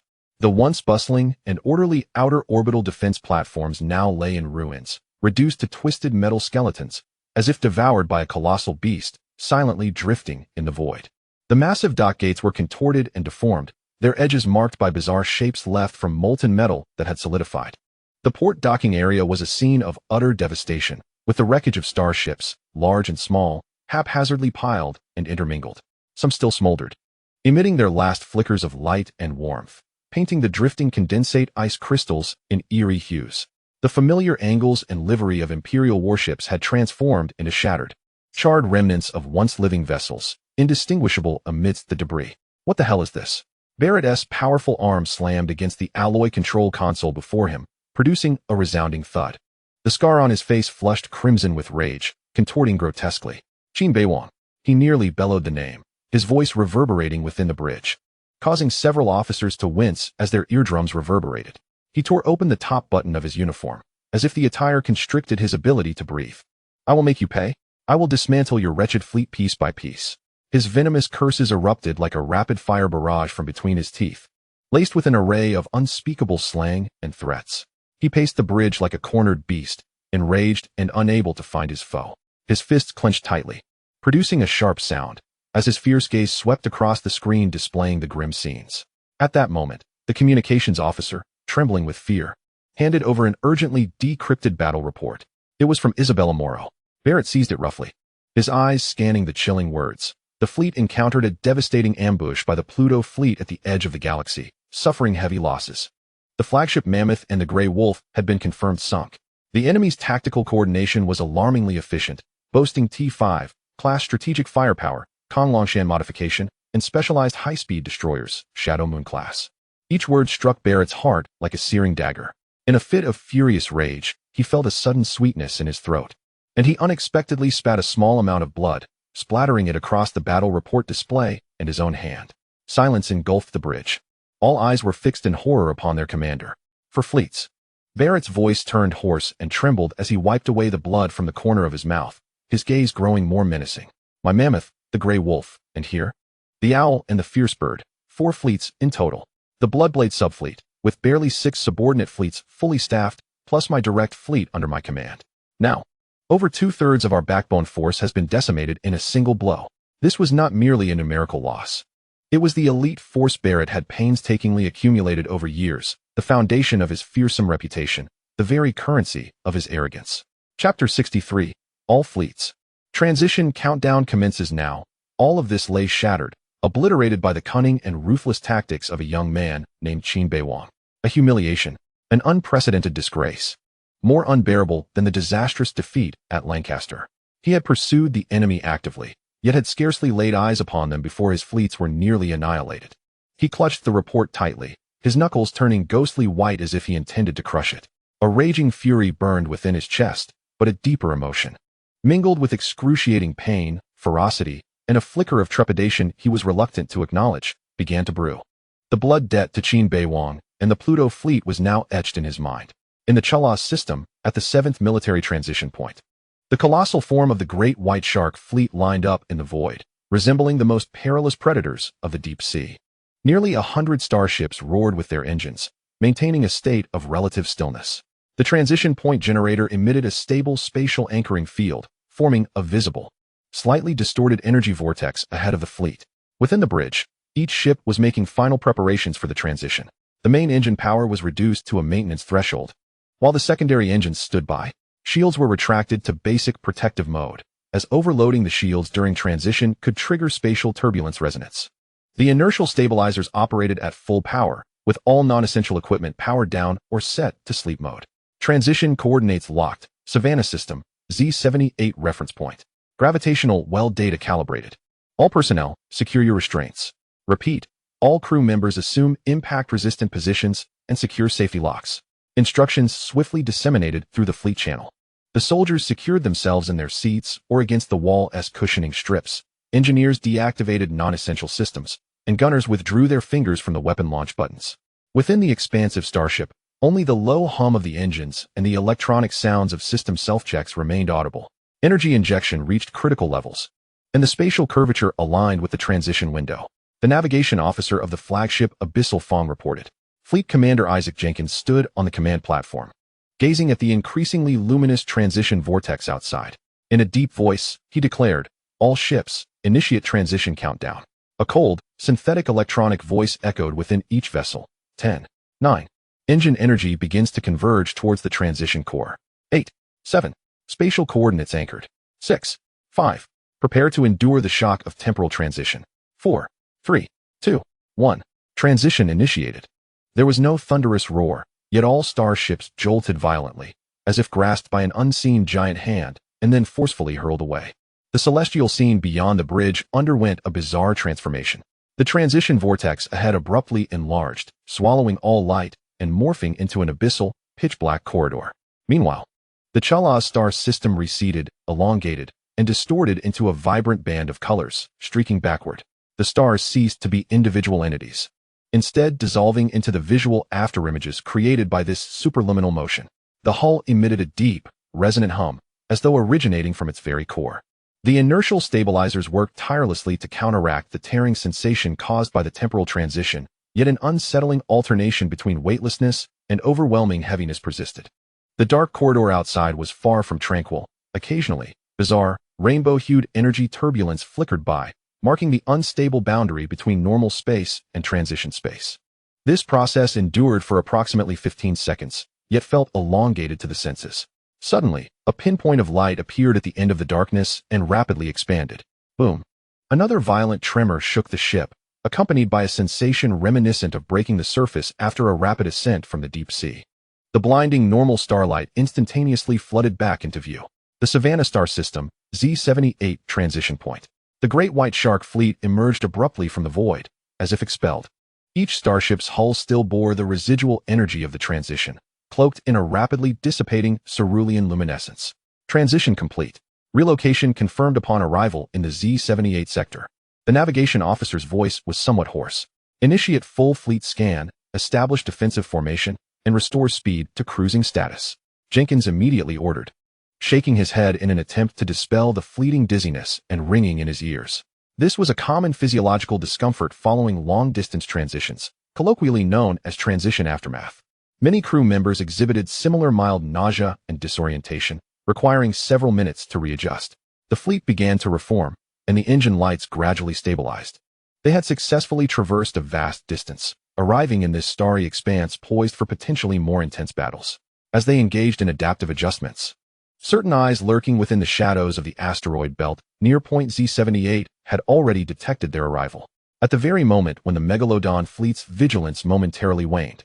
For pale, heavy particle beams, imbued with destructive energy, suddenly erupted from the shadowed region previously designated as a sparse asteroid belt, akin to venomous serpents lying in wait. Their target was unequivocal and precise, the flagship of the Megalodon fleet, the Abyssal Fong, which had just revealed its form. An attack, from above at an angle. The shrill cries of the sensors and the piercing alarm resonated almost simultaneously. Within the bridge, many, including seasoned veterans of numerous battles, exhibited a fleeting moment of stupor and disbelief. This was a jump point within the Empire-controlled star system, a preordained safe zone and rear passage. How could an assault occur? Was there an error in the jump coordinates? Or was it a friendly fire incident? Confusion and terror began to spread. Calm down. Commander Isaac Jenkins' thunderous roar drowned out all other noise. He did not glance at the source of the attack. His gaze remained fixed on the trajectory of the incoming beams displayed on the main screen and the positioning of his vessel. In an instant, his mind reached a conclusion. Helmsman, hard to port, with a bow elevation of 35 degrees, immediately aligned the nose toward the direction of the attack. His words were rapid, his command undeniable. Shield control. Abandon uniform defense across the ship. Concentrate all redundant energy immediately to the forward sector at maximum power. Move quickly. His composure and clear directives acted as a tonic. The well-trained crew swiftly suppressed their panic, instinctively executing the orders. The massive hull of the Abyssal Fong began to laboriously pivot and elevate in response to the shrieking thrusters. The fierce ram and main cannon array at the bow slowly angled upward. Simultaneously, energy from shield generators throughout the ship was frantically redirected to the front, and the pale blue energy membrane that had enveloped the entire vessel rapidly coalesced and thickened ahead, forming an exceptionally bright, nearly tangible energy shield. All of this transpired within mere seconds. Chapter 64. Here is the control console. The guiding route is locked. Takeoff is permitted.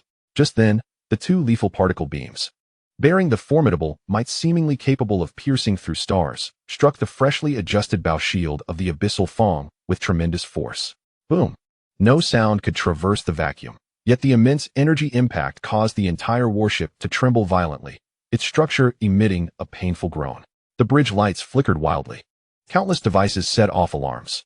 The point of contact between the shield and the beams erupted with brilliance more blinding than that of a star. The bow shield, which had consolidated most of the ship's defensive energy, valiantly resisted, as the pale particle streams were forcibly deflected and scattered, igniting surging energy ripples across the shield's surface. This stalemate endured for approximately 1.5 seconds. Finally, the four beams exhausted their energy, dissipating into the void. The bow armor of the Abyssal Fong was revealed, charred by the dispersed high-energy particles, yet the main structure remained intact. Shield energy remaining. 3. The generator is overloaded, and the cooling system has triggered an alarm. For the time being, high-intensity concentrated defense is unattainable. The voice of the damage control officer trembles with the aftershock of survival. Jenkins gazes at the nearly depleted shield energy bar and the damage report of the ship's bow, his expression darkening. Drawing upon his experience and decisiveness, he barely withstood this meticulously orchestrated frontal assault, yet at the cost of significantly diminished defensive capabilities for the flagship in the short term. More critically, the adversary is evidently well aware of their arrival, lying in ambush beside the jump point. He abruptly raises his head, his gaze piercing like a blade towards the source of the attack. There, shadows of asteroids writhe and contort, the camouflage fading to reveal the cold and familiar silhouette of the Pluto fleet's flagship. All ships, maximum battle readiness. The enemy has ambushed us at the jump point. Break formation, retaliate freely. Jenkins' roar reverberates through the fleet channel. The initial wave of targeted sniping at the flagship was narrowly deflected by Jenkins. But it is only now that the Pluto fleet's offensive truly commences. The Pluto warships, dispersed in ambush across various positions, simultaneously unleash their firepower. High-energy beams, plasma clusters, railgun rounds, and anti-ship missiles cascade down like a deluge of death rising from a dark forest, striking at the great white shark fleet, which has just completed its jump and is yet to fully deploy its formation. Evade! Evade! Shields up! Endure the onslaught! Chaotic commands echo through the channels of various ships. The great white shark fleet is compelled to abandon any attempts at organized counterattacks, with all starships immediately funneling energy into their shields, striving to withstand this saturation bombardment. For a time, the space occupied by the Imperial fleet is enveloped in a dazzling ripple of explosions and energy clashes. However, not all vessels can escape unscathed. A destroyer positioned at the edge of the formation is simultaneously struck by 3 beams and 5 missiles. Its shields flicker for less than half a second before shattering, the hull torn into fragments, and the internal munitions igniting in a catastrophic explosion that transforms it into a swelling fireball. Another Imperial cruiser attempts to maneuver away, but is struck broadside by a heavy plasma cluster from a cunning angle. In that instant of shield overload, the armor is melted through, the hull severely tilting, losing most of its propulsion, drifting helplessly like an injured whale amidst the artillery fire. Explosions and destruction flicker relentlessly throughout the Imperial array. We cannot remain passive here. Jenkins fixates on the rapidly escalating casualty data, his eyes blazing red. All ships, abandon static defense and break towards Neva. Utilize the planetary defense system as cover. Move swiftly. Neva is the only nearby planet possessing a large Imperial base and orbital defense platforms. Reaching it would at least afford them a moment's respite and support. The remnants of the great white shark fleet, like sharks driven into a corner, begin to change course. With engines at full throttle, they brave the unceasing barrage, striving to carve out a path for survival. The flagship of the Pluto fleet, the Kunlun Mountain, observes the battlefield with calm precision. Upon witnessing the great white shark fleet's movement towards Neva, he promptly issues new orders. The energy shields of the enemy fleet have been significantly depleted, necessitating a period of reorganization. All squadrons of the Swift Falcon fighter jets, commence your assault. Target areas of the enemy fleet lacking shields or possessing weakened shields, including engines, weapon arrays, and sensors. Commands are transmitted instantaneously via quantum links to the awaiting aircraft carrier. On board the Fire-Chelan aircraft carrier, the hangar is ablaze with light, filled with the piercing shrieks of high-pressure gases and the resonant clattering of machinery. Sleek, matte-finished Swift Falcon V fighters are deftly maneuvered by an automated towing system from their maintenance racks, accurately directed onto the elevators leading to various deck levels. With 4 electromagnetic catapult tracks on the upper deck and 4 more on the mid-deck, a total of 8 launch tracks are primed, their ends opening into the cold expanse of the starry sky. Beside each track, laser guides emit ghostly green beams, delineating clear paths for the impending assault. The pilots, seated within their cramped cockpits, witness streams of data flowing across their helmet displays. Swift Falcon, aircraft number 758. Fanjia, fully prepared. A young yet composed voice resonates through the strike channel. Lieutenant Fanjia, this is the control console. The launch trajectory has been locked. May the stars illuminate your path, and may glory accompany you. The voice of the communications officer follows. Received. Swift Falcon Fighter 758, launching. Boom. The electromagnetic catapult releases a surge of energy, propelling the fighter to its launch speed in an instant, akin to a stone shot from a slingshot. It is hurled into the frigid void. One after another, the Swift Falcon fighters are launched at an astonishing rate from the 8 catapult tracks, swiftly forming an attack squadron outside the bay doors. In no time, hundreds of Swift Falcon fighters coalesce in the air like a disturbed swarm of bees. They then transform into lethal blue streaks, darting toward the great white shark fleet, which is desperately attempting to break free while its shields flicker dimly. Their objective, the exposed, unprotected steel behemoths stripped of their energy barriers. A deadly second wave of hunting is poised to unfold with enhanced agility and precision, just as Commander Jenkins directs his fleet toward the direction of Neva Star. The hull trembling under the bombardment from the Pluto fleet, an ear-piercing alarm once again shatters the already taut nerves. Detected a multitude of high-speed small targets, exceeding 700 in number. Identified signal, Federal Swift Falcon V-class space fighters. They are launching from the rear of the enemy fleet and rapidly approaching. On the tactical screen, a dense cluster of rapidly moving red dots suddenly emerges behind the blue cursor that previously represented the enemy's main battleships. Like a horde of bees escaping a ruptured hive, they swarm toward them with overwhelming force. Jenkins fixates on the crimson cloud, emblematic of death, as his facial muscles twitch uncontrollably. His face, once flushed with anger and tension, turns a shade of ashen gray. The intelligence regarding the interstellar carrier is indeed alarmingly accurate. Chapter 65, Ambush. The Federal commander is exceedingly cunning. Upon receiving the orders from the theater command, the intelligence regarding the Pluto fleet potentially possessing T-5 class carriers had previously been marked by the Staff Department as dubious or exaggerated. After all, an aircraft carrier, as a strategic projection platform, is typically assigned only to higher-tier mother fleets or elite forces in core star regions. What qualifications does a newly established border defense flotilla possess? Jenkins himself harbored doubts, suspecting it might be a smokescreen released by the Federation or an exaggerated excuse concocted by Obsidian for their own failures. Yet now, the formidable and overwhelming swarm of fighter jets before him shattered his last shred of hope.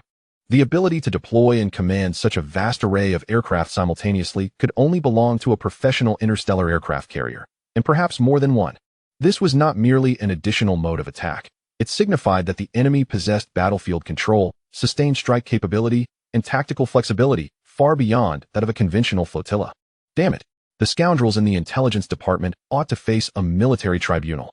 Jenkins slammed his fist onto the adjacent control console, producing a dull thud that reverberated painfully through his knuckles, yet it paled in comparison to the frustration and chill that gripped his heart.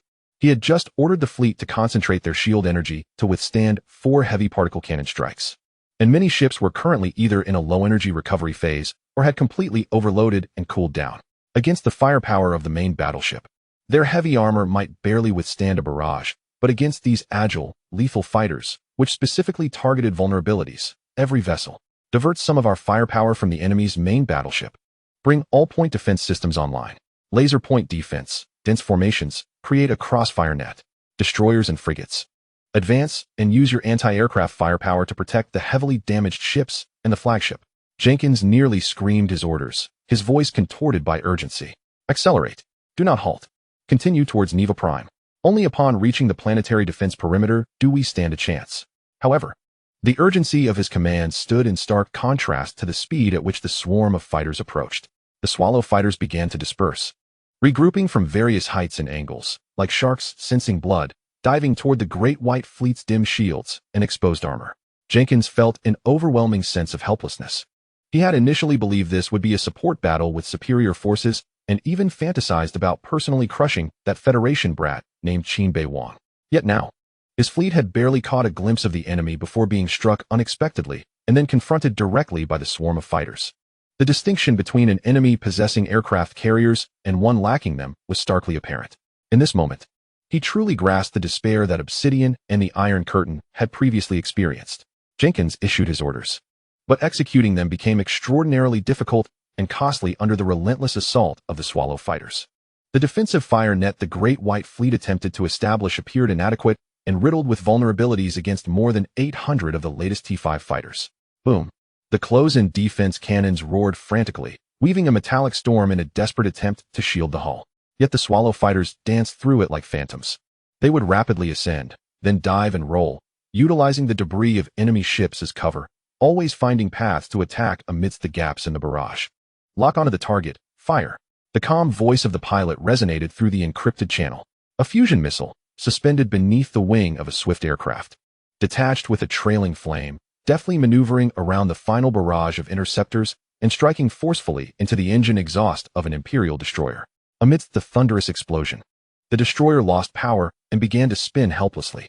Another Swift, its nose bristling with a pulse laser cannon, unleashed a rapid barrage, precisely detonating several surface-to-air missiles that had just been launched from a cruiser, erupting into useless bursts of fireworks above the hull, clearing the path for its allies. More aircraft surged forth like a ravenous swarm of mosquitoes, targeting vessels with shields rendered ineffective or alarmingly frail. They swept across the upper structures of the warships, utilizing machine guns and light missiles to obliterate turrets, radar arrays, and communication antennas.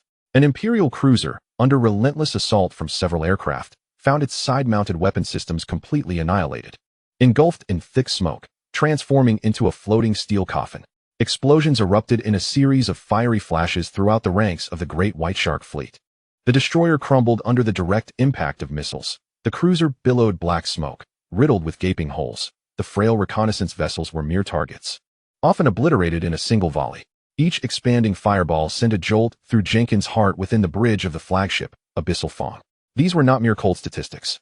They were the ships he had personally nurtured, the crew who had trusted and followed him into this abyss.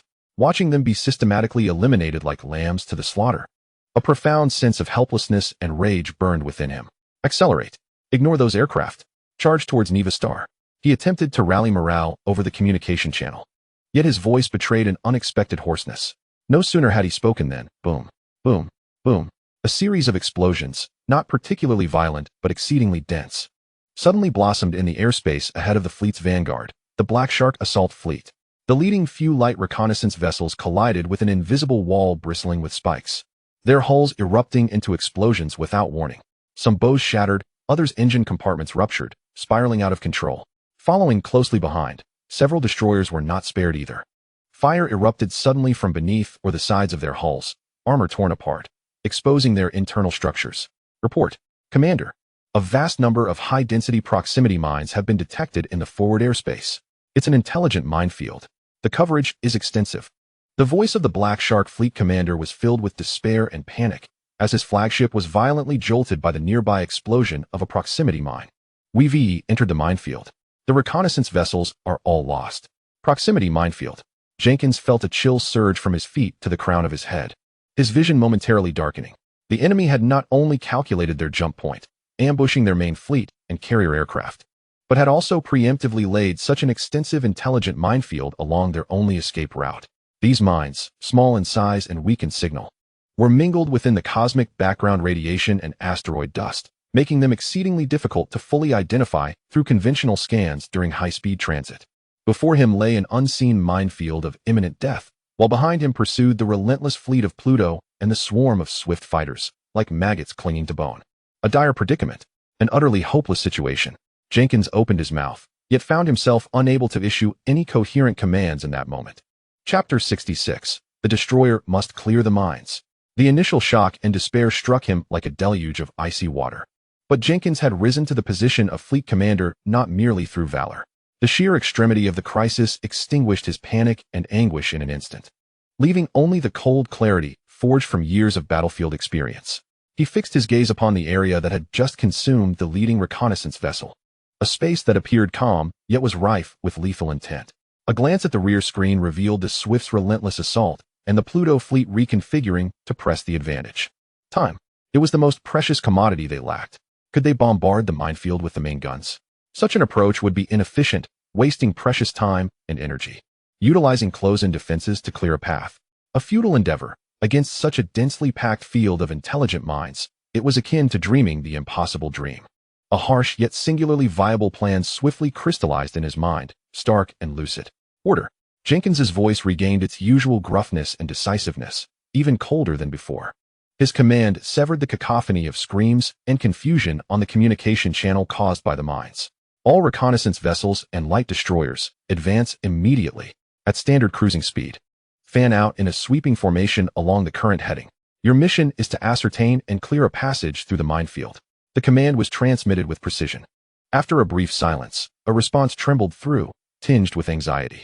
Repeat, Jenkins added, his gaze sweeping over the vessels poised to take the front, his voice unwavering. For the sake of the fleet's strength, for the honor of the Empire. The subsequent heavy ships will follow in the wake of the leading vessels, maintaining a safe distance. All firepower, prioritize intercepting the enemy aircraft and potential incoming artillery, buying time for the front ships. This was a desperate bid to carve a bloody path with the hulls of light vessels. The remaining reconnaissance ships of the Black Shark fleet and two relatively intact destroyers executed the order first. Their engines glowed faintly, like moths drawn to flame, as they altered course and accelerated into the area that had just erupted in deathly flames.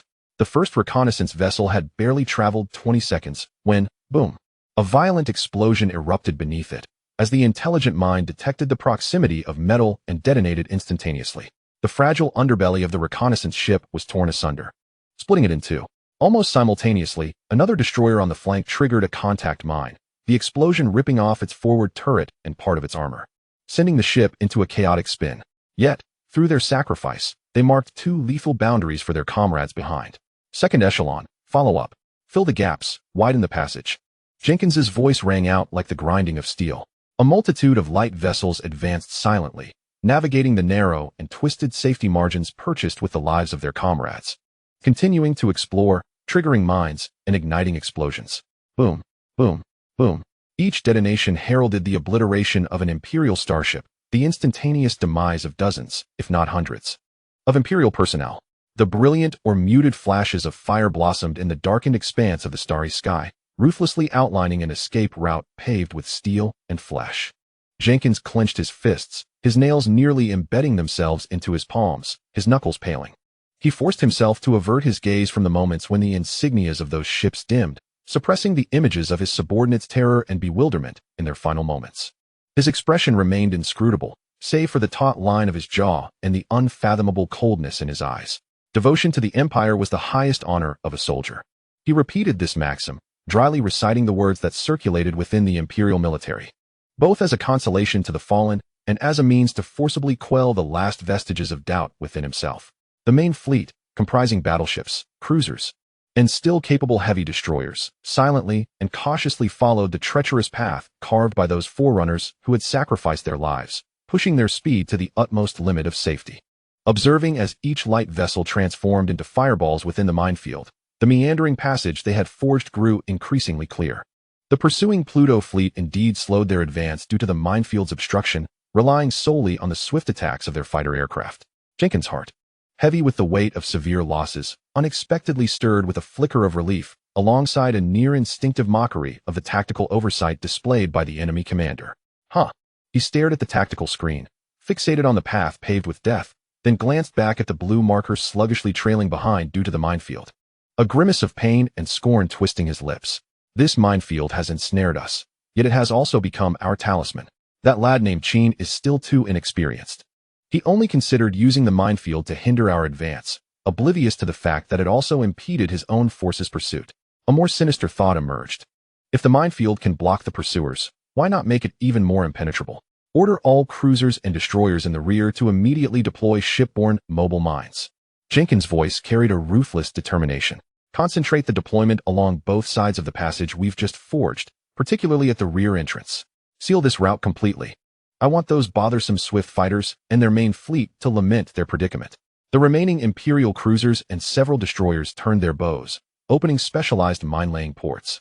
As disc-shaped smart mobile mines were ejected one by one, these small mines possessed minimal propulsion capabilities, rapidly dispersing to silently float at the edges and rear of the passage, merging seamlessly with the previously laid minefield, even becoming more densely packed. As Jenkins gazed at the minefield schematic, the passage he had just traversed was swiftly shrouded anew by the ominous crimson danger marks, thickening with a foreboding presence. The pangs of guilt from the sacrifice of his subordinates seemed to be supplanted by a twisted sense of vindication. He found himself whispering to an unseen adversary, as if imparting a lesson to an invisible opponent. The 22-year-old graduate, adept at theoretical strategy, would soon learn that the true battlefield could not be conquered solely by cunning and luck. Had he faced an experienced general, that seasoned commander would undoubtedly be lying in wait at the minefield's exit, ready to execute a devastating pincer movement. Alas, the youth was still lacking the requisite experience. Preoccupied with interception while neglecting to secure the exit, he envisioned the Pluto fleet ensnared by the newly fortified minefield, helplessly watching as they fled towards Neva. Once within the planetary defense perimeter, bolstered by orbital artillery and ground fire, he could regroup. However, this sanguine sense of superiority was fleeting. "Commander, urgent report." The communications officer's voice trembled with an unprecedented panic, nearly breaking. The Vanguard reconnaissance ship reports. Ahead of the minefield's exit, towards Neva, massive gravitational reactions detected. It's a fleet of starships. At least 30 vessels. No, the numbers are increasing. 40, 50, they have been lying in wait. As if to corroborate this alarming intelligence, the Abyssal Fong, the flagship, finally pierced through the faint interference at the minefield's edge with its recently repaired long-range sensor array, capturing a clear signal. Just ahead of that narrow escape route, forged at the cost of countless Imperial lives, the void that should have led to the safety of Neva was now densely populated with the silhouettes of enemy starships, emerging from the planet's shadow like a chillingly open, merciless trap. The light of their main cannons silently converged at the bows of those vessels. The smirk that had graced Jenkins' face froze instantly, shattering like a broken mask. He lunged towards the tactical screen, fixating on the suddenly revealed enemy markers that obstructed his final avenue of escape, his pupils narrowing to pinpricks. It became clear that the enemy had not merely forgotten to secure the exit, they had welded it shut. Patiently observing as he foolishly performed his desperate act of survival within, Qin Bei had no intention of merely pursuing from behind the minefield. His objective was to complete the encirclement ahead of it. Amidst the suffocating shadows of the fleet, a blinding light suddenly ignited, expanding and stretching, transforming into a torrent of death that rent the fabric of space itself. It was the main cannon of the Kunlun Mountain, positioned directly at the minefield's exit. Opening fire without hesitation, a robust, pale beam of heavy particle energy surged forth like a spear of judgment, slicing through the narrow passage that the great white shark fleet had carved with their lives. The beam first engulfed the flagship of the Black Shark fleet, which had been thrown into disarray upon detecting the enemy presence. The battleship's shield evaporated like dew under the sun, its hull pierced directly at the core, splitting into two amidst the flames of its catastrophic detonation. The beam pressed on relentlessly, continuing its path of destruction. Several destroyers and reconnaissance vessels caught in its trajectory were instantaneously vaporized, leaving no remnants behind. Subsequently, the flagship of the Tiger Shark fleet attempted to maneuver and evade, only to be grazed by the edge of the beam, which cleanly severed half of its hull, engulfing the remaining section in an inferno. This beam of annihilation resembled a glowing iron brand, marking a harrowing trail of destruction composed of shattered hulls and swirling flames within the remnants of the great white shark fleet. Ultimately, it collided fiercely with the bow of the flagship, Abyssal Fong, situated at the forefront of the formation. The formidable composite armor of Abyssal Fong faced a dire test. A blinding light erupted, the ship quaked violently, and its structure emitted a mournful groan under the strain. The terrifying particle stream relentlessly eroded the armor, etching deep craters into its surface, glowing red with heat, yet it did not completely breach. Hull damage was at 65, structural integrity still intact. We have endured. The report from the damage control officer, tinged with a sobbing tone, carried a hint of euphoric survival. Jenkins was jolted about, his ears ringing, but upon hearing the report, a fierce glint ignited in his bloodshot eyes. We have withstood. If only we could have a little more time. As this thought barely formed, a shrill alarm once again reverberated throughout the ship, this time from the rear. The rear, behind the minefield. High-energy reaction. It is another Kunlun mountain. It is behind us. What? Jenkins abruptly turned, only to see on the tactical screen another terrifying signal flashing from the direction of the Pluto main fleet, beyond the rear minefield. Moreover, two slender, yet still deadly pale beams had already pierced through the void. They accurately followed the death corridor they had just marked with vessels and corpses, shooting in from behind. The Kunlun mountain had changed its designation, the flagship of Qin Beiwang. It did not attempt to circumvent the minefield. Rather, it coldly exploited the path the Imperial fleet had purchased with their lives, launching a deadly ambush from behind. These two beams penetrated the crowded array of the great white shark fleet, which had yet to recover from the onslaught at the front. A battleship at the end of the formation, preparing to deploy more mines, bore the brunt of the attack. The beam struck its rear engine cluster, tearing through, causing subsequent explosions in the thrusters, energy conduits, and ammunition stores, until it finally exited through the bow, transforming this colossal vessel into a death torch. Belching flames from end to end, another beam sliced diagonally through the formation, severing a cruiser that attempted to turn and evade in half. Its momentum unabated. It forcefully gouged into the side of an adjacent battleship, creating a terrifying pit several meters in diameter, with molten metal flowing from its edges, triggering a violent secondary explosion within. With merely 2 cannon shots from the rear, the narrow passage and dense formation resulted in a far more terrifying chain reaction of destruction and psychological shock than the cannonade from the front. When the main artillery of Kunlun Mountain, positioned at both the front and rear, executed their lethal strikes, a brief silence was followed by an overwhelming storm of annihilation. The already calibrated Pluto fleet locked its sights firmly upon the battered Imperial starships clustered within the minefield corridor. At once, the battleships unleashed a barrage. The heavy plasma main cannons of the battleships, the high-velocity electromagnetic railguns of the heavy cruisers, and the missile salvos from the destroyers converged into a torrent of destruction, cascading into the narrow airspace from both ends of the corridor and even from the sparse edges of the minefield. The remaining vessels of the Megalodon fleet became, at that moment, mere living targets trapped in transparent coffins. One battleship attempted to retaliate with its remaining broadside firepower, but was simultaneously struck by at least 5 beams from different directions. The overloaded shields shattered into shimmering fragments, the hull was perforated in multiple locations, and a chain reaction of internal explosions erupted, tearing the ship into several flaming wrecks.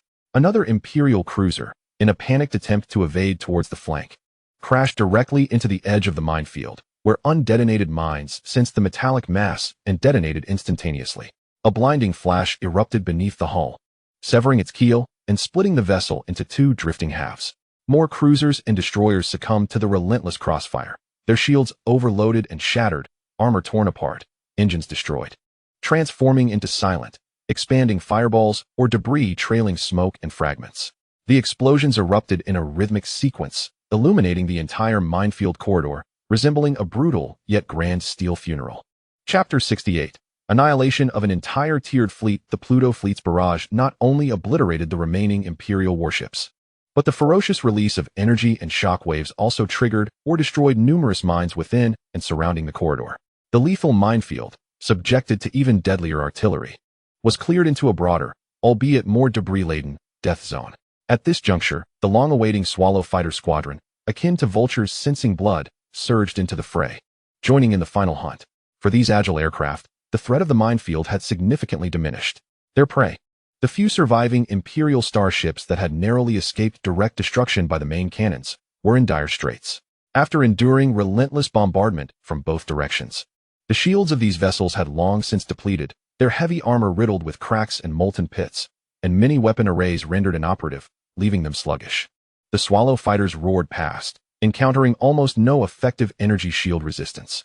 The only obstacles they faced were the sporadic, futile attempts of close-in weapons systems and point defense lasers aboard the ships.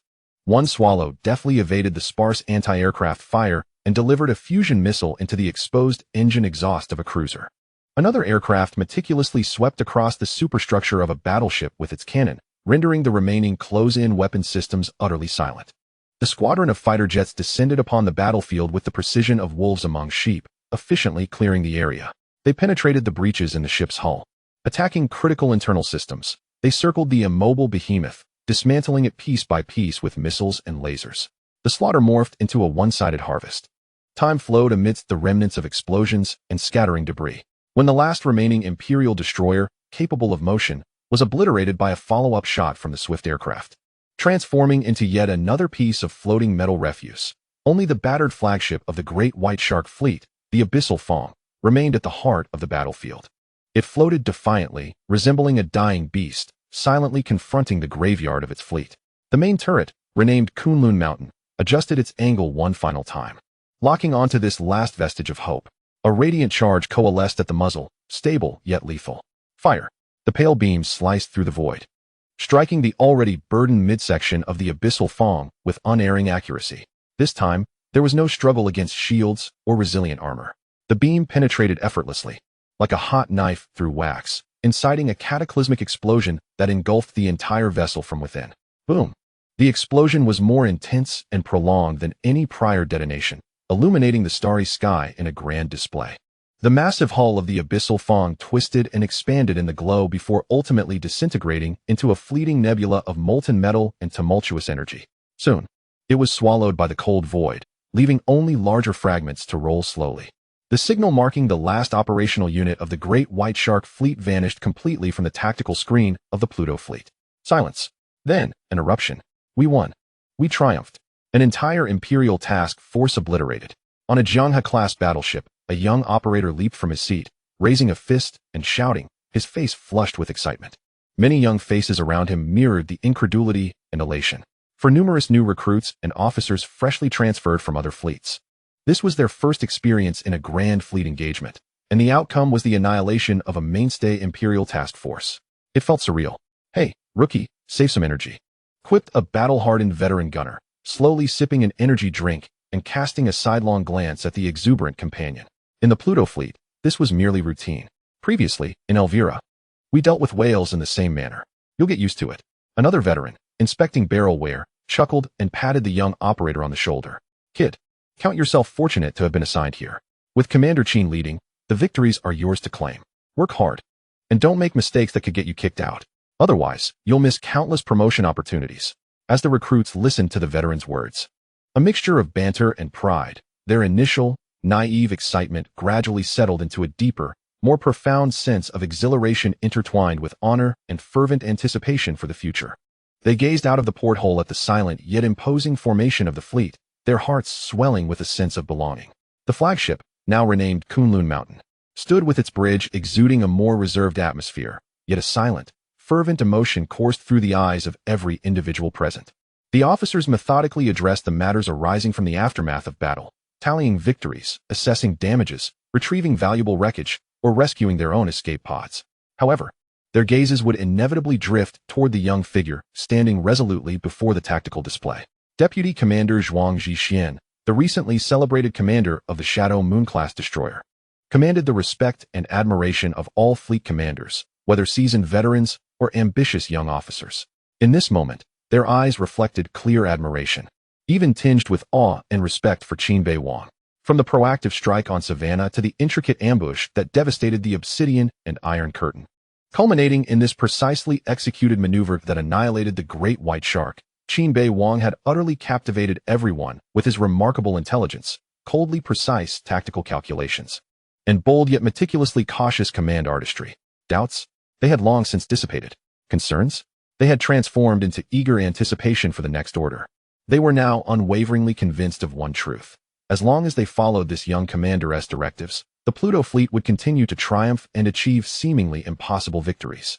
This conviction was more potent than any pre-battle rallying cry. Qin Beiwang appeared oblivious to the gazes behind him. As he calmly brought up the star map after confirming the signal from Abyssal Fong had vanished, his eyes turning toward the horizon of deeper realms. On the chessboard of the Savannah star system, several key pieces had been eliminated, yet the game was far from over. The tactical screen indicated that the red insignia representing the Great White Shark fleet had all but faded, leaving only scattered, flickering signals of wreckage. The blue array representing the Pluto fleet remained orderly, yet the rolling reports of recent battle losses and resource allocations revealed the cost behind their glorious victory. Shifting his focus from the enemy wreckage to his own data, Qin Beiwang swiftly scanned the critical entries. Chapter 69, The Triumphant Return. Shadow Moon-class high-speed destroyers, 42 engaged. 27 remaining, with a casualty rate of 357. Most survivors were also heavily damaged. Swallow V-type space fighters, for squadrons had cumulatively launched over 642 sorties, with 699 immediately available for redeployment, yet suffering over 31 losses. Although the pilots' morale remained high, the strain of continuous intense combat was beginning to show. Energy reserves. The fusion fuel and high-energy batteries urgently requisitioned from Langkawi had been depleted by 68 due to sustained high-intensity maneuvers, shield maintenance, and simultaneous main cannon fire. While the core reactor's fuel was sufficient, the frontline resupply capabilities were nearing critical limits. Ammunition stockpile, various types of missiles and railgun projectiles had averaged over 40 consumption, with special munitions such as the Kingslayer torpedoes nearly exhausted. Ship condition. Numerous mainstay vessels require cooling maintenance for their shield generators, while several cruisers have sustained damage to their armor belts and urgently need docking repairs. The achievements are indeed remarkable. The Obsidian has been severely crippled. The Iron Curtain has faltered, and the Great White Shark has been entirely annihilated.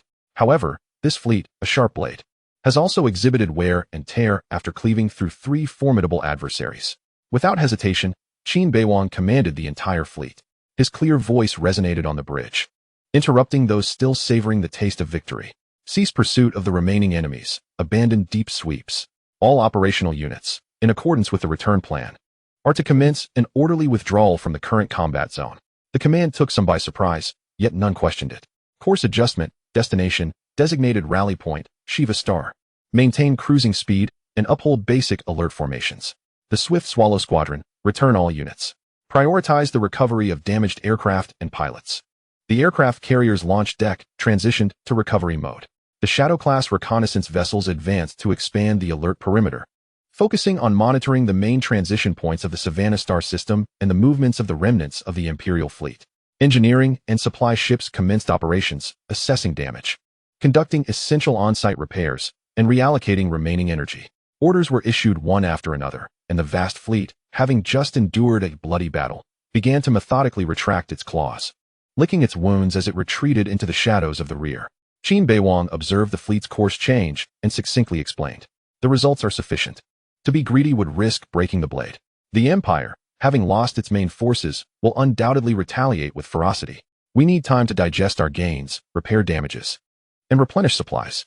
Zhuang Zhiquan nodded, fully comprehending, knowing when to withdraw before the enemy can regroup and assemble overwhelming forces is crucial for maintaining the fleet's survivability and sustained combat capability. The commander was not blinded by glorious victory. Rather, he calmly withdrew at the peak of triumph, demonstrating that such restraint requires greater resolve than recklessness. In the territory of the Federation, Galactic Star Region, Capital Star, headquarters of the Federation Border Security Bureau, FCB, Underground Analysis Center. The analysis center remained brightly lit in the depths of the night.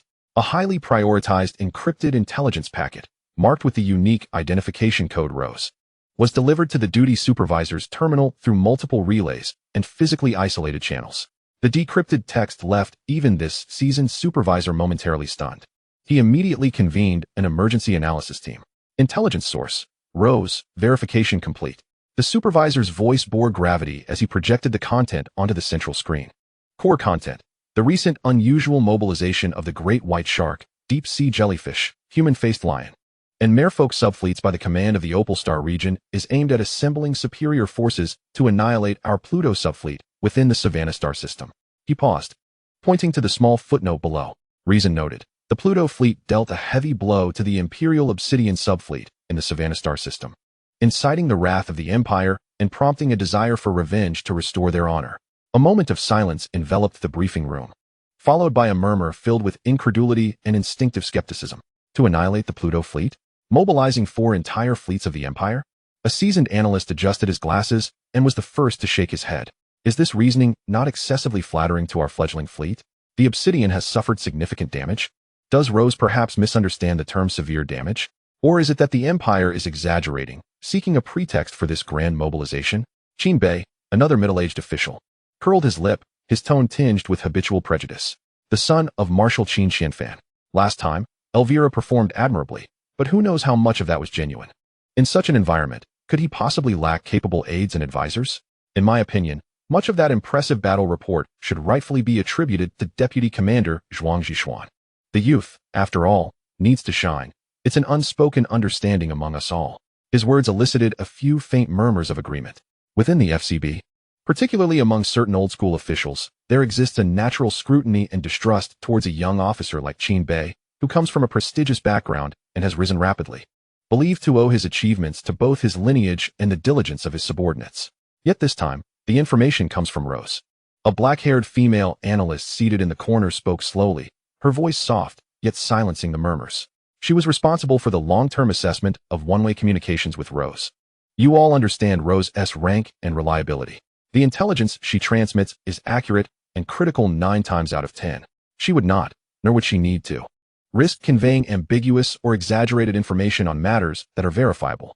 Her gaze fixed sharply on the words severe damage to the Obsidian displayed on the screen. If ROSE asserts that the Obsidian has been significantly damaged, it is highly likely to be true. The Empire's furious response, mobilizing 4 fleets to utterly annihilate the Pluto fleet as a warning, aligns perfectly with the traditional conduct of an old-school imperial general like Strauss, who places immense value on reputation and is accustomed to crushing any provocation with absolute superiority. So, should we believe that a 22-year-old Marshal's son, commanding a newly established fleet, has dealt a severe blow to one of the Empire's most elite border fleets? The analyst who first raised doubts found it somewhat challenging to accept. Whether to believe it or not is one thing. The supervisor tapped the table, quelling the debate. The credibility of the intelligence source is exceedingly high. We must base our alerts and judgments on this. Immediately elevate this intelligence, along with ROSE's credibility assessment, to red alert status, and send it to the command center of the Wanshur Star region, with copies forwarded to the relevant departments of the Supreme Command. We must urge them to take seriously the potential for an unexpected concentration of Imperial military forces towards the Savannah star system, and to urgently verify the actual combat situation and circumstances of the Pluto fleet. Chapter 70. A series of misfortunes. The urgent intelligence marked with a red alert, accompanied by ROSE's endorsement of credibility, was submitted to the core operations room of the theater command. As several senior advisors and Major General Wen Xiang reviewed the contents of the intelligence, it felt as though the entire room had been muted. The sound of rustling paper ceased, and the hushed conversation abruptly came to an end, leaving only the faint hum of the equipment in operation. Moments later, a stifled exclamation shattered the silence. It is indeed true. A young lieutenant standing behind Wen Xiang widened his eyes, his face a portrait of shock and exhilaration. The Pluto fleet. It was truly the work of Lieutenant Colonel Qin Beiwang and his team. They had dealt a heavy blow to the Obsidian. My heavens! A single fleet penetrating deep into enemy territory, facing such formidable adversaries as the Obsidian, and achieving such remarkable results. This is simply... His words trailed off. Yet the implication was unmistakable. It was nothing short of miraculous. Wen Xiang inhaled deeply, gently placing the intelligence report on the table. His usually composed countenance betrayed a complex array of emotions: surprise, admiration, and a hint of belated realization. He nodded slowly, his voice imbued with a sense of reflection. Heroes emerge from youth. We had previously underestimated this son of Marshal Qin Qianfan. At just 22, he dared to lead a new fleet in the Dawn Plan, directly targeting Savannah, and managed to inflict damage on the obsidian that compelled the Empire to mobilize 4 fleets for retaliation. This audacity and achievement, within the entire young generation of the Federation, is truly unparalleled. He had previously held reservations about Qin Beiwang's audacious plans, even believing they required restraint. Now, reality had delivered the most compelling response. At that moment, the door to the inner command office slid open. General Wen Tingtao of the Theater Command emerged, having evidently reviewed the intelligence through internal terminals. The usual calm demeanor he exhibited during reports was absent, replaced by a furrowed brow and a quicker pace than usual. Now was not the time for wonder. Wen Tingtao's voice resonated with palpable urgency as he strode directly to the colossal star map, his gaze sharply scanning the Savannah star system and its surrounding regions. If the FCB's intelligence was accurate, the Empire's mobilization of 4 fleets, including the Great White Shark, was aimed at Qin Beiwang. He emphatically tapped the location of the Savannah star system with his finger. Therefore, combined with the remnants of the already battered Obsidian fleet that was originally stationed there, he quickly calculated, his expression growing increasingly grave. The Pluto fleet was set to confront not just 1 or 2 enemies, but a potential onslaught equivalent to 4.5 Imperial subfleets. Moreover, this would be an assault driven by wrath, determined to succeed. The sheer magnitude of this force made everyone in the operations room gasp in disbelief. 4.5 fleets. This far exceeded the scale of a mere border skirmish, resembling the troop deployment for a small-scale battle. No matter how formidable Qin Beiwang's Pluto fleet may be, it could never withstand such overwhelming odds head-on. We cannot remain idle. Wen Tingtao declared decisively, relay my orders. First, dispatch a message to the commanders of the garrison fleets in the Hylon, Zizhu, Nelson, and Vista star systems. He pointed to several frontline Federation star systems bordering the Opal star domain of the Empire on the star map.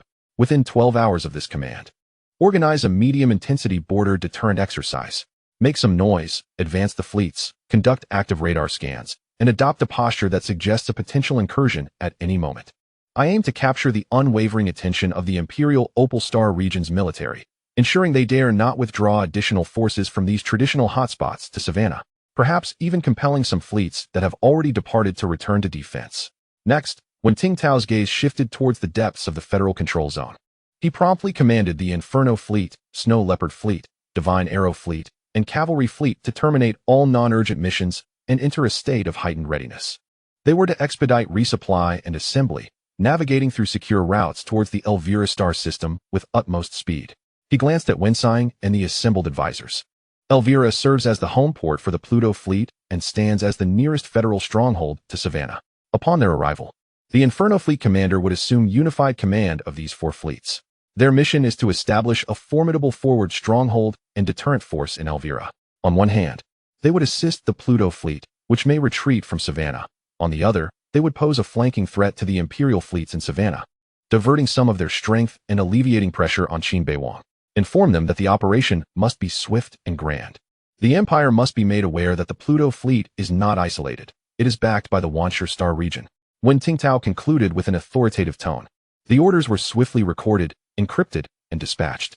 The colossal federal war machine, spurred by astonishing intelligence from behind enemy lines and the actions of a youthful commander, or perhaps the troubles he had stirred, began to rev up its operation. A series of feigned assaults, deterrents, and rescues were executed, all aimed at the distant Savannah star system, striving to secure a glimmer of hope for that lone heroic fleet deep in enemy territory, unfurling a protective umbrella to shield them from the tempest. In the strategic briefing room of the Opal Star Region Command, the ominous clouds cast by the previous report detailing the catastrophic defeat at Obsidian had yet to dissipate when another communique, encrypted with even higher levels of secrecy and fraught with dreadful revelations, struck like a second heavy blow upon the hearts of every senior Imperial officer. The intelligence officer's voice, strained in its attempt to maintain composure, recited the grim tidings pieced together from the remnants of various units in the Savannah star system. The Langkawi military port had been attacked, resulting in the total destruction of the primary defense orbits and dock structures. It was confirmed that the Bloodblade fleet's subfleets, the Fierce Bird and the Owl, suffered devastating losses within the harbor, nearly obliterated by enemy aircraft carriers and capital ships. A collective gasp echoed throughout the briefing room. Langkawi was not just a logistics hub. It was also a pre-designated reinforcement assembly point. But that was not the end of it. The Iron Curtain fleet, en route to assist the Savannah star system, was ambushed by the main forces of the Pluto fleet at the periphery of the system. Following fierce combat, its subfleets, Bastion and Stronghold, along with the Bloodblade fleet's Giant Elephant and Dire Wolf subfleets, faced catastrophic strikes and confirmed the loss of their operational integrity. The flagship Steel Plate, alongside Iron City, Mammoth, and Grey Wolf, had all either sunk or been severely damaged, losing their command capabilities. Silence. An absolute silence. If the failure of Obsidian could still be attributed to overconfidence or unforeseen circumstances, then the subsequent attack on Langkawi Star, where 4 Imperial subfleets were ambushed and severely crippled, represents a series of blows that cannot be dismissed as mere accidents or luck. Chapter 71. All Golden Epaulets. Get to the war conference room. An elderly general gripped the edge of the table, his fingers trembling slightly as he muttered under his breath. Obsidian, Fierce Bird, Owl, Bulwark, Firm City, Giant Elephant. Fearsome Wolf, this makes 8. Another general completed the heart-stopping figure, his voice dry. This equates to the full complement of an enhanced Imperial subfleet. Moreover, within less than 1 standard week, the same Federal fleet struck with a smaller force against a larger one, defeating each unit in detail. When the intelligence officer announced the name of the Pluto fleet, there was an unmistakable tremor in his voice. According to current intelligence analysis, the fleet's commander, Qin Beiwang, had expertly exploited our information lag, dispersed forces, and a gross misjudgment of his strength, executing a series of audacious and precise deep penetrations, ambushes, and targeted strikes. His fleet displayed a level of cooperative efficiency and tactical execution that surpassed that of conventionally newly formed fleets. In the briefing room, the anger and desire for revenge that had ignited due to the defeat of Obsidian were now replaced by a deeper chill and disbelief. While fury still lingered, it was overshadowed by confusion and heaviness in the face of losses that exceeded comprehension. 8 subfleets. This is not a minor loss from border skirmishes. It is a catastrophic failure capable of shaking the entire balance of power within the Savannah star system and even the Opal star domain. How many years has it been since the Empire faced such a horrifying series of consecutive blows in such a short time, in the same region, against the same adversary? Pluto Fleet. Qin Beiwang. These 2 names have transformed in the minds of the High Command at the Imperial War Zone headquarters from mere provocateurs needing to be taught a lesson to deadly threats that must be eradicated at all costs. The earlier decision to mobilize 4 fleets for retaliation now appears not only justified but perhaps still insufficient. In the command office of the Opal Star Domain War Zone headquarters, the final report summarizing the devastating battle reports from the Savannah star system was placed gently on General Strauss's expansive alloy desk by an aide, who handled it as if it were a weighty object. As the heavy soundproof door of the office closed, the faint noise from the corridor was completely muted. With an expressionless face, Strauss picked up the report, his gaze sweeping over the opening lines that confirmed the losses of Obsidian for the 3rd time. He pressed his fingers down slightly, causing the edges of the paper to crinkle. Continuing to read, Langkawi Star has fallen, and Bloodblade's 2 fleets were annihilated in the harbor. His breathing began to quicken. Upon seeing that Iron Curtain and Bloodblade's other 4 fleets were ambushed and decimated while in motion, confirming that the casualty statistics approached the equivalent of 8 subfleet formations. The veins on the back of his hand bulged like worms. The silence lasted for about 5 seconds. Then he erupted. Damn it. Useless. A bunch of parasites of the Empire. Strauss's roar erupted like the furious bellow of an injured Tyrannosaurus Rex, reverberating with such intensity that even the soundproof door could not spare the guard stationed outside from trembling in fear. Within the confines of his office, the sound waves collided violently with the walls, causing the display of antiquated metals to tremble slightly. He slammed the heavy battle report down upon the desk with a force that scattered the papers in disarray. But this was merely the beginning. 8. A full 8 subfleet formations. Nearly 120 Imperial starships. His eyes burned crimson, veins throbbing on his forehead, as he paced back and forth, addressing the air as if Lancaster, Isabella, and Zane Barrett stood before him. Even if one were to release 120 swine into the vast woods of Savannah for the Federation to hunt and slaughter, they could not perish so swiftly, so thoroughly. His anger intensified, culminating in a violent kick to the adjacent holographic tactical display. The sturdy alloy stand emitted a piercing groan as the surface tilted, distorting the projected star map before it flickered and ultimately extinguished. Lancaster, is not your Obsidian fleet reputed as the elite of the frontier? Elite? utterly pierced by a mere 22-year-old conscript. Are your two Emperor-class vessels constructed of paper? Isabella Marlowe. Iron Curtain, a defense expert? Ambushed within your own star system. Losing two flanks? Are your reconnaissance vessels blind? And Zane Barrett, you brash fool, what else can you do besides shout? Hunting, hunting. Leading your own fleet into the enemy's slaughterhouse. You cannot even safeguard the vessels in the naval base. With each curse, he seized objects nearby and hurled them with ferocity. A delicate crystal model of a victorious starship from a past battle was swept to the ground, shattering into myriad fragments. An electronic painting depicting the Imperial fleet's parade was torn from the wall and smashed into the corner, the screen cracking and fading to complete darkness. A heavy alloy paperweight soared towards the bookshelf, shattering several tomes of antiquated military regulations, their pages scattering across the floor. Even his favorite ceramic coffee cup, adorned with a star insignia, was seized and violently smashed against the opposite wall, exploding into a shower of brown stains and sharp shards. The office lay in utter disarray, as if it had just weathered a minuscule tempest. Strauss's chest heaved violently, his heavy breaths echoing in the silence with unsettling clarity. Following the fury came a profound chill, a coldness imbued with humiliation that threatened to engulf him. The staggering loss of 8 fleets, occurring within his jurisdiction and under his command, transcended mere military failure. It was a devastating blow to his personal authority and to the Empire's reputation within the Opal Star domain. Once the news spread completely, how would he face the inquiries of the command headquarters? How would he endure the veiled or overt mockery from his counterparts in other star systems? Gradually, he straightened his posture, adjusting the disheveled collar of his uniform, as the furious flush on his face was supplanted by an iron-gray coldness, almost monstrous in its intensity. His gaze fell upon the scattered fragments of the battle report, where the names of the Pluto fleet and Qin Beiwang remained glaringly prominent. The heavy door of the commander's office suddenly slid open with a resounding thud against the buffer. General Strauss's figure appeared in the doorway, his uniform still impeccably neat. Though his collar was slightly askew, and a few gray strands of hair on his forehead were disheveled, a testament to his earlier fury. Most alarming was the pallor of his face, a hue of suppressed rage akin to the darkened sky before a tempest, intensified by his eyes that blazed with a tangible fury and coldness. The officers passing by or working nearby froze in place, scarcely daring to breathe. Without so much as a glance at the pale-faced captains and lieutenants, his gaze swept through the corridor like a frigid spotlight, and then he raised his voice sharply. A hoarse yet terrifying roar that reverberated through the entire floor. All officers with golden shoulder epaulets, report to the operations conference room. Now, immediately. Chapter 72 Wolf? Not a name befitting nobility. Golden shoulder epaulets. The term sliced through the atmosphere of the command center like a bolt of electricity.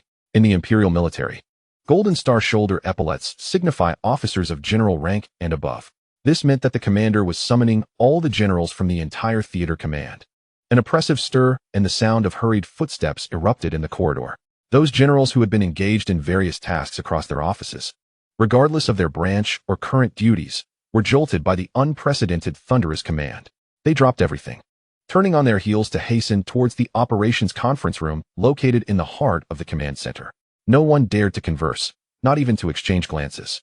Each individual could sense the looming dread from Strauss's uncharacteristic and unabashed fury. Some younger administrative officers and lower-ranking staff cowered behind their desks, too frightened to lift their heads. They had never witnessed the usually stoic and imposing Commander Strauss lose his composure to such an extent, exuding an aura of lethal intensity. Approximately half an hour had passed since Strauss's roar summoned all the generals to the operations conference room.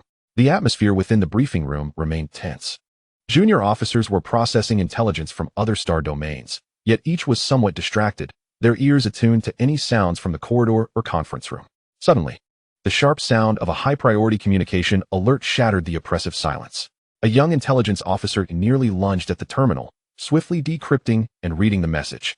His complexion shifted from pale to ghostly white within seconds, his lips trembling as he struggled to form words. "What is going on?" A nearby colleague inquired in a hushed tone, sensing the unease. The intelligence officer finally regained his voice, though it was as dry as sandpaper. "From the Mermaid Fleet. Encrypted confirmation that the Megalodon fleet was ambushed at the Z-78 jump point in the Savannah system. They have been completely annihilated. The enemy is highly suspected to be the main force of the Pluto fleet." Clatter. It was unclear who had knocked over the metal pen holder on the desk. The briefing room instantly fell into a profound silence. The sound of a pin dropping could be heard. The actions of all present froze. their faces etched with profound shock and bewilderment. Had the Megalodon been entirely annihilated? Another fleet? A complete, fully organized task force, no less. Over 100 starships in scale. How much time had elapsed since the last report of the Iron Curtain fleet's devastating defeat? This is inconceivable. A middle-aged intelligence officer abruptly rose, his voice quivering with excitement. The timelines do not align. The intelligence from Iron Curtain has been delayed. They must have postponed their report after encountering an attack. Otherwise, how could there be such a brief interval between the two battle reports, given the vast distance separating the two locations? The Megalodon must have entered later. And then, silence. Colonel Shank Crawford, head of the strategic briefing room, sharply interrupted him. This is not the time to analyze whether the Iron Curtain fleet has delayed their report. He inhaled deeply, as if summoning immense courage to confront the thin yet weighty battle report before him, and the individual he would soon have to face. His gaze slowly swept across the officers in the room. Each person he met instinctively lowered their heads, averted their eyes, or pretended to be absorbed in their tasks. This intelligence, Crawford's voice was hoarse, must be reported to the commander immediately. He paused, then posed a question that made every heart in the room constrict. Who will go? Silence. An unbearable silence. The briefing room, which had just been stirred by shock, was now as quiet as a pin drop. The officers wished they could bury their heads in their chests or transform into mere decorations on the wall. Not a single soul dared to meet the commander's gaze, let alone respond. What a jest. The commander had just erupted in fury over the previous debacle, berating all the generals in the conference room, leaving the office in disarray. Now, to present this report, which was 10 times worse, announcing yet another main fleet's complete annihilation, to him, this was not merely reporting. It was akin to igniting a bomb while standing at its epicenter. Colonel Crawford's eyes scanned the room until they finally settled on a young intelligence officer. What is your name? Crawford cast a fleeting glance at the 4 silver diamond insignias on the officer's shoulder. Then he called out, Lieutenant? The young officer sprang to his feet, saluted Crawford, and replied nervously, Yes. Reporting, Colonel Crawford. My name is Garrett Wolf. Crawford mentally noted Wolf? That does not sound like a noble surname. He is the one. Crawford casually returned the salute, and then said, Lieutenant Wolf. I have heard that you are unwavering in fulfilling the tasks assigned by your superiors. Wolf swallowed hard. A battle raged within him, but he ultimately replied, Yes, Colonel. It would be my honor to present this intelligence to General Strauss. Upon hearing this, Crawford breathed a sigh of relief. If it had been some inexperienced fool, it would have proven far more troublesome. The other party's willingness to comply resolved their own troubles, and at most, they would compensate the counterpart later. Outside the operations conference room, Captain Wolf felt the data pad in his hand weighed as heavily as starship armor. He stiffly approached the tightly sealed, soundproof alloy door. And the closer he drew, the more the muffled yet furious shouts and the sound of fists striking the table became discernible. Undoubtedly, it was the voice of General Strauss. Roaring like a wounded beast, he halted before the door, took a deep breath, yet could scarcely draw forth any courage. He raised his hand, knuckles tapping lightly on the cold metal 3 times, the sound so faint he could barely hear it himself. Get lost, came Strauss's impatient roar from within. Wolf's throat tightened, and mustering his resolve, he raised his voice slightly. Report, Commander. It is the latest battle report from the Savannah Star system. Highest priority. The barrage of curses within ceased abruptly. After 2 seconds of silence, the lock emitted a soft click, and the door slid open automatically. Upon entering, Wolf was immediately suffocated by the oppressive atmosphere in the conference room. The enormous elliptical table was surrounded by generals adorned with golden stars on their shoulders, typically exalted figures. They now uniformly bowed their heads, fixated on the tabletop or their own fingers. No one dared to exchange glances, let alone look at the individual seated at the head of the table. The air was so thick it felt as though it could be wrung out for water. Chapter 73, Stand Aside. I know first aid. Strauss stood behind the head of the table, hands pressed firmly on the surface, leaning forward like a tiger poised to pounce. His expression of rage briefly contorted upon seeing the data pad in Wolf's hand, twisting into a blend of irritation and a cold skepticism. Huh, he scoffed, his voice still gravelly, eyes sweeping over the silent generals before settling back on Wolf. I'm curious to see what exceptional report necessitated its delivery at this moment. I refuse to believe that the cursed Savannah can yield worse news than the loss of those 8 sub-level fleets. His words caused the generals present to bow their heads even lower. Captain Wolf felt a chill shoot up his spine, his fingers gripping the data pad, turning white from pressure. His throat felt dry, as if something were choking him, and he opened his mouth, but could not produce sound immediately. Strauss furrowed his brow, impatiently urging him on. Lost your voice. Read it. Louder. so that the pillars of the Empire present can hear what delightful surprise Savannah has prepared for us. The invisible pressure bore down on Wolf's shoulders like a tangible weight. He swallowed hard, forcing his gaze to focus on the screen of the datapad, each word seeming like a searing brand. Clearing his throat, his voice emerged dry and taut as he began to read. To Colonel Lorian Albert, commander of the Siren Fleet, headquarters of the Opal Star Domain. He uttered the opening, his heart racing as if it might burst. He could almost feel the penetrating gaze of all the generals in the conference room, most of whom still had their heads bowed, and the icy, piercing stare of Strauss, all focused on him. He confirmed that the Imperial Great White Shark Fleet had encountered an ambush by the enemy's main fleet at the Z-78 jump point in the Savannah system today. He paused for half a second, and in that brief moment, the air in the conference room seemed to crystallize. After various signals were verified and wreckage analyzed, it was confirmed that the Great White Shark Fleet had been completely annihilated. The enemy's troop strength and tactical characteristics closely matched those of the Federal Pluto fleet previously active in the Savannah system. Initial assessments indicated that the losses of the Great White Shark Fleet exceeded 100 starships, including the flagship Abyssal Fawn. As Wolf recited the final words, his voice dwindled to an almost inaudible whisper. He dared not raise his head, remaining frozen in place, awaiting the inevitable, cataclysmic wrath. In the conference room, there was an oppressive silence. Even the sound of breathing seemed to vanish. Captain Wolf's dry voice fell, and the echo of the Abyssal Fawn lingered in the frigid air. Silence. An absolute, heart-stopping silence. At the head of the table, General Strauss maintained a rigid posture, his hands braced against the table, body leaning forward, utterly motionless. The fury, scorn, and impatience on his face solidified upon hearing the words that the Great White Shark Fleet had been entirely wiped out, then crumbled away like weathered stone. His pupils constricted sharply before dilating abruptly. The veins on his forehead and neck bulged, changing from red to purple, pulsing violently. His chest was still, as if he had forgotten how to breathe. Over 100 ships. His lips moved involuntarily, repeating those words in a hoarse whisper barely audible. The devastating defeat of the 8 subordinate fleets was an unparalleled humiliation for the Empire's borders, a stain on his career that he might never wash away. His earlier rage was less directed at his subordinates than a frenzied outburst at the collapse of his authority and the unbearable reality.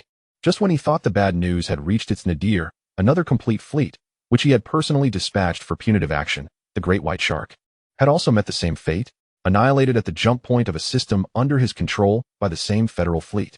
A surge of extreme shock, rage, humiliation, and a deeper, more profound fear of a situation spiraling out of control flooded through him, overwhelming the facade of calm and the will of a commander he had desperately tried to uphold.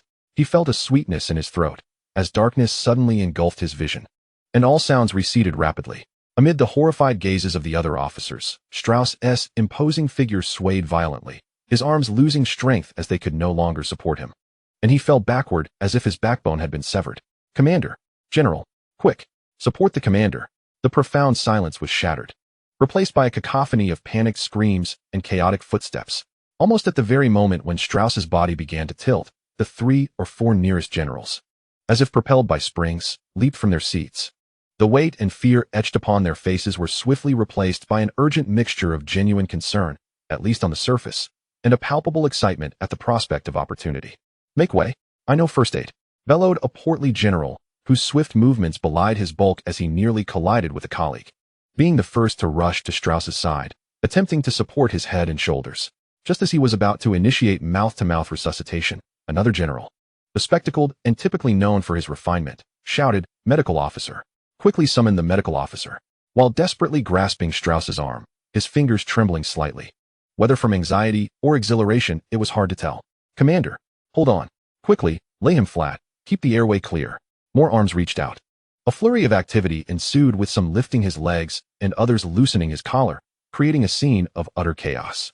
Every face flushed red, voices grew increasingly frantic, and gestures became ever more fervent. Captain Wolf was jostled to the side, staring blankly at the surreal yet authentic spectacle unfolding before him. At the headquarters of the Federal Territory Security Bureau, FCB, within the depths of the Analytical Center, a vast circular hall was filled with a multitude of screens displaying data streams from various star systems. The ambient sounds of hushed conversations and the rhythmic tapping of keyboards forming a backdrop. Suddenly, a sharp yet clear exclamation pierced through the air from the Rose's dedicated communication terminal area. My heavens! The voice belonged to analyst Leon Yaina. who was fixated on several lines of text that had just been decrypted and projected onto her personal work screen, one hand instinctively covering her mouth. A male colleague, holding a cup of coffee, was drawn by her reaction and turned his head, half-jokingly asking, "What is it, Yaina? What surprise has the Rose brought this time? It can't be that young Master Qin's Pluto fleet has taken out another Imperial fleet, can it?" His words were intended as a light-hearted jest to alleviate the tension that had been building due to the ongoing situation in Savannah. Chapter 74. The Shock at the Wanshur Star Domain Command. After all, the previous devastating blow to Obsidian was sufficiently staggering. Such surprises could not occur every day. Liang Yaina slowly turned her head, her complexion pale, yet her eyes sparkled with an almost incredulous excitement. She swallowed hard, her voice slightly trembling with emotion as she pronounced each word deliberately. "No, it's not that they've merely taken out another fleet." She inhaled deeply, as if summoning strength to articulate the astonishing fact. They have annihilated an entire tiered fleet, the Imperial Carcharodon fleet of the Opal Star Domain. Confirmed destroyed by the Pluto fleet at the Z-78 jump point in the Savannah system. Crash. The coffee cup slipped from her colleague's grasp, shattering on the floor as brown liquid splattered, yet he remained oblivious to it. His smile froze in place, eyes widening in disbelief, as if he had just heard an unbelievable tale. From the center of Liang Yaina's workstation, an eerie silence swiftly radiated outward like ripples in water. The sound of keystrokes ceased, and the hushed conversations came to an abrupt halt. Several analysts nearby, having caught fragments of the discourse, turned in unison, their faces etched with questions and skepticism. "What did you say? Megalodon? Annihilated?" The voice of a male colleague rasped like sandpaper. "Ina, is this confirmed? Has Rose's intelligence been verified?" Yet, in the face of his doubt, Liang Ina retorted with unwavering seriousness. "Rose is a diamond-level agent of our Federation. Her intelligence has never been erroneous." At her words, the male colleague could only respond with an apologetic smile. Liang Ina continued, her voice resonating clearly in the hushed hall. "Moreover, following the ambush of the Obsidian fleet, the Pluto fleet launched a surprise attack on the outer orbital ring of Lankawi, completely annihilating the Bloodblade fleet's avian and owl divisions within the naval base. Additionally, on the route of the enemy reinforcements, they ambushed the Iron Curtain fleet along with 2 subordinate fleets of Bloodblade, resulting in the elimination of 4 subordinate fleets, including the Howling Wolf, Giant Elephant, Bastion, and Firm City, coupled with the prior destruction of the Welsh fleet in the Elvira system and the subsequent annihilation of the Megalodon fleet at the Z-78 jump point. She paused momentarily, surveying the astonished faces surrounding her. The Pluto fleet had, in 2 independent battles, consecutively obliterated nearly 3 complete Imperial-grade fleets. A profound silence enveloped the vast intelligence analysis center, a silence so palpable that it seemed to press down upon everyone present. No matter what tasks they had been engaged in, all activity ceased. Senior officials, young analysts, technical support, each individual appeared as though they had been frozen in time. The annihilation of the Welsh fleet could be rationalized by the element of surprise, as well as the enemy's underestimation. The severe blow dealt to the Obsidian fleet had already shaken many perceptions. Yet now, having decisively struck the Bloodblade and Iron Curtain fleets, even completely eradicating the Megalodon, this was a principal fleet of significant repute within the Imperial War Zone, boasting a complete structure and formidable firepower. What did this signify?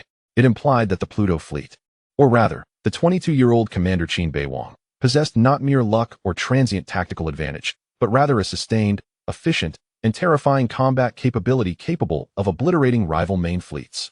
That young lieutenant colonel, once the subject of private speculation among many FCB officials, who was believed to have risen solely due to his lineage and his deputy, was now shattering their ingrained biases and preconceptions with one resounding victory after another. The duty officer, Fu Yizhou, observed as Liang Ina compiled, confirmed, and appended Rose's credibility endorsement to the comprehensive battle report summary. Even with his composure, he could not suppress a slight quickening of his breath.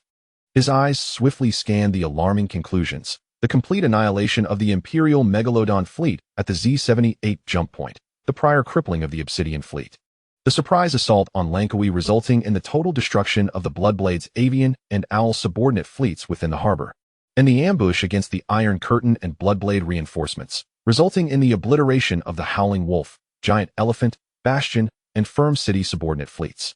Cumulative achievements, equivalent to the annihilation of over 2 complete Imperial-grade fleets, with more than 15 units of Imperial subfleets either destroyed or severely damaged. Fu Yizhou immediately recognized the strategic significance of this intelligence.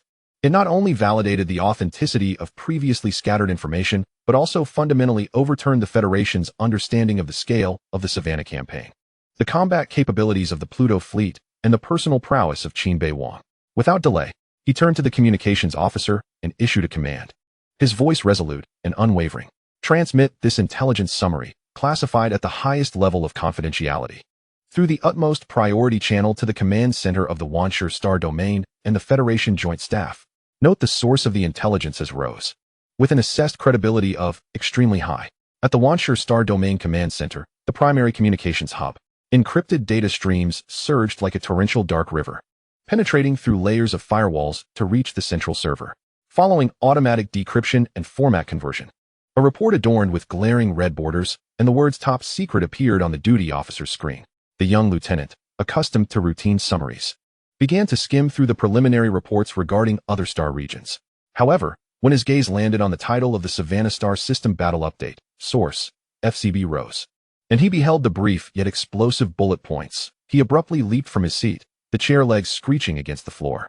"This cannot be possible," he gasped, his eyes widening in disbelief, staring fixedly at the screen as if to affirm he was not imagining things. His exclamation instantly drew the attention of Major Jiao Jinghui, the communications chief. He had just been troubled by the inability to contact the silent Pluto fleet and, upon hearing the commotion, hurried over, his tone laced with urgency and a glimmer of hope. "What is it? Have we established contact with the Pluto fleet? Is there news from Qin Beiwang?" No. Director." The officer turned, a mixture of shock and exhilaration on his face, pointing at the screen, his voice slightly trembling. "It's from the FCB, the highest level intelligence from the Federation Border Security Bureau, confirming the achievements regarding Savannah." Major Jiao's brow furrowed as he leaned in to scrutinize the screen. As the communications chief, he possessed the authority to access such intelligence instantly. As his eyes traversed the terse yet weighty descriptions of the battle outcomes, even he, with his extensive experience, found himself momentarily breathless, his pupils constricting. The great white shark was completely annihilated? The fierce birds of Langkawi, the owls, he murmured, each word sending a heavy thud to his heart. The ambush curtain, the blood blade reinforcements, and yet another 4 units destroyed. He straightened, inhaling deeply, forcing himself to suppress the tumult within, but his eyes sparkled with keen intensity. He understood the implications of this intelligence. Chapter 75, Reinforcements immediately. Jiao Jinghui commanded the communications officer, his voice regaining its usual steadiness, yet imbued with undeniable authority. "Transmit this intelligence unchanged to the core briefing room of the command center. Priority, highest, red channel. Notify the secretary for the chief of staff, Wen Xiang, and Commander Wen Tingtao to ensure they review it immediately." "Yes, Director." The correspondent responded with a resounding voice, deftly maneuvering his fingers across the keyboard, transmitting intelligence capable of triggering seismic reactions within the command center. Meanwhile, Jiao Jinghui stood rooted in place, his gaze once more sweeping over the phrase on the screen indicating cumulative achievements equivalent to the annihilation of over 2 complete Imperial task forces. A surge of indescribable emotions swelling within him. Doubt and concern were swiftly supplanted by a profound sense of pride and astonishment. Qin Beiwang and his Pluto fleet had not only survived the Imperial onslaught, but had accomplished a remarkable counterattack, one that would be inscribed in the annals of federal military history as an astonishing triumph. The tranquility of the command center was poised to be irrevocably shattered by this triumphant report from behind enemy lines and the intelligence department. In the core briefing room, the document from the FCB, marked with the red label of utmost secrecy, was projected onto the central screen. Within the room, a cadre of senior advisors, led by Chief of Staff Wen Xiang, had just completed their reading. For an entire minute, the briefing room remained enveloped in silence, punctuated only by the faint hum of the equipment's cooling system. This eerie stillness was finally disrupted by the sharp sound of a chair leg scraping against the floor. A colonel responsible for logistics assessments leaned back abruptly, his face drained of color, his lips moved yet uttered no coherent sound. "An Imperial main task force," murmured another general specializing in enemy analysis, his fingers unconsciously gliding over the screen, tracing the designations of the Imperial fleets marked as severely damaged or destroyed. "Obsidian, Bloodblade, partial. Iron Curtain, partial." Finally, the display froze on the complete annihilation of the Great White Shark.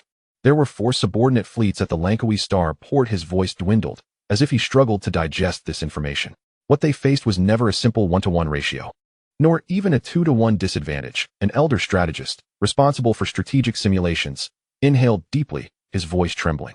According to the timeline and battle outcomes detailed in this intelligence, the Pluto fleet engaged with at least 3 complete or significantly intact Imperial task forces, Obsidian, Bloodblade, and Iron Curtain, within the heart of the Empire-controlled Savannah system, and successfully inflicted grievous damage upon them. He pointed at the star map, indicating the regions of intense combat in the Savannah system. Look here. And here they not only weakened their opponents in maneuver warfare, but even took the initiative to strike, neutralizing the formidable stronghold of Lankawi Star. What remarkable precision in intelligence and audacity in execution this required. Then, another younger officer interjected, his tone laden with disbelief, as the Empire was evidently enraged. Dispatching the great white shark, deep-sea jellyfish, lion man, and merfolk, a total of 4 task forces to leap to their aid in a bid to encircle and annihilate them. He paused, nearly breathless as he continued. They did not retreat or evade. Instead, at the very moment the Imperial reinforcements arrived at Point Z78, they set an ambush and obliterated an entire great white shark fleet. This is simply, someone sought an apt word, yet found all adjectives pale in comparison to the gravity of this report. When Xiang remained silent, his hands clasped on the table, knuckles whitening from the pressure, he meticulously re-examined the briefing, replaying in his mind the earlier judgments concerning Qin Beiwang's reckless advance and the excessive risks it entailed, along with the anxieties stirred by the Dawn Plan. Now, everything was clear. Qin Beiwang's audacity was rooted in a profound understanding of the enemy's situation and an unwavering confidence in his own capabilities. His risks bore fruit in the form of a resounding victory, one capable of altering the entire Savannah star system and the dynamics at the frontier. It was not mere chance or luck. It was a surgical precision and tactical execution, a cold and ruthless strategic patience, and an extraordinary courage to dance continuously on the knife's edge. A 22-year-old commander, leading a newly established fleet, had executed a textbook-level annihilation battle deep within the heart of the Empire against overwhelming odds. The brilliance of this achievement would leave any seasoned federal veteran humbled. When Tingtao stood before the vast star map, his gaze intense, the intelligence from FCB and the assessments from the General Staff had entirely dispelled his lingering doubts and conservative mindset. The Pluto fleet's triumph in Savannah was not a stroke of luck, but a glorious campaign destined for the annals of history. Order. When Tingtao's voice resonated powerfully, resolute and unwavering, echoing throughout the briefing room. First, upgrade the reinforcement sequence. In addition to the already dispatched fleets of Flame Demon, Snow Leopard, Divine Arrow, and Cavalry, the reserve forces of the Black Eye Fleet, Black Scorpion Fleet, and Orchid Fleet must immediately cease all current operations and enter a state of maximum readiness. Complete resupply and assembly within 72 hours and proceed to the Elvira star system. Establish a frontline combat cluster in Elvira, with the primary task of ensuring the absolute safety of the Elvira star system and being prepared at all times to advance, providing direct fire support or covering the retreat of the Pluto fleet. Second, adjust the orders for the Flame Demon and the other 3 fleets. Cancel their standby instructions and command them to proceed in combat formation towards the Savannah star system, ensuring the safety of the rear shipping lanes while escorting the Pluto fleet. Third, when Tingtao turned to Communications Officer Jiao Jinghui, his tone grave, draft a formal battle report and commendation proposal to be submitted to the Federal Joint General Staff in the name of the Theater Command. He paused briefly, articulating the key points clearly. The report should detail the significant tactical victory achieved by our Pluto detachment in the Savannah star system and the corresponding recommendations. It must clearly state, under the command of Lieutenant Colonel Qin Beiwang, the Pluto detachment engaged the formidable enemy, taking the initiative to penetrate the enemy-controlled areas of the Savannah star system. After continuous combat, they succeeded in defeating and severely damaging several principal detachments of the Empire, including Obsidian, Bloodblade, and Iron Curtain, and successfully ambushed the Imperial Great White Shark class fleet in the Z78 area, annihilating it entirely. The cumulative destruction of enemy vessels has far exceeded the standard composition of 2 Imperial fleets, delivering a heavy blow to the enemy and significantly boosting the morale of our theater, thus altering the strategic landscape in the Savannah direction. He paused, expressing the most crucial part. In light of Lieutenant Colonel Qin Beiwang's outstanding achievements and the extraordinary command capabilities demonstrated by him and his fleet, as well as the formidable combat power of the troops, in order to continuously expand our achievements, consolidate our advantages in the Savannah region, and respond to the potential fierce counterattacks from the Empire, the command of the war zone formally suggests the following. Chapter 76. The 22-year-old commander of the Mother Fleet. Firstly, It is proposed that the Joint Chiefs of Staff and the High Command promote Lieutenant Colonel Qin Beiwang to the rank of colonel, in recognition of his accomplishments and to inspire his ambition. Secondly, given that this fleet has already demonstrated its capability in real combat to execute high-difficulty maneuver strikes and decisive fleet engagements, it is recommended that a new type of Qilin-class interstellar aircraft carrier be assigned to it, along with supplementary escort and support vessels.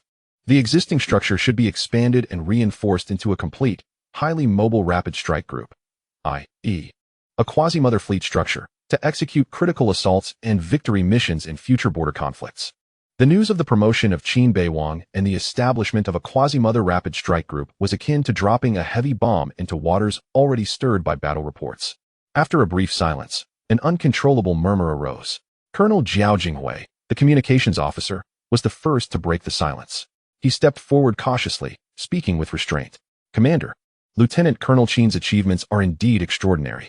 However, a 22-year-old commander of a mother fleet is unprecedented in the history of our Federation's military. Promoting him to colonel is already an exception. Is it too swift to place him in direct command of an enhanced fleet equipped with 2 carriers? His experience, after all, is still quite limited. His words, though unspoken in entirety, carried a clear implication. The exceptional tree must withstand the wind. A rapid promotion may not serve the best interests of the young Qin Beiwang or the construction of the fleet. Chief of Staff Wen Xiang also furrowed his brow slightly, voicing his concerns. Commander, while Qin Beiwang's abilities are beyond doubt, the commander of a mother fleet requires not only tactical talent, but also the experience and prestige to coordinate logistics, manage multiple branches of the military, and navigate complex political and military relationships. He has only independently commanded 2 large-scale battles, albeit with glorious outcomes. Is it wise to suddenly place such a heavy burden and resources upon him? Perhaps we should first promote him to colonel and expand the Pluto fleet into an elite detachment, allowing him to gain further experience in management and coordination before considering further advancements. Several senior staff members echoed similar sentiments, expressing their apprehensions. A 22-year-old commander of a mother fleet? It sounds almost like a fairy tale. The military places great importance on qualifications and a gradual approach to promotion. Qin Beiwang's emergence has already been revolutionary, and now to shatter the final ceiling may provoke tremors and potential resistance beyond imagination. When Qin Tian listened quietly, his expression revealing no displeasure, yet his gaze grew increasingly sharp and resolute. When the murmurs subsided, he slowly spoke, his voice low yet imbued with an undeniable weight that eclipsed all doubts. Qualifications? Background? A step-by-step promotion? He gently shook his head, his gaze sweeping over each general present. If everything were to follow seniority and convention, we might still be preoccupied with reinforcing the empire in Savannah, rather than here, discussing how to honor a commander who has wrought miracles. He stepped forward, his finger emphatically tapping on the star map at Savannah's location. Behold, witness the remarkable achievements of Qin Beiwang. The complete annihilation of the Welsh, severe damage to Obsidian, Bloodblade, Iron Curtain, and the total eradication of the Great White Shark. The total number of Imperial ships destroyed exceeds that of 3 fleet formations. What an extraordinary record. Deep within the Empire's controlled star systems, he engaged in cunning ambushes, striking down foes one by one against overwhelming odds. Tell me, in the annals of Federation history, which general has achieved such a magnificent and decisive victory under comparable conditions? He paused, allowing each word to resonate deeply within the hearts of those present. None. At least, not in the historical records I am aware of. Through 2 battles, not by chance, not by privilege, but through genuine tactical acumen, commanding artistry, and the valiant efforts of his fleet, he has proven himself to be the one who can fight, win battles, and secure resounding victories. The voice of Wen Tingtao rose, imbued with unwavering conviction. In my domain, within the Wanshur Star region, the foremost criterion for measuring a soldier's worth shall forever be whether they can vanquish the enemy and defend the Federation. All else, seniority, background, age, are secondary, mere constraints that can be shattered. He delivered his pronouncement with finality. Orders shall be executed as issued, and suggestions will be duly noted. Should there be inquiries from above, I, Wen Tingtao, shall take full responsibility. Now, execute the orders. Yes, the crowd responded in unison. Shortly after, in the Elvira star system, aboard the flagship of the Federation's Inferno fleet, the battleship Magma, encrypted directives streamed into the main control console as Colonel Nyeshinga swiftly reviewed the command updates from the theater headquarters. Upon reading the cancellation of standby orders and the immediate deployment towards the Savannah star system to rendezvous with the Pluto fleet, his brow twitched slightly.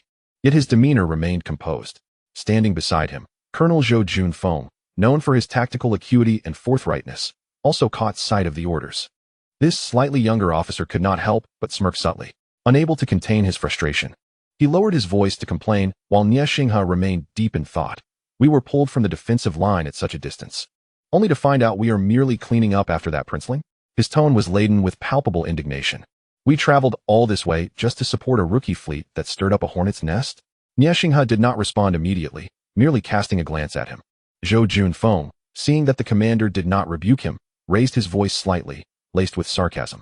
Last time in Elvira, it was said to be the merit of Qin Beiwang. Huh, who doesn't know that? A 22-year-old graduate, freshly appointed, commanding a T5 Kunlun Mountain at the forefront, with an entire fleet of the latest T4 starships under his command. Now even carriers are being equipped. The Fire Qilin, now that's a legitimate T5 class interstellar carrier. For many arduous years, our Flame Demon fleet has tirelessly applied for the reinforcement of T5 starships. Yet has there been any approval? As he spoke, a sense of injustice welled up within him, fingers counting the discrepancies. Upon reviewing their organizational structure, one could see 7 subordinate fleets alongside the direct fleet, totaling a staggering 8. In contrast, our Flame Demon, including the direct fleet, comprises only 7. They have personnel, ships, and top-tier equipment at their disposal. This is not merely a division. It is configured as a minor flagship fleet. With a final snort, Zhou Junfeng concluded, if those resources were allocated to us, we could easily obliterate not just an Obsidian fleet, but perhaps even the entire Savannah star system. Now, it appears that the young master has mismanaged affairs, leaving us, the weary veterans, to salvage the situation. Chapter 77. The Joint Staff Simulation. How did he orchestrate his strategy? Although the other officers on the bridge remained silent, some exhibited similar sentiments in their gazes. The rapid ascension and resource allocation favoring Qin Beiwang have indeed stirred considerable dissent and covert discontent among certain traditional officers within the Federation. After listening to his aide's grievances, Nie Xinghe slowly turned around. His expression bore no anger, only a serene calm forged through trials. Have you finished? He asked in a flat tone. Zhou Junfeng, with a stiff neck, fell silent, though traces of discontent lingered on his face. Nie Xinghe observed Zhou Junfeng's complaints and the analogous sentiments reflected in the eyes of the surrounding officers, rather than reprimanding them as he would a common soldier. He turned to address the assembly, his voice not raised but imbued with the gravitas unique to a fleet commander. Grumbling ends here. His gaze swept across Zhou Junfeng and the others. As soldiers, our duty is to obey orders.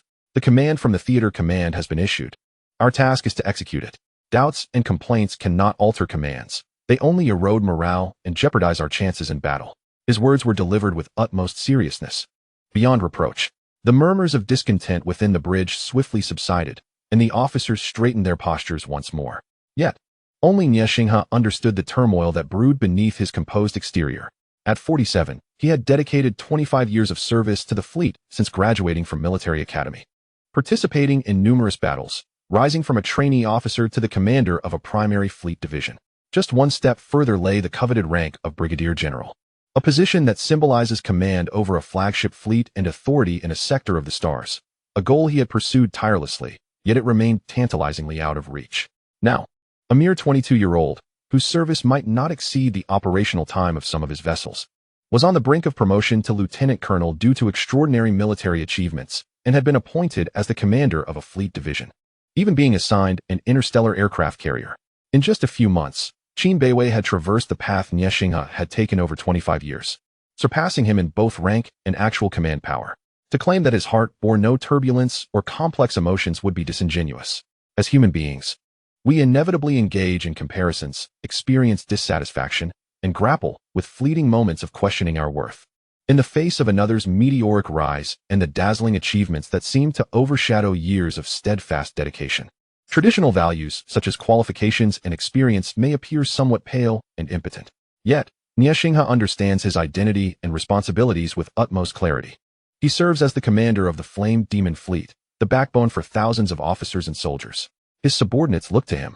His emotions and attitudes directly influence the morale and determination of the entire fleet in executing their missions. Any personal grievances must be firmly locked away, crushed, and digested, never to be revealed amidst the duties of the military and the demands of the battlefield. Unlike Zhou Junfeng, He cannot afford to voice his complaints indiscriminately. He must manifest absolute obedience, professionalism, and a sense of the bigger picture. Forcing down the complex emotions within, Nie Xinghe restored his usual calm and decisiveness to his expression. He dismissed the minor fluctuations in mood and turned towards the command platform. Communications officer. He ordered clearly. Connect to the command channels of the Snow Leopard, Divine Arrow, and cavalry fleets, encryption level, highest. Seconds later, the communication was established. This is Nie Xinghe. In accordance with the latest directives from the command headquarters of the Wanshur Star Domain, our fleet and yours, a total of 4 fleets, are to change mission. Immediately terminate the current status. The Flame Demon will lead, with the Snow Leopard on the left flank, Divine Arrow on the right, and cavalry as the rear guard. Forming a spearhead assault formation. Target, periphery of the Savannah Star System, L5 alert line. Speed, second battle speed. Mission, advance into the Savannah Star System to seek opportunities to support the Allied Pluto detachment. All ships, execute immediately. Maintain open communications and synchronize enemy and navigational information at all times. The order was concise and powerful, transmitted through the encrypted channel to the 3 Allied fleets. There was no superfluous talk, no room for doubt, only the pure conveyance of the mission. Once the communication was severed, Nie Xinghe observed the tactical screen as the Allied fleet markers adjusted their courses. And he cast a glance at the distant star chart where the light representing the Savannah Star System shimmered. He sealed away his personal emotions entirely and devoted himself wholeheartedly to the role of commander. Meanwhile, within the Federal Joint Staff Headquarters, in the highest strategic simulation hall, a vast circular chamber bathed in soft light, yet imbued with an atmosphere of solemnity. Seated around the central holographic star map were senior generals adorned with golden shoulder epaulets and silver stars. Their faces bore expressions of resolve, composure, or the scars of time, each wrinkle seemingly chronicling the remnants of past battles. Their decisions held the power to sway the fate of the entire star domain. At this moment, they were engaged in an intense simulation, for the intelligence presented by the FCB was astonishing beyond belief. They could hardly fathom how the Pluto fleet had achieved such remarkable results. It was utterly inconceivable. In their simulations, they struggled to detect the movements of the Imperial fleet without being discovered.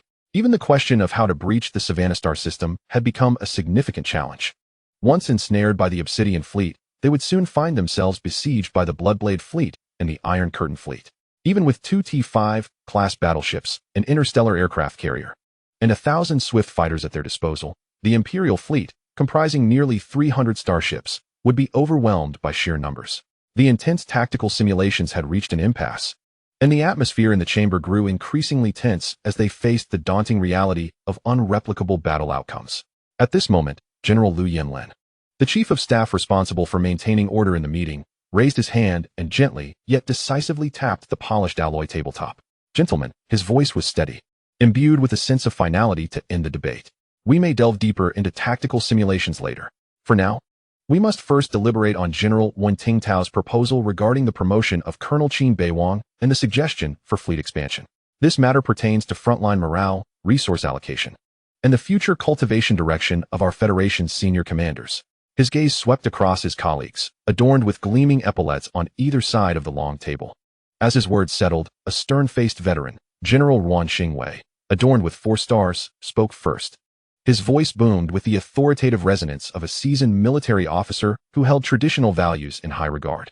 Chief of Staff Liu, it is understandable that Commander Wen values talent highly. Colonel Qin Beiwang's achievements in this campaign are indeed remarkable. Chapter 78. Who is in favor, who is against? He initially expressed affirmation, but his tone shifted to one of gravity. However, promotions, especially to the rank of colonel and positions commanding quasi-mother fleets, cannot be based solely on immediate battle accomplishments. At just 22 years of age, Colonel Qin has only a few years of service, lacking extensive multi-role experience, and has yet to endure the trials of orchestrating large-scale battles amidst complex political and military environments.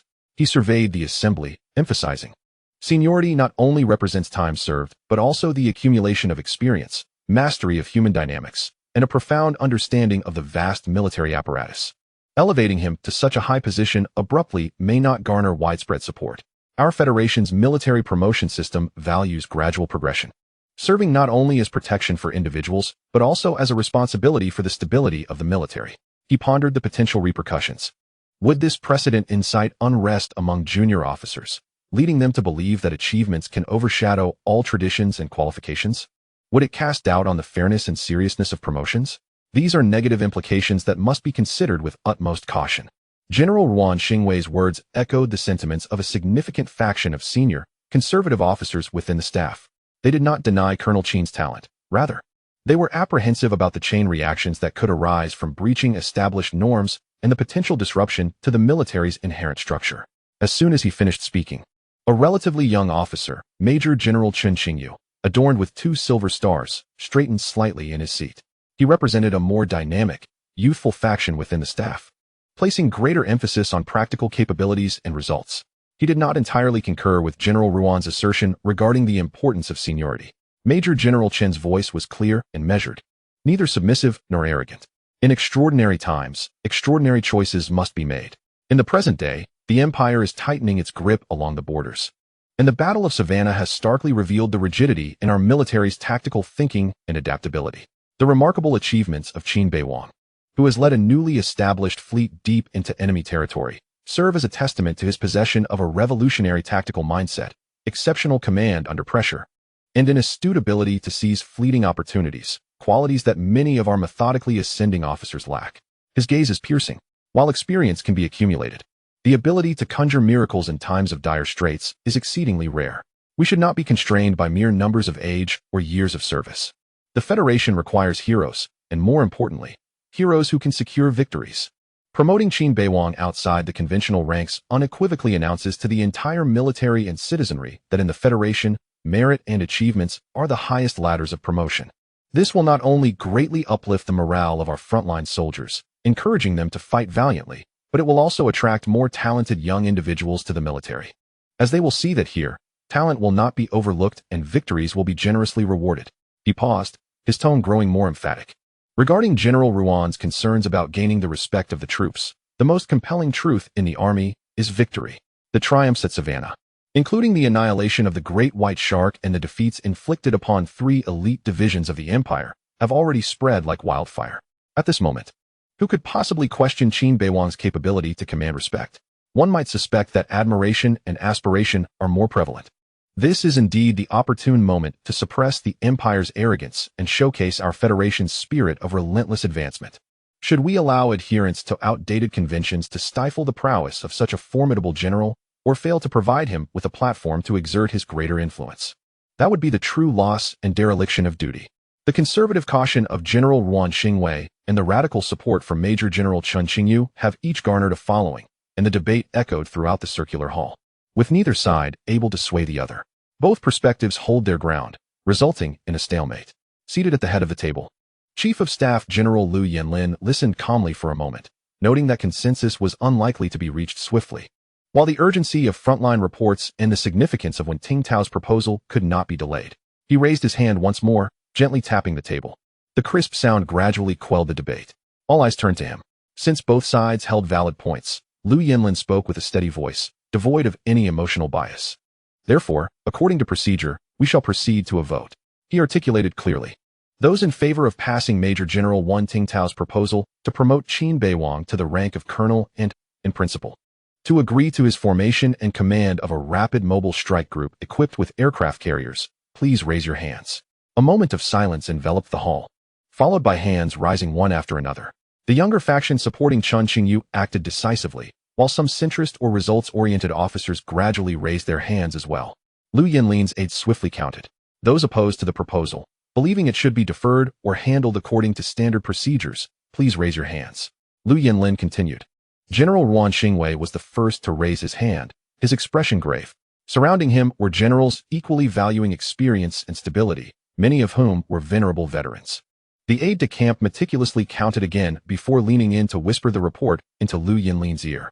Liu Yanlin nodded slightly, his gaze sweeping across the room as he announced the outcome. 49 votes in favor, 49 against, and 1 abstention, a tie. This result sent a ripple of murmurs through the hall. All eyes once again converged on Liu Yanlin. As the presiding chief of staff, he had yet to cast his vote. At this moment, his final ballot would directly influence the proposal's trajectory, determine the fate of Qin Beiwang, and potentially affect the Federation's military talent strategy for the foreseeable future. Ruan Xingwei's lips moved as if he wished to speak, yet he ultimately remained silent, fixated on Liu Yanlin. Meanwhile, Major General Chen Qingyu instinctively straightened his back, his expression brimming with anticipation. Under the scrutiny of dozens of gazes, Liu Yinlin exhibited no signs of hesitation or struggle. He appeared resolute, as if his decision had already been made. Slowly yet unmistakably, he raised his right hand. "I am in favor." His voice, though not loud, resonated like a hammer striking each heart with finality. The vote shifted to 50 in favor, thus the proposal was passed. Secretary of the meeting, Liu Yinlin lowered his hand, as if merely completing a trivial task, his tone reverting to its customary calm and efficiency. "Please meticulously compile the proceedings of this discussion and the voting results regarding the proposal for Qin Beiwang's promotion and fleet expansion, forming an official document. Attach a summary of the key arguments for and against, in the name of the Joint Staff.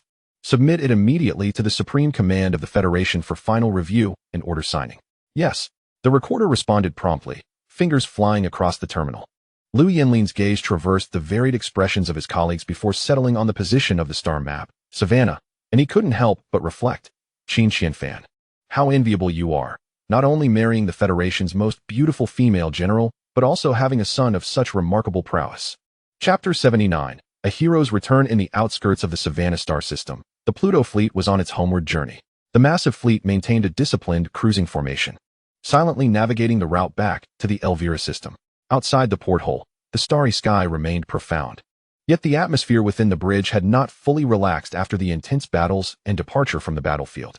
Everyone understood that the Empire, having suffered significant losses in Savannah, would not easily allow their departure. Suddenly, the destroyer stationed at the forefront of the fleet, serving as a lookout, sent out an urgent alarm almost simultaneously. "Warning! Large-scale mass reactions detected at 3 o'clock ahead. A substantial number approaching our course at high speed." The voice from the sensors tightened the air. On the tactical main screen, a dense cluster of red dots emerged in the distant pathway, rapidly magnifying.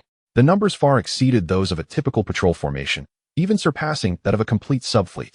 The air within the command bridge suddenly thickened, and a palpable tension gripped every heart. The fatigue of continuous combat was instantly dispelled, replaced by heightened nerves and profound concern. Was there an ambush laid by the Empire? How many fleets had they secretly dispatched toward Savannah? Could our energy and ammunition endure another fierce battle? Whispers of astonishment and suppressed inquiries circulated among the officers. Even Zhuang Zhishuan hastily approached the tactical console, swiftly retrieving more detailed data, her expression grave. If this indeed was another force preemptively lying in wait for their return, the situation would be exceedingly perilous given the current condition of the Pluto fleet. However, standing at the central command seat, Qin Beiwang exhibited no signs of surprise or anxiety. His gaze calmly traversed the cluster of red dots representing the unknown threat, then shifted to the more lucid and information-rich star map displayed on his private system interface. On that exclusive map, the outlines of the approaching fleet, energy signatures, and even their unique communication frequency identifiers had long been delineated. The seamless passive detection network, combined with the system's formidable analytical capabilities, had allowed him to discern the true nature of the incoming vessels well before the alarm sounded. Disengage combat alert. All personnel, maintain cruising formation, no tactical maneuvers are necessary.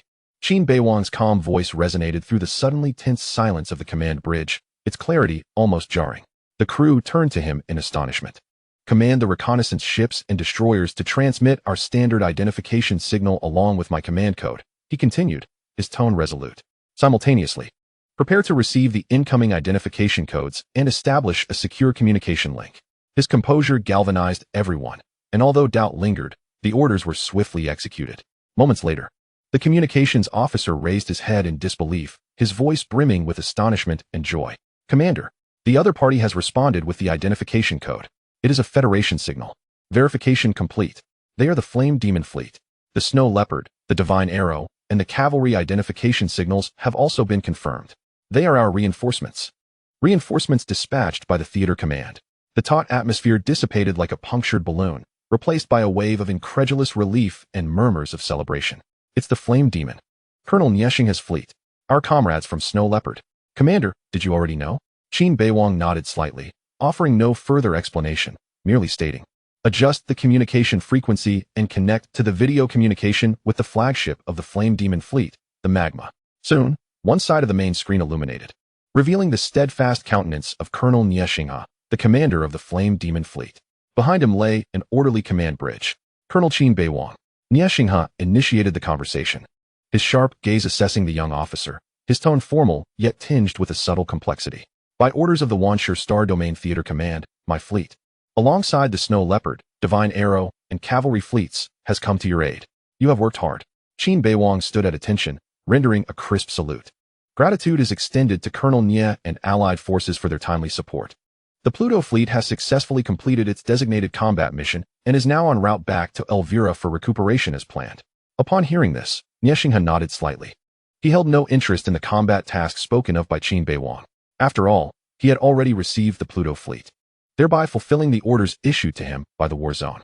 Henceforth, as long as they returned safely to the Elvira star system, the mission would be deemed a resounding success. The returning formation sailed steadily through the vast corridors leading back to Elvira.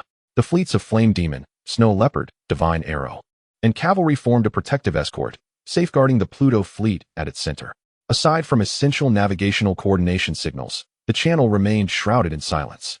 Suddenly, a wide-area communication request, encrypted and authorized by the highest command of the war zone, popped up on the main screens of every bridge, synchronizing all commanding officers and public information channels.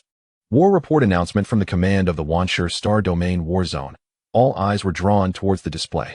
A calm and clear synthetic voice began to announce, to all operational units within the Wanshur Star Domain War Zone, we hereby officially report that the Pluto flotilla, part of our war zone, has achieved a decisive and significant victory during the dawn operation in the Savannah star system. The synthetic voice paused momentarily, seemingly gathering strength for the ensuing content. The Pluto fleet successfully inflicted severe damage upon the Empire's mainstay Obsidian fleet within the inner domain of the star system. Confirmation has been received regarding the destruction of the T-5 class battleship, the Indomitable Dignity. Within the bridge, some officers held their breath in astonishment. Subsequently, the Pluto fleet executed a precise strike, successfully demolishing the critical logistical hub of the Empire in the Savannah star system, the Langkawi orbital base, thus completely incapacitating the enemy's logistical and troop deployment capabilities in that area. They also annihilated the Fierce Bird and Owl fleet stationed at the naval port. Following this, the Pluto fleet dealt heavy blows to the Iron Curtain fleet and the Elephant and Terrorwolf fleets under the Bloodblade fleet that had come to provide support. Ultimately, at the Z-78 jump point, the Pluto fleet lay in wait, concentrating overwhelming firepower to launch a thunderous assault. Many eyes widened in disbelief, and gasps of astonishment began to ripple through the air. The annihilation of the Empire's Great White Shark fleet. The tone of the synthetic voice rose sharply, resonating with a metallic clarity. The voice paused heavily, enunciating with an iron-like precision, annihilation. No vessels escaped. Cumulative battle results. Confirmed destruction and severe damage to various classes of Imperial warships, with total tonnage and composition far exceeding those of two standard Imperial subordinate fleets. This dealt a significant blow to the enemy's strategic deployment in the direction of Savannah, altering the balance of power in the region. The encrypted communication channel fell into a deathly silence. Chapter 80. At 22, the Colonel has traversed a lifetime in mere months. Within the command channels of the Snow Leopard, Divine Arrow, and cavalry fleets, whispers that had previously lingered regarding the reception of the defeated forces and their affluent fleet evaporated instantaneously. In their place was an almost palpable silence, punctuated only by the faint crackling of electricity. On the flagship of the Flame Demon fleet, the Magma, the expression of Deputy Officer Zhou Junfeng first turned pale, then swiftly flushed crimson, his eyes filled with disbelief and an instinctive resistance to the overwhelming reality. This is impossible. He abruptly turned his head, directing his gaze towards Nye Xinghe, his voice quivering with excitement, betraying his attempt to maintain a subdued tone. A subordinate fleet. Even if they possessed 2 T-5 vessels and a carrier, how could they possibly inflict consecutive heavy losses on Obsidian, Bloodblade, and Iron Curtain deep within enemy territory? How could they have the audacity to strike the Langkawi base and ultimately annihilate the Great White Shark at the Z-78 jump point? He waved his arms, gesturing towards the screen as if to pierce through the absurdity of the battle report before him. The results were utterly outrageous. Colonel, this defies all logic. What kind of subordinate fleet could directly confront and even annihilate so many of the Empire's main forces? This was nothing short of a fantastical tale. He gasped. A tumultuous blend of jealousy, defiance, and a self-righteous indignation surged within him, leading him to roar indiscriminately. It must be an exaggerated claim of military achievements. Yes, it surely is. This is a tactic often employed by the elite, transforming skirmishes into great victories, injuries into total destructions, retreats into strategic withdrawals. counting others' accomplishments as their own, using vast resources to fabricate mere achievements, then inflating them beyond reason. The more he spoke, the more he felt he had grasped the crux of the matter, his voice growing louder. What complete annihilation of the great white shark? Perhaps they merely dispatched the enemy's reconnaissance squad. What heavy damage to Obsidian? It could have been a distant skirmish, just a minor scrape. We have all been deceived. The theater command might have been misled as well. Such battle reports, slap. A crisp, resounding slap struck Zhou Juanfeng's face, staggering him momentarily, nearly causing him to lose his balance. A clear imprint appeared on his cheek instantly. Within the bridge, all officers turned in shock, not daring to breathe. Nie Xinghe slowly retracted his hand, his face pale, eyes ablaze with suppressed fury and a hint of profound disappointment. Fortunately, they had just severed real-time communication with the Pluto fleet. Otherwise, if these words reached them, the consequences would be unimaginable. He fixed his gaze on the dazed Zhou Junfeng, his voice as frigid as the absolute zero void outside the ship. This slap was a reprimand for your disregard of military discipline, your reckless questioning of superior judgments, and your disturbance of morale. The battle report originated from the theater command, verified through FCB intelligence cross-examination, reviewed by the Joint Staff, and approved by the highest command. You, a mere colonel, with your paltry imagination and narrow prejudice, dare to question this meticulously validated report, which concerns the reputation of the entire theater and even the Federation. Nie Xinghe stepped forward, an overwhelming pressure enveloping Zhou Junfeng like a mountain. Do you doubt Qin Beiwang? Do you suspect he achieved results through resource manipulation?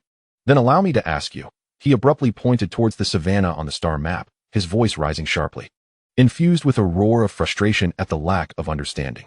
What kind of resources could enable a fleet to execute such maneuvers, such ambushes, such annihilation operations amid the Empire's heavy encirclement? Tell me, you command the Flame Demon fleet. I will provide you double, even triple the resources. Can you deliver even one of those purported achievements? Zhou Junfeng concealed his face, rendered speechless under the furious glare of Nie Xinghe, his complexion shifting from crimson to pallid, cold sweat cascading down his brow. Incomprehension is a sign of your incompetence. Nie Xinghe's voice regained its icy calm. Yet each word struck like a nail. To remain baffled while presumptuously speculating and slandering the achievements of colleagues is sheer folly. Should I hear such nonsense questioning the merits of the deserving from your lips, or from any member of the Flame Demon fleet? I shall not hesitate to invoke military justice. Now, proceed to the communications room and submit a thorough self-reflection to the theater command. The encryption level must be at its highest. Zhou Junfeng felt as though he had been granted a reprieve, yet was overwhelmed with shame as he lowered his head and nearly ran from the bridge. The synthesized voice continued, in an authoritative tone that brooked no dissent, announcing an even more impactful order following the battle report. In light of the exceptional command abilities, extraordinary tactical audacity, and decisive achievements demonstrated by Lieutenant Colonel Qin Beiwang during this campaign, and upon recommendation by the Wanstone Star Region Command, the Federal Joint Staff has reviewed, and the Supreme Command has granted special approval for his promotion to the rank of Colonel in the Federal Navy. Within the bridge, it seemed as if the very air had solidified for a moment. A 2-rank elevation, from Lieutenant Colonel to Colonel, bypassing a level. The synthesized voice, without pause, delivered an even weightier decree. The original Pluto Rapid Detachment shall, effective immediately, be expanded and elevated to the Pluto Rapid Mobile Strike Cluster, Mother Fleet structure. Colonel Qin Beiwang shall serve as the inaugural commander of this cluster. All participating officers and soldiers of the original Pluto fleet shall be promoted by 1 rank based on their contributions and performance. A detailed list of promotions and medals awarded will be issued separately by the theater command. Upon conclusion of the broadcast, the communications signal was severed. The main screen reverted to a navigational star map. Yet, the entire joint communications channel fell into a deeper, more profound silence than that which followed the battle report. If the earlier battle report had been a thunderous revelation, then the subsequent promotion and expansion orders were the rivets that solidified this thunder into an unassailable reality. Colonel, Commander of the Mother Fleet. These 2 titles carry immense weight within the Federal Navy hierarchy. The rank of Colonel is the final, crucial step towards the Hall of Stellar Commanders. Countless talented officers have squandered lifetimes here, unable to transcend it. The position of Mother Fleet Commander signifies a true leader capable of governing a stellar region and wielding strategic power, a coveted aspiration for innumerable fleet commanders. And now, a mere 22-year-old youth, through a single battle, had ascended to this esteemed position. Descent? In the face of such an extraordinary promotion, endorsed by the Supreme Command and entwined with a monumental victory, Any challenge based on seniority, age, or convention seemed utterly feeble, laughable, even inopportune. The commander of the Snow Leopard Fleet, a seasoned colonel renowned for his steadiness, instinctively adjusted his collar. He cast a complex gaze toward the Pluto fleet, which ultimately transformed into a barely perceptible sigh, followed by a nod of acceptance. Chapter 81, Capital Star. The commander of the Divine Arrow Fleet, with a glimmer of light flickering in his sharp eyes, felt the initial disbelief swiftly replaced by a fervent fighting spirit and curiosity. He licked his slightly parched lips and murmured, "The Mother Fleet is intriguing. We must engage in the next joint exercise." The commander of the Cavalry Fleet, with a fierce punch upon the command console, wore an expression brimming with excitement. What a remarkable display. This is exactly how it should be done. Forget qualifications. Whoever can sever the head of the Imperial Fleet is the true leader. On the bridge of the Flame Demon, Nieshing has stood, a lingering tingling sensation on his cheek from the earlier slap delivered to Zhou Junfeng, listening to the promotion order and observing the fleet silently navigating. Seemingly enveloped in an invisible halo, the last remnants of complex emotions within him finally settled. It was not a sense of relief, but rather a recognition, pure acknowledgement from one soldier to a stronger counterpart.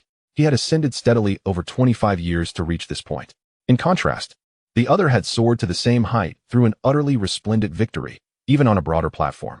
Though their paths diverged, their destinations converged. Nieshinghe was convinced.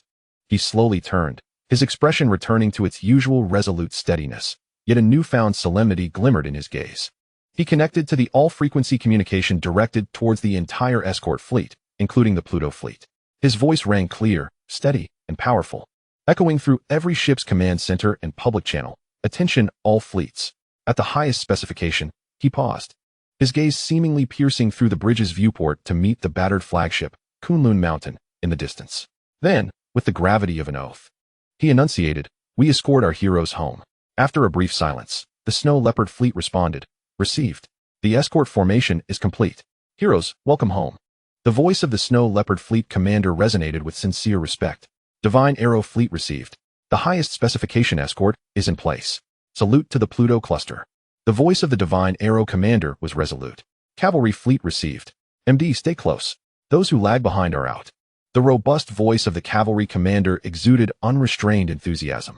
In that moment, the vast and silent channel seemed infused with an invisible force as the immense joint escort fleet adjusted its formation, becoming more solemn and rigorous. Within the starships, whether officers or soldiers, all instinctively straightened their posture, facing the direction of the Pluto fleet, rendering a salute. No command was necessary.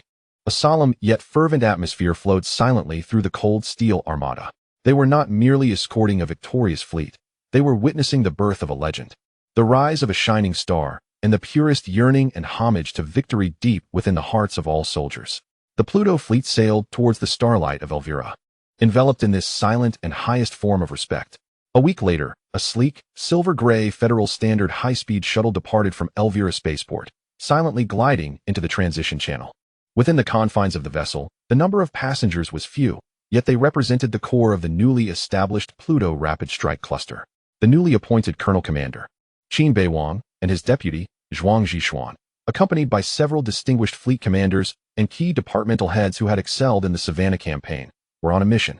Their destination was the political and military heart of the Federation, the Capital Star System. The purpose of their journey was to receive public accolades and commendations from the highest echelons of the Federation. The reports of the Savannah battle and the subsequent promotions had already reverberated through the upper echelons, making this formal recognition, directed towards the entirety of the Federation, indispensable. The shuttle glided through the vastness of space, executing several precise and smooth transitions. As the final blue glow of the jump faded from the viewport, the sight ahead, even for these seasoned military personnel accustomed to the depths of the cosmos and monumental fleets, evoked a moment of visual and emotional impact. The capital star emerged, not isolated in the void, but surrounded by a bustling and magnificent three-dimensional world of light, metal, and orderly movement. The first sight to catch their eyes was a dazzling array of luminous points, reminiscent of a summer Milky Way, densely packed with countless starships of various models. Agile shuttles and transport vessels darted like nimble fish, flowing seamlessly along designated light corridors. Medium-sized cargo ships and passenger liners progressed slowly along broader channels, their belly lights blinking in a rhythmic pattern. Further out, imposing warships and large civilian vessels, with their distinctive silhouettes, lay anchored in designated areas, or executed orderly maneuvers. The cold sheen of the Federation star insignia and the emblems of various fleets glinted under the stellar light upon the hulls of these steel behemoths. Between the starships, innumerable tiny navigation beacons, autonomous service drones, and defensive orbital platforms formed the arteries and nodes of this intricate transportation network. Laser-ranging signals and communication channel indicators flickered silently, weaving a web of efficiency and order. The entire expanse was bustling, yet never chaotic, imbued with the overwhelming sense of power and technological prowess belonging to the zenith of an interstellar civilization. Most breathtaking was the umbilical connection between this vibrant expanse of space and the azure planet below. On the rotational orbit of the capital star, hundreds of grand anchor points were evenly distributed. Each anchor point housed a colossal synchronous orbital space station, far exceeding the dimensions of an ordinary military starport. From the bases of these space stations, hundreds of straight lines, emanating a soft blue guiding luminescence, extended vertically downward, piercing the thin atmosphere to firmly anchor at massive reception platforms on the planet's surface. This was the renowned Skyward Tower, the orbital elevator of the capital star. They were not mere transport conduits. Within each elevator-esque guiding light strip lay a vacuum magnetic levitation high-speed passage. Enormous passenger and cargo capsules traversed the space between heaven and earth at astonishing speeds, efficiently transporting personnel and goods. These orbital elevators were the true lifeline of the capital star. The supply vessels docked at the starport, the incessant flow of travelers, the materials sustaining planetary operations, and even certain modular components of light ships are all engaged in a continuous exchange through these colossal pillars of steel and light. The shuttle adjusts its orientation, merging into a guiding route directed towards a specific orbital space station. It glides like a small silver fish among a pod of majestic whales, navigating steadily towards the radiant heart of civilization within this grand and bustling spectacle of human technology.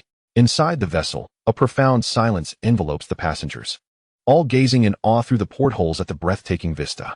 Chapter 82. Encounter with the Interstellar Marines. Here, there is no warfare, only prosperity and order. Yet they are acutely aware that the brilliance and tranquility of the starry sky before them are upheld by the sacrifices and victories on distant battlefields, akin to savannah.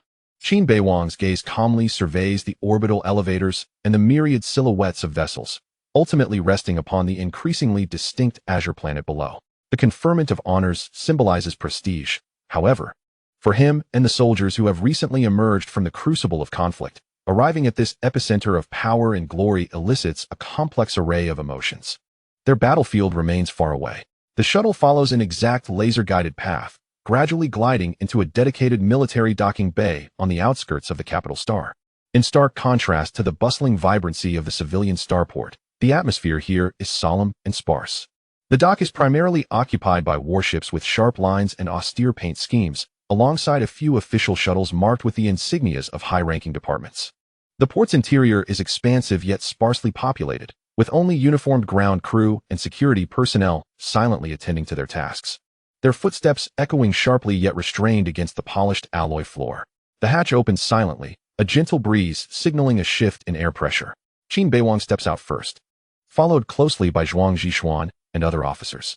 There is no welcoming crowd, no flashing media lights, only the consistent illumination of the port and the distant, low hum of machinery. This return journey is shrouded in secrecy, adhering to military protocols for discreetly managing the movements of frontline commanders to and from the core area. They traverse the connecting bridge, entering a spacious waiting hall within the port.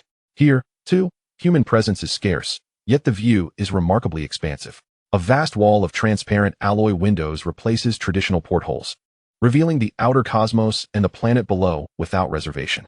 A few subordinates from remote star regions, or those who have always been junior officers, involuntarily gasp in quiet astonishment. They hasten to the glass, nearly pressing their faces against it, their eyes filled with wonder and curiosity. Outside lies the profound and boundless canvas of the universe, adorned with countless stars. Directly beneath them, the blue orb of the capital star rotates slowly, shrouded in wisps of clouds, with the contours of continents faintly visible, forming a breathtaking tableau alongside the magnificent towers and the ceaselessly traversing vessels in orbit. For many federal soldiers who have spent their entire lives stationed in star systems or frontline bases, witnessing the capital star, especially from this vantage point, is indeed a rare and perhaps singular experience. Qin Beiwang observed the rare expressions of his subordinates, akin to that of tourists, and a gentle smile graced his lips. He understood that for many ordinary citizens of the Federation and grassroots soldiers, the capital star symbolized a center, yet remained as distant as stars in the sky. With ample time before the awarding ceremony scheduled for the following day, he suggested in a calm tone, "Let us take a look, a careful observation." The scenery presented here was indeed distinct. With the commander's permission, the officers relaxed somewhat, gathering by the window to whisper and point, momentarily shedding the tension of the battlefield. Qin Beiwang's gaze shifted to his side, where Zhuang Zhixian did not join the others at the window but stood quietly in place, also gazing out at the scene beyond, her profile serene. Just as he was about to speak, perhaps to encourage her to take a look, he reconsidered and held his tongue. He recalled that Zhuang Zhixian, like himself, hailed from the Federal Star Sea Academy, and her academic years were undoubtedly spent in the capital star. For her, this place might resemble a familiar homeland rather than a spectacle worthy of awe. It seemed Zhuang Zhixian sensed his gaze and the unvoiced inquiry. Without turning her head, she continued to observe the azure planet outside, her voice steady as if articulating a statement while also responding to his unspoken thoughts. Returning to the capital star, the air carries a different essence. It feels more orderly, denser, and busier. She paused, turning her face slightly to look at Qin Beiwang. For the commander, it must feel even more unfamiliar, for this is not Blue Star. There was a hint of understanding in her tone. Qin Beiwang nodded slightly, his gaze drifting to the beautiful planet below, yet his eyes seemed to peer beyond it, into more distant realms. Indeed, this place is splendid, bustling. A pinnacle of human civilization, he spoke slowly, a trace of nostalgia barely perceptible in his tone. Yet Blue Star possesses its own unique charm, he succinctly described, as if sketching the image of his homeland in his mind.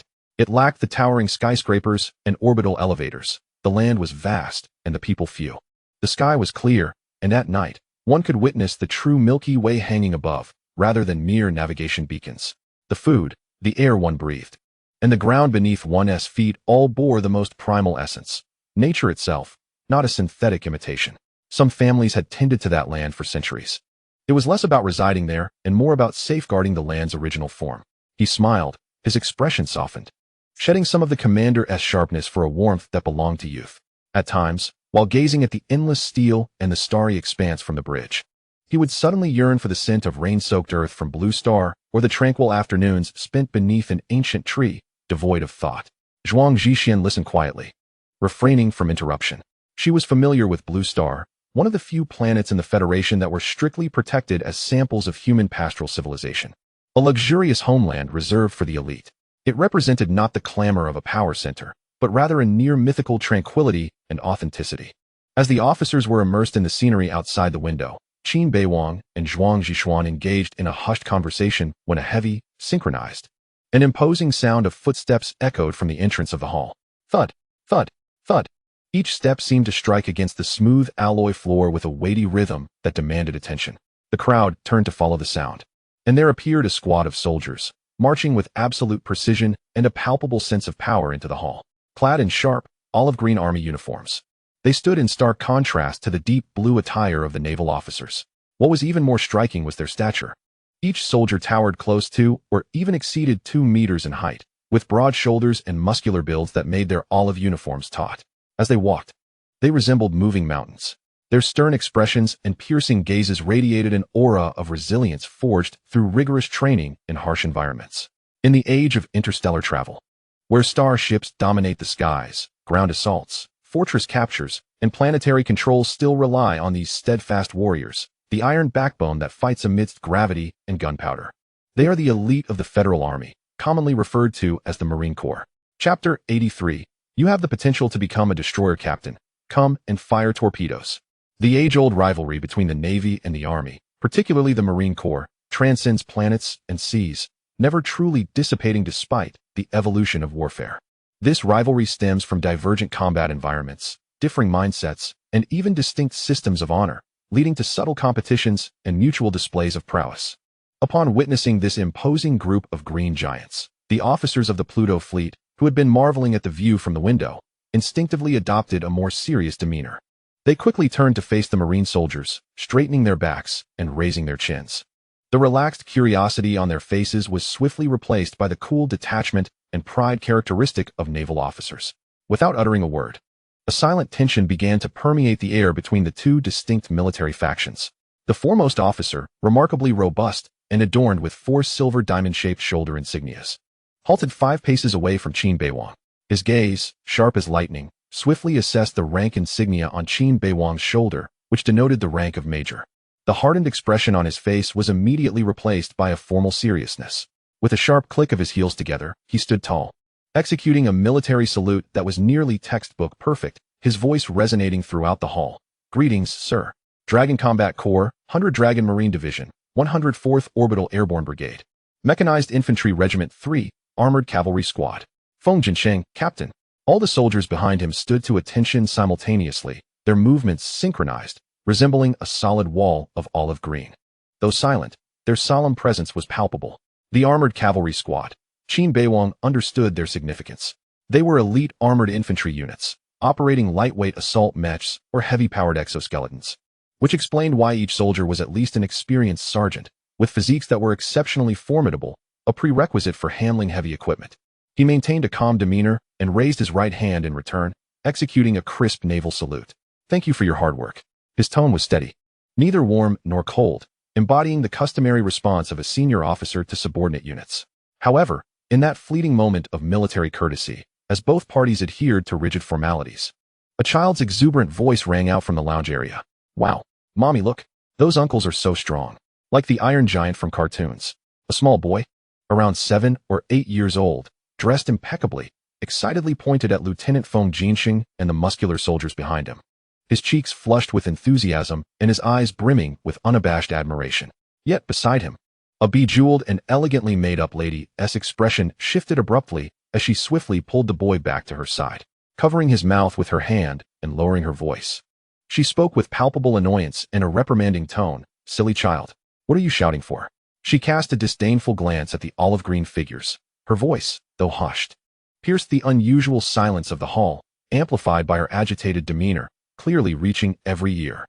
"What is so admirable about these tin cans? They're dirty, exhausting, and have to rush to the front lines to take bullets." She drew the boy closer, continuing her earnest lecture. "If you want to be a soldier, you must join the Interstellar Navy. Ideally, you should aspire to be a fleet commander. Like that Colonel Qin, what's his name?" "Yes, Qin Beiwang." A hint of envy and shrewd calculation crept into her tone. "Look at him, piloting such a massive starship, safely hiding behind, firing from a distance, and then escaping. So secure, such great credit. That's the path a wise person should take." She affectionately ruffled the boy's hair, her tone both tender and pragmatic. "But your courage. I doubt you could even pull a trigger. Never mind, dear mother feels for you. When you grow up, I'll have your father arrange a position for you in the logistics department or communications office, where you won't feel the wind or rain, nor see a shadow of the enemy. That's true stability. We won't learn from those big oafs." Her words abruptly halted as she finally sensed the eerie silence around her and the multitude of gazes directed their way. Lieutenant Feng Jinsheng's previously stern visage had darkened, his forehead veins visibly pulsating. The soldiers behind him gritted their teeth, their fists clenching with barely contained fury, their eyes ablaze with humiliation. Even the naval officers behind Qin Beiwang wore peculiar expressions. Although they were categorized as intellectuals, the lady's extreme utilitarianism and her distorted perceptions of military value left them feeling unsettled. Qin Beiwang sighed inwardly. This deeply entrenched discrimination among military branches and the commodification of professions had long lingered in certain circles of the Federation. In the simplistic and crude understanding of many, armored cavalry charging in mechs were deemed superior to ordinary infantry. The Navy, commanding starships, ranked above the Army, which toiled in the mud, and at the pinnacle, forever envied, were those in secure logistics or civilian roles far removed from the front lines. Although the Interstellar Navy looked down upon the ground troops, this was a matter internal to the military. It is intolerable for those who have never set foot on the battlefield to desecrate it. Thus, Qin Beiwang was quite displeased with the words of that noble woman. He lowered his head and whispered to Zhuang Zhishuan, suggesting she look into their identities. "That young lad is rather likable. He possesses the potential to become a destroyer captain. Once he reaches 18, I will arrange for him to be recruited."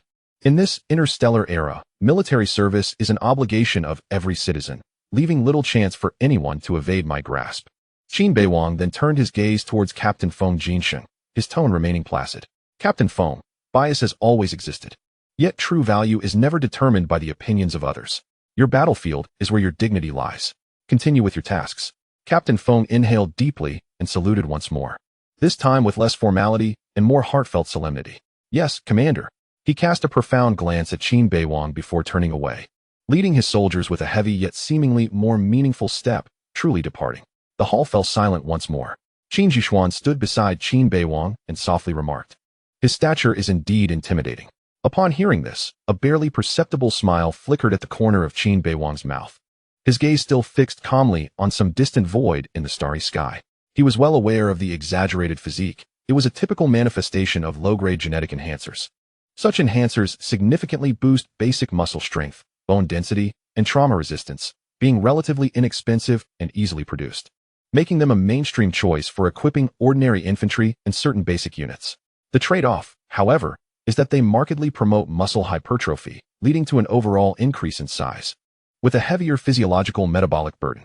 In contrast, he, along with the true core of the Federation's upper echelons, employed entirely different substances. The S-class, and even the legendary higher-tier genetic optimizers, which exist only in theoretical or highly classified documents. This level of technology has long transcended the mere crude expansion of the body. Their effects penetrate cellular levels, optimizing metabolic pathways, enhancing neural reflexes, significantly elongating telomeres to delay aging, and comprehensively improving immunity and environmental adaptability. The external manifestations are minimal. They may even appear more proportionate and fit due to metabolic optimization. Qin Beiwang appeared tall and somewhat slender, entirely unlike a figure of brute strength. Yet only he knew the astonishing explosive power, endurance, and recovery capabilities hidden within this seemingly frail body. The proud brute force demonstrated by Captain Feng would likely crumble before him. As for longevity, he recalled the venerable generals within the Joint Staff Headquarters. Their hair white and faces dignified. Many of them might have surpassed 200 years in actual age while maintaining appearances akin to those in their 50s or 60s. The white hair, a symbol of wisdom and experience, was likely preserved intentionally, even maintained through technological means.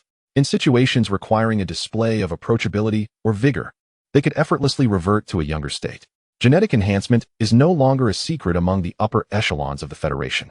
It has become a subtle marker of class distinction and a dimension of power. The varying degrees of injection merely differentiate levels. Qin Beiwang spoke to Zhuang Zhixian in a low voice. His tone is neutral, as if stating an objective fact. When the situation necessitates dismantling mechs by hand, it is evident that the fleet is doomed. After a brief interlude, the reception personnel arrived to guide Qin Beiwang and his companions towards the orbital elevator descending to the ground. They traversed a dedicated passage and entered a spacious, immaculate elevator cabin that brimmed with a sense of futurism. The interior of the cabin was cylindrical, enveloped in a transparent, specialized material rather than conventional glass, resembling a solidified energy field, remarkably translucent. The interior space was comfortable, equipped with fixed seating and handrails, the temperature pleasant, and the air pressure stable, rendering motion nearly imperceptible. A young officer curiously reached out to touch the cabin's transparent wall, finding it cool and smooth to the touch. He gasped in surprise, "Is it not hot at all? We are to traverse the atmosphere." A somewhat older reception officer smiled in response. "This is a multi-layered composite field containment material. The outermost layer is an active energy deflection shield, which effectively disperses and mitigates the majority of frictional heat and particle impact during atmospheric reentry. Its safety is more focused on singular protection than that of a battleship shield, so rest assured." At that moment, a gentle hum resonated as the cabin began to descend smoothly and steadily. Through the transparent walls, the external vista unfolded dramatically. The first sight to greet them was an array of parallel beams emitting guiding lights of various hues. These were other operational orbital elevators. Within some beams, massive, container-like freight capsules could be faintly discerned, akin to steel blocks strung together by an invisible hand, ascending and descending at a terrifyingly stable speed in a continuous flow. The adjacent passenger capsules were even more exquisite, resembling gleaming shuttles gliding silently along the light tracks.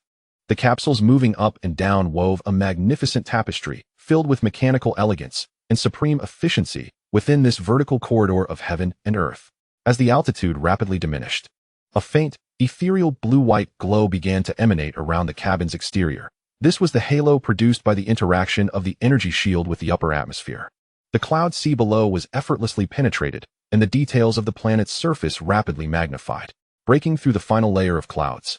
The landscape of the capital planet unfurled before them like a vast canvas. It was an endless steel forest composed of metals, crystals, and composite materials. Countless skyscrapers towered into the clouds, their surfaces not merely simple curtain walls, but flowing with streams of data or displaying dynamic landscapes on photon panels.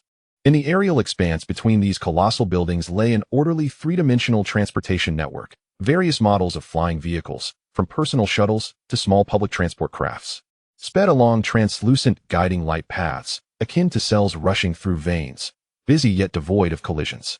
Further afield, enormous floating advertisement platforms glided slowly, projecting holographic images that spanned several city blocks. On the facades of some of the most towering and prominent buildings, gigantic holographic projections are looped in a continuous display. Among the most striking of these are undoubtedly the recruitment advertisements for the federal military. The imagery depicts a sleek federal starship unleashing a barrage of fire from its side, blinding beams from its main cannons piercing the dark expanse of the cosmos, shattering the shields of an imperial warship, tearing its hull apart, and culminating in a magnificent, yet brutal explosion of flames. The scene transitions to reveal several humanoid mechs emblazoned with the federal insignia roaring forth from the landing base. Heavy assault rifles belching flames as they rend massive breaches into the walls of an imperial ground fortress, their movements fierce and imbued with a sense of power. An impassioned voice, accompanied by a pulsating rhythmic background score, proclaims, "Your gaze should reach further than the starlight. Let your fury ignite for the Federation. Interstellar Navy Recruitment Bureau, beneath your feet lies your homeland. Before you stands the enemy. With bodies of steel, we shall build a great wall. Interstellar Army Recruitment Bureau, all for the tomorrow of the Federation. Glory is with you." The advertisement's visuals are strikingly impactful, the music invigorating, and the slogans stirring, endeavoring to depict war as a noble pursuit filled with heroism and ultimate sacrifice. Inside the elevator, Qin Beiwang's subordinates watch in silence. They have just returned from a battlefield that is raw, bloody, and fraught with calculation and sacrifice. The imagery in the advertisement is both familiar and foreign to them. Familiar are the weapons and scenes, yet foreign is the romanticism and passion that have been meticulously edited and underscored. A commander of a fleet observes the slow-motion close-up of the mech charging and smirks slightly, whispering to a comrade. They did not include the footage of the mechs being obliterated by anti-armor missiles, nor of the pilots charred within their cockpits. His companion, a gunner, stares at the scene of the starship's volley, expressionless.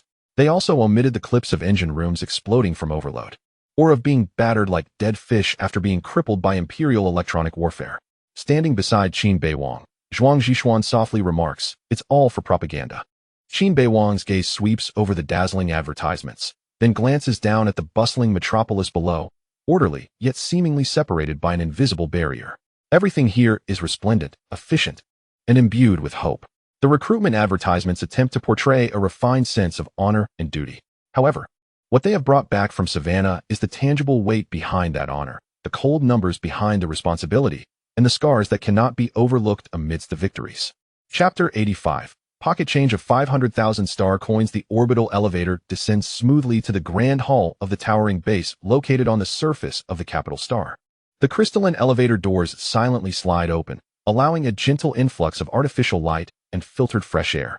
The hall is as vast as a plaza, with a steady flow of people moving in an orderly fashion, various guiding holographic displays floating in midair, directing travelers from all corners of the universe.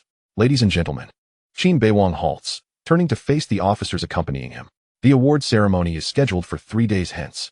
During this time, feel free to arrange your own activities and take some time to relax. The capital star has many sights worth seeing. Just be mindful of your safety and keep your communications open. The group nods in agreement. Continuous battles and long journeys indeed necessitate a brief respite. Qin Beiwang refrained from further conversation, instead retrieving his personal terminal and swiftly gliding his fingers across the screen. Soon, every officer present felt a subtle vibration accompanied by a notification on their devices. Upon glancing down, they discovered an account update revealing a recent deposit of 500,000 star coins. Sender, Qin Beiwang. The young subcommander instinctively felt inclined to refuse. 500,000 star coins was no trifling sum for them, the mid-ranking officers, equating to an entire year's standard allowance. Qin Beiwang waved his hand dismissively, his tone casual. "Just a little pocket money. Since you are here, make the most of it. Buy something nice, enjoy a good meal, or bring back gifts for your families. There's no need to decline." His demeanor was nonchalant, as if he were merely offering a trivial amount. In truth, for someone hailing from a prestigious family on Blue Star, recently granted an exceptional promotion and corresponding benefits, this sum was indeed but a drop in the ocean. The officers exchanged glances, ultimately saluting him with solemnity. "Thank you, Commander." Their gratitude was palpable. This gesture represented not merely a financial boon, but also a recognition of their efforts and camaraderie.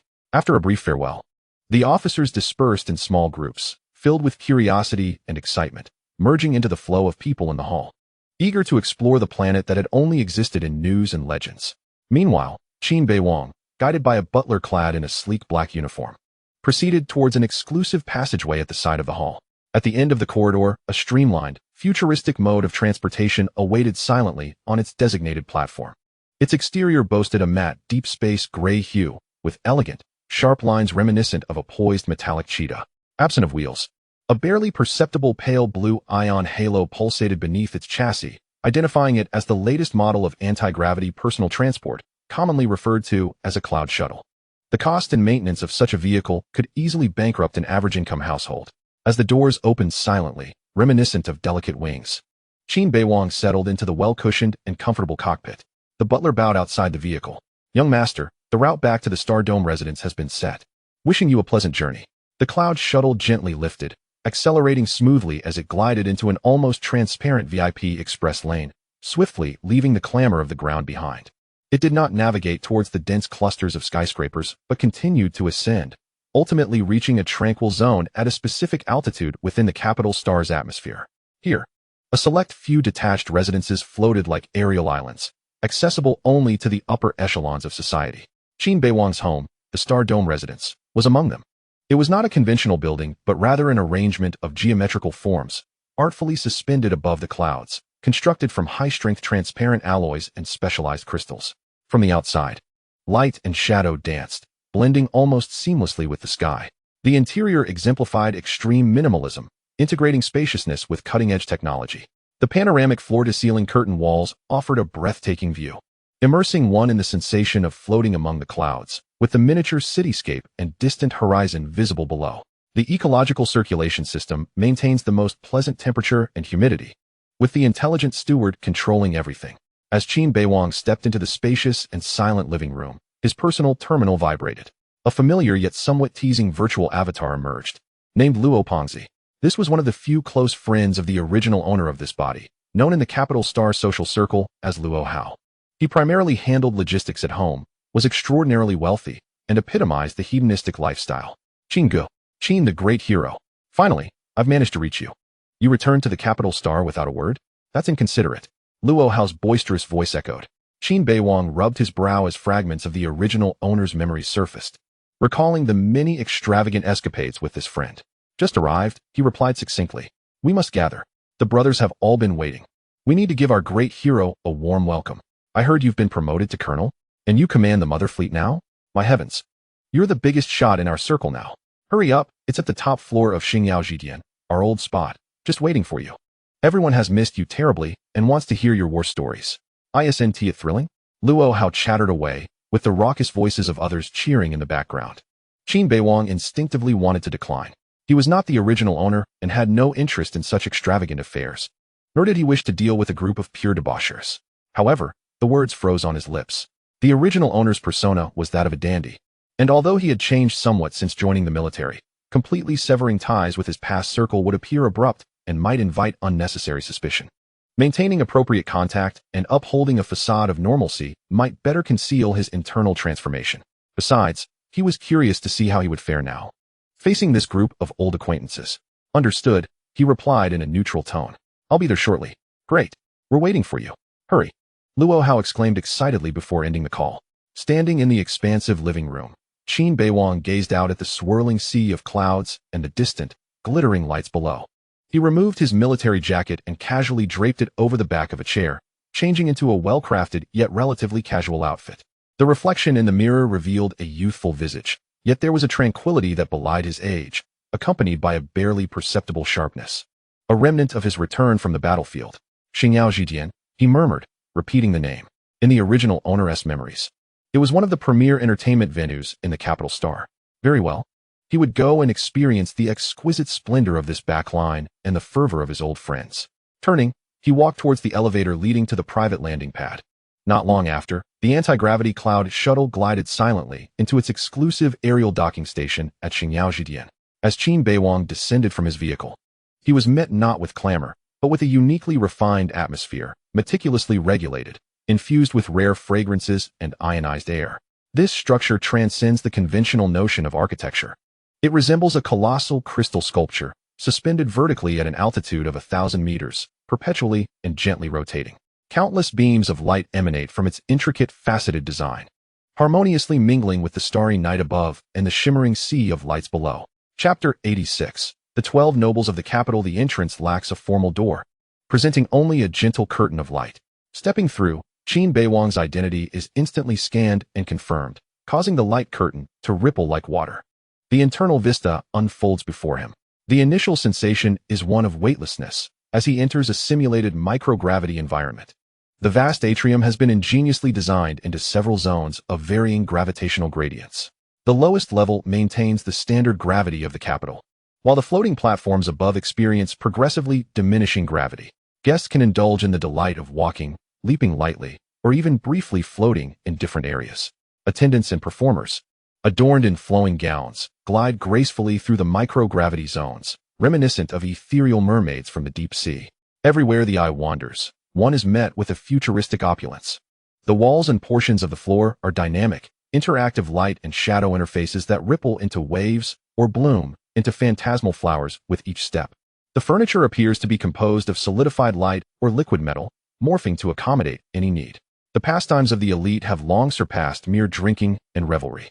Beneath a semi-open crystal dome to the right, an immersive sensory drama unfolds. Guests recline in comfortable force-field chairs, donning lightweight neural interface headsets. Their consciousness seems to transport them to the site of a famed battle or an epic myth, experiencing artistically rendered shockwaves, magical impacts, or alien landscapes, with emotions intricately guided by the meticulously crafted narrative. To the left, a vast holographic sand table simulates a real-time skirmish between small-scale interstellar fleets. A group of elegantly attired young men and women commands virtual ship formations through gestures and vocal instructions, their faces flushed with excitement. This is both a game and a display of strategic prowess and social interaction. The air is suffused with melodies composed in real time by top-tier AI, subtly influencing the emotions of those present. In the distance, at the bar, the bartender operates not with bottles, but with complex molecular synthesizers and extraction devices, creating unique emotional elixirs tailored to the physiological data and emotional fluctuations of the guests, combining flavor with specific physiological effects. He does not linger, proceeding directly to a dedicated elevator. The elevator doors, crafted from a single piece of crystal adorned with shifting nebula patterns, open silently upon recognizing his identity. The elevator ascends at a most comfortable pace, and through the transparent walls of the cabin, glimpses of lavish scenes from various floors of the building flash by. Ultimately, it halts at the top level, marked by the celestial dome. The doors slide open, unleashing a cacophony of sound and warmth, mingled with an intensified fragrance. This is a completely transparent spherical space, suspended at the pinnacle of the structure, offering a 360-degree view of the dazzling night sky above and the distant cityscape illuminated below. The interior is vast, with a sunken dance floor at its center, where graceful figures sway amidst the mesmerizing beams of light. Surrounding the area were numerous semi-enclosed booths, offering a commendable degree of privacy.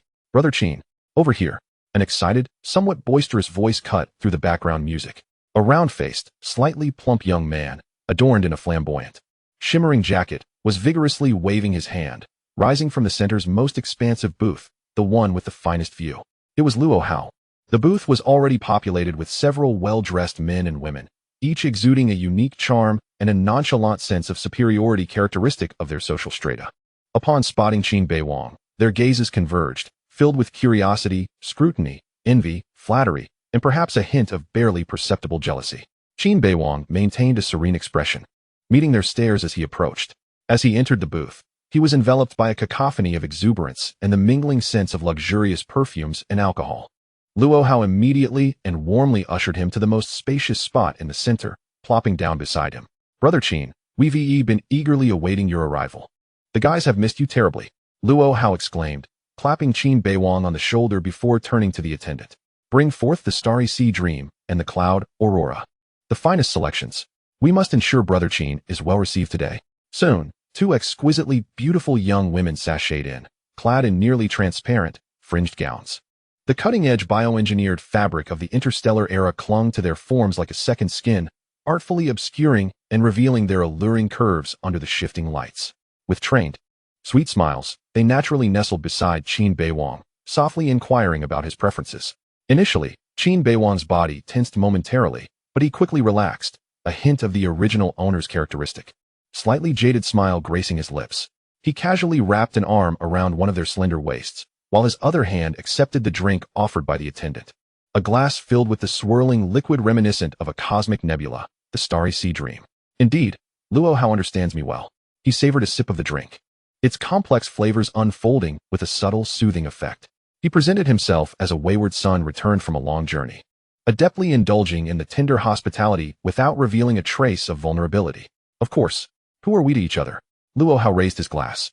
Come, brothers and sisters, raise your glasses. To our federal hero, the conqueror of Savannah, Colonel Qin Beiwang. Cheers. Cheers. To Brother Qin. Colonel Qin is magnificent. The booth erupted in a chorus of agreement and flattery. The attendees were all elite second-generation members of the capital's upper echelons, their influence formidable. They were often privy to military reports and commendations long before ordinary officers, receiving details with greater immediacy and clarity. Brother Qin, you are incredible. The Obsidian Fleet. I heard you obliterated that old Lancaster's T5 class battleship. Not just that. The reports claim you annihilated the Great White Shark. That was the Empire's main class fleet. And what about the Langkawi base? My father's friend at the logistics headquarters mentioned that the Empire's supply line in Savannah has been crippled by at least a third. Brother Qin, you have truly avenged us against the Federation. Indeed. Let us see if those barbarians from the Empire dare to act so arrogantly in the future. The air was filled with praises, interspersed with disdain for the Empire and exaggerated accolades for Qin Beiwang's achievements. Soon, the conversation shifted to their own exploits. Brother Qin, you have certainly brought great honor to the 12 young masters of our capital. A young man with silver-streaked hair exclaimed. From now on, who wouldn't he look upon us with admiration? They will say that we have produced a fleet commander forged in the fires of battle. Absolutely. Another young man, adorned with an expensive mechanical watch, chimed in. Brother Qin, next time there's a tough fight, take me along. I want to witness the front lines and fire a few rounds for the thrill of it. We must earn some military merit. I can't keep being labeled a dandy by my family. Chapter 87. Brother, how formidable is your background really? Yes. Brother Qin, take us with you. United we stand. Our collective strength unbreakable. Together we shall serve the Federation. Others joined in, as if entering the battlefield were as effortless and exhilarating as embarking on a hunting expedition on some distant planet. Qin Beiwang set down his glass, his smile fading slightly as his gaze swept over the eager young gentleman. He gently pushed aside the fruit offered by a woman beside him, his tone light, yet tinged with an undeniable seriousness. Enough of this frivolity. The battlefield is not the summit of stardom, and the Imperial fleet is no mere toy in a holographic sandbox. His tone was calm, but his words caused the atmosphere to stiffen. There are no panoramic skylights for you to admire the scenery, only the flashing alarms within a sealed bridge and the acrid scent of ozone. There are no molecularly tailored starry dreams, only a nauseating wartime nutritional concoction. And certainly, no beautiful maidens accompany you. He paused, his voice growing heavier. Only the enemy's artillery, capable of reducing you and the entire ship to cosmic dust at any moment. The terror of a breached shield drawing the cabin into a vacuum in an instant. And the anguish of watching familiar names vanish forever from the tactical display. He gazed at the young men who had previously boasted the loudest, their smiles now frozen in place. Your fathers and uncles placed you here on Capital Star, in a safe haven, for good reason. If you were truly thrust into battle, should any harm befall you, I, Qin Beiwang, could not bear the burden. His words were blunt, perhaps even a touch impolite. Yet given the harrowing scenes he had just described, no one could contest them. The young men who had clamored to engage in battle now wore expressions of discomfort, a flicker of apprehension crossing their eyes. Their notions of heroism were merely the fantasies and bravado spurred by drink, but when confronted with such stark and brutal realities, their fervor evaporated instantly. Seeing this, Luo Hao quickly attempted to lighten the mood. Brother Qin is right. War is a professional endeavor. We would only cause chaos by stepping into it. He shifted the conversation, pulling a quiet, bespectacled young man from the corner into the spotlight. However, Brother Qin, while we may not be fit for the charge, we can certainly offer other support. Luo Hao clapped the young man's shoulder. Tang Juxiao, his older sister, Tang Wanxi, the director of the Federal Advanced Technology Research Bureau, Department of Tactical Equipment Development, a person of considerable influence, If any new models of starships or advanced weapon systems emerge, I shall have Zhou Xiao persuade his sister to ensure that our brother Qin's fleet is prioritized for trial equipment. After all, proximity to power yields advantage. Tang Zhou adjusted his glasses, offering a shy nod towards Qin Beiwang. If Qin Gu requires, I can certainly broach the subject with my sister. Luo Hao then gestured towards another young man with lightly dyed golden hair, exuding a somewhat rebellious charm. And here we have him, Chu Lishuan. His family runs Fengyu Agriculture, one of the largest organic food suppliers in the Federation. Qin Gu, your fleet is still subsisting on that tasteless synthetic sludge, I assent it? If you wish to enjoy genuine grains, vegetables, and fruits, speak to Lishuan. At cost price. No, we're brothers. What need is there for money? Chu Lishuan, shaking his wine glass, grinned with a hint of carefree candor. Indeed, Qin Gu. In recent years, with climate regulation improving and new genetic enhancement technologies, harvests have been bountiful. To maintain market prices, many organic crops must be stored in ultra-low temperature warehouses, which incurs high preservation costs. How much do you need? I can arrange for a shipment to be sent to you each month, just to clear our inventory, guaranteed to be the freshest batch. Qin Beiwang listened, his smile unwavering, fully aware of the implications. This is the Federation, this is the hierarchy.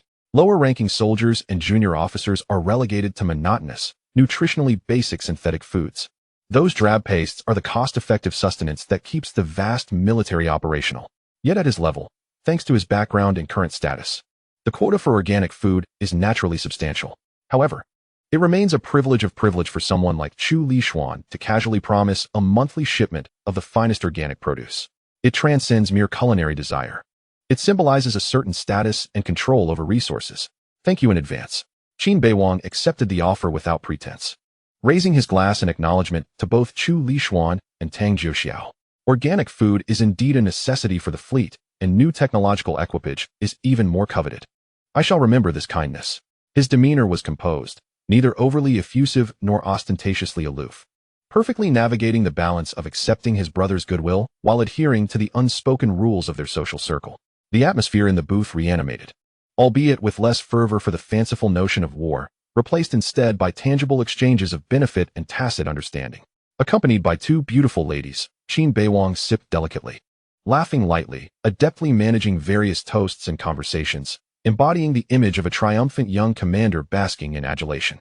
3 days later, on a gentle morning, Qin Beiwang slowly opened his eyes on the soft, spacious floating bed, feeling a familiar ache in his back. He propped himself up, rubbing his temples, murmuring softly, "This is even more exhausting than battling the Savannah Empire fleet." Over the past 3 days, he had not entirely been idle. Apart from the necessary respite and social engagements with the affluent young elites of the capital, Qin Beiwang was inevitably drawn into various high-end entertainments orchestrated by Luo Hao. These included, but were not limited to, all-night immersive parties, energy-draining simulated competitions, and the attentive companionship of two enchanting ladies from the previous night. After a brief refreshment, he made his way to the wardrobe. A pristine, impeccably tailored deep blue uniform of a rear admiral in the Federation's interstellar navy, flawlessly ironed by the intelligent domestic system, awaited him on the display rack.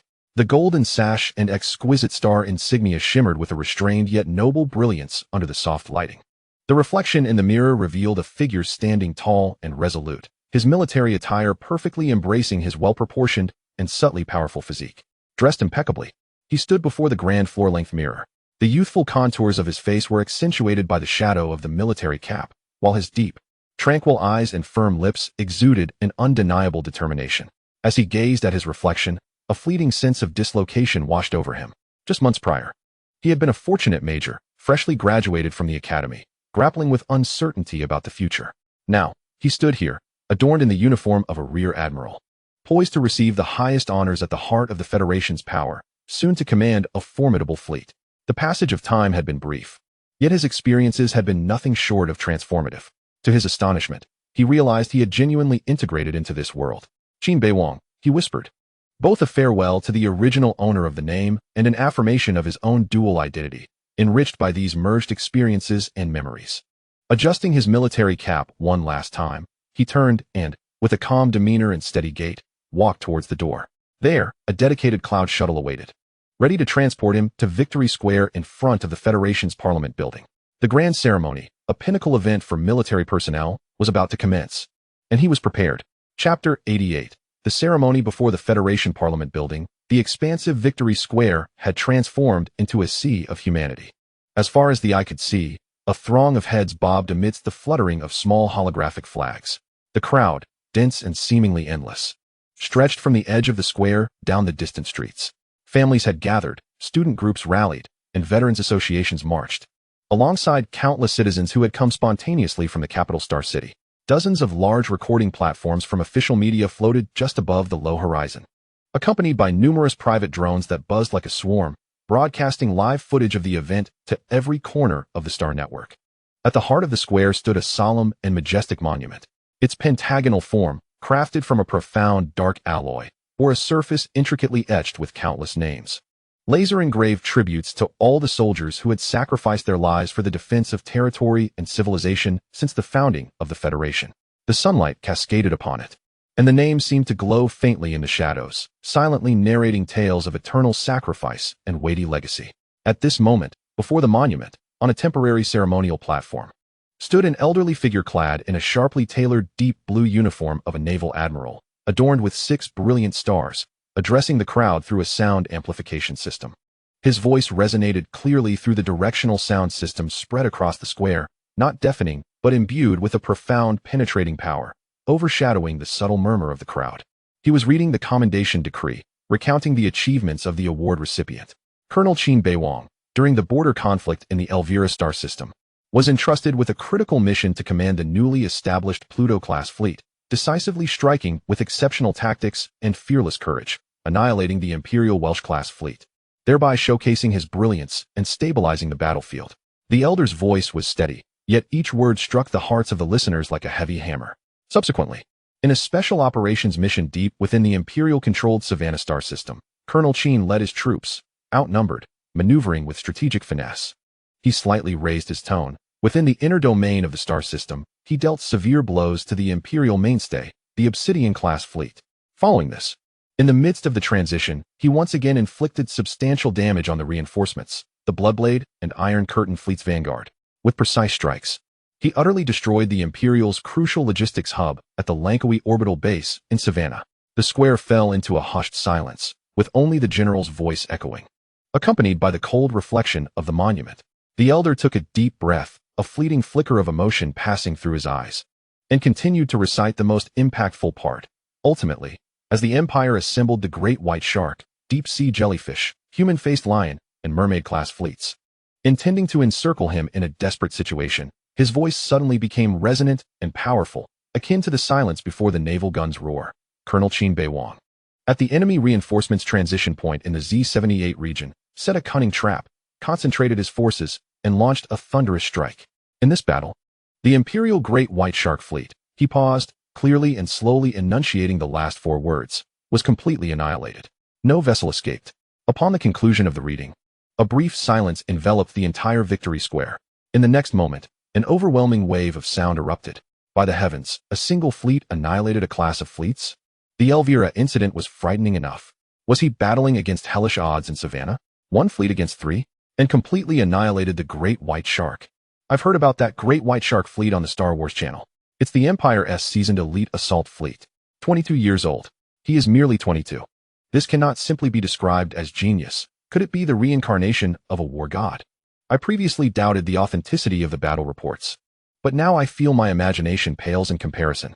Gasps, discussions, and incredulous screams intertwined, the uproar nearly toppling the hovering recording platform above the square. Among the crowd, a freckled young boy excitedly tugged at his companion's arm, his eyes shimmering. Did you hear that? Annihilated. Severely damaged. Destroyed. My goodness, this is what fighting is all about. This is what it means to be a soldier. I'm going to the recruitment office tomorrow. I want to command a starship too. His companion, a bespectacled youth, also unusually fired up, adjusted his glasses and growled. Yes, if we go, let us join the Navy. To be a fleet commander, just like Colonel Qin. To battle amidst the stars and seas. Even if it ultimately transforms into a brilliant display of fireworks. It is far more exhilarating than engaging in a brutal melee with the Imperial forces in the muddy trenches. How I long to join the ranks of the Pluto fleet. At that moment, a resounding series of 99 thunderous booms erupted from the prearranged cannon positions surrounding the square. These were not the dull roars of the gunpowder age, but but rather a precisely calibrated blend of base energy pulses and symbolic detonations from specially designed cannon fire.